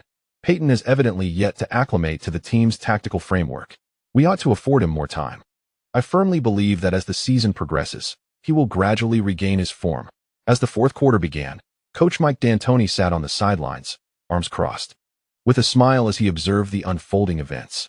He felt a twinge of regret. The Lakers surrendered far too early, leaving no opportunity to adjust their small lineup before their opponents capitalized on the situation. The early capitulation of the Lakers led to an awkward predicament, as their bench proved too feeble against the Knicks' formidable rotation. As the point gap widened, the atmosphere in Madison Square Garden became increasingly electric, with New York fans vociferously cheering. This fervor invigorated the atmosphere crew, who fervently dismantled the opposition on both ends of the court. Seated on the bench, Phil Jackson watched as Prince intercepted a pass intended for Luke Walton, instinctively rubbing his forehead in disbelief. Following the steal, Prince soared for an uncontested dunk, igniting the crowd at Madison Square Garden once more. The Lakers' frontcourt trio of Walton, Bryant Russell, and Horace Grant struggled to find solutions against Stoudemire. With aggressive low-post attacks, pick-and-roll strategies, and seamless transition plays culminating in emphatic dunks, Stoudemire was relentless in the latter half of the game. Fisher and the Atmosphere crew member, Kareem Rush, were left stunned, while Matt Barnes, seizing a rare opportunity to play, showed no signs of easing up. The towering right also aimed to find his rhythm against what seemed like soft opposition, resulting in a scoring drought for the Lakers. With only 58 seconds remaining in the game, Fisher finally sank the Lakers' first three-pointer of the night. As both teams ceased their offensive efforts, the New York fans rose to their feet, showering the court with applause, their cheers resonating throughout the arena. The final score read 88-116, with the Knicks triumphantly prevailing, extending their winning streak. Hastily retreating to the player tunnel, the Lakers simply wished to escape. It had been a nightmarish contest. In just 31 minutes of play, one could observe remarkable statistics: 11 out of 18 from the field, 4 out of 7 from beyond the arc, and 6 out of 6 from the free throw line, totaling 32 points, 6 rebounds, 10 assists, 3 steals, 2 blocks, and a solitary turnover. Postgame, an ESPN reporter approached Liu, refraining from mentioning statistics due to the overwhelming noise, and raised his voice to pose a simple question. Lee, tonight's game showcased your exceptional defense. Gary Payton only managed 4 points and committed 4 turnovers. Are you planning to contend for the Best Defensive Player award this year? Liu, having broken a sweat in the first quarter while the Lakers ceased to resist, casually shrugged at the question. Ron is the superior defender. He has consistently guarded the opposing team's key players. I hold great respect for Payton, but no one can defy the passage of time, and he is no exception. For me, matching up against such a veteran is quite an effortless task. I merely fulfilled the tasks assigned by the coaching staff. O'Neal, due to a recurrence of his toe injury, did not attend the post-game press conference. When Kobe and his esteemed mentor Malone appeared before the sports media, a reporter from the Los Angeles Times promptly inquired, Kobe, could you share your thoughts on your performance? Scoring 28 points. It seemed we ought not to have lost by such a margin, especially considering our bench only managed a mere 18 points in the fourth quarter. In a rather despondent mood, Kobe remained somewhat silent, unwilling to offer excuses. At this moment, the ever-supportive Malone stepped in to defend his young protege. I appreciate Kobe's performance. Tonight he fought like a true warrior. This is merely a regular season game, and we have yet to play together formally for more than a month.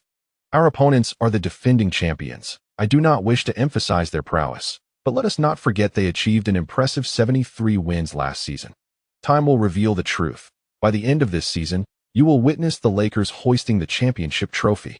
The normally taciturn Karl Malone unexpectedly offered words of encouragement, deeply moving Kobe, who resolved silently, gazing at his mentor engaging in a spirited exchange with the media. This year, we must secure the championship. The Lakers' defeat, while sparking some discussions among analysts, was soon overshadowed by Michael Jackson forming a dream legal team, leading sports programs to eagerly follow the unfolding saga. On the 21st, the attention of the entire nation was captivated by the Michael Jackson fan support group. Fans rallied spontaneously along Hollywood's Walk of Fame to voice their protest, firmly believing that Jackson had been subjected to malicious slander. The Los Angeles populace, preoccupied with the unfolding drama, had long since set aside thoughts of the Lakers' loss. As major news outlets repeatedly aired updates on the case, celebrities from the entertainment industry seized this opportunity to gain publicity, appearing on various shows to share snippets of insider information. That evening, during the Knicks away game against the Pistons, some fans even held up signs in support of Michael Jackson. Wherever there was televised coverage, these fervent supporters were visible. Since Larry Brown took the helm of the Pistons, the team's offensive performance had not improved. In the starting lineup, the backcourt duo of Billups and Hamilton remained the primary scorers. However, the frontcourt trio of Tayshaun Prince, Ben Wallace, and Eldon Campbell struggled offensively. In the first quarter, Billups was stifled by Lee, making only 2 of 8 attempts from the field and failing to score from beyond the arc, accumulating a mere 4 points. With the primary scorer contained, the Pistons' offense became increasingly stagnant. The quarter concluded with a score of 27-16 as the Pistons trailed by 11 points. Relying on commendable defense, during the rotation phase, Corliss Williamson struggled mightily, causing the deficit to widen further, prompting Larry Brown to shout in frustration. Yet he could not halt the Knicks from scoring. Stoudemire, recently in remarkable form, displayed no complex maneuvers, receiving the ball in the low post. He leveraged his agility to swiftly pivot and attack the rim forcefully. Following a pick and roll, he received the ball and, with explosive power, launched himself into the air with ease to secure points. On the defensive end, the Knicks steadfastly adhered to a zone defense, intentionally allowing their opponents to shoot three-pointers from the corners under the 32 defense scheme. With Mutombo providing support to Stoudemire, the Knicks' rotation effectively suppressed their adversaries. By halftime, the score was 55-38, and the match had lost its suspense. During the intermission, Ben Wallace returned to his seat in silence. Despite his earnest defensive efforts, he appeared overwhelmed by Stoudemire's aggressive play. Defense has never been a solitary endeavor. When Liu and Stoudemire executed a pick and roll, if the teammates on the perimeter faltered, Ben was compelled to provide help defense. This scenario afforded Stoudemire the opportunity to receive the ball at the top of the key, allowing him to drive to the basket with ease. After departing from the Knicks, although Ben garnered accolades, his visibility diminished significantly. Coupled with last year's playoff series against the Nets, where the Pistons lost the rebounding battle in all 4 games, Ben faced scrutiny. While he consistently posted commendable rebounding statistics, the series saw the Pistons being thoroughly outmatched by the Nets. The same applied to Billups. After winning a championship with the Knicks, he was schooled by Kidd upon joining the Pistons, resulting in a dismal performance in last year's Eastern Conference semifinals. Even though he achieved a commendable record during the regular season, he faltered in the playoffs, earning him substantial criticism for his lackluster performance. Seeing the silence in the locker room, Hamilton took the initiative to speak up, his demeanor serious as he encouraged, "There is still time left in the game. We must lift our spirits. It's all right if we can't make the shots. Let us focus on our defense, and we will find our opportunities." In the locker room, Ben was regarded as the team leader, yet Hamilton's words elicited little response, as Wallace remained engulfed in self-doubt. Upon returning to the locker room, Coach Larry Brown refrained from offering motivational platitudes, instead opting to illustrate strategies on the tactical board while sternly critiquing the team's defense. "Double teaming must be resolute. I do not wish to see you deviating from the pre-established game plan. Listen, raw talent alone cannot vanquish the defending champions. We cannot afford mistakes. We must value every possession." As the third quarter commenced, Larry Brown's directives failed to yield any results. Gasol frequently received the ball in the paint to facilitate the offense, leaving Wallace to watch as the Knicks executed their familiar flex screens, repeatedly penetrating the lane for scores. In the latter part of the game, Liu and Gasol significantly increased their handoff plays. With defensive lapses, Ben could only watch as Liu launched a jump shot from beyond the arc. There was more off-ball movement, more screens, and more fast break opportunities. Grant Hill surged with ferocity during the third quarter, relentlessly attacking the basket and drawing fouls, amassing points with ease. Despite the Pistons' resilient defense, the Knicks established a commanding lead with a quarter score of 32-20. At 87-58 in the Palace of Auburn Hills, Pistons fans began to boo Grant Hill. Each time he faced his former team, Grant would rise to the occasion. It wasn't until the fourth quarter descended into garbage time that the Pistons' defense finally made an impact, yet the spectators had long lost their fervor, patiently awaiting the conclusion of the match. Ultimately, the New York Knicks extended their winning streak to 11,184. The Detroit Pistons suffered a significant defeat, leaving their players in low spirits and departing early after exchanging pleasantries. As they made their way towards the player tunnel, Ewing, having perused the technical statistics, lamented the shortcomings of the once promising Ben. Ben's height remained his greatest disadvantage, and despite the passage of years, his offensive game had not evolved. The Gorilla held a dismissive view of Ben's skills, as the former teammate managed to score only 4 out of 11 attempts, accumulating 8 points, 9 rebounds, 1 assist, 1 steal, and 3 turnovers. Confronted by the Knicks' formidable interior defense, the Pistons encountered issues with rebounding, finishing with a deficit of 9 boards even during garbage time. While teammates engaged in gossip about Michael Jackson, Liu casually responded to Ewing's remarks, suggesting that Ben's defensive prowess alone sufficed for him to secure a lucrative contract, regarding his offense as merely an added bonus. On the 22nd, returning to Manhattan, the Knicks faced their final game of the week, a back-to-back matchup against the Philadelphia 76ers. In the first half, Iverson managed only 3 out of 10 shooting, with 4 successful free throws, totaling 10 points. At halftime, the 76ers trailed by 18 points. With unwavering focus on defense, Liu caused Iverson to lose his rhythm. Midway through the third quarter, Iverson continued to struggle, shooting 3 out of 9 and netting only 8 points, while Liu propelled the Knicks on a scoring spree. By the end of the third quarter, the score stood at 62-86, and the game transitioned into garbage time. At Madison Square Garden, Iverson failed to draw fouls, and after being struck hard, he fell to the floor, eliciting laughter from the fans. Ultimately, the Knicks triumphed over the 76ers with a score of 82-116, while Iverson, having exacerbated his knee injury, was unable to attend the post-game press conference. In recent games, Liu consistently delivered double-doubles with figures of 28 and 10. And although his statistics appeared unremarkable, his presence on the court was profoundly impactful. New York fans reveled in witnessing Liu frustrate the core players of opposing teams, though it was regrettable that there were too few obstinate players willing to provoke him. After enduring several years of tough competition in the Eastern Conference, most players had grown indifferent. Perhaps only when the 2003 draft class matures and Liu transitions into veteran status will some of the amusing scenarios anticipated by fans materialize. Having made a rare appearance at the press conference, Liu, dressed in a black suit and white shoes, approached the podium, prompting a flurry of camera clicks from the media. The New York Times reporter refrained from delving deeply into the outcome of the game, as it was widely perceived that the 76ers were merely contributing to the Knicks' record.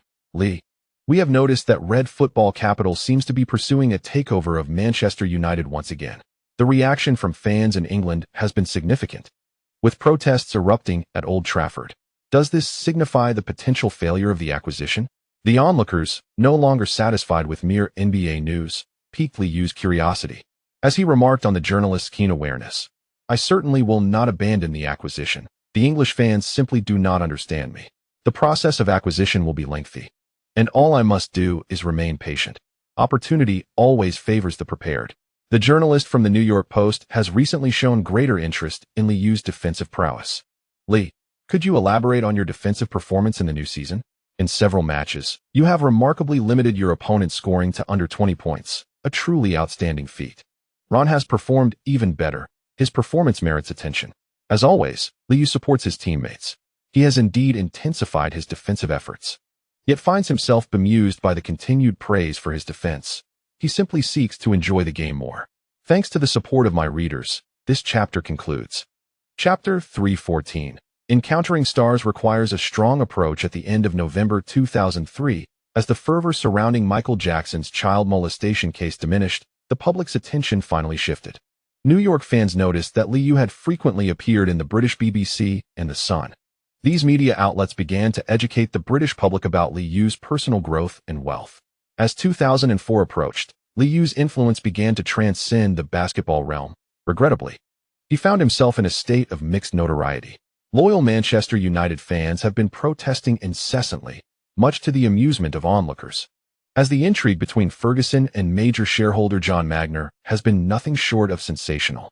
The old master has a keen eye. His racehorse, Gibraltar Rock, has secured over 10 championships, amassing winnings exceeding £1 million over the years. Last year, Gibraltar Rock was even named Europe's Horse of the Year. However, This beloved racehorse's retirement has sparked disputes between the once close pair. Although Gibraltar Rock is no longer racing, he remains a prominent stud. The breeding revenue is substantial. The Sun has informed fans that through breeding, this horse could generate up to £50 million. As the year draws to a close, Liu's Red Football Capital has initiated a second acquisition, and it appears that Ferguson and Magner may soon find themselves in court in Ireland. British fans have been thoroughly entertained by the unfolding drama. On Tuesday, the 25th, American sports media no longer followed the trend of discussing international superstars and racial persecution. As the excitement waned, they returned to the main topics. TNT was gearing up for that evening's game, with no marquee matchup scheduled. The trio began discussing who has showcased the best performance in the new season. Charles Barkley, who recently declared his intention to run for governor to improve the welfare of the black community, has shifted focus as viewership ratings declined, opting to chase after trending topics instead.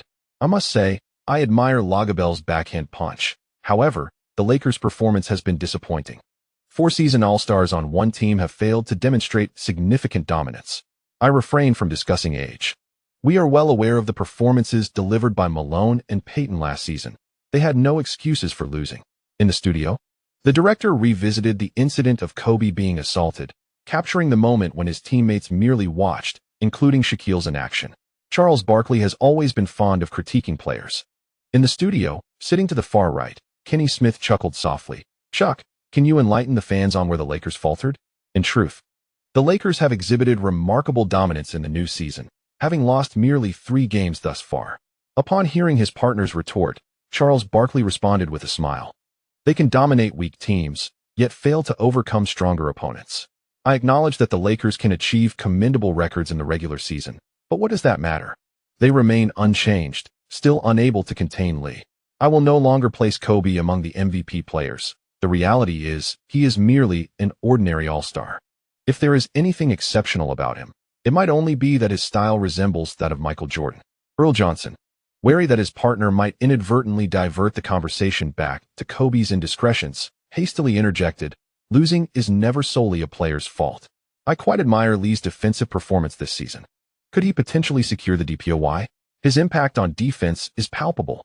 Kenny Smith, upon hearing this topic, began to extol, "As long as he maintains his current form, I believe Lee can claim this accolade. On both ends of the court, he is undoubtedly the finest backcourt player in the league at present." In the midst of this, Charles Barkley interrupted, turning earnestly to the camera. "DPOY? Not a chance. In fact, both Michael Jordan and Hakeem Olajuwon have experienced similar situations. For players of their caliber, stepping onto the court often entails self-challenge. Lee is merely finding tasks for himself. While this may bruise the egos of some players, regrettably, this is the reality I am aware of, as I have had similar experiences myself." Witnessing his old partner boast about his MVP season, Kenny Smith sighed in resignation, acknowledging, "Perhaps this illustrates the disparity in talent." The Lakers recently encountered injuries, with Shaquille O'Neal's toe ailment recurring, causing him to miss games against the Bulls and the Grizzlies. Fortunately, both teams were less formidable, and after their losses, the Lakers embarked on a winning streak. Meanwhile, for the Knicks, the diminutive Nate was absent from the game against the Celtics, yet injuries did not hinder their performance. After a stellar 36-12 run in the third quarter, the Knicks comfortably secured victory after 3 quarters. Artest was brimming with energy, believing that as long as he contained Paul Pierce, he stood a chance of making the All-Star roster. Thus, when the two faced off, Artest exerted every ounce of effort. Paul Pierce finished the game with 4 of 15 shooting and 8 of 8 from the free throw line, totaling 16 points, and fortunately benefited from home court officiating. Otherwise, the outcome would have been even more dismal. The Celtics, having made trades, were beginning to show signs of decline, with their record dropping to 5 wins and 8 losses after the defeat. Post-game, during an interview, Artest was quite exhilarated, striving to rally himself. "No one understands defense better than I do. Perhaps my statistics do not look impressive, but I assure you, the player I faced will have equally dismal numbers. I am the best perimeter defender in the league." After the rival shouted these words at the Fleet Center, the Celtics fans unleashed their fury upon Pierce, blaming the team's star for their disappointing performance. It seems highly probable that the Celtics will fall out of playoff contention this season. The previous trade involving Antoine Walker appears to have disrupted the team's chemistry. Following their victory in this match, the Knicks continued their road trip, aiming to conclude November with an unblemished record. Since joining the Timberwolves, Sprewell has adopted an air of confidence. Last week, the team achieved a flawless 3-0 record, and Garnett earned the title of Player of the Week. The championship guard recently reiterated in an interview, "Look at Kevin's performance. Our form is improving. The statistics may not reflect my contributions, but I have consistently aided the team. Among us, I am the sole player with experience in the conference finals and a championship title, and I intend to share my insights with everyone." Initially, the local sports media in Minnesota showered praise upon the championship guard, but as Sprewell's performances became increasingly erratic, their support waned. Although the local sports outlets were less than welcoming towards Sprewell, several nightclubs appreciated his presence. First Avenue, the most renowned nightclub in Minneapolis, is a beloved venue among rock enthusiasts, much like CBGB in Manhattan's Lower East Side. However, Sprewell understood that it is better to discuss quality than history. The Quest, established by former president of Palace Park Records, Gilbert Davidson, may not rival the legendary nightclub, but it offers its own unique charm. On the night of the 25th, reuniting with old teammates, Sprewell chose to host Lou and Ewing at this venue. The atmosphere was vibrant, with members from both teams' entourage gracefully occupying the dance floor. This nightclub features a theater-like space, with a stage and a lighting and sound system of the highest caliber, regularly hosting live performances. That evening, a band took the stage, igniting an electrifying atmosphere, which even prompted a Latina beauty at the VIP booth to sway her hips, seemingly eager to meld into Lou's embrace. With a curvaceous woman in his arms, Sprewell showcased his exceptional ball-handling skills. Fortunately, the main event had yet to commence. After a brief pause, he patted the woman beside him, sipping the drink handed to him, and confidently declared, "The Timberwolves will undoubtedly offer me a lucrative contract. They need me desperately. Only I can lead them further. Nobody enjoys playing here." In today's NBA, the competition among stars often revolves around salaries, which symbolize status. Ewing, while often restrained in opposing arenas, let his guard down upon encountering old teammates, similarly indulging in playful revelry with a lovely black woman. It certainly seems prudent to secure another substantial contract, as the Timberwolves owner is quite generous, and playing here can indeed be lucrative. Ewing endorsed Sprewell's pursuit of a substantial contract. Yet Liu quietly shook his head. Awarding a lucrative deal to an aging player is a course of action no prudent manager would undertake. It is essential to plan ahead for the conclusion of such a contract and to consult with the agent. Despite Liu's cautionary note, Sprewell remained indifferent, considering himself a championship guard, here merely to impart wisdom. Transitioning the conversation with joviality, Sprewell began to divulge gossip about the Timberwolves and his experiences in this locale. The dark-haired Latina nestled in Liu's embrace showered him with kisses, seemingly unfazed by the soft caresses, while the raucous music provided a dual stimulus, prompting her to exclaim, "I have a set of alluring lingerie at the hotel." On the morning of the 26th, Coach Flip Saunders observed the weary-eyed Sprewell with a sense of resignation.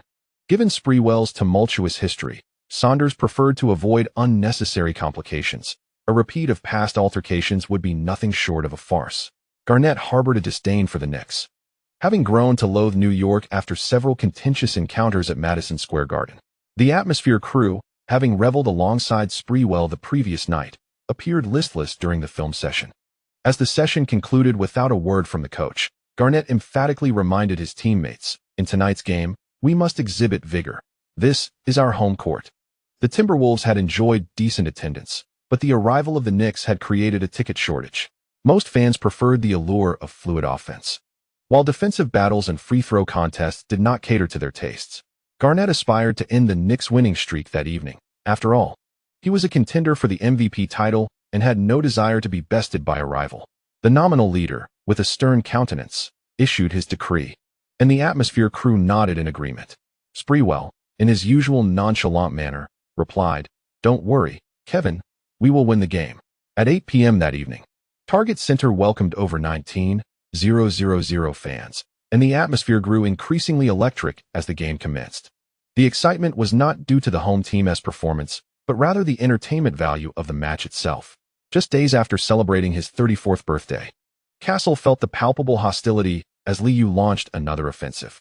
By the end of the first quarter, the Knicks held a slender 9-point lead at 28-19.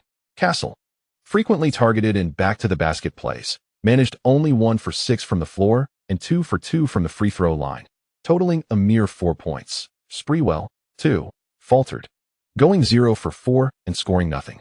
Only Garnett shone with distinction, hitting 5 of 8 from the field and 2 for 2 from the line, amassing 12 points and contributing significantly to the team's score.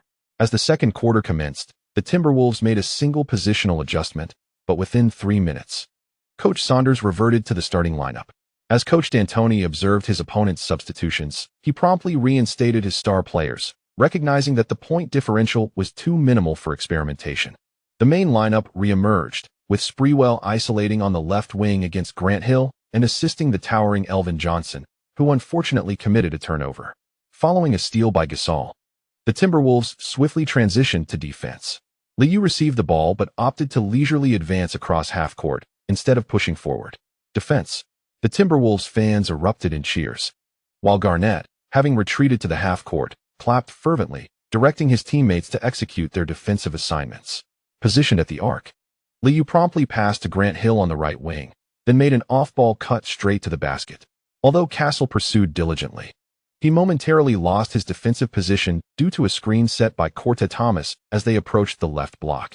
At the free throw line, Gasol feigned a pick for Hill, who quickly assessed Liu's position and executed a swift cross-court pass. On the left wing, Artest received the ball and, without hesitation, tossed it to Liu, who was posting up. Meanwhile, Thomas, alongside Garnett, moved toward the right block, allowing the Knicks to spread out and watch Liu engage in another isolation play. Upon receiving the ball, Liu used his body to back into Gasol, quickly releasing the ball with his right hand before executing 2 forceful drives. Gasol, caught off guard, staggered back under the impact, his body involuntarily reacting in a rhythm of retreat. As Liu approached the paint, he pivoted sharply on his left foot, abruptly pulling the ball back.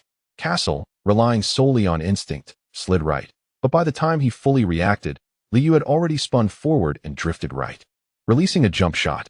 Swish. The two-pointer found its mark. Boo. The arena filled with jeers as the clock showed 7 minutes and 22 seconds remaining in the half, with the Knicks gradually asserting control over their opponents. I've reviewed numerous tapes. This move is quite effective. Liu waited by the baseline for his opponent to inbound the ball, playfully patting Gasol on the back twice. With a resigned smirk, he recalled how Gasol had bested him previously with the Nets, and the same had occurred with the Bucks. Now, as an older player with the Timberwolves, Gasol, having been out-muscled in the post, was at a loss for words. Oh, as Gasol received the inbound pass, the fans began to stir, anticipating a response play. Yet, Gasol remained composed, acutely aware of the precarious score margin. He motioned for Garnett to position himself in the right block. Last season, Trenton Hassel, who had served as a morale booster for the Knicks, found his way into the Timberwolves starting lineup. However, after only a few minutes on the court, Hassel's presence was barely felt, either spacing out in the corner or assisting in ball movement. This lack of impact made Grant Hill's defensive efforts increasingly constricted, as everyone knew from their 2 years of playing together that Hassel lacked shooting prowess. Arriving at the right wing, Gasol delivered a high lob pass, a decision that provoked discontent among some fans, who began to boo. Why had he become so timid? At that moment, the Knicks' defensive formation had completely collapsed into the vicinity of the paint. Liu followed Gasol's lead, moving towards the arc's apex. Kourt Thomas was tasked with defending Garnett, raising his left arm in the right side block. Gasol maneuvered to the lower right side of the basket, while Hill and Artest positioned themselves near the paint on the opposite side. Liu's responsibility was solely to mark Gasol, with the forwards blocking passing lanes and Gasol safeguarding the rim. Upon receiving the ball, Garnett swiftly turned to face the basket, executing a left-handed release as he penetrated the defense. Kourt Thomas rushed to slide left to obstruct Garnett's driving lane. As Garnett approached the paint with his long strides, he noticed Liu had shifted a step towards the free throw line, positioning himself perfectly within Garnett's preferred offensive zone. Rather than recklessly charging into a crowd, Garnett abruptly halted after 2 dribbles, rising up for a contested jumper. Bang! The ball ricocheted off the backboard and bounced out, while Grant Hill and the towering Johnson tangled beneath the basket, allowing Gasol to effortlessly secure the defensive rebound. Frustrated, Garnett slapped his thigh and yelled at his teammates to retreat on defense. After several consecutive missed shots, coupled with Liu's deliberate choice to exploit the Elders' offensive performance, Garnett was visibly agitated. Observing the Knicks employing the same tactic, Liu passed the ball to Hill on the right wing before cutting into the lane without the ball. Garnett immediately furrowed his brow and shouted, "Sam, switch." After providing a screen for Liu on the left block, Kourt Thomas noticed Garnett had indeed switched and quickly dashed towards the lower right side of the basket, raising his arms for the ball. Hill delivered a high lob pass from the right wing, leaving Gasol with no option but to watch as Kourt Thomas caught the ball above his head. Although Garnett recognized the miscommunication and rushed back for help, Kourt Thomas, with arms raised, pivoted and tossed the ball towards the backboard. Bam! The bank shot succeeded, extending the lead to 38-25. What a foolish defensive choice. We were simply waiting for your switch. You should have anticipated my missed shot. Hearing Liu's directive, Garnett, preparing for the baseline inbounds, angrily slammed the ball. Gasol quickly clapped his hands, signaling his teammates to remain composed and expedite the inbound. As the Timberwolves initiated another offensive play, the fans watched as Gasol passed the ball to Sprewell on the left wing, eliciting a collective sigh of disappointment. The championship guard received the ball in his familiar spot, and with the rest of the Timberwolves spacing out, the big man was poised to finish with ease. Under Arteas' defense, Sprewell opted against passing, instead lowering his center of gravity and accelerating to break through. Perhaps fatigued from the previous night's game, Arteas struggled to maintain his footing during the physical confrontation, causing Sprewell to momentarily falter. After decelerating to avoid a stalled dribble, Sprewell seized the momentum from the contact, executing a sudden stop and retreating to launch a contested two-point jumper. Bang! The ball hit the front of the rim, and Liu, having swiftly returned to the vicinity of the free throw line, collected the rebound and surged forward. Dribbling in motion, Liu changed direction, switching to his left hand to accelerate, quickly catching up to Gasol near the three-point line. Despite having established a defensive position in advance, Gasol lost his balance after a rapid lateral movement and a collision. As he attempted to pull back, Liu seized the moment to extend his stride. While brushing off the defense, Liu immediately gathered the ball and, drifting left within the paint, executed a left-handed layup. The sound of the net echoed. The whistle blew as the ball went in, and Gasol, nearly tumbling out of bounds after the collision, reacted with indignation upon hearing the referee call a foul against him. "Hey, he collided with me." That was clearly an offensive foul. Perhaps due to his less than stellar appearance, the baseline referee merely gestured towards the free throw line, signaling for Liu to take an additional shot. A chorus of boos erupted from the target center, a stark contrast to the expectations of many Timberwolves fans, as the trio of stars found themselves outmatched by their opponents. Liu stepped to the free throw line, and suddenly, shouts of MVP filled the arena. Garnett, his face darkened with intensity, fixed a penetrating gaze on Liu, seemingly attempting to disrupt his concentration, but to no avail. With a score of 41-25, the lead expanded to 16 points, prompting Coach Saunders to call a timeout. In the ESPN commentary booth, Nessler remarked on the familiarity of the scene, instinctively commenting, "It seems Lee has begun to exert himself, establishing an advantage in the second quarter and continuing to connect with his teammates in the third." Recently dismissed by the Magic, Coach Doc Rivers found himself in the commentary seat that evening, retroactively critiquing, using Gasol to defend Lee was undoubtedly a grave mistake. Coach Saunders should consider matching him up against Sprewell or Gasol. Lee's physical advantage over the backcourt players was evident. Even the defensively adept McGrady struggled against Lee in last year's playoffs, a memory that lingered with Rivers. As Rivers analyzed the game with keen insight, his partner Nessler listened in astonishment. The ensuing play unfolded as Rivers had predicted, with the Timberwolves attempting to keep Garnett as the focal point of their offense, while the Knicks continued to rely on Liu's isolation plays.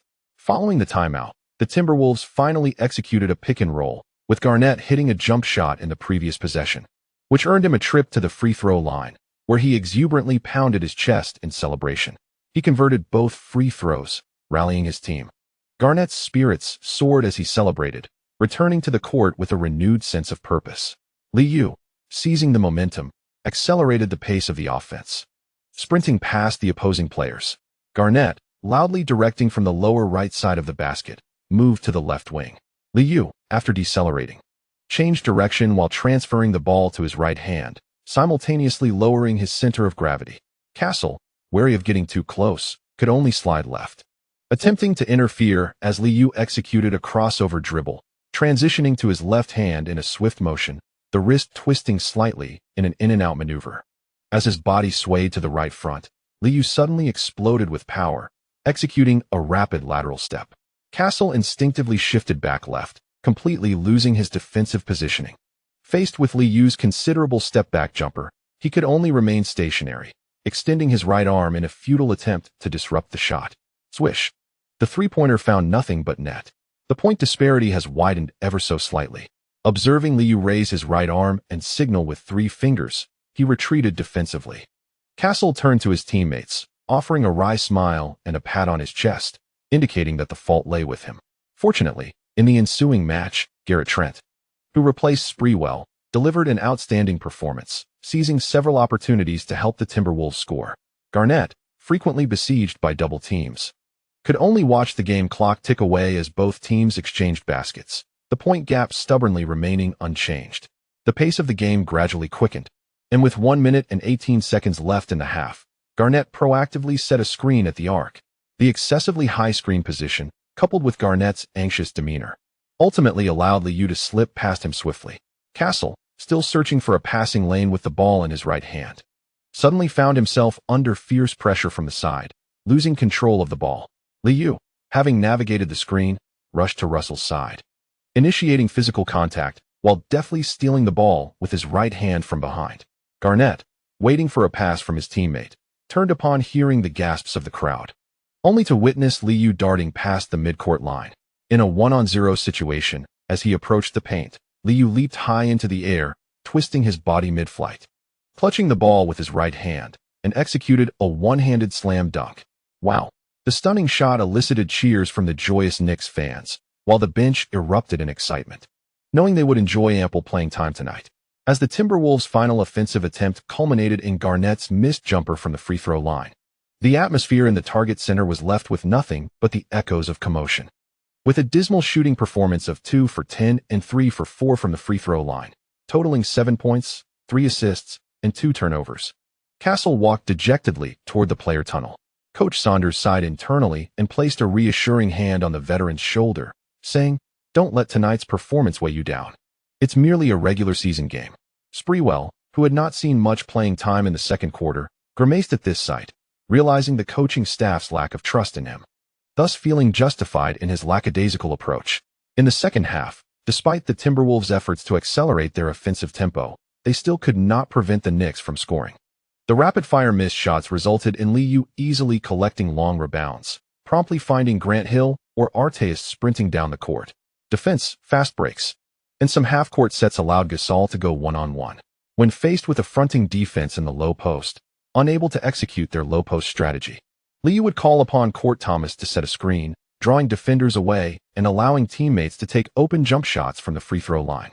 The disciplined offensive play had Rivers in the commentary booth nodding in admiration, exclaiming that Lee had the game completely under his control, with the Knicks' tactical success rate being astonishingly high. In the latter part of the third quarter, during a half-court offense, Liu began receiving the ball in the low post on both sides. This time, after receiving the ball in the right low post, he refrained from challenging the veteran directly. Instead, he held the ball with his left hand, casting a knowing glance towards Arteist on the right wing. Receiving the cue, Arteist immediately accelerated his cut from the 45-degree angle, while Trent, who had just entered the game in the second half, merely followed mechanically, failing to apply any pressure. Upon entering the paint area, Arteist abruptly halted, his body swaying towards the baseline before swiftly cutting into the lane. Liu, in a seamless motion, tossed the ball behind his head. The basketball soared to the lower right quadrant of the hoop. Arteist, upon receiving the pass, effortlessly banked the shot. Trent and Garnett exchanged a glance, both enveloped in silence, as the game unraveled completely. Whenever the opponents directed their focus towards Liu, the Knicks consistently discovered opportunities for effortless scoring. Although the Timberwolves showcased commendable offense following a decline in defensive intensity by the end of the third quarter, the game had descended into garbage time. With a staggering score of 88-63, Coach Saunders opted to deploy the rotation lineup for the fourth quarter. In the final period, commentators Nessler and Rivers began to discuss tangential topics. In the Eastern Conference, defeating the Knicks necessitates robust perimeter defense. Many have overlooked that Lee has secured the assist title for several seasons. His scoring prowess often overshadows his basketball intellect. Coaches devise targeted strategies for each game, yet regrettably, the team frequently falls short of executing the desired tactics. Rivers spoke these words with a somber tone, seemingly hinting at deeper issues. This statement translated to, "My strategy is sound. The Magic's consecutive losses stem from insufficient player capability." Nessler, captivated by this insight, nodded in agreement while praising Liu during the broadcast. As Coach Rivers noted, Lee has led the Knicks in showcasing a different style of basketball. This is precisely why fans are enamored with them. On this night, the Knicks support crew appeared lackluster, failing to deliver a decisive blow, which granted the Timberwolves a modicum of dignity. Ultimately, the Knicks triumphed with a score of 111-89, continuing their winning streak.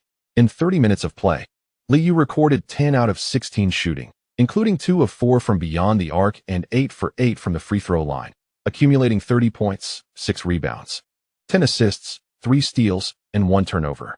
Garnett, sitting on the bench during the fourth quarter with a glum expression, played for 33 minutes, shooting 8 out of 16, with 5 of 6 from the line, garnering 21 points, 10 rebounds, 3 assists, 1 steal, 1 block, and 2 turnovers. Despite his stat-stuffing performance, Garnett could not lead his team to victory. As he walked towards the player tunnel, he observed Sprewell grinning and embracing the opponents, prompting him to mutter under his breath, "Damn it." In 28 minutes of play, the champion guard managed only 2 out of 11 shooting, totaling 4 points, 2 rebounds, 4 assists, 1 steal, and 2 turnovers, with Sprewell's lackluster performance thoroughly infuriating Garnett. Remarkably fit, Garnett emerged from the game unscathed. However, during the press conference, he fell into a state of silence. An ESPN reporter, salt on the wound, broached the MVP topic. "Kevin, as November concludes, I believe Lee will rank first on the leaderboard. Do you still hold your previous stance that you will claim the MVP?" The media present understood that Liu was unlikely to receive this accolade, yet they relished witnessing the star's hesitant and evasive responses. "I am indeed the finest big man in the league, wielding tremendous influence on both offensive and defensive fronts. This season, I shall prove my worth." Without even a mention of Liu, Garnett has begun to boast with renewed confidence, and following his declaration, the entire press room was instantly enveloped in an atmosphere of joy. On November 27th, the Knicks faced their back-to-back matchups this week, taking on the Pacers as they ventured into enemy territory, with Artest and Grant Hill striking hard. When role players matched up against Liu, the strategy leaned towards other positions. In the previous game, Gasol struggled against Liu, shooting 4 for 16 and scoring merely 13 points, while tonight, Kenny Anderson performed admirably. The first 3 quarters saw both teams exchanging blows, as Coach Carlisle executed extensive rotations, spurring the Pacers to fight valiantly. However, in the fourth quarter, the Pacers suddenly faltered, with O'Neal and Harrington committing consecutive errors. The backcourt duo of Reggie Miller and Anderson fell into a state of mediocrity. Even a timeout could not stem the tide. In the fourth quarter, the Knicks unleashed a staggering 30-15, ultimately sweeping away their opponents. The final score stood at 109-93, with the Pacers suffering a disheartening defeat. As the game concluded, a cacophony of boos erupted from Conseco Fieldhouse. As Liu made his way towards the player tunnel, he was met with a chorus of jeers from the Pacers fans on either side. Having garnered 38 minutes of playing time, Liu's statistics flourished as well: 12 for 21 from the field, 4 for 9 from beyond the arc, and 7 for 8 from the charity stripe, amassing 35 points, 6 rebounds, 14 assists, 2 steals, 1 block, and 2 turnovers, a performance that sent shivers through the hearts of Pacers fans. Much like in Philadelphia, he found himself the least favored individual in the arena. That female fan on the sidelines truly unnerved me. Upon returning to the locker room, Grant Hill reveled in schadenfreude, recounting how the woman had unleashed a torrent of expletives throughout the game, including gestures directed at Liu. "Casey Martin Harrison? She was once my supporter. But after years of the Pacers' continual eliminations, she transformed into this." Liu held a vivid recollection of the blonde businesswoman, for genuine sports enthusiasts of her ilk are rare. Curiously, her husband remains a fan of Liu to this day. After Artest's fierce performance, he returned to the locker room clamoring for votes. Come December, the All-Star voting commenced, and Artest was fervently determined to secure a spot. The atmosphere crew readily agreed, rallying around their boxing coach, as camaraderie flourished. preparing to mobilize their networks to support him. Upon returning to Manhattan on the 29th, the Knicks hosted their final game of November. After a week without basketball, the New York fans erupted with fervor, immersing themselves fully in the match, their cheers nearly overwhelming the arena. Throughout the game, Byron Davis was subjected to Liu's unyielding defense. As the third quarter concluded, the beleaguered bearded player returned to the bench, disheartened and unwilling to speak. In a disheartening display, the Hornets faced a significant defeat amidst the cheers of fervent New York fans. With a stark score of 76-112, Byron Davis on the bench stared blankly, unable to rise, exclaiming, "I have wronged no one." Chapter 315. The Era of Diminished Stars. On December 1, 2003. The NBA announced its Players of the Month for the inaugural month of the new season. The accolades were bestowed upon the Knicks Liu and the Kings Peja Stojakovic. Following the season's commencement, the Knicks achieved an astonishing record of 17 wins and no losses, their remarkable streak propelling Liu to the top of the MVP rankings. Analysts found it outrageous that Liu appeared to be coasting through certain games, yet the team consistently triumphed over their opponents. Liu averaged 32 for minutes on the court, securing 28, 2 points, 4 for rebounds, 11, 3 assists, 2, 5 steals, 0, 6 blocks, and 1, 9 turnovers per game. He attempted an average of 16, 9 shots with an impressive shooting percentage of 54, 9 from beyond the arc. His average of 6, 4 attempts yielded a remarkable 44, 3 success rate. Moreover, he averaged 7, 2 free throws, boasting a free throw percentage of 94, 4. Even those not following the Knicks closely could discern his evident prowess from these statistics, as both playing time and shot attempts reveal the truth. The Kings commenced their season with a commendable record of 12 wins and 4 losses. Peja averaged 23, 3 points, 5, 8 rebounds, 2, 3 assists, 0, 9 steals, 0, 3 blocks, and 1, 8 turnovers per game, with shooting percentages of 52, 3 from the field, 42, 4 from three-point range, and 91, 7 from the free throw line, all while averaging 37, 7 minutes, and 16, 1 attempts per game. Though Peja's statistics were impressive, they still paled in comparison to Liu's. New York fans had grown accustomed to Liu's accolades, but this year, the Knicks' Thanksgiving game fell on the road, leaving many fans dissatisfied. Traditionally, the team would visit the East Side to spread warmth, but this year, due to scheduling conflicts, only management and staff could fulfill this role. The Thanksgiving Day games featured rotating teams, and for fans glued to their screens, witnessing the Knicks play on this day was deemed a delightful occurrence.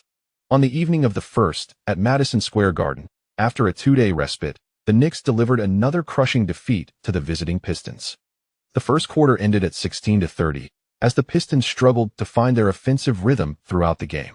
In the third quarter, they managed a meager 12-24, which, while slightly diminishing the Knicks' offensive prowess, rendered the Pistons' scoring utterly dismal. Chauncey Billups, tasked with leading the Pistons' offense, was limited to 1 for 5 shooting, contributing a mere 2 points, while Richard Hamilton similarly managed only 2 points from 1 for 4 shooting. With 9 turnovers in a single quarter, despite their own shooting woes, the Knicks capitalized on numerous fast break opportunities to decisively dominate the game. As the final whistle blew, thunderous applause reverberated throughout the arena, yet all members of the Pistons bench remained transfixed, staring blankly at the floor. In the MSG commentary booth, Marv Albert unleashed his characteristic fervor, incisively remarking that Coach Larry Brown's tactical philosophies had become antiquated. True superstars cannot be contained. The notion of defeating the Knicks through mere defense was a futile endeavor, for the disparity between the two teams lay in the prowess of their star players. The Pistons coaching staff had evidently underestimated Lee, who, when the moment called for it, could seize control of the game, while the Knicks players merely needed to focus on their defensive duties. Victory could be that straightforward. Walter Frazier, a Knicks legend, was grinning broadly, proclaiming that Lee's caliber surpassed that of all players in the league. Perhaps some coaches failed to grasp this, erroneously believing that defense could triumph over them. The Pistons had suffered consecutive defeats to the Nets in the Eastern Conference semifinals, banking on Kid's offensive ineptitude, yet such a strategy bore no relevance against Lee. Had they opted for double-teaming him throughout the game, there might have been a glimmer of hope for victory, especially since the young player's shooting wasn't particularly sharp tonight. Billups concluded the game with 6 of 20 shooting, including just 1 of 6 from beyond the arc. and managed to score a team-high 17 points, while Hamilton recorded a mere 7 points on 3 of 13 shooting. Larry Brown was acutely aware of the statistics of both players. The disparity in their core capabilities was far more pronounced than he had anticipated. Defense had indeed played a role, as limiting the Knicks to just over 100 points is no trivial feat, Coach D'Antoni, throughout this defensive struggle. Merely needed to observe quietly from the bench as Lee orchestrated the game. After the match, the mustachioed coach exchanged pleasantries with Larry Brown, jesting about the Pistons' remarkable defense and its enlightening impact, eagerly anticipating their next encounter. Brown, maintaining a stoic demeanor, adjusted his glasses and managed a reluctant smile after their handshake, acknowledging that the Knicks were indeed the superior team tonight and that they had a chance to break records. What was intended as a simple exchange was met with D'Antoni's earnest response. The team harbored no interest in records, with a series of consecutive away games and back-to-backs approaching. They would forego such pursuits, focusing instead on securing home court advantage, given their substantial lead over the second-place team. Faced with this display of bravado, Larry Brown inhaled deeply before turning away. D'Antoni, unfazed, even found time to greet the MSG staff. Since taking the helm of the Knicks, D'Antoni had transformed from the once dismal figure in the NBA into a vibrant leader. With the Knicks set to embark on 5 consecutive away games in the West, Lee was frequently questioned at the press conference about the record. Congratulations on your 18-game winning streak, Lee. This season, can we anticipate breaking the winning streak record established last season? Liu merely shrugged, opting for a non-committal response. Breaking records is undoubtedly a commendable achievement. Yet my primary concern is for the team's health. I aspire for the Knicks to embark on a new dynasty. After all, championships are paramount. Recently, ESPN's program once again extolled Liu's versatile statistics, prompting a sports reporter on site to inquire. In comparison to last season, Lee, we've noticed a decline in your personal statistics. Could you elaborate on the reasons behind this? Liu's expression turned peculiar, as he had not anticipated such a question. Perhaps it's due to the opponents. You know, often my playing time is limited to just 31 minutes. Typically, I play the entirety of the first and third quarters, and then I'm done. It's not that my stats are diminishing. On the contrary, my efficiency is on the rise. I simply play methodically, averaging about 6 attempts per quarter. In other words, scoring 8 points and providing 3 assists in a single quarter embodies my game plan. The sports media in New York chuckled softly, interpreting his words as a commentary on the weakness of his opponents. Many reporters found themselves at a loss for words.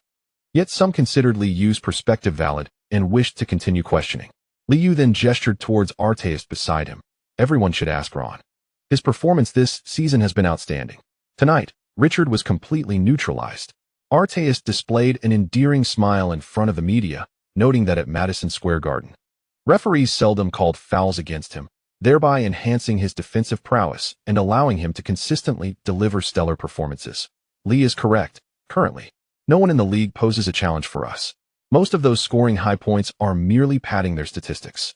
Defense is the key to victory. Recently, Liu had been taking the opportunity to support Artest in his pursuit of the DPOY award. The competition among big men in the Eastern Conference was relatively minimal, with Gasol firmly securing a starting position in the All-Star lineup. The Knicks were performing remarkably, garnering robust support from Spanish fans. As long as Grant Hill maintained his health and occasionally attended events with his singer wife, his popularity would remain intact. This year's All-Star game in Los Angeles held a strong likelihood of 4 Knicks players being selected, a significant advantage for the Eastern Conference. With more than a week to spend in hotels and on planes, the coaching staff granted an additional day off, emphasizing the need for rest before a series of away games in the West. Last month, the 3 major indices surged, and Wall Street experts speculated on an impending economic recovery. For the casual observer, the state of economic recovery remained uncertain, yet investing in stocks appeared to be profitable again, rekindling the enthusiasm of veteran investors. Liu focused solely on the actions of the Federal Reserve. Acres Capital and Citadel were currently the hedge funds with the highest returns, and his wealth continued to grow at a steady pace. On Tuesday, December 2nd, Liu returned to the Peninsula Manor, intending to celebrate Christmas there this year while inviting a few friends to join in the festivities. The sprawling estate required the collaborative efforts of 2 teams of butlers for its upkeep. The vast expanse of dense woods becomes a source of headache during the winter months. Ivana is still attending school, while Melinda has traveled to England with the law firm of Seda for negotiations regarding a second acquisition. Jean has been working in the Bronx, leaving the responsibility of managing the house to Kristen, the idle yet free-spirited individual. After celebrating her birthday, Scarlett eagerly joined in the preparations for the grand house, even enlisting her brother Hunter as a laborer last weekend. The excessive sense of ritual caused Hunter to abandon his duties after 2 days of toil. In the afternoon, after surveying the estate, the two young women joyfully introduced their newly acquired ingredients and furnishings. After dinner, as darkness enveloped the sky, the two newcomers experienced an environment starkly different from Manhattan. Nestled on a corner of the coastline, the Peninsula Estate exudes tranquility, with the staff resting in a separate gatehouse. In the expansive master bedroom, a fire crackles in the fireplace, and after selecting a piece of jazz music, Scarlett reclines on the large bed in anticipation of service. In a gesture of gratitude for Scarlett's meticulous care of the house, Liu transforms into a masseur for the evening, allowing for a candid exchange as they prepare to ease the young woman's tension. With varying pressure applied to her back, Scarlett lets out soft murmurs of comfort, as the reclining posture has always been her favorite. Straddling her, Liu kneads her back while enjoying the fruits offered by a nearby attendant. "Just the other day, your father called me, subtly expressing his hope that you would return to Los Angeles soon. Don't tell me you've had another quarrel with your mother." "I'm not adept at dealing with elders," he remarks. Feeling the warmth rising within her, Scarlett continues to murmur without responding, while Kristen, with a playful tone, interjects. Scarlett always receives scripts, yet now she turns her nose up at those opportunities. "If only I had such numerous scripts back in my day.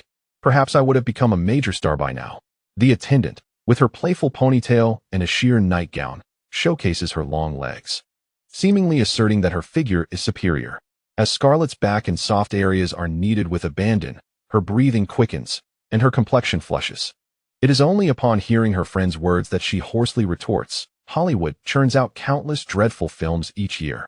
If I had the chance to partake in something as monumental as The Lord of the Rings, I would seize it without hesitation.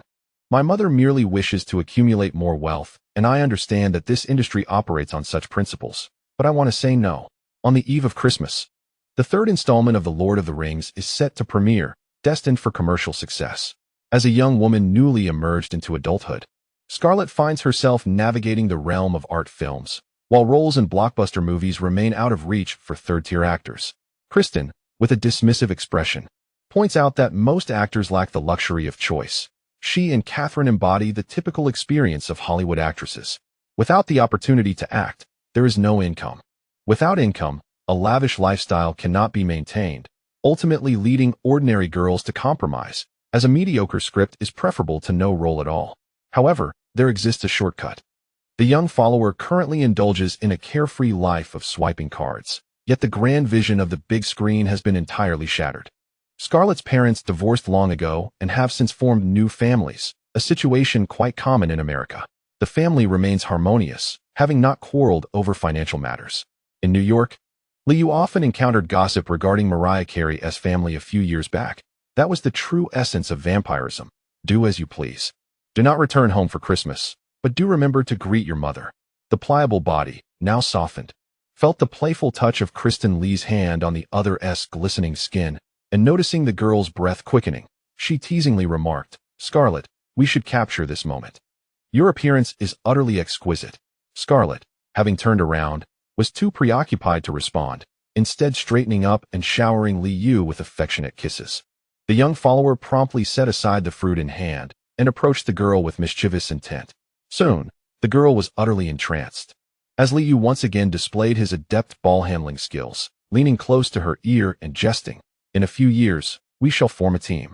The Knicks triumphed in November, while the Cavaliers also enjoyed a victorious start to the new season, following their defeat to the Nuggets. The Cavaliers' record fell to 3 wins and 15 losses, firmly anchoring them at the bottom of the league standings.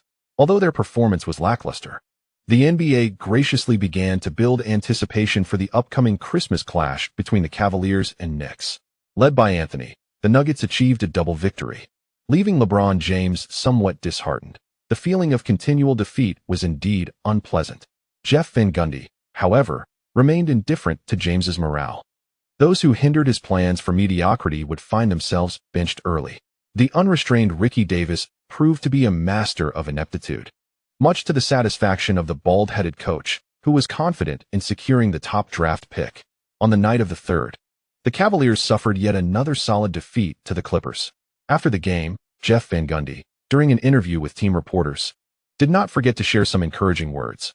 "I have observed progress within the team. Often, victory or defeat is not paramount. Our focus should be on the development of our rookie players.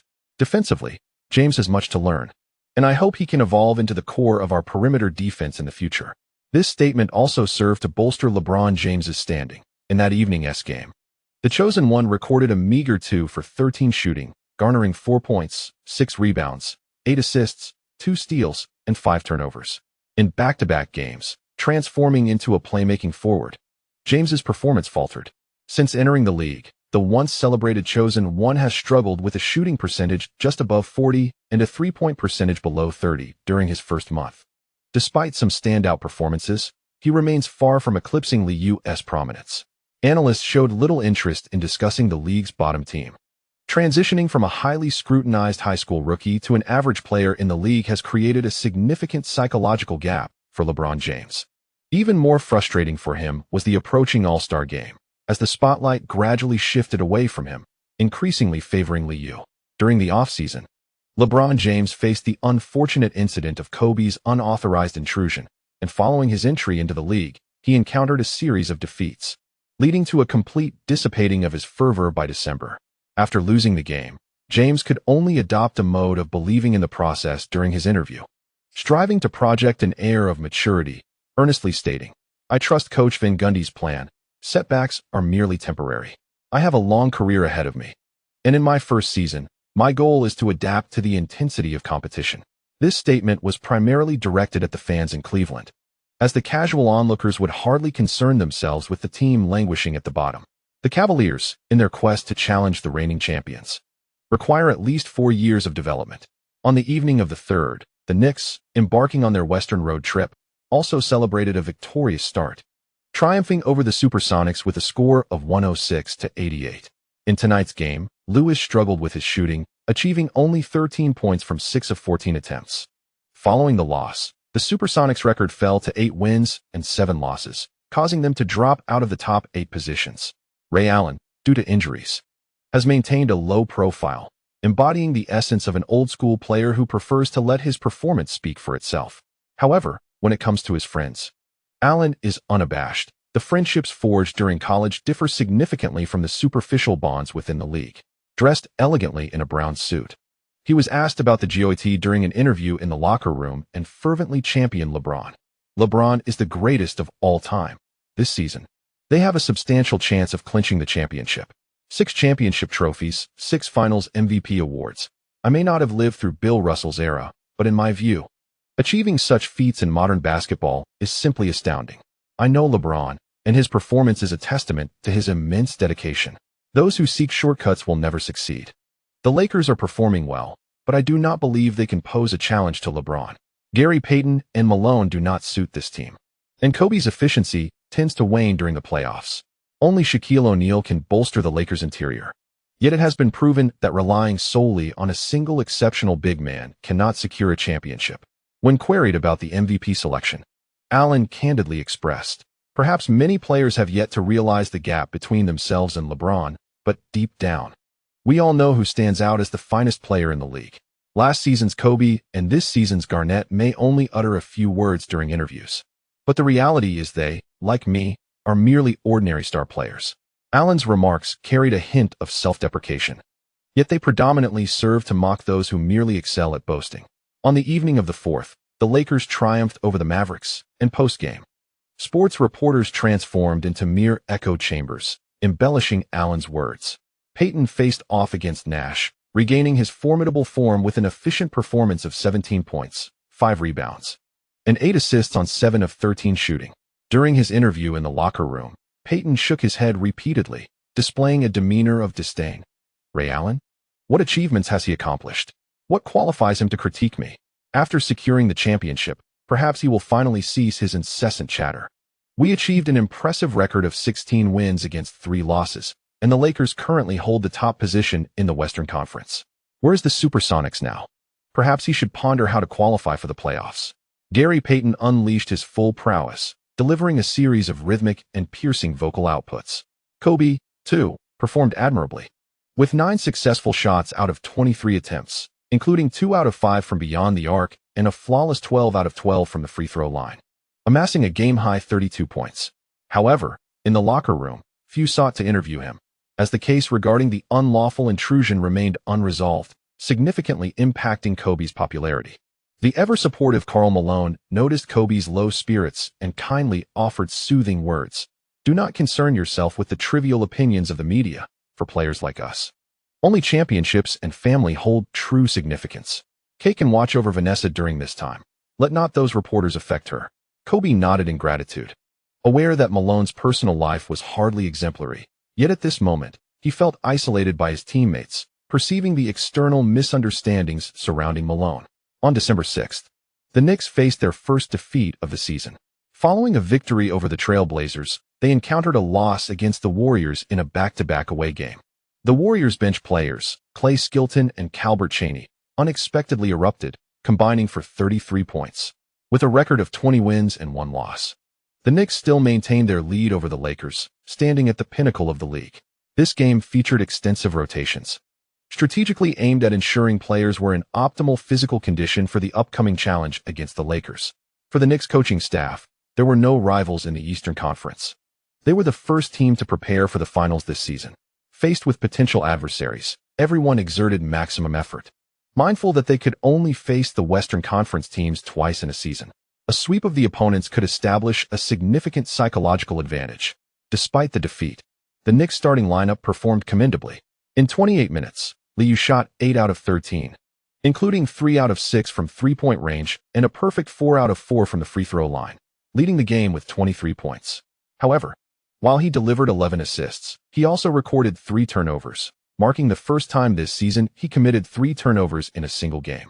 Although the Warriors ended the Knicks' winning streak, post-game sports media shifted their focus to the upcoming matches.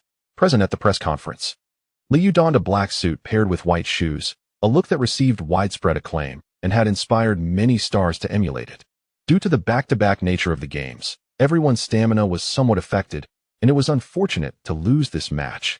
Liu began to seek justifications for the team's performance, as TNT reporters were uninterested in the loss. They were preparing to broadcast the Knicks rematch against the Lakers next Tuesday. Eagerly raising his hand, a reporter inquired, "Lee, will there be any tactical adjustments for the away game against the Lakers?" Lee responded, "No adjustments. I will handle Payton, while Grant and Rom will focus on defending Kobe." In the rotation lineup, Amare remains an unstoppable force. A 2-day respite has sufficiently allowed us to recalibrate our physical condition. As we approach the next match, victory is still within our grasp.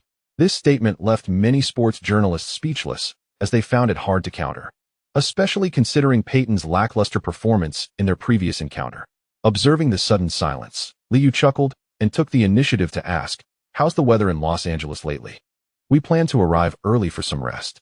On the night of the 6th, the Pistons faced off against the Rockets, with Yao Ming showcasing his prodigious talent. Despite the Pistons' commendable defense, the Rockets ultimately triumphed. Yao played for 40 minutes, achieving a remarkable stat line of 22 points, 20 rebounds, 3 assists, 4 blocks, and 2 turnovers. Shooting 9 of 18 from the field and 4 of 6 from the free throw line, he snatched 6 offensive rebounds, completely dominating the Pistons' interior defense. Wearing a headband, Big Ben unexpectedly channeled Allen Iverson, finishing the game with a mere 3 of 9 shooting, totaling 7 points, 10 rebounds, 2 assists, and 1 block. Following the match, Chinese sports media erupted with joy, emphasizing that in basketball, performance speaks louder than words. With this victory, the Rockets improved their record to 12 wins and 7 losses.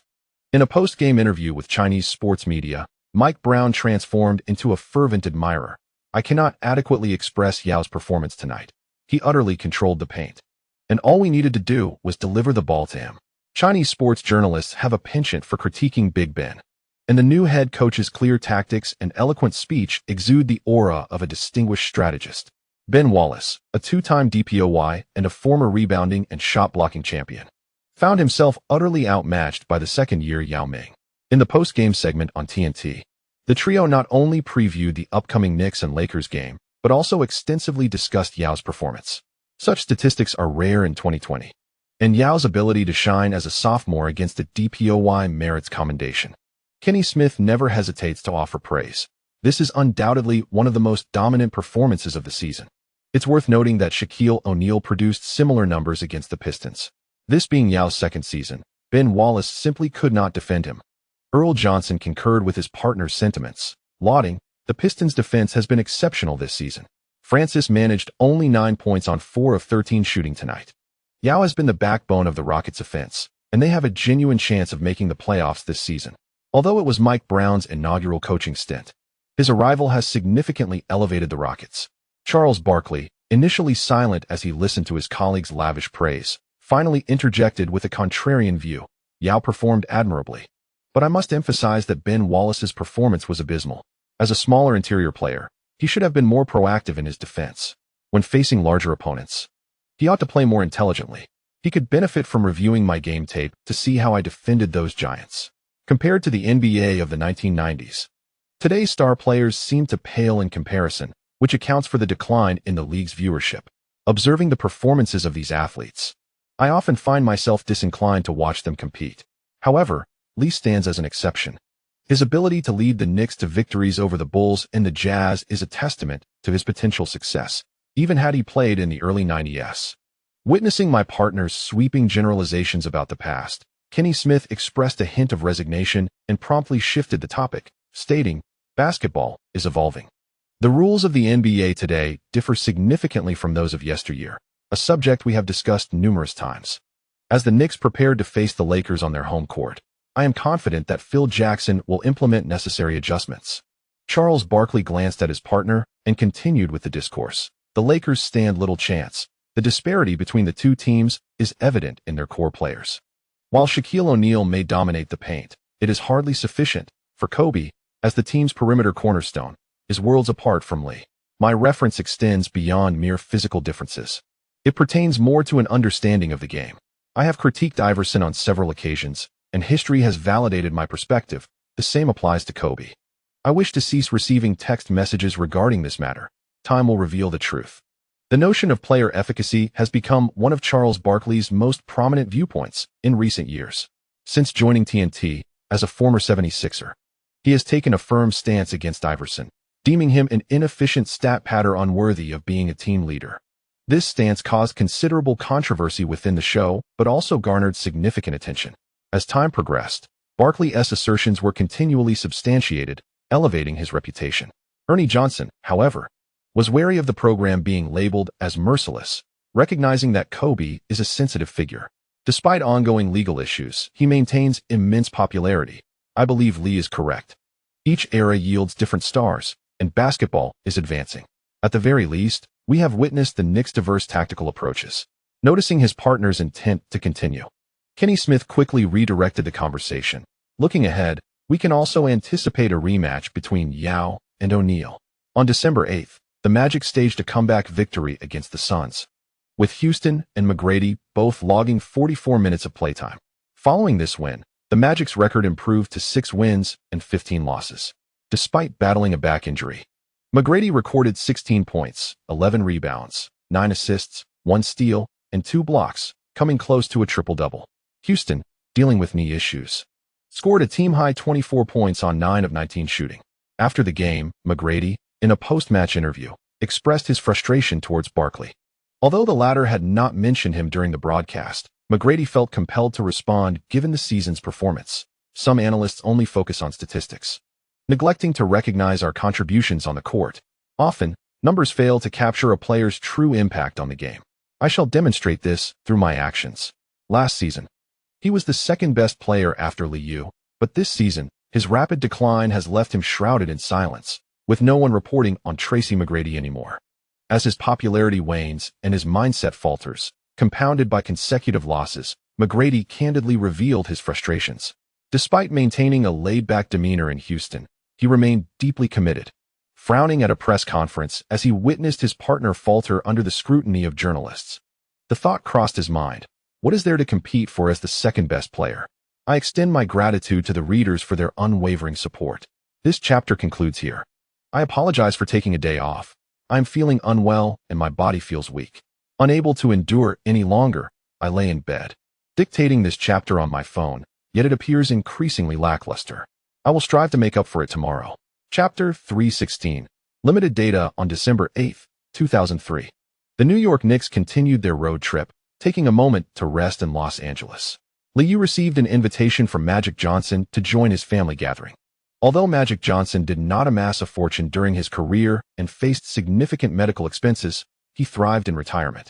Unlike many other African-American basketball stars, he proved to be quite adept at managing finances, earning a substantial sum through real estate. His residence in Beverly Hills serves as a home for his family, where his son E.J. Johnson was born and raised. In comparison to Liu's sprawling estate, Magic's home may seem modest. Yet the lively atmosphere created by his larger family surpasses the experience of Liu living alone with a few companions in a grand house. In the afternoon, Liu and Magic Johnson enjoyed a few rounds of golf and played tennis with some children. E.J. Johnson, inheriting his father's remarkable genes, stood significantly taller than his peers at nearly 12 years old. During dinner, Magic Johnson seemed oblivious to the admiring glances E.J. cast towards Liu, instead engaging in conversation. Our lives are not solely defined by basketball. I have often expressed my ambition to accumulate a fortune of $100 million by the time I retire. Lee, you are doing exceptionally well. Being a basketball player is just one facet of our identity. It is after retirement that we truly shape our lives. Bradley has chosen a path in politics, with Phil always supporting him. This is a choice. Squandering wealth leads to inevitable ruin. If possible, I wish for my children to attend prestigious schools. I have instilled this principle in them from a young age. E.J. admires you. Children indeed need role models like you.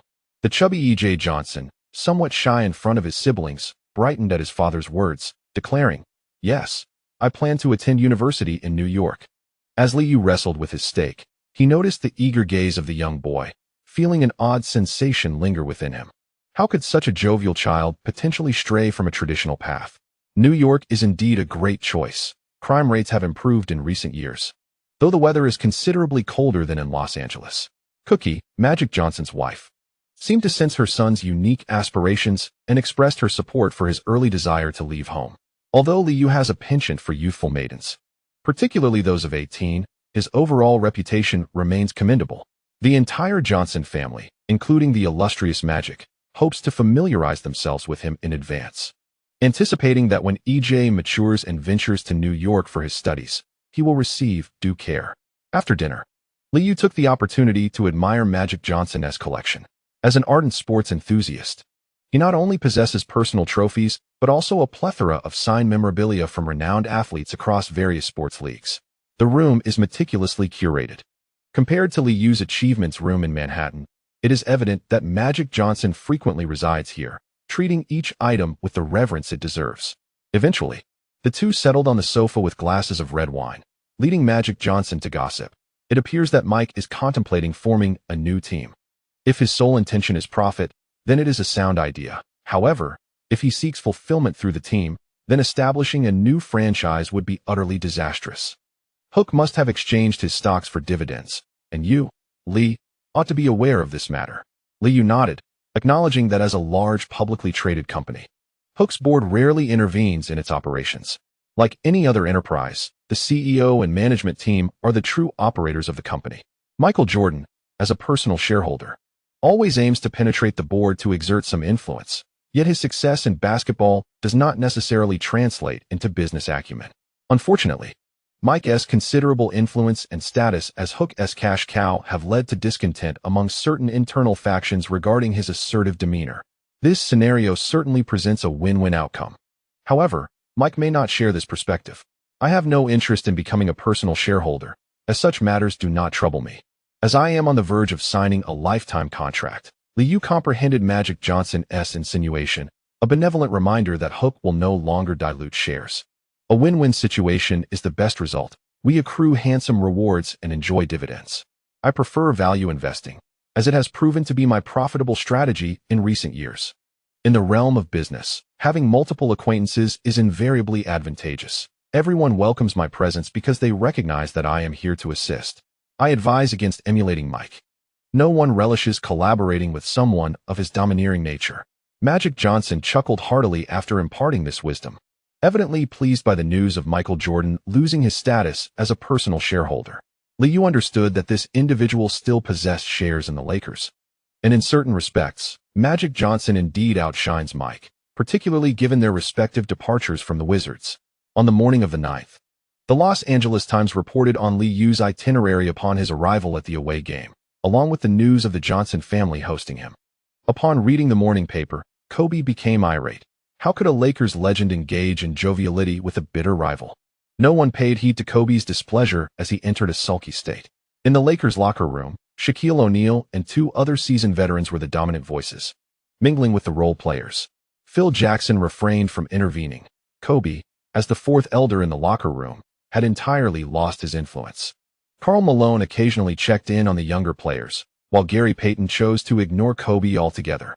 During the morning video session, Phil Jackson entrusted him with a significant responsibility. Control the pace, Gary. We must swiftly transition into competitive mode and respond promptly. Following the pick and roll, we must deliver the ball to Malone without delay. The venerable coach, often referred to as the Colonel, is acutely aware that rather than integrating the two seasoned veterans into the previous offensive scheme, it is more prudent to allow the adversary to engage in their most proficient endeavors, learning from the lessons of their previous encounter. Phil Jackson anticipates that Malone can exploit certain matchup advantages to enable the Lakers to establish an early lead. Gary Payton nodded earnestly, soon engaging in a discussion with the assistant coach regarding the key points for tonight's game. At the conclusion of the video session, the usually reticent Shaquille O'Neal interjected with a sardonic remark, "For tonight's game, I hope everyone plays for one another. My sacrifices are not intended for certain individuals to merely pad their statistics." Upon hearing this, the atmosphere shifted as all eyes turned to Kobe, who was notably silent and sullen, eliciting a collective sigh from the group. Recently, during an ESPN segment, Kobe, when queried about Shaq's actions, willingly acknowledged his missteps. However, in the realm of daily practice, he had yet to confront Shaquille directly with an apology, thus the locker room ambience remained unchanged. The Tuesday game was once again broadcasted by TNT, serving as the focal point of the week and necessitating extensive pregame hype. During the regular season, the two teams could only face each other twice, and Lakers fans were eager to witness a victory at home. As the game commenced at the Staples Center at 8 p.m., Lakers supporters fervently cheered for their team. However, a series of missed shots early on left the fans disheartened. During one offensive possession, Malone hovered near the free throw line, but every pick-and-roll attempt was thwarted by Lee, while Payton, adorned in the Lakers' home white and gold uniform, struggled to deliver the ball to Malone. As the shot clock dwindled, the once vibrant cheers faded into silence. Payton, relegated to the right side, reluctantly passed the ball to Devin George at the top of the arc. George received the pass, but Grant Hill remained steadfast within the three-point line, vigilantly preventing any breakthroughs, occasionally raising his hands to disrupt passing lanes. At this moment, Kobe sought to post up on the left block, yet he could not secure his position against Arteist's tenacious defense. Sensing the offensive stagnation, Kobe hastily relocated to the left wing. Devin George executed a cross-court pass, narrowly evading Arteist's potential steal, who promptly returned to guard Kobe. O'Neal swiftly maneuvered from the lower right side of the basket to the left low post, attempting to receive a pass, but Gasol unexpectedly circled in front, denying Kobe an easy opportunity. Unable to facilitate a pass, Kobe resorted to a series of jab steps on the left wing, yet Arteist remained unfazed, consuming over 3 seconds of precious time before Kobe ultimately attempted a contested jump shot that clanged off the rim. The basketball ricocheted off the back of the rim and flew out of bounds, prompting audible boos from the crowd. A commendable defensive effort elicited repeated applause from Coach D'Antoni on the sidelines. In the commentary booth, Kevin Harlan remarked on the developing scene, noting, "The Lakers' offensive initiation appears to be encountering difficulties, as Malone's screens are consistently being bypassed by Lee." Doug Collins offered no mercy, swiftly accelerating his commentary. "Indeed, the issue lies in Gary Payton's diminished explosiveness, rendering him unable to elude Lee with immediacy. Lee effortlessly anticipated his passing trajectory, and the initial screen and roll on one side became utterly ineffective." Defense. The consecutive barren offensive possessions left Lakers fans despondent, and the fervent shouts for defense diminished significantly. Observing the Knicks' towering figure settling in, Shaquille O'Neal and Karl Malone felt a wave of apprehension, immediately initiating a screen and roll to exploit the opponent's sluggish lateral movement. Phil Jackson vociferously reminded them, urging Devin George to swiftly adjust his defensive stance against Artest in the right corner.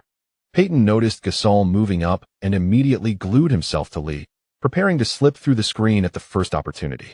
However, when Kourt Thomas also established his position at the arc, Payton collided with the screener, completely losing his defensive assignment. Malone deliberately delayed, while Lee, with a slight hesitation as he dribbled with his right hand, swiftly surged forward. Lowering his center of gravity, Lee did not wait for Malone's help defense to arrive. After regaining control of the ball with his right hand, he charged straight toward the basket. At that moment, Devin George had no choice but to retreat into the paint.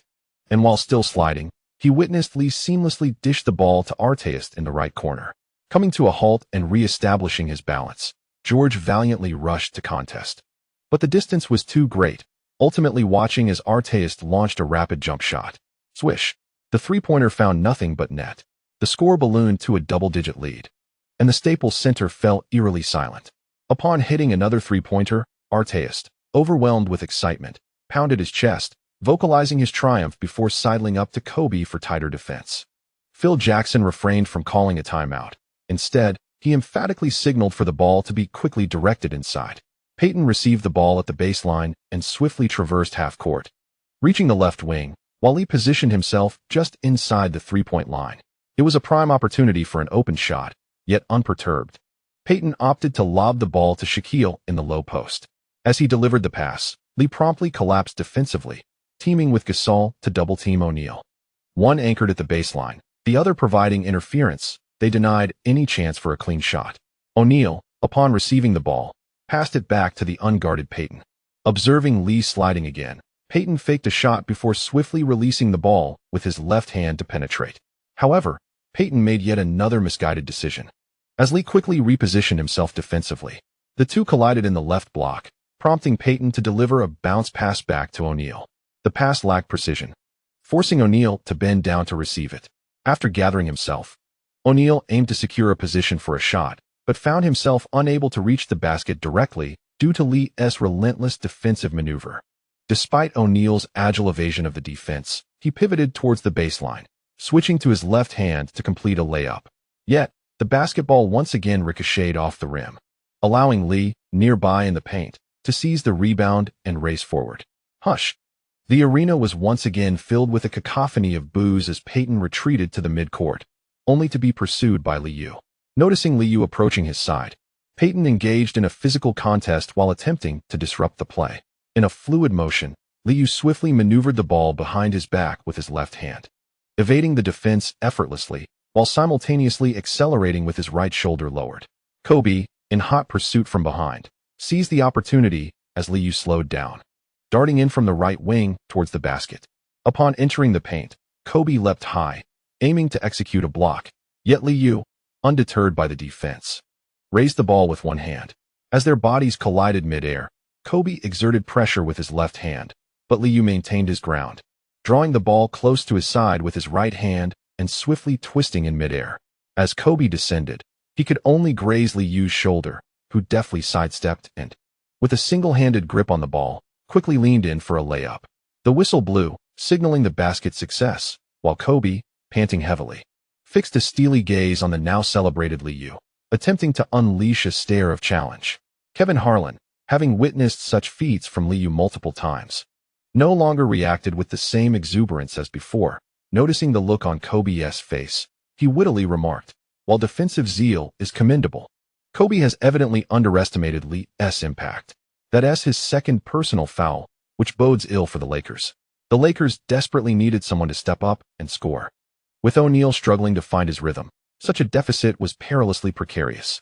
Perhaps a timeout was in order. Doug Collins was unwilling to see the contest lose its suspense too early, seizing the opportunity during the free throws to engage in tactical discourse. MVP, MVP, MVP. With Liu converting the additional free throw, the chance of MVP reverberated throughout the arena. At this juncture, Phil Jackson finally called a timeout. His expression taut with dissatisfaction towards his players' performance, vociferously expressing his frustration. The double-digit lead had the Knicks atmosphere team in jubilant spirits, and according to their game plan, everyone would receive increased playing time. When opportunities arise, they must attack decisively. Our ball movement has been excellent.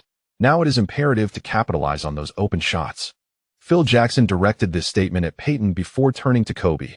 I will not substitute. Play intelligently. I do not wish to see you accrue a third personal foul. Silence enveloped the Lakers bench, save for the sound of Phil Jackson scribbling on the tactical board, while Kobe pursed his lips, his expression increasingly grim. This was not the match he had envisioned. Following the timeout, Payton finally delivered a high-quality pass, allowing O'Neal to break free from the defense. Gasol received the ball and executed a commanding two-handed slam. With no time to vent his pent-up frustrations, O'Neal hurriedly retreated on defense. Liu advanced with remarkable speed, employing a similar strategy, but this time Grant Hill received the ball on the left wing. A quick exchange led Liu to dash towards the left corner.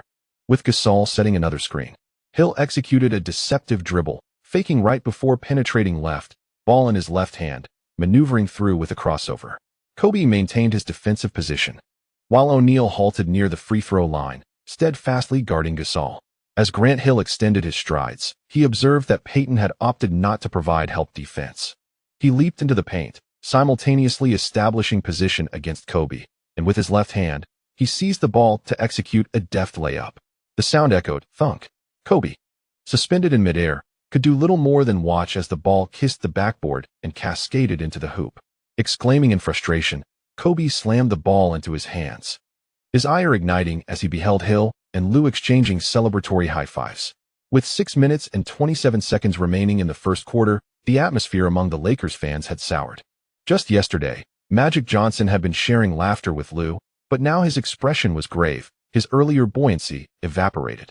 In the ensuing minutes, Karl Malone consistently capitalized on opportunities from the mid-range at the right elbow, while Grant Hill relentlessly pursued Kobe beneath the basket.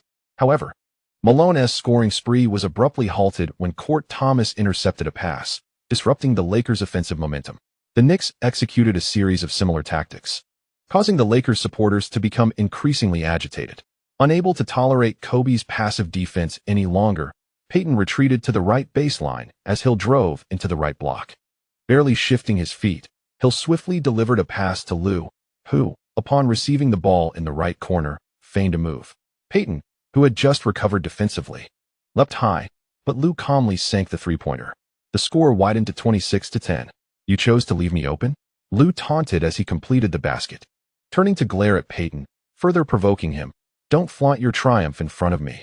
As Payton received the ball along the baseline, he began to chatter incessantly at Liu. After catching the ball, Payton attempted to continue his verbal onslaught, but before he could even reach the midcourt line, he found himself ensnared by Liu and Artest. In a moment of desperation, Payton sought to pass the ball to Kobe, yet Liu seized the opportunity to snatch it away. The crowd gasped as they witnessed Payton tumble to the floor, and after a moment's hesitation, the referee called a foul on Liu. Next time, don't be so fortunate. Remember to pass early. Upon receiving the sideline inbounds, Payton, having heard Liu's murmured words, fell silent and obediently relinquished the ball after crossing half-court. Meanwhile, Kobe, who had been starved of opportunities, utilized Malone's handoff to connect from the right wing with a long two-pointer. However, Liu's subsequent three-point attempt from the left wing clanged off the rim, and O'Neal, in a fast break, was fouled but failed to convert at the free-throw line. Phil Jackson, exasperated, returned to his seat, as every attempt to close the gap in the score seemed thwarted. The Knicks once again engaged in a straightforward offensive play, with Gasol receiving the ball on the left block and immediately delivering a bounce pass, allowing Liu to cut through and receive the ball near the left baseline. Driving straight to the basket, O'Neal turned and barreled towards Liu, attempting to disrupt the offensive play with a foul. In the lower left corner of the basket, two bodies briefly collided, prompting the referee's whistle.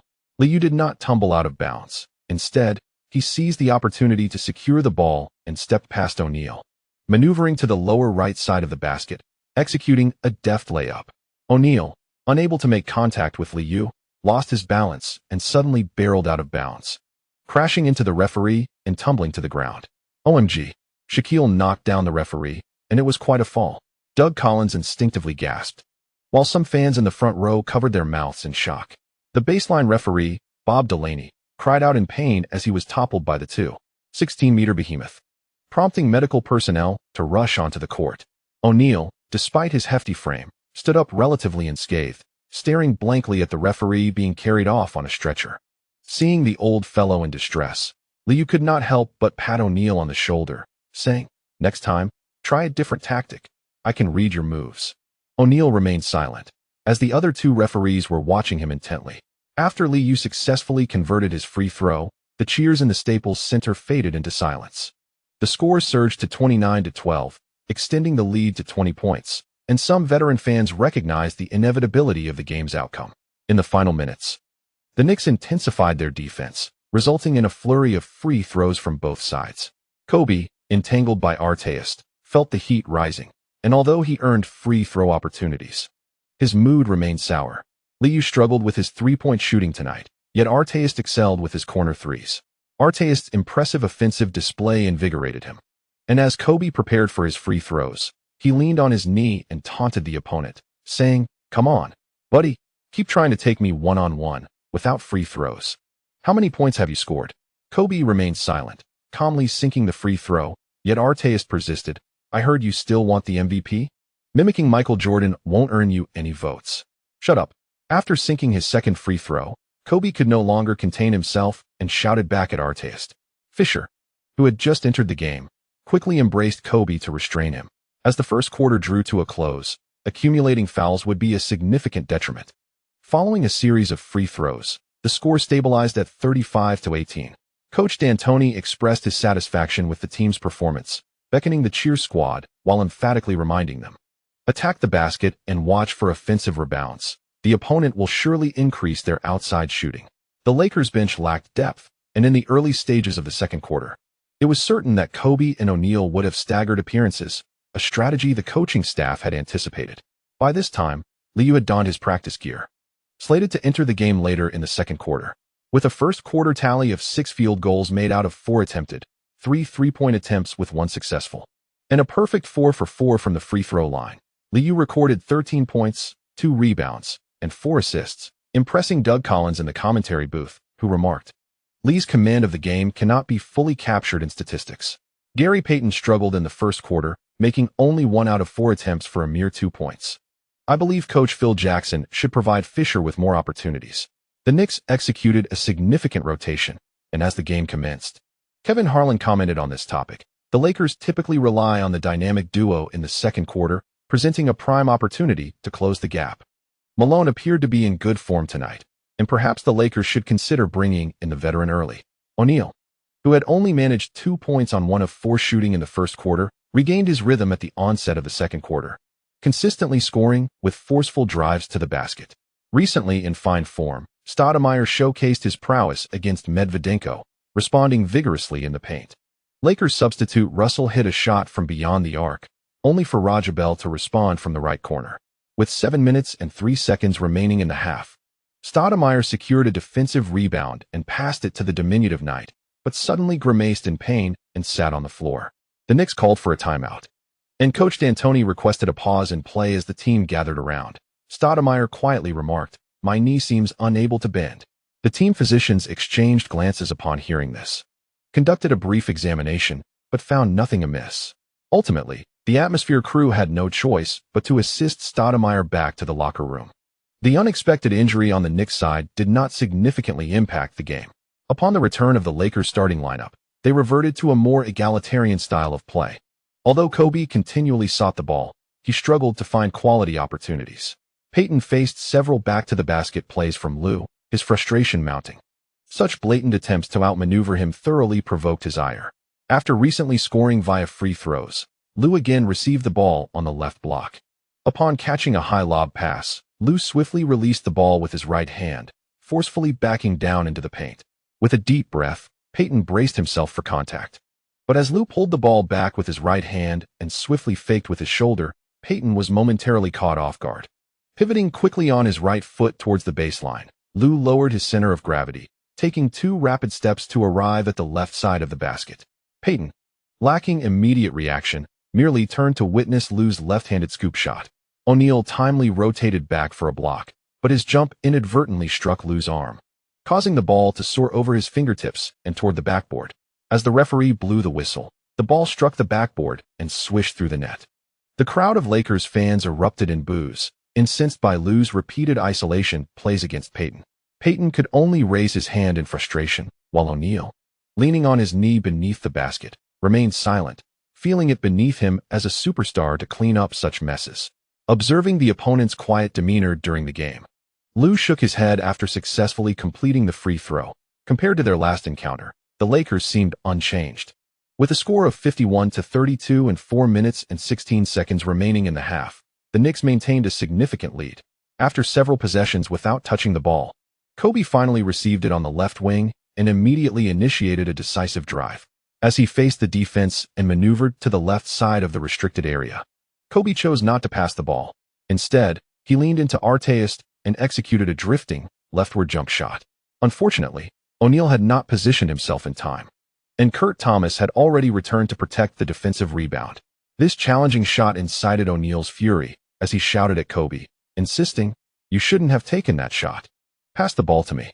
As they retreated on defense, a verbal exchange ensued, with a visibly irate O'Neal unwilling to tolerate Kobe's missed opportunity, which squandered precious time. However, the Knicks' offensive play swiftly silenced O'Neal.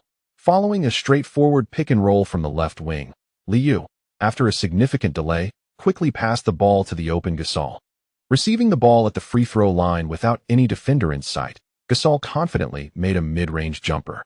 O'Neal converted both of his free throws, and in a fast-break situation, Liu sprinted across half-court, utilizing Kourt Thomas's screen on the right wing to penetrate the basket. The sluggish Malone could only watch as Liu effortlessly broke through to the lower right side of the hoop, executing a simple layup with ease. In successive plays, Liu relentlessly attacked the basket with his speed, leaving the Lakers perplexed for solutions. Phil Jackson initially shouted reminders, but as the second half progressed and points continued to slip away, the veteran coach retreated to his seat, ceasing to direct the game. Kobe remained undeterred, receiving the ball with his back to the basket on the right side, using his body to shield the defender while attempting to break through.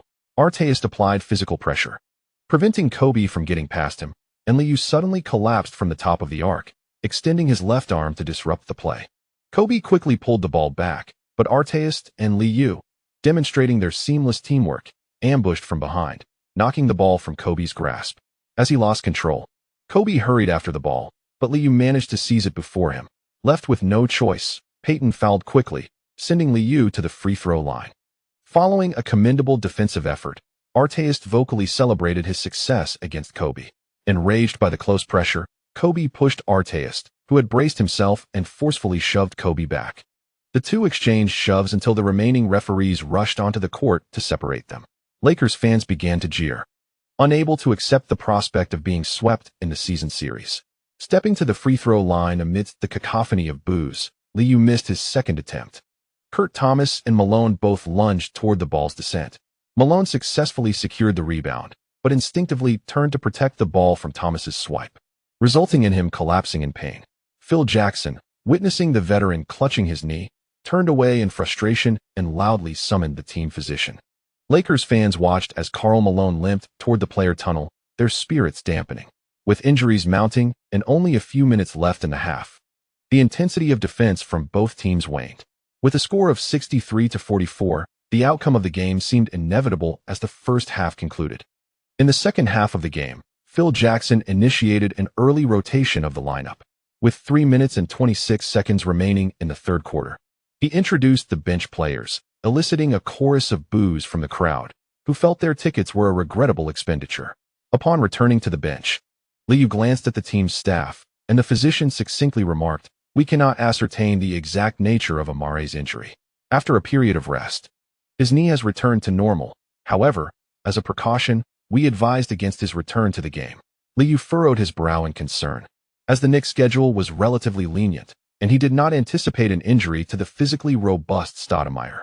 Ewing, possessing profound insight into knee injuries, quietly added, "This has nothing to do with the intensity of the game.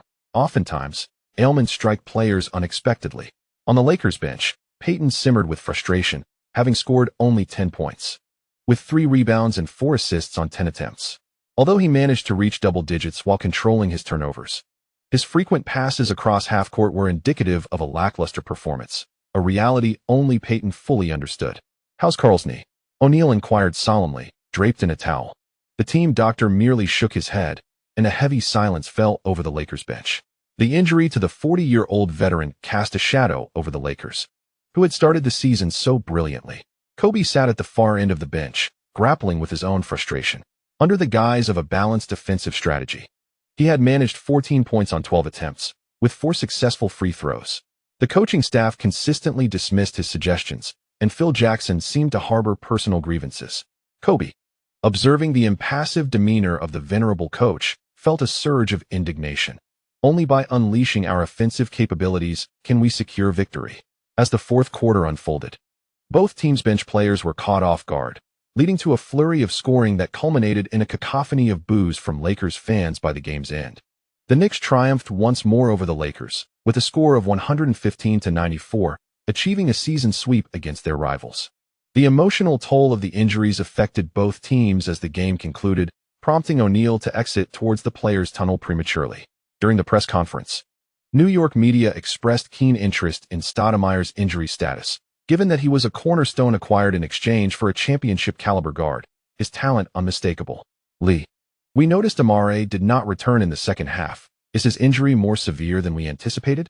For precautionary reasons, we opted to let Amare rest, especially since we maintained a significant lead throughout the game. We are committed to ensuring his health, and the team will conduct a thorough examination. With 2 more games this week, the pressure is manageable. Updates will be provided via team announcements." Liu relayed the doctor's information, while a TNT reporter focused on statistics. "Congratulations, Lee, on achieving double-doubles in 22 consecutive games, a new record. Can you discuss tonight's match?" It appeared the Lakers were consistently on the defensive. In 26 minutes of play, he scored 27 points on 15 attempts, including 2 out of 6 from beyond the arc, along with 4 rebounds, 10 assists, 1 steal, and no turnovers. In an exceptionally efficient display, Liu secured a double-double, yet he remained indifferent, stating, "I am merely executing the game plan devised by the coaching staff prior to the match. Our strategy against the opponents involves applying pressure on their perimeter, making it difficult for O'Neal to receive the ball, thereby compelling other players to defeat us. This is the Knicks' game plan. Should we encounter them again this season, we shall persist in executing this tactical approach." Liu's candor left the Los Angeles media at a loss for rebuttal. They were not blind to the sight of Peyton's evident struggles. The Lakers' defeat in this match brought their record to 17 wins and 4 losses. Compounding the disappointment for fans was the announcement regarding Malone's injury, a knee sprain, likely sidelining him for the upcoming Christmas clash against the Rockets. Meanwhile, the Knicks, before their back-to-back challenge against the Jazz, refrained from disclosing Stoudemire's injury status. As initially diagnosed by the medical team, Stoudemire's knee had returned to normal. However, the coaching staff remained cautious, placing him on the injury list nonetheless. On the 10th, upon arriving in Salt Lake City, the opponents played fiercely, prompting the Knicks to engage in extensive rotations. Coach D'Antoni faced further frustration in the third quarter when the diminutive Nate sustained an injury. During a layup, he encountered Kirilenko's block, landing awkwardly and colliding with his elbow, forcing him to exit the game. Noticing the referee's lack of response, the Knicks opted not to substitute in their starting lineup, with Liu and the bench concluding the match quietly. Upon returning to Manhattan on December 13th, Stoudemire underwent detailed examinations, yet there remained no definitive results regarding his knee injury. During the afternoon practice, observing the coaching staff's intention to keep him on the injury list, Stoudemire proactively requested to play, stating, "Coach, I feel fantastic. My knee is fine, and I wish to take the court." D'Antoni held a fondness for Stoudemire, recognizing that had it not been for his poor defensive habits, the rookie would likely have supplanted Kourt Thomas in the starting lineup. After consulting with the medical team and head trainer, D'Antoni ultimately acquiesced to his protégé's request. Stoudemire's agent, John Wolfe, had been subtly advocating for his client, understanding the ambition to secure a starting position. Entering the starting lineup and gaining increased playing time could pave the way to an all-star selection. Achieving all-star status not only signifies a higher tactical position, but also opens the door to lucrative endorsement contracts. Liu, aware of the dynamics, chose not to intervene. Recognizing that maintaining Kourt Thomas in the starting role had already caused dissatisfaction for both the rookie and his agent. That evening, the Nuggets visited Madison Square Garden, where Carmelo Anthony returned to the venue where he had once claimed the McDonald's All-Star Game MVP. As a fellow rookie from the class of '03, LeBron had faced numerous challenges, undergoing a transformation under Van Gundy towards becoming a playmaking forward and defensive stalwart. In contrast, Anthony was unburdened by such dilemmas. After several lackluster seasons, the Nuggets had acquired commendable talent through trades, positioning themselves favorably. Marcus Camby and Nene Hilario formed a formidable frontcourt, while the backcourt was manned by Andre Miller and Washawn Leonard. With a record of 14 wins and 8 losses, the Denver Nuggets surged under Anthony's leadership. Upon arriving at Madison Square Garden, Anthony sought to showcase his skills before the New York fans. However, after a dismal first quarter shooting 1 for 6, and scoring nearly 2 points, he was met only with derisive laughter. At the conclusion of the first quarter, as he returned to the bench, Anthony's gaze was vacant. The Nuggets committed 6 turnovers in that period, and Camby's seemingly omnipresent defense was rendered ineffective. Andre Miller, who had declined to join the Knicks during the offseason, also faced a tough outing, managing only 4 points, 1 rebound, and 2 turnovers on 1 for 5 shooting. As the second quarter commenced, Anthony began to regain his rhythm, yet the Nuggets struggled to orchestrate effective offensive plays, often resorting to isolation tactics, which left them thoroughly subdued. During a fast break, Liu collided with the defending Anthony, deftly finishing with a left-handed layup that ignited the crowd at Madison Square Garden. Upon landing, Anthony stumbled slightly, only to be met with the raucous chants of the New York fans. MVP, MVP, MVP. The stars seated courtside stood and applauded, and the entire arena erupted in cheers. Watching Liu convert his free throw from the paint, Anthony was suddenly overcome with envy. Superstars should perform in such an electrifying atmosphere. The match turned into a defensive showcase for Artest, rendering his rookie opponent ineffective. By the end of the third quarter, the Knicks had secured a commanding victory over their rivals.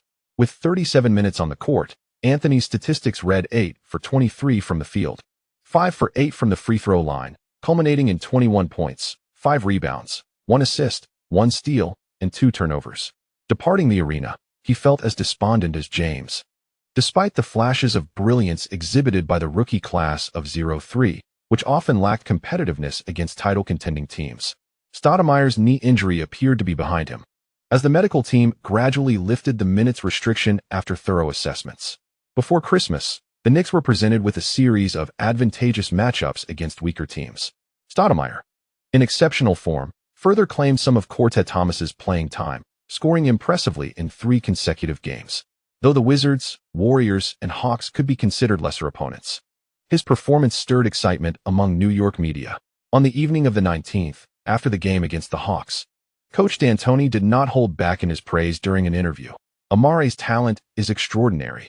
It's hard to fathom that a 6 feet 10 inches player possesses such agility. As long as he receives the ball in the paint, he is capable of scoring. On Saturday the 20th, at the Tarrytown Training Center, following the morning video session, Liu took a moment to reassure Kourt Thomas as he departed. Kourt, don't worry about the starting position. We all recognize your contributions to the team. Seeing Liu's earnest demeanor, Kourt Thomas felt a sense of relief, knowing his starting role remained secure. Thanks, bro. It's just the regular season. I understand my role. Often, when entering the starting lineup, the statistics may not appear particularly impressive, as the number of attempts is limited. Conversely, playing as a substitute can provide ample opportunity to seize the moment. Liu observed Kourt Thomas feigning ease as he departed, while contemplating the relentless pursuit of a starting position by Stoudemire, and could only sigh. Such are the statistics, and being a starter is not necessarily a boon. Thank you to the readers for your subscription and support. Chapter 317, The Scorching Honor, Daily Chapter, Before Christmas. The NBA once again announced the Players of the Week. Tracy McGrady of the Magic and Kevin Garnett of the Timberwolves both received accolades. In the Eastern Conference, the Magic, beset by injuries and a coaching change, gradually improved their performance, with McGrady giving his all. Fortunately, Houston has been in good physical condition lately, and together, they have temporarily escaped the pit of mediocrity. With averages of 25, 3 points, 7, 0 rebounds, 9, 0 assists, 1, 0 steals, 0, 7 blocks, and 2, 7 turnovers. McGrady filled the stat sheet, once again showcasing his versatility. Averaging 22.3 attempts per game, he boasted a shooting percentage of 43.3, a three-point percentage of 35.0, and a free throw percentage of 73.3. In terms of efficiency, McGrady's performance was equally commendable, prompting him to assert during an interview following his award on Sunday, "I believe I have delivered MVP-level performances." Having overcome an early season injury crisis, the Magic have found their footing once more. In discussions regarding the team's leading player, McGrady has indeed emerged as the most outstanding performer following Liu. Compared to Allen Iverson, McGrady is adept on both ends of the court and boasts higher efficiency, not to mention that the performance of both teams has been comparable, making the all-around player with the silver skin a favorite among analysts. However, most New York fans remain indifferent to such performances, as Grant Hill's statistics are quite similar to McGrady's. With over a 50 shooting rate and averages of 25 points, he sometimes even contributes 2 steals. Whether driving to the basket, executing post moves, dunking in transition, or shooting from set positions, from a statistical standpoint, Grant Hill appears to outshine McGrady. Kevin Garnett has also been vocal about his own prowess.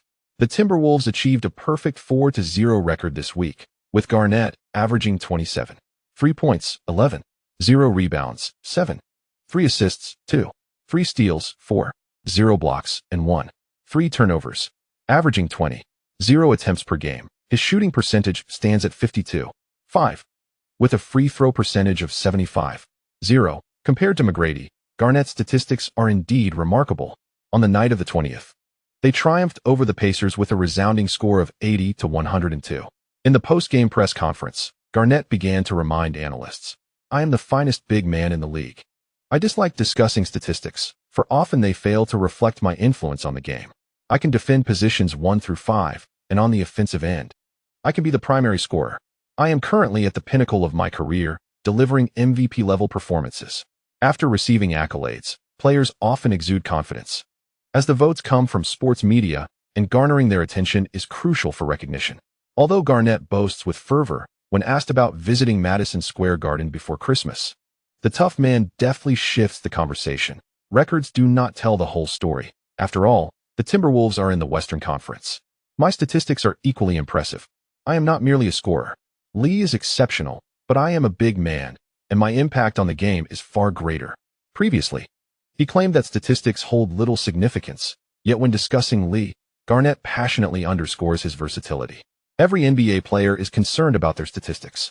As for the notion that numbers fail to reflect the essence of the game, regrettably, this award is indeed based on spreadsheets. If there are grievances, one should address them to the league. On the evening of the 21st, Lee and Jean attended a musical at a Manhattan theater.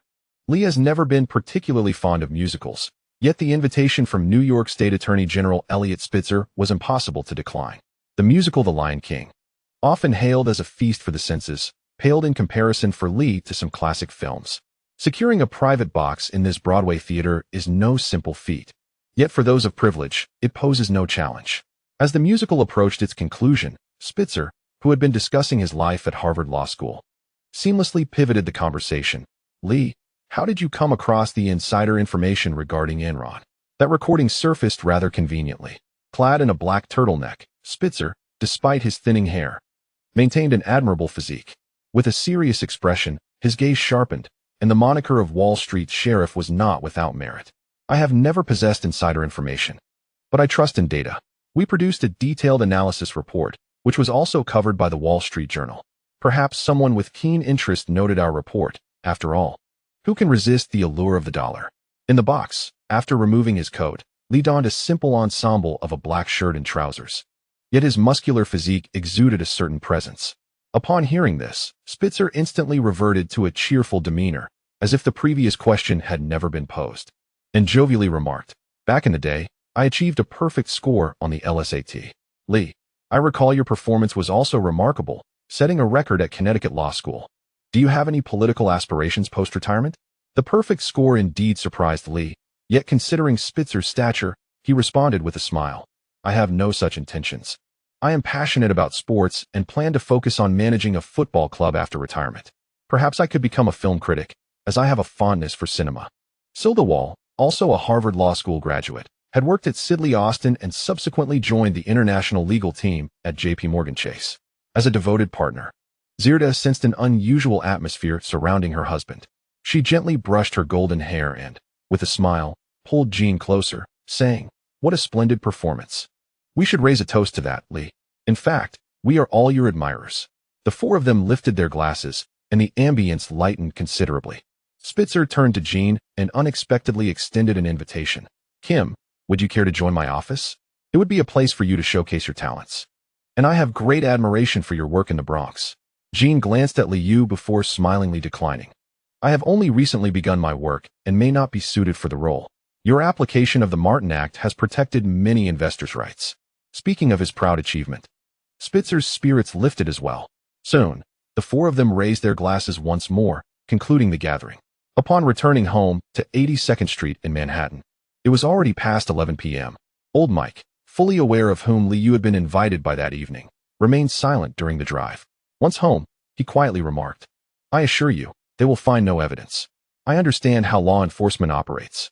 Liu handed his coat to Melinda, who playfully sniffed it before wrinkling her nose. "Mike, don't worry. Even if something were to be discovered, we would be just fine." Liu patted old Mike's shoulder, saying, "What's ingested cannot be regurgitated. If it hadn't been for last year's failed campaign for the party judgeship, none of this would have transpired." Melinda, who had been working at the Sider law firm for many years, brushed off the concern, jesting, "Clay is right. Spitzer's aim is not merely re-election. He should soon be vying for the governorship of New York. However, he is not without his own blemishes. During the 1998 campaign, his father lent money for campaign funding. Although he currently enjoys a good reputation, he will eventually have to compromise with Wall Street. He needs the funds." Old Mike furrowed his brow, expressing some doubt. "How did he find out about you?" "This matter is known only to a few of us. He is the Attorney General. Naturally, he is familiar with Bobby's background. As for me, mere suspicion suffices. Often, evidence is of little significance to these individuals."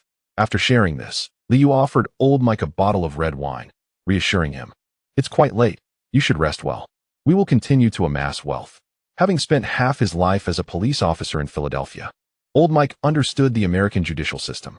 Although he was not well versed in financial crime, he had seen enough to recognize potential pitfalls. "I will caution Bobby. We must be vigilant during this time." Watching old Mike depart with the wine, Melinda nestled into Liu's embrace, smiling as she asked, "If Spitzer runs for governor, do you plan to contribute to his campaign?" Liu kissed the lovely woman in his arms and replied earnestly, "Of course. You don't think the candidates from the party stand a chance against him, do you? I prefer to support winners." Upon returning to the sofa after tossing her jewelry into the room, Jean still wore her white checkered shirt, embodying a professional appearance. As soon as she sat down, Melinda leaned in, playfully unbuttoning the shirt of her companion while teasing, "Spitzer has a good eye. I've always known Kim would be successful. Tonight, we must take excellent care of you." The two erupted into a playful commotion, with Jean embracing the mischievous Melinda while seeking assistance from Liu, anxiously asking, "Is everything truly fine this time? It seems that the future First Lady of New York does not favor Axe Capital." Melinda chuckled softly and began to tease, while Liu approached, gently massaging Jin's shoulder and noticing her breath quicken. He leaned closer to her ear and reassured, "No one favors a competitor. We have numerous lucrative avenues ahead, and her opinion is of little consequence." Soon, the trio ceased their trivial discussions. The long night awaited, and Liu needed to continue practicing his ball control fundamentals. On the morning of the 23rd, as Christmas approached, many New Yorkers were still buzzing about last month's Hilton incident. A private film had accidentally leaked, causing Paris Hilton to soar back into the limelight. The Saturday night show swiftly capitalized on the trend, with Jimmy Fallon driving the conversation, and Hilton's enthusiastic participation only amplified her popularity. The scandalous escapade of the short film sparked considerable debate, presenting aspiring young women with an arduous new path to fame. The Minnesota Timberwolves, now in Manhattan, also felt the festive spirit of Christmas. Last night, the former teammates gathered, with Sprewell playfully battling against the Christmas reindeer. Age seemed to have taken its toll, as four little reindeer exhausted the once-champion Garnett's stamina. After watching the footage in the hotel that morning, Garnett noticed the lethargic Sprewell, reminiscent of a past scene. Observing that his younger teammate was watching him intently, Sprewell lazily reassured, "Don't worry, Kevin. We will win the game. Madison Square Garden is my lucky place. Garnett fought the urge to throw a punch, taking deep breaths to maintain his composure. How could he aspire for the MVP title when faced with a rival season sweep? Driven by a thirst for honor, Garnett forgave the champion guard. Once the coaching staff departed, he immediately rallied the team, exclaiming, "I know tonight will be a challenging game, but we must trust one another and have faith in our talents." Watching their leader deliver a passionate speech, the Timberwolves support team joined in the cheer. Gasol remained silent. As a veteran, he understood his own capabilities well. With his physical prowess waning, guarding Liu had become a nightmare. He wished to support Garnett, but the circumstances simply did not allow it. On Saturday, after the Knicks triumphed over the injury-plagued Raptors at home, New York fans had endured 2 days of anticipation, finally welcoming the MVP showdown. With Christmas Eve approaching, many fans were in vacation mode, opting to arrive early and queue up.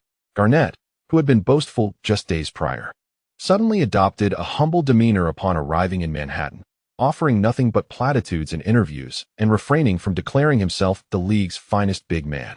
Before the game commenced, Liu warmly encouraged Garnett, without delving into the Timberwolves' opponents from the previous week, who nearly achieved a triple-double and averaged 4 blocks per game. Liu found Hardaway to be quite formidable. Dressed in the blue training attire of the Knicks, Liu meandered about with the Timberwolves, simultaneously completing his shooting warm-up. Do not concern yourself with others' judgments. Securing the trophy is what truly matters. In a league brimming with players, every accolade deserves respect.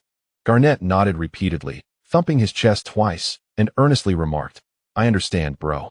Those commentators only seek attention. I remain indifferent to external opinions." Despite his verbal dismissals, Garnett couldn't help but flinch at the sight of New York fans waving signs and shouting in unison, "Win a real trophy." The fans were acutely aware that Liu was unlikely to capture the MVP this year, with his statistics having diminished somewhat as he fully collaborated with the league's star-making efforts. Yet this did not deter everyone from reveling in the moment. While other players might claim trophies, earning respect in New York was another matter entirely. As for the Lakers, who had banded together, everyone eagerly anticipated a potential confrontation in the finals, a perfect opportunity to teach the shameless thief a lesson. Sprewell received a warm welcome from the New York fans, the championship guard sporting 2 black eyes, waving continuously to the crowd before the game commenced. Embracing teammates one by one, Sprewell paid no heed to their expressions, quickly blending in with the Knicks. Once the game began, Garnett felt as though he had entered a time loop. Recognizing Gasol's passing instincts while watching Sprewell struggle with his shots, Garnett found the scene oddly familiar, perhaps influenced by his teammates.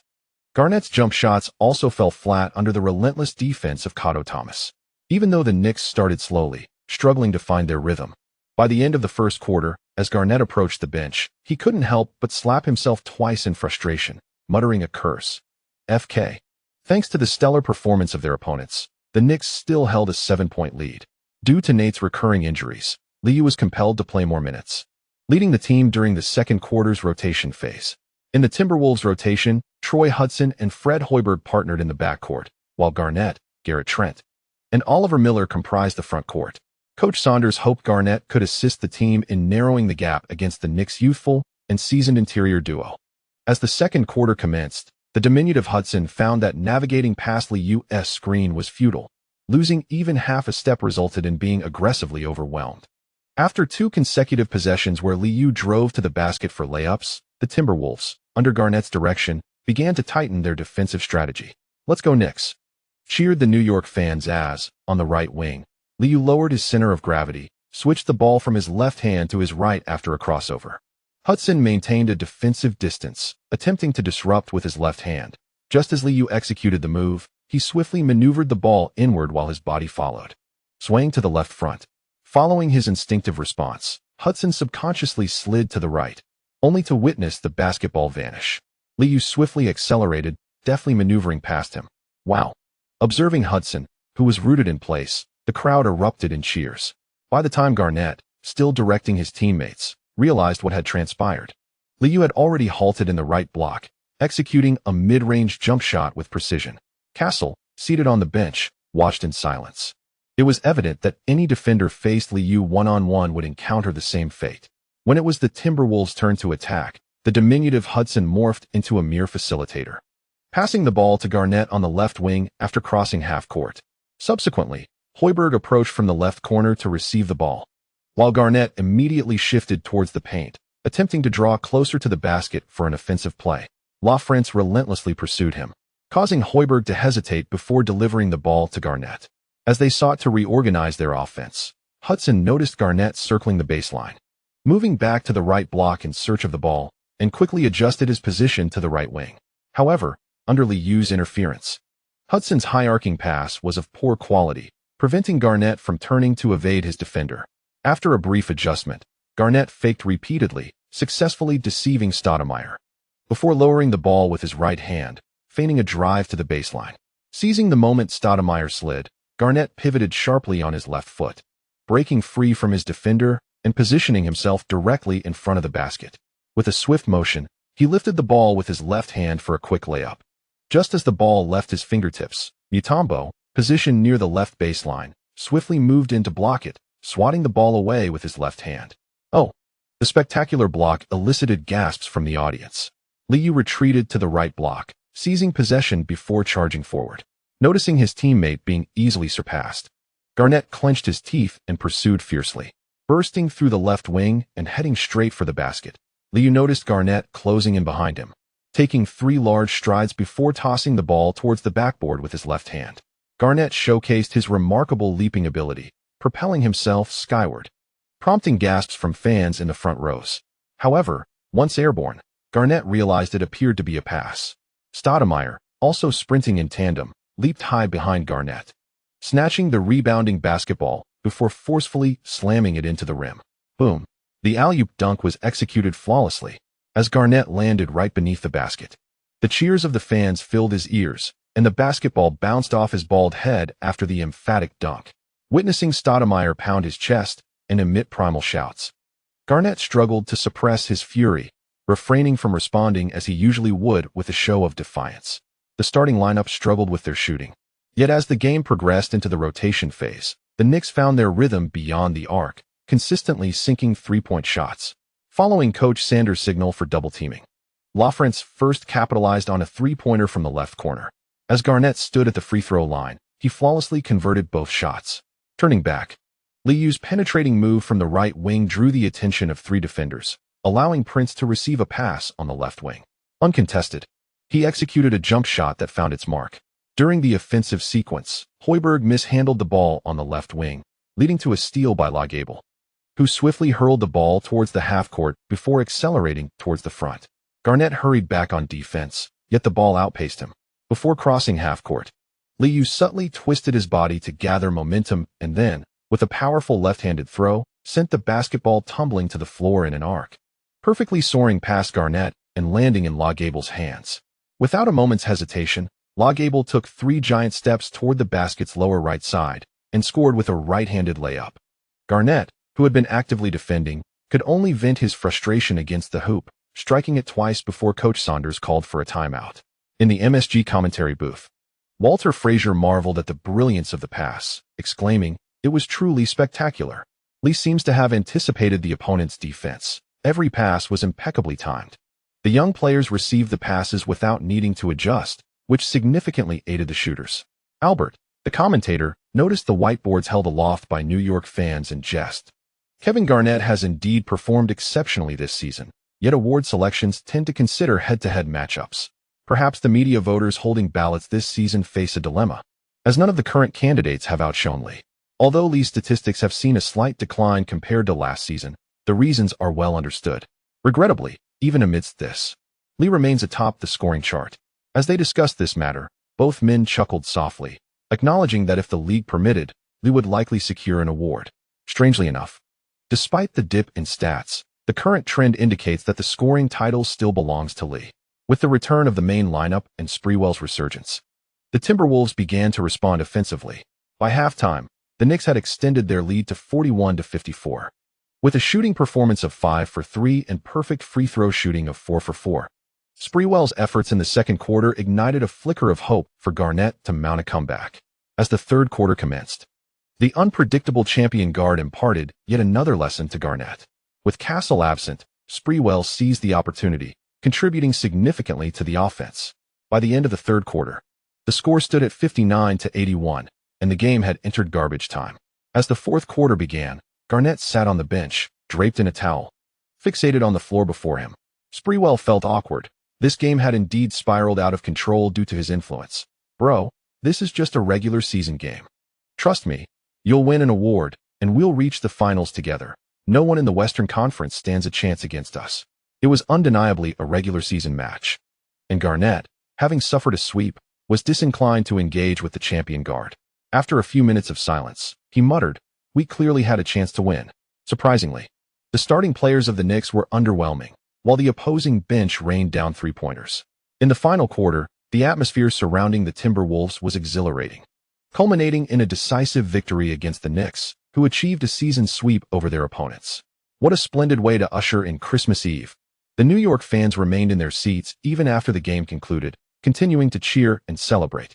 Garnett, with a commendable performance of 21 points, 10 rebounds, 2 assists, and 1 turnover in 34 minutes, left the court early, despite having recorded a double-double. Liu intended to offer some words of consolation to Garnett, but upon finding him absent, he could only embrace Sprewell and convey his regards, urging him to send his greetings to Garnett's family and to reassure Kevin that a loss is not the end of the world. Sprewell, with a light-hearted demeanor, acknowledged this sentiment, understanding his teammates' perspective. As long as he could produce impressive statistics, accolades would surely follow. He graciously declared that relinquishing his shot opportunities would be his greatest support for Garnett. After expressing these thoughts, Sprewell waved to the enthusiastic New York crowd. Within the Timberwolves, certain limitations persist, and he fondly reminisces about his days with the Bulls. For a championship-caliber player, the opportunity to showcase excellence just once per season is woefully insufficient. On December 24th, Christmas Eve, the Knicks ventured into the Lower East Side to bring warmth and holiday gifts to impoverished communities. Meanwhile, TNT and ESPN continued to build anticipation for the Christmas Day clash set to be broadcasted by ABC. With Karl Malone sidelined due to a knee injury, the highly anticipated showdown between Yao Ming and the F4 was regrettably thwarted. The matchup between the Cavaliers and the Knicks held little suspense, as the Cavaliers languished at 6 wins and 22 losses, firmly anchored at the bottom of the league following the trade of Ricky Davis to the Celtics. The presence of a struggling team in the Christmas showcase evidently demonstrates the NBA's deference towards its championship coaches and chosen stars. During a segment on TNT, Charles Barkley critiqued the league's star-making efforts this season, remarking on the absurdity of a last-place team facing off against the league leaders on Christmas Day, noting that fans are unlikely to appreciate such a matchup. The MVP race also faced scrutiny, irrespective of differing opinions. I firmly believe that Lee has consistently delivered MVP-caliber performances this season, with a record of 27 wins and 2 losses. The Knicks hold a notable advantage over the Lakers, 20 wins and 6 losses. If the league's finest team and its most outstanding player cannot secure this accolade, then what significance does the selection hold? Although Liu's statistics may appear unremarkable at first glance, analysts are well aware that advanced metrics indicate he remains a frontrunner. For several consecutive seasons, his defensive efficiency has been comparable to that of Kidd, consistently ranking within the top 10, and he currently stands at 5th in this category. Despite a limited sample size and ESPN's enthusiastic promotion, TNT tends to shy away from statistical discussions. Nevertheless, Lee's ability to lead the scoring chart while seemingly coasting has left the trio speechless. Although Kenny Smith acknowledged the validity of his partner's remarks, he nevertheless defended the league during the broadcast, stating that, in comparison to Lee, other players indeed have a greater need for this award, as such recognition can significantly motivate players and foster their growth. In other words, Lee no longer feels the need to validate himself through the MVP award. Instead, he is in pursuit of historic records. Earl Johnson also speaks favorably of the selection mechanism, noting Kenny's valid point. Lee is approaching 26 years of age, and he has many years left in his career. While the MVP title is the pinnacle of regular season accolades, Lee truly no longer requires this award. The championship is his ultimate aspiration. Perhaps in the future, he may consider international competitions, and I believe it is acceptable for other players to receive recognition as well. In the studio, Charles Barkley shook his head, clearly disagreeing with this assertion. The best teams and the finest players ought to be awarded. Some selection criteria for various awards are indeed flawed. After all, Allen Iverson's total points were fewer than Lee's, and he played fewer games. Yet this became the basis for his award. The league should strive to refine these regulations promptly. I do not wish to witness players accumulating accolades through excessive attempts. Individual honors, such as scoring and assist titles, require a revision of the rules, and the MVP selection process is no exception. Barkley's opinions during the program sparked considerable debate. Aside from the MVP selection, the rules governing individual honors genuinely require enhancement. Some players watching the episode were directly affected. The 76ers currently hold a record of 14 wins and 14 losses, and prior to Christmas, they had embarked on a winning streak. However, when Iverson was absent from the 76ers' warm-hearted Christmas event, Philadelphia's sports media managed to interview him, during which the diminutive guard vehemently criticized Barkley. Those commentators in the studio have no comprehension of how challenging modern basketball has become. Regardless of your skepticism, my scoring title was earned through sheer effort. I have given everything for the 76ers. Barkley's revisiting of past grievances angered Iverson's fans, prompting some players within the league to defend him. Similarly, Dwayne Wade, who is also grappling with injuries, is a staunch supporter of Lee and harbors a disdain for the Knicks. On Christmas Day, during a fan event held by the Heat, Wade took a stand for Iverson in an interview. I chose the number 3 jersey upon entering the league because of Iverson. I witnessed in him a spirit of athleticism that embodies giving everything for victory. Iverson represents a purer form of basketball, and he should not be subjected to scrutiny. However, the rookie Wade's words went largely unnoticed. Even the win-at-all-costs crowd deemed Barkley correct. On Christmas Day, Jeff Van Gundy and Tom Thibodeau returned to Manhattan with the Cavaliers. Despite the team holding the worst record, the coaching staff remains hopeful for the future, believing that enduring a year of hardship could yield a foundational player for rebuilding the team, a truly commendable beginning. Having experienced numerous losses, LeBron James has also started to believe in the process, readily embracing the transformation of his bald appearance. Compared to being a wing player solely focused on one-on-one matchups, James genuinely prefers having the ball in hand. With the head coach's support, he feels justified in taking control of the game. In the afternoon, while the Cavaliers warmed up early, James was asked about the same issue in an interview. In contrast to the candid Wade, LeBron James transformed into a win-at-all-costs advocate. I believe that refining the rules is always a positive endeavor. I concur with Barkley's perspective that the best players should receive recognition. While LeBron James speaks with eloquent platitudes, he harbors his own ulterior motives. He wholeheartedly agrees with Jeff Van Gundy's assertions. Even the greats must age. No one can perpetually dominate the game. Confident in his physical prowess, LeBron believes that if he perseveres for a few more years, once Lee has faltered, he shall emerge as the premier player. In a recent interview, LeBron, with a smile, emphasized, given our superior performance and statistics, what reason do we have not to vote for the best player? This chapter concludes with heartfelt gratitude to the readers for their subscription support. On Christmas Day 2003, for fans of the NBA, the star power seemed somewhat diminished. The league scheduled 3 matches for that day: the Rockets versus the Lakers, the Mavericks against the Kings, and the Cavaliers facing the Knicks. Most superstars performed modestly this season, possibly due to defensive pressures, resulting in lackluster average statistics. In such a context, despite ABC's vigorous promotion, fans remain somewhat disenchanted. For players, the Christmas games are a form of recognition, and this season, the NBA has bestowed that acknowledgement upon rookie LeBron James. Consequently, many players find themselves enviously aware that the league's star-making machinery is still in full effect, and the enthusiastic support for a newcomer stirs jealousy among veterans.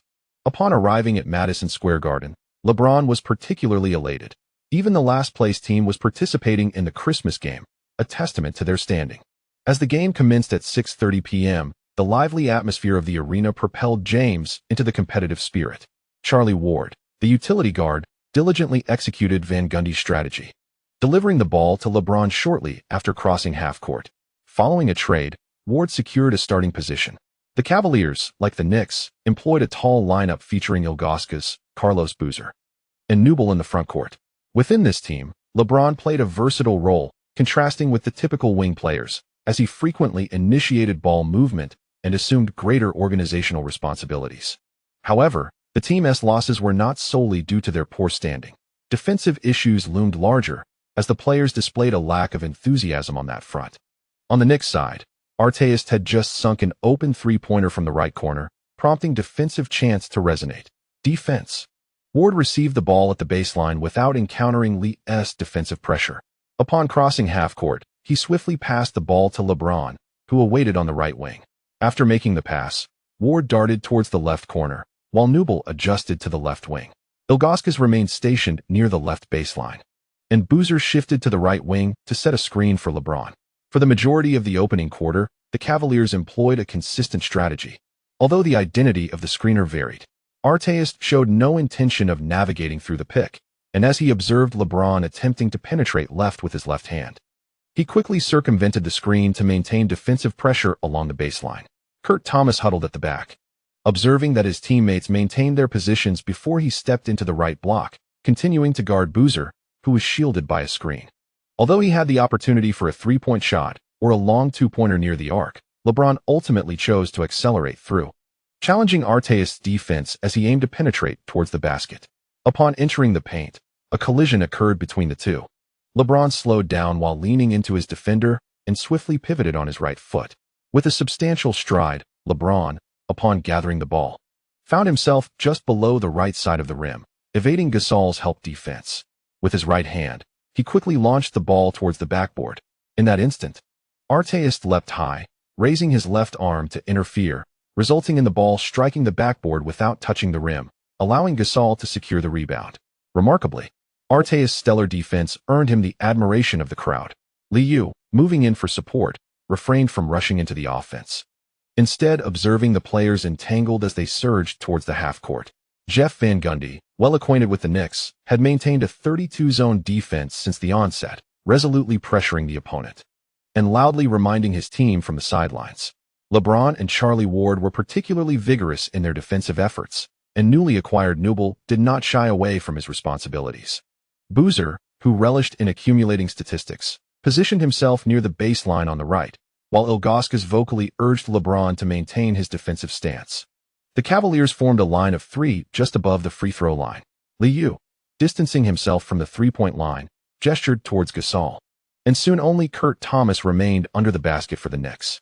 Gasol approached the free-throw line, and Liu promptly passed the ball to Artest on the left wing. Newble began to pivot and move, prompting the Cavaliers' defense to shift accordingly. At this moment, Liu swiftly swapped positions with Grant Hill, showcasing the Knicks' seamless ball movement as Artest quickly returned the pass. The Cavaliers did not adjust their positioning. LeBron kept a close watch on the right wing, observing the rapid movement of the Knicks ball. As Charlie Ward was delayed by Gasol, he immediately advanced to attempt a steal. Hill delivered a cross-court pass, and as Liu received the ball, he deftly spun away, narrowly evading LeBron's interception. With LeBron's defense compromised, he quickly recalibrated his body weight to pursue. But after Liu pivoted and placed the ball in his right hand, he made a decisive drive, effortlessly shaking off his defender in the blink of an eye. LeBron, ardently pursuing, was momentarily hindered by Kourt Thomas's off-ball screen. Meanwhile, Boozer and Ilgauskas, stationed at the baseline, collapsed inwards. Realizing Liu was unguarded behind him, he immediately decelerated, leaping into the paint before swiftly launching the ball with his right hand. The basketball soared high, and Ilgauskas, attempting to block it, sensed it might be a goaltend. In his hesitation, he noticed the ball beginning its descent. Ultimately, they could only stand still, watching as the ball accurately swished through the net. With 3 minutes and 53 seconds remaining in the first quarter, the Cavaliers failed to respond, and the deficit widened. Lee appeared to be deciphering the Cavaliers' defense with various tactics, revealing that the Knicks had come well prepared. Mike D'Antoni, the mastermind behind a remarkable 73-win season, is undoubtedly a tactical virtuoso. In the ABC commentary booth, the impeccably dressed Al Michaels fervently shared his insights. With a deep, resonant voice typically reserved for NFL broadcasts, Michaels took on the role of NBA commentator this year to enhance the viewing experience for fans and boost the game's ratings. His partner, Doc Rivers, was nearly rendered speechless by the analysis. Observing D'Antoni, who seemed engrossed in tactical considerations rather than the on-court action, Rivers could only sourly reflect on the situation. Following a pick and roll, Carlos Boozer's mid-range jump shot from the free-throw line clanged off the rim.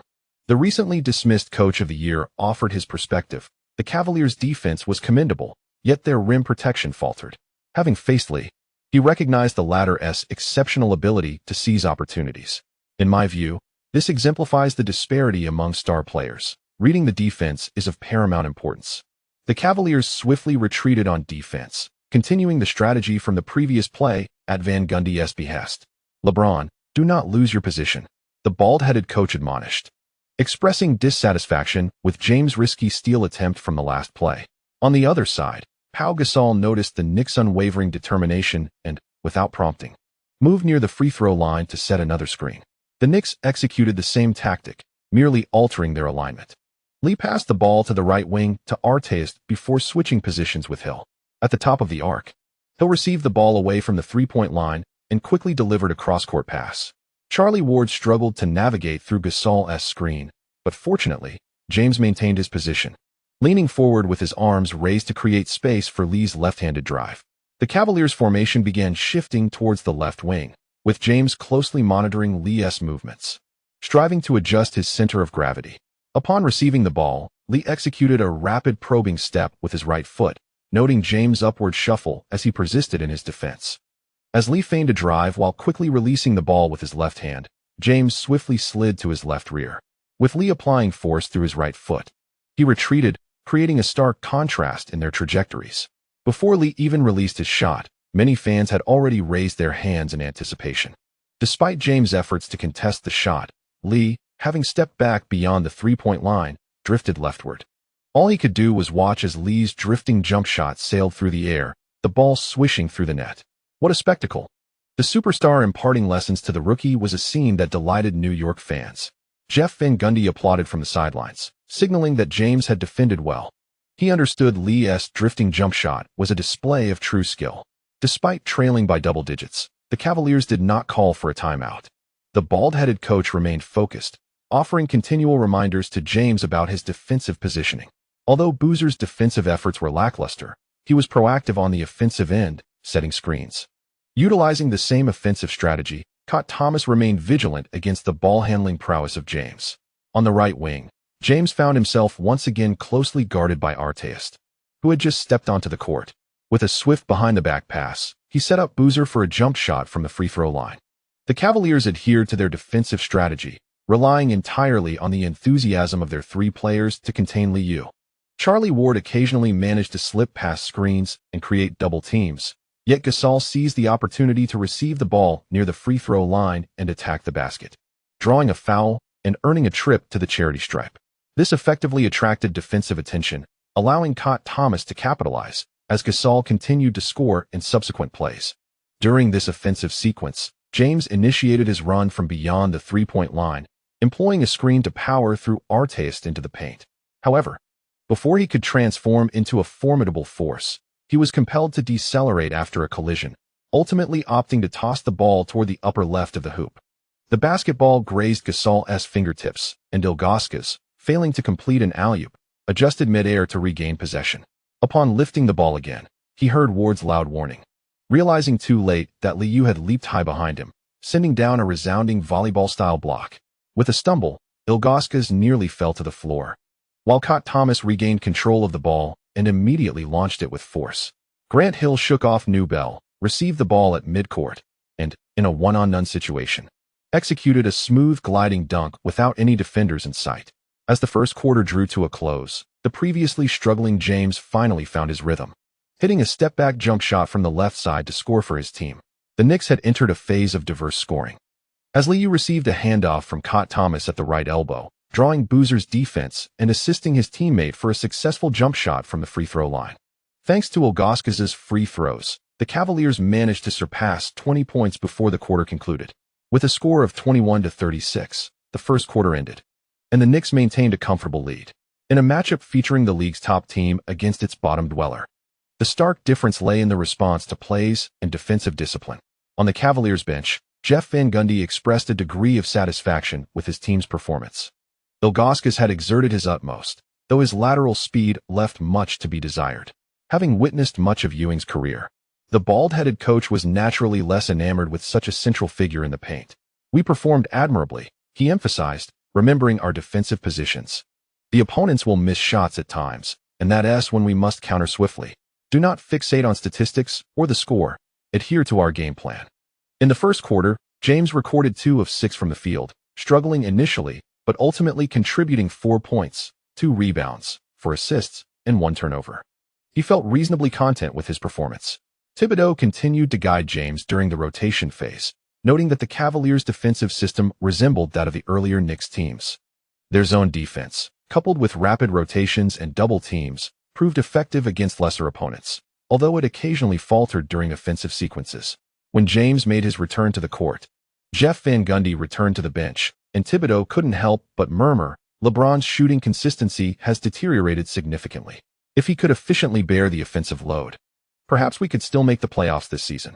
Having coached Liu, Thibodeau's standards had risen, yet Van Gundy remained unfazed. Shooting can always improve with diligent training. If we establish an excellent defensive system and rely on fast break opportunities, we can reach the conference finals.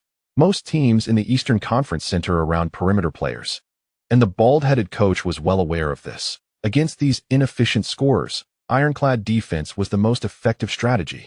Liu, who also made an early appearance, imparted a lesson to the Cavaliers' zone defense. The stubborn defensive strategy allowed Liu to frequently score from beyond the three-point line on both flanks. During a Cavaliers offensive play, Liu, rarely missing, received a long rebound from Newbell as James sprinted down the court, with Liu closely pursuing him. After receiving the ball on the left flank, James was forced to slow down.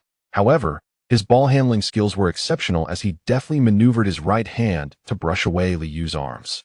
Relying on his defense, James, seizing a rare fast break opportunity, aggressively drove toward the lower left side of the basket.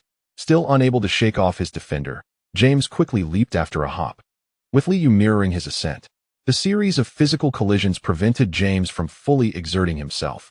In a moment of desperation, he caught the ball with his left hand, intentionally pulling it down to create a time delay before hastily tossing it toward the backboard.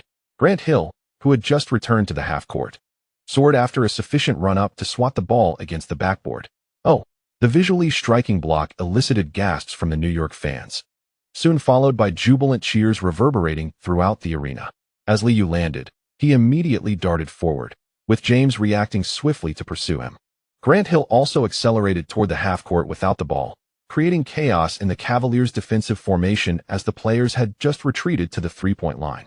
As James, chasing alongside Liu, intended to provide physical resistance, the basketball had already flown to the left flank.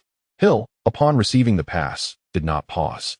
After releasing the ball with his left hand, he strode confidently toward the basket. Gasol cleared a path for his teammate, while the entangled Ilgauskas could only extend his hand in vain. Watching Hill glide toward the lower right side of the basket and score with an effortless layup. The Knicks' counterattacks consistently resulted in easy points, showcasing Lee's exceptional passing vision and timing. Coaching a player of such caliber, the coach's role is merely to entrust the ball to him. Rivers' comments seemed to carry a hidden meaning, but Mike was completely absorbed in the game and paid no heed, instead cheerfully stating, "LeBron James secured an offensive rebound and scored. The young man has not given up." After being interfered with by Artest on his layup attempt and grabbing an offensive rebound for a putback, James let out a loud shout to vent his frustration.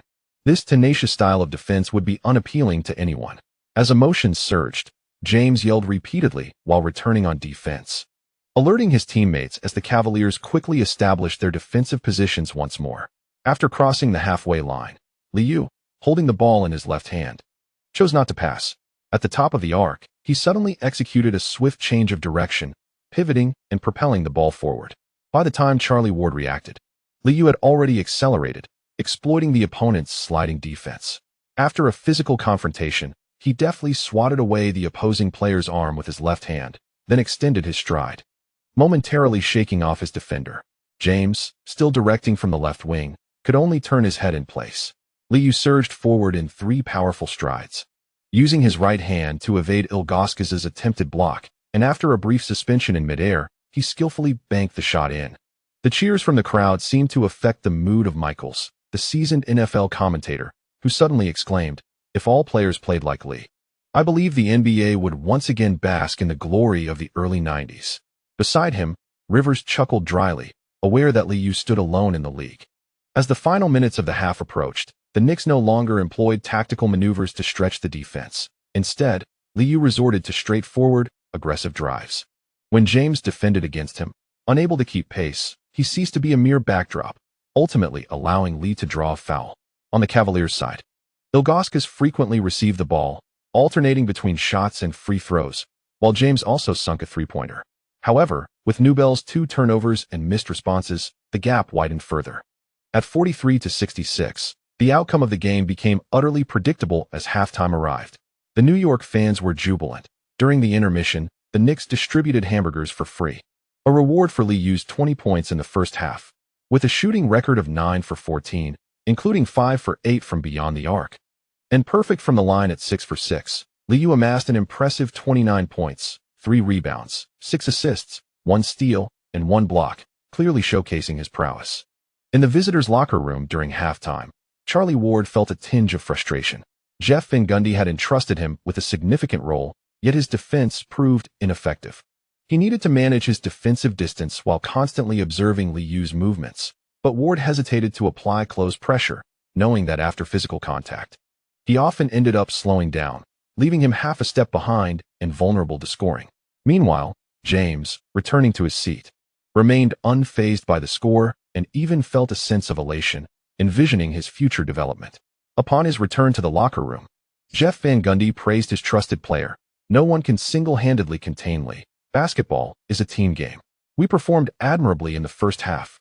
Everyone must defend like Charlie, move actively, and support one another. Assistant coach Thibodeau continued to assign defensive tasks on the whiteboard, while fellow assistant coach Dunleavy offered motivational words to the players. The second half devolved into a showcase for both teams, as the intensity of defense waned, leading to a full-blown offensive battle.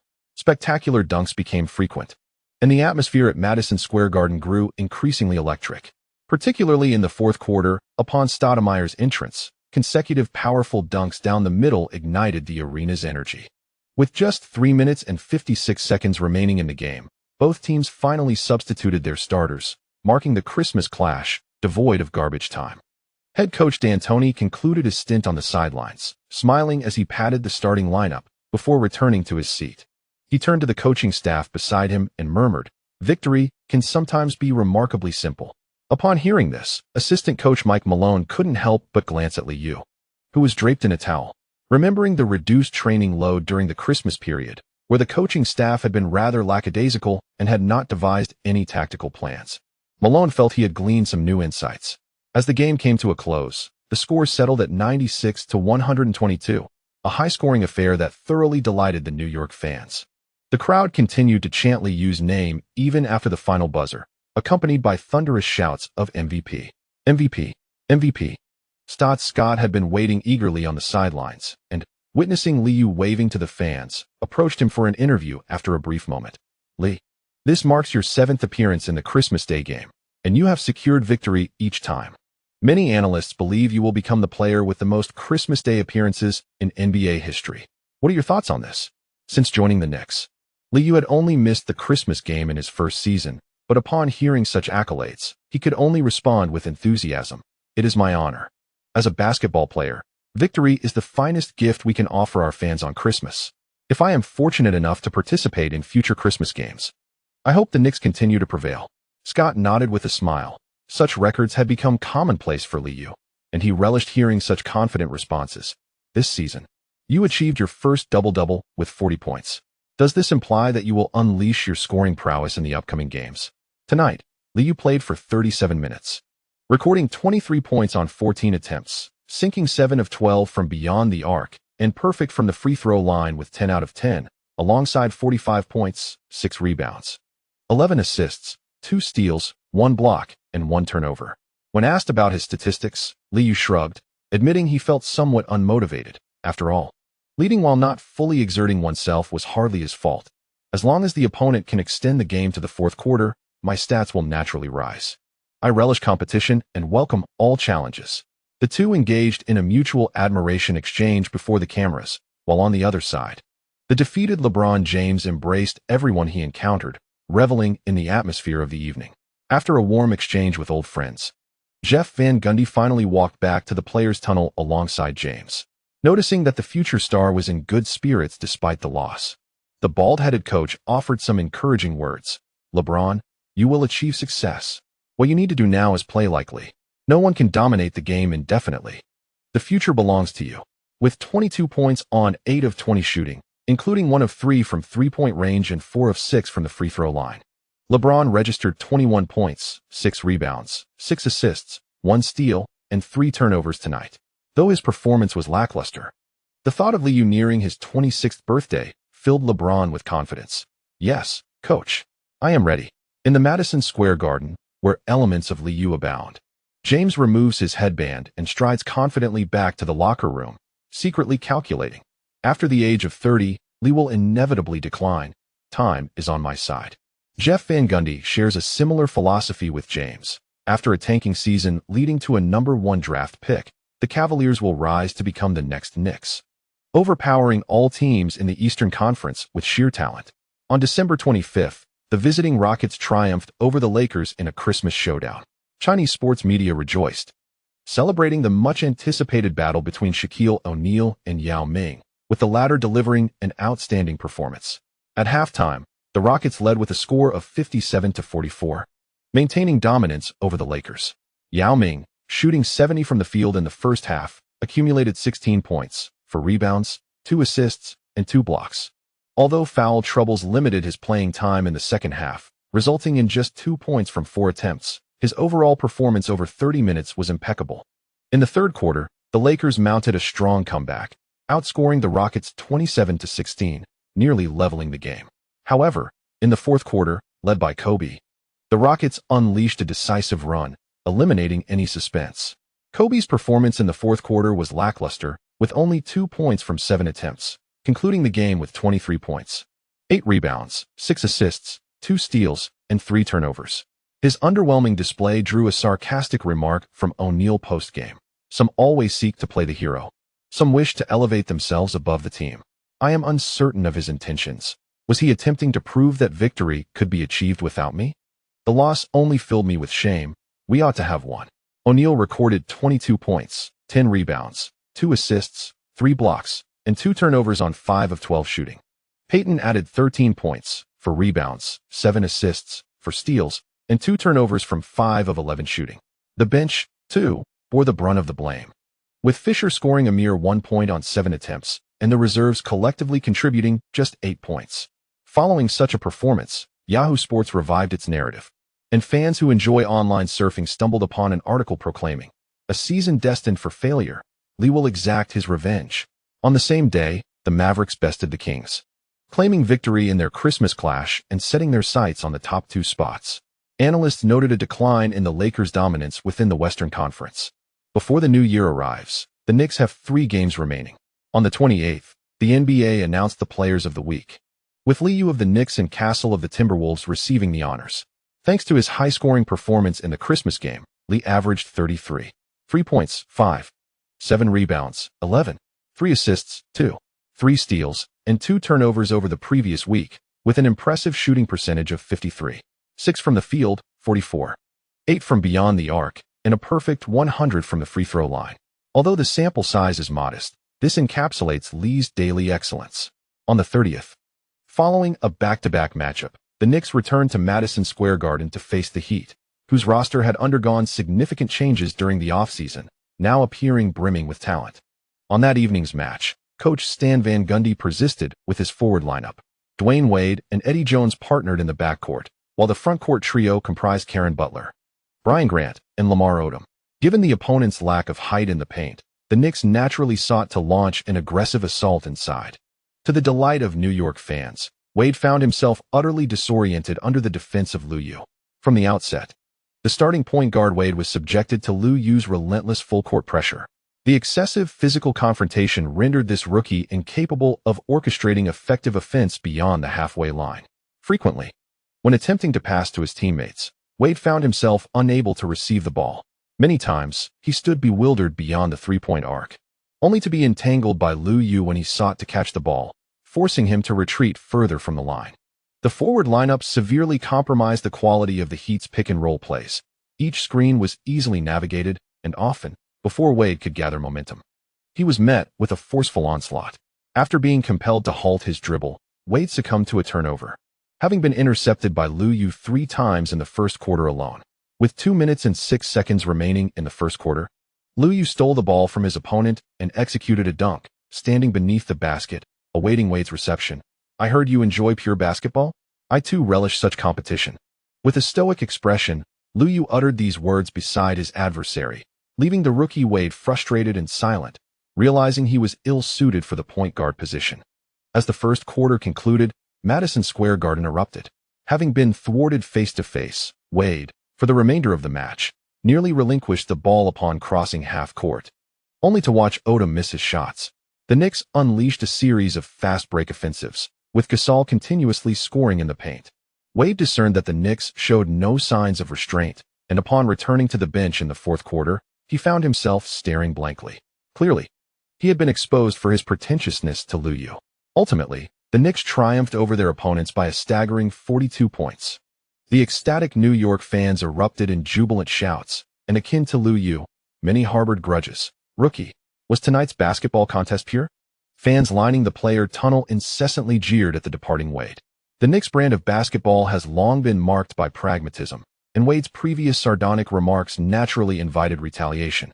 The fans were also unenthusiastic about this rookie from Chicago.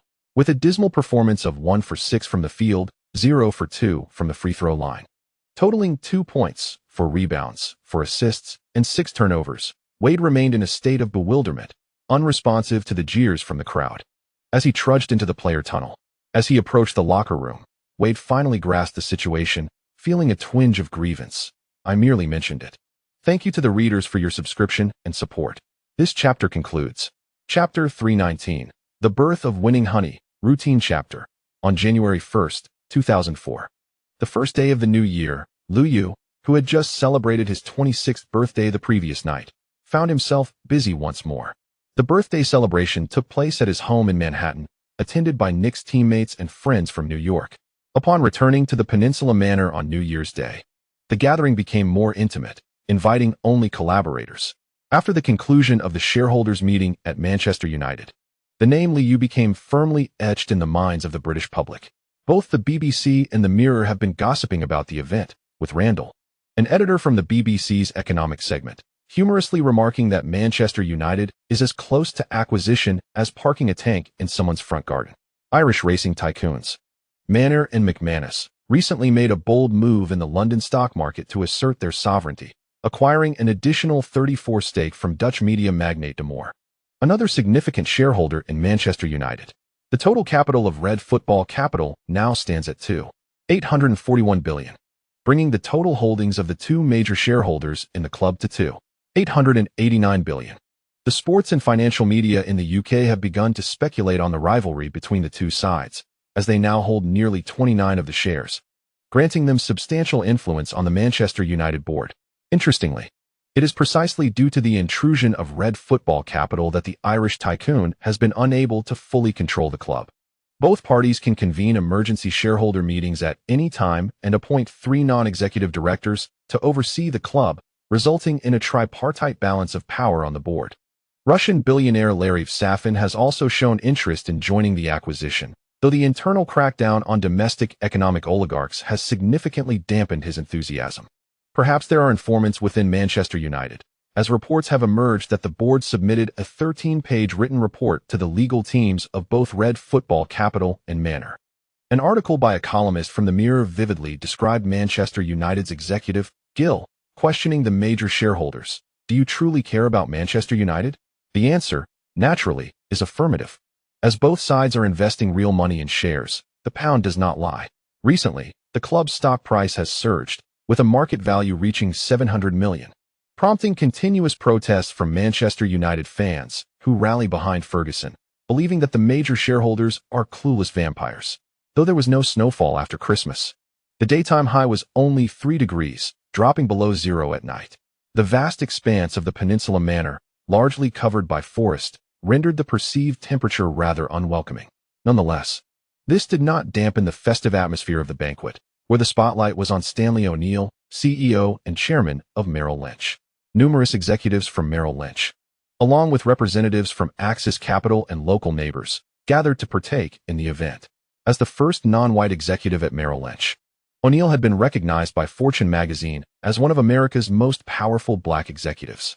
With his graying hair and a demeanor that seemed to reflect experience, O'Neal raised his glass with a cheerful smile. The banquet staff continuously delivered delectable dishes from the kitchen, and although the music played by the pianist was soothing, an array of beautiful models in attendance brought a lively energy to the evening, with many guests happily indulging in the festivities. Liu and his companions did not succumb to revelry. After some casual conversation, Stanley O'Neal jovially remarked, "Our esteemed sheriff of Wall Street seems to have invited Lee to witness a musical. Pay heed to your emails and advise the traders to exercise caution, for this individual is not one to relent easily." The Ziv brothers also attended the gathering, harboring a distinct aversion towards Attorney General Spitzer. The latter was amassing political capital in preparation for the forthcoming gubernatorial race, and as a consequence, numerous Wall Street firms found themselves in dire straits. Dressed impeccably in a black suit, Dirk Ziv raised an eyebrow discreetly, casting a glance at Liu and Bobby. In jest about the African-American CEO, he imposed a fine of $100 million on Merrill Lynch. "Do you not intend to express your sentiments?" The assent of Stanley was far from honorable. The former CEO, his mentor David Komansky, was compelled to depart prematurely due to Stanley's rise, and shortly after assuming office, he dismissed Executive Vice President Thomas Patrick, the architect of Merrill's workforce reduction aimed at restoring the company's stability. Consequently, this new CEO became the scapegoat for soothing employee discontent. Last year, all of Wall Street was abuzz as Stanley, upon his appointment, declared his intention to overhaul the culture of job security at Merrill Lynch, even proclaiming his ambition to surpass Goldman Sachs as the trading behemoth. Such tactics bore resemblance to those of the Attorney General, leading Merrill Lynch analysts to label certain stocks as worthless in emails, only to later recommend them to clients. Following the revelation of this incident, many viewed it as poetic justice. Stanley remained unfazed by the jests of the affluent, instead implying, "We engage solely in legitimate transactions. In fact, I personally support Spitzer. At least he has restored trust in Wall Street. AKS Capital will not face penalties, as our trades strictly adhere to regulations. You could have sold your shares to us. Without that portion, we found ourselves somewhat disadvantaged at Manchester United's shareholder meeting." Bobby fixated on Stanley, disapproving of his underhanded maneuvers. That 34 stake was facilitated by Merrill Lynch, the designated agent for Manchester United. Noticing the tense atmosphere, Liu attempted to diffuse it with light-hearted remarks. "Do not mind Bobby's concerns. This transaction has rendered us closer friends, a development worthy of celebration." Aimed at inflating stock prices and accruing greater profits, Stanley indeed exhibited a ruthless demeanor. He had known Liu since the year 2000, when he was still the president of the Private Client Group. During a time when wealth was not as abundant as it is now, Stanley's promotion came with a twist, aiding the British in their endeavors. The conversation shifted away from business, and Stanley, with a beaming smile, extended an olive branch. "Lee, David Maisel is currently raising funds to adapt Marvel's comics for the big screen, and he has sought Merrill Lynch's assistance. AKS Capital could also partake. Let us co-invest in this lucrative opportunity." Recognizing the old man's suggestive wink, Liu understood it as an invitation to join the venture. Responding with a smile, Liu inwardly criticized the old coot's lack of discretion, spending $1 billion on a dalliance. Do they truly believe they are made of gold? After the banquet concluded, numerous individuals departed with their chosen companions to continue the evening's revelries. In the study, Bobby recounted his experiences at the Manchester United shareholders meeting, subsequently lamenting the inflated ego of Stanley. "If we acquire that stake, the board will be completely under our control. He is issuing a warning to us." Loosening his collar, Bobby rose, pacing restlessly, overwhelmed by the expanding size of the fund, the burgeoning competition, and the incessant stream of vexations. Lee was acutely aware of this. Yet the prospect of profiting merely from stock purchases was a protracted endeavor. Wall Street offered no benevolence in financial gains. "I've heard he favors subprime mortgage-backed CDOs. We shall have our chance." At the soiree, I encountered our neighbor, Nicholas Mounis, the founder of Amaranth Advisors, who had siphoned off numerous investors. Established in 2000 and also headquartered in Greenwich, Amaranth had experienced meteoric growth over the years. Mounis had previously served as a portfolio manager at Padma Fund, whose founder, Sassman, was a longtime benefactor of the Democratic Party. They indeed garnered substantial support, and Sassman held considerable esteem. Bobby acknowledged the prowess of such a venerable rival. The Padma Fund had consistently generated profits, skillfully avoiding risks and market fluctuations, earning the founder widespread acclaim as a time-tested hedge fund. Liu stroked his chin, realizing it was now 2004, and suddenly, with an air of prophetic insight, proclaimed, "In the future, New Orleans will face a hurricane. Perhaps this is another opportunity bestowed upon us by the divine." Bobby, puzzled, seemed unable to grasp Liu's transcendent thought process, though his remarkable memory soon prompted him to inquire, "Are you referring to Amaranth's energy trading? If a hurricane indeed strikes."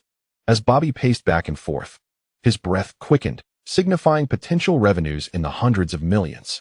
The two continued their hushed conversation for a while before Bobby hurriedly departed, needing to prepare for what lay ahead. When Ivana entered the study with a tray of delicacies, Liu was reclining in a chair, staring vacantly at the ceiling. He resolved to engage in more charitable endeavors, seeking psychological solace. "Had I known, I should have prepared earlier for law school. Only Melinda could assist you in such circumstances." After Christmas, Ivana had returned to Manhattan, managing the Peninsula estate, while the still ungraduated blonde found it challenging to establish her presence at such gatherings. After all, she was still a young woman, having spent recent years indulging in life's pleasures, making it difficult to connect with the other matrons who had transitioned from law school to prestigious law firms or Wall Street. Settling into Liu's embrace, Ivana offered him a treat, which he promptly devoured, even playfully nibbling on her fingertips. Ivana, still adorned in her white gown, shot Liu an affectionate glare. This evening, she had styled her hair up, leaving a few wavy strands of golden hair framing her forehead. Though merely 23 years of age, she has shed the baby fat of her youth, and with a recent commitment to weight management, her figure has become voluptuous, exuding a unique allure. Do not dwell on such matters. Miranda has toiled for many years. Has your father not urged you to return to the group? Before long, you shall transform into a formidable entrepreneur. Liu whispered words of comfort, observing the conflict in her expression. He leaned closer to her ear, deftly shifting the topic. Where is Miranda? Do indulge a bit more. We still have work ahead of us. Ivana, recalling Miranda preparing in the bathroom, felt a flush of warmth. Her softness further intensified when a pair of hands unexpectedly clasped her. The golden-haired beauty remained silent, her breath quickening, and Liu instinctively knew the course of action to take. He lifted her gently, striding towards the bathroom. You all have a knack for inventing new diversions. As the new year commenced, Chinese basketball enthusiasts welcomed a novel delight. Baidu Taiba emerged at the year's end. Yao Ming's arrival in the NBA introduced Liu to a wider audience. Although the internet had yet to permeate many regions, the increasing coverage by sports magazines and CCTV propelled Liu's popularity to new heights. In this era, the narratives within sports magazines often leaned towards motivational platitudes. After absorbing Liu's features, young fans would exuberantly exclaim, "Incredible!" Students, often too preoccupied to watch games, found themselves captivated by Liu's highlights, which were nothing short of mesmerizing. Presently, the domestic gaming scene remains in its infancy, yet viewers who have seen the highlights echoed sentiments of truly remarkable. The number of fervent supporters burgeoned, leading Chinese sports media to deem simple articles insufficient, as content homogeneity became alarmingly prevalent. In major cities, affluent students began to invest in Liu's signature sneakers, particularly the pair priced over 1,000 yuan that bore his name. Despite the occasional shift in styles, the enthusiasm of these youthful fans remained undeterred. While the shoes offered average performance, their appeal lay in their status symbol. Longtime fans, uninvited yet eager, regaled others with tales of the signature sneakers, attributing to them extraordinary prowess. It was in these shoes that Liu triumphed over Michael Jordan. When I wear them, I feel my jumping ability enhanced. With the departure of the four prominent shooting guards, the majority of casual fans have transformed into staunch supporters of Liu. While those who once admired Kobe, Carter, McGrady, and Iverson have become a niche group, the logic of Liu's fans is straightforward. A mere comparison yields the conclusion. Their grace pales in comparison to Liu's, their flair falls short, and their statistics are starkly inferior, with accolades being scant. With such disparity, why not rally behind the victor? Of course, some are drawn to the tragic hero. Iverson, Carter, and McGrady still garner a modicum of admiration, albeit without the triumphs of Liu. As for Kobe, his recent entanglement in an unlawful incident has tarnished his image, resulting in a significant decline in popularity. After the new year, the Knicks played 3 matches, one of which saw Liu and Kidd engaged in a battle of missed shots against the Nets, ultimately leading to an unfortunate inaugural defeat of the year. Indeed, this is also related to the absence of Gasol and Hill in the match against the Bulls. The former sustained a shoulder injury, while Hill suffered a knee collision. As a precautionary measure, the coaching staff promptly placed both players on the injury list. On the evening of the 6th, during the away game against the Cavaliers, the Knicks again performed poorly for 3 quarters. LeBron James exhibited a commendable performance, filling the statistical sheet with 14 points, 2 rebounds, 10 assists, 1 steal, 1 block, and 4 turnovers from 6 of 17 shooting. Following this defeat, the Cavaliers' record fell to 8 wins and 26 losses, firmly securing their position at the bottom of the standings. On January 8th, the Knicks will host the Rockets, with the game coinciding with Saturday across the ocean. The Rockets are on the second night of a back-to-back, having suffered a disheartening defeat against the Pistons. Yao Ming played for 27 minutes, recording 4 points, 5 rebounds, 2 blocks, and 4 turnovers on 2 of 5 shooting. The leading scorer, Mobley, managed only 8 points on 2 of 12 shooting, while Francis led the team with 15 points on 6 of 16 shooting. Following the loss, the Rockets' record slipped to 19 wins and 15 losses, causing Mike Brown's reputation to descend from a promising future coach to a figure of discontent. The Pistons once again showcased their impressive defense, with Ben Wallace reclaiming his stature, contributing 9 points, 15 rebounds, 2 assists, 1 steal, and 3 blocks on 4 of 8 shooting from the power forward position. Similar to last season, the Pistons still lack a formidable big man. Yet their record of 23 wins and 13 losses firmly secures them a place in the upper tier. At the beginning of the month, the NBA announced the Player of the Month for December, much to the dismay of analysts, as Liu claimed the award once again. The Knicks achieved a remarkable record of 14 wins and 2 losses in December, leading the Eastern Conference by a considerable margin. Liu averaged 32.8 minutes per game, contributing 29.0 points, 5.0 rebounds, 10.4 assists, 2.8 steals, and 0.4 blocks, while committing 2.4 turnovers, with an average of 17.8 shots per game. He maintained a shooting percentage of 51.2, a 3-point shooting percentage of 43.5, and a free throw percentage of 92.6. The Timberwolves recorded an impressive 11 wins and 2 losses, with Kevin Garnett earning the Player of the Month title for December.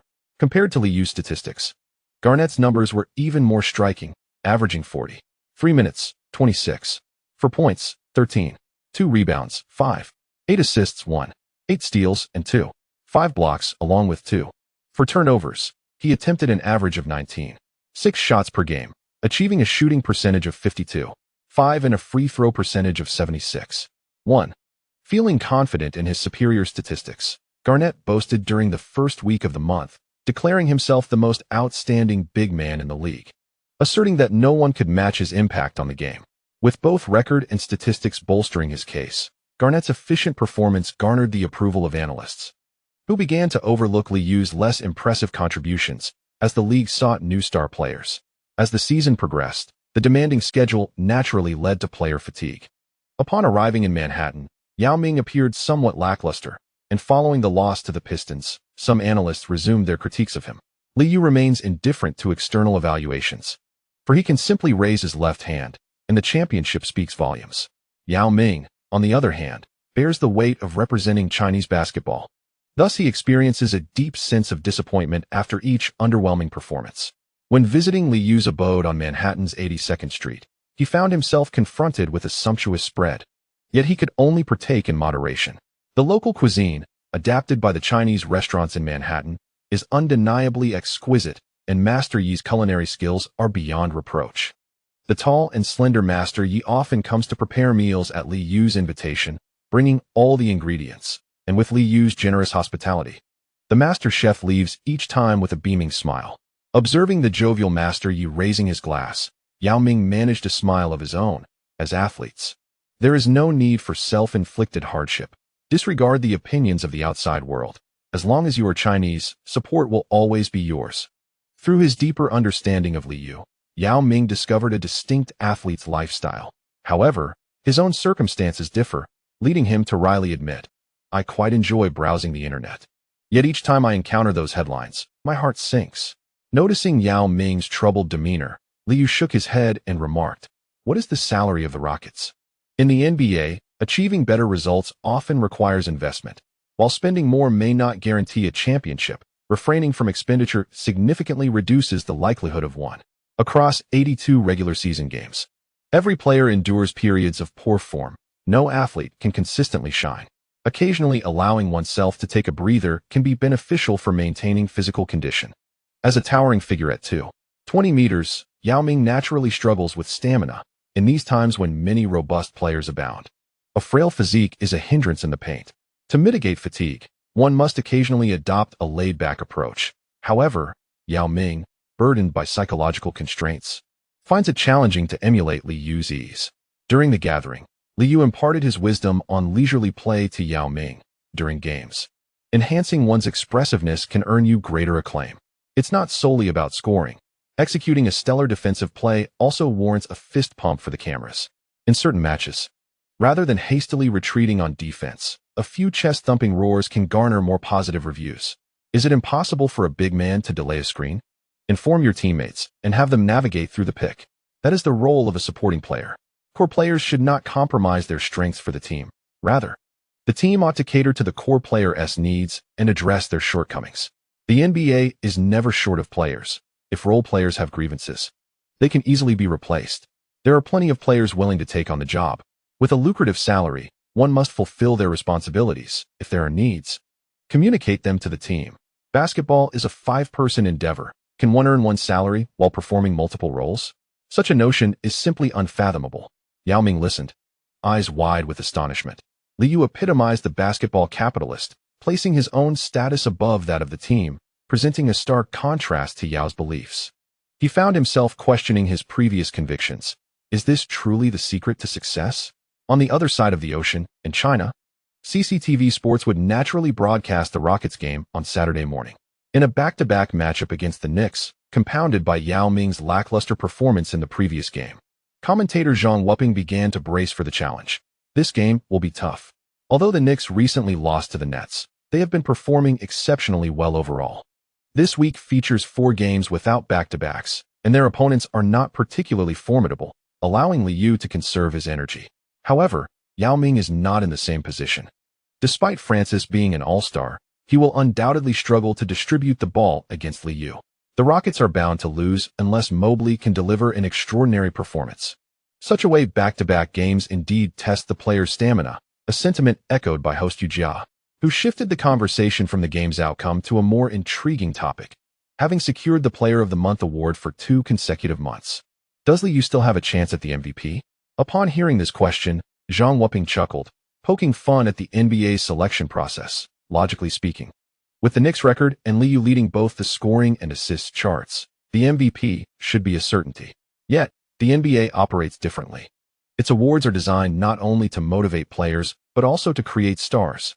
Superstars must possess accolades, and without an MVP, a player cannot be deemed a true superstar. Therefore, as long as Garnett maintains his current statistics and performance, he is bound to receive the award. This year, both Liu and Garnett are making their 7th All-Star appearances, and according to seniority, it is indeed Garnett's turn to be honored. With the theory of seniority being invoked, Yu Jia could only nod in amused agreement. The game unfolded as the 2 commentators had anticipated, with the Knicks frequently initiating high pick-and-roll plays. In most possessions, Yao Ming could only watch as shots were taken or succumb to Liu's aggressive drives to the basket, resulting in fouls. The Rockets faced a scoring drought in the first quarter, with Jim Jackson unable to replicate his previous game's efficiency, being thoroughly contained by Artest.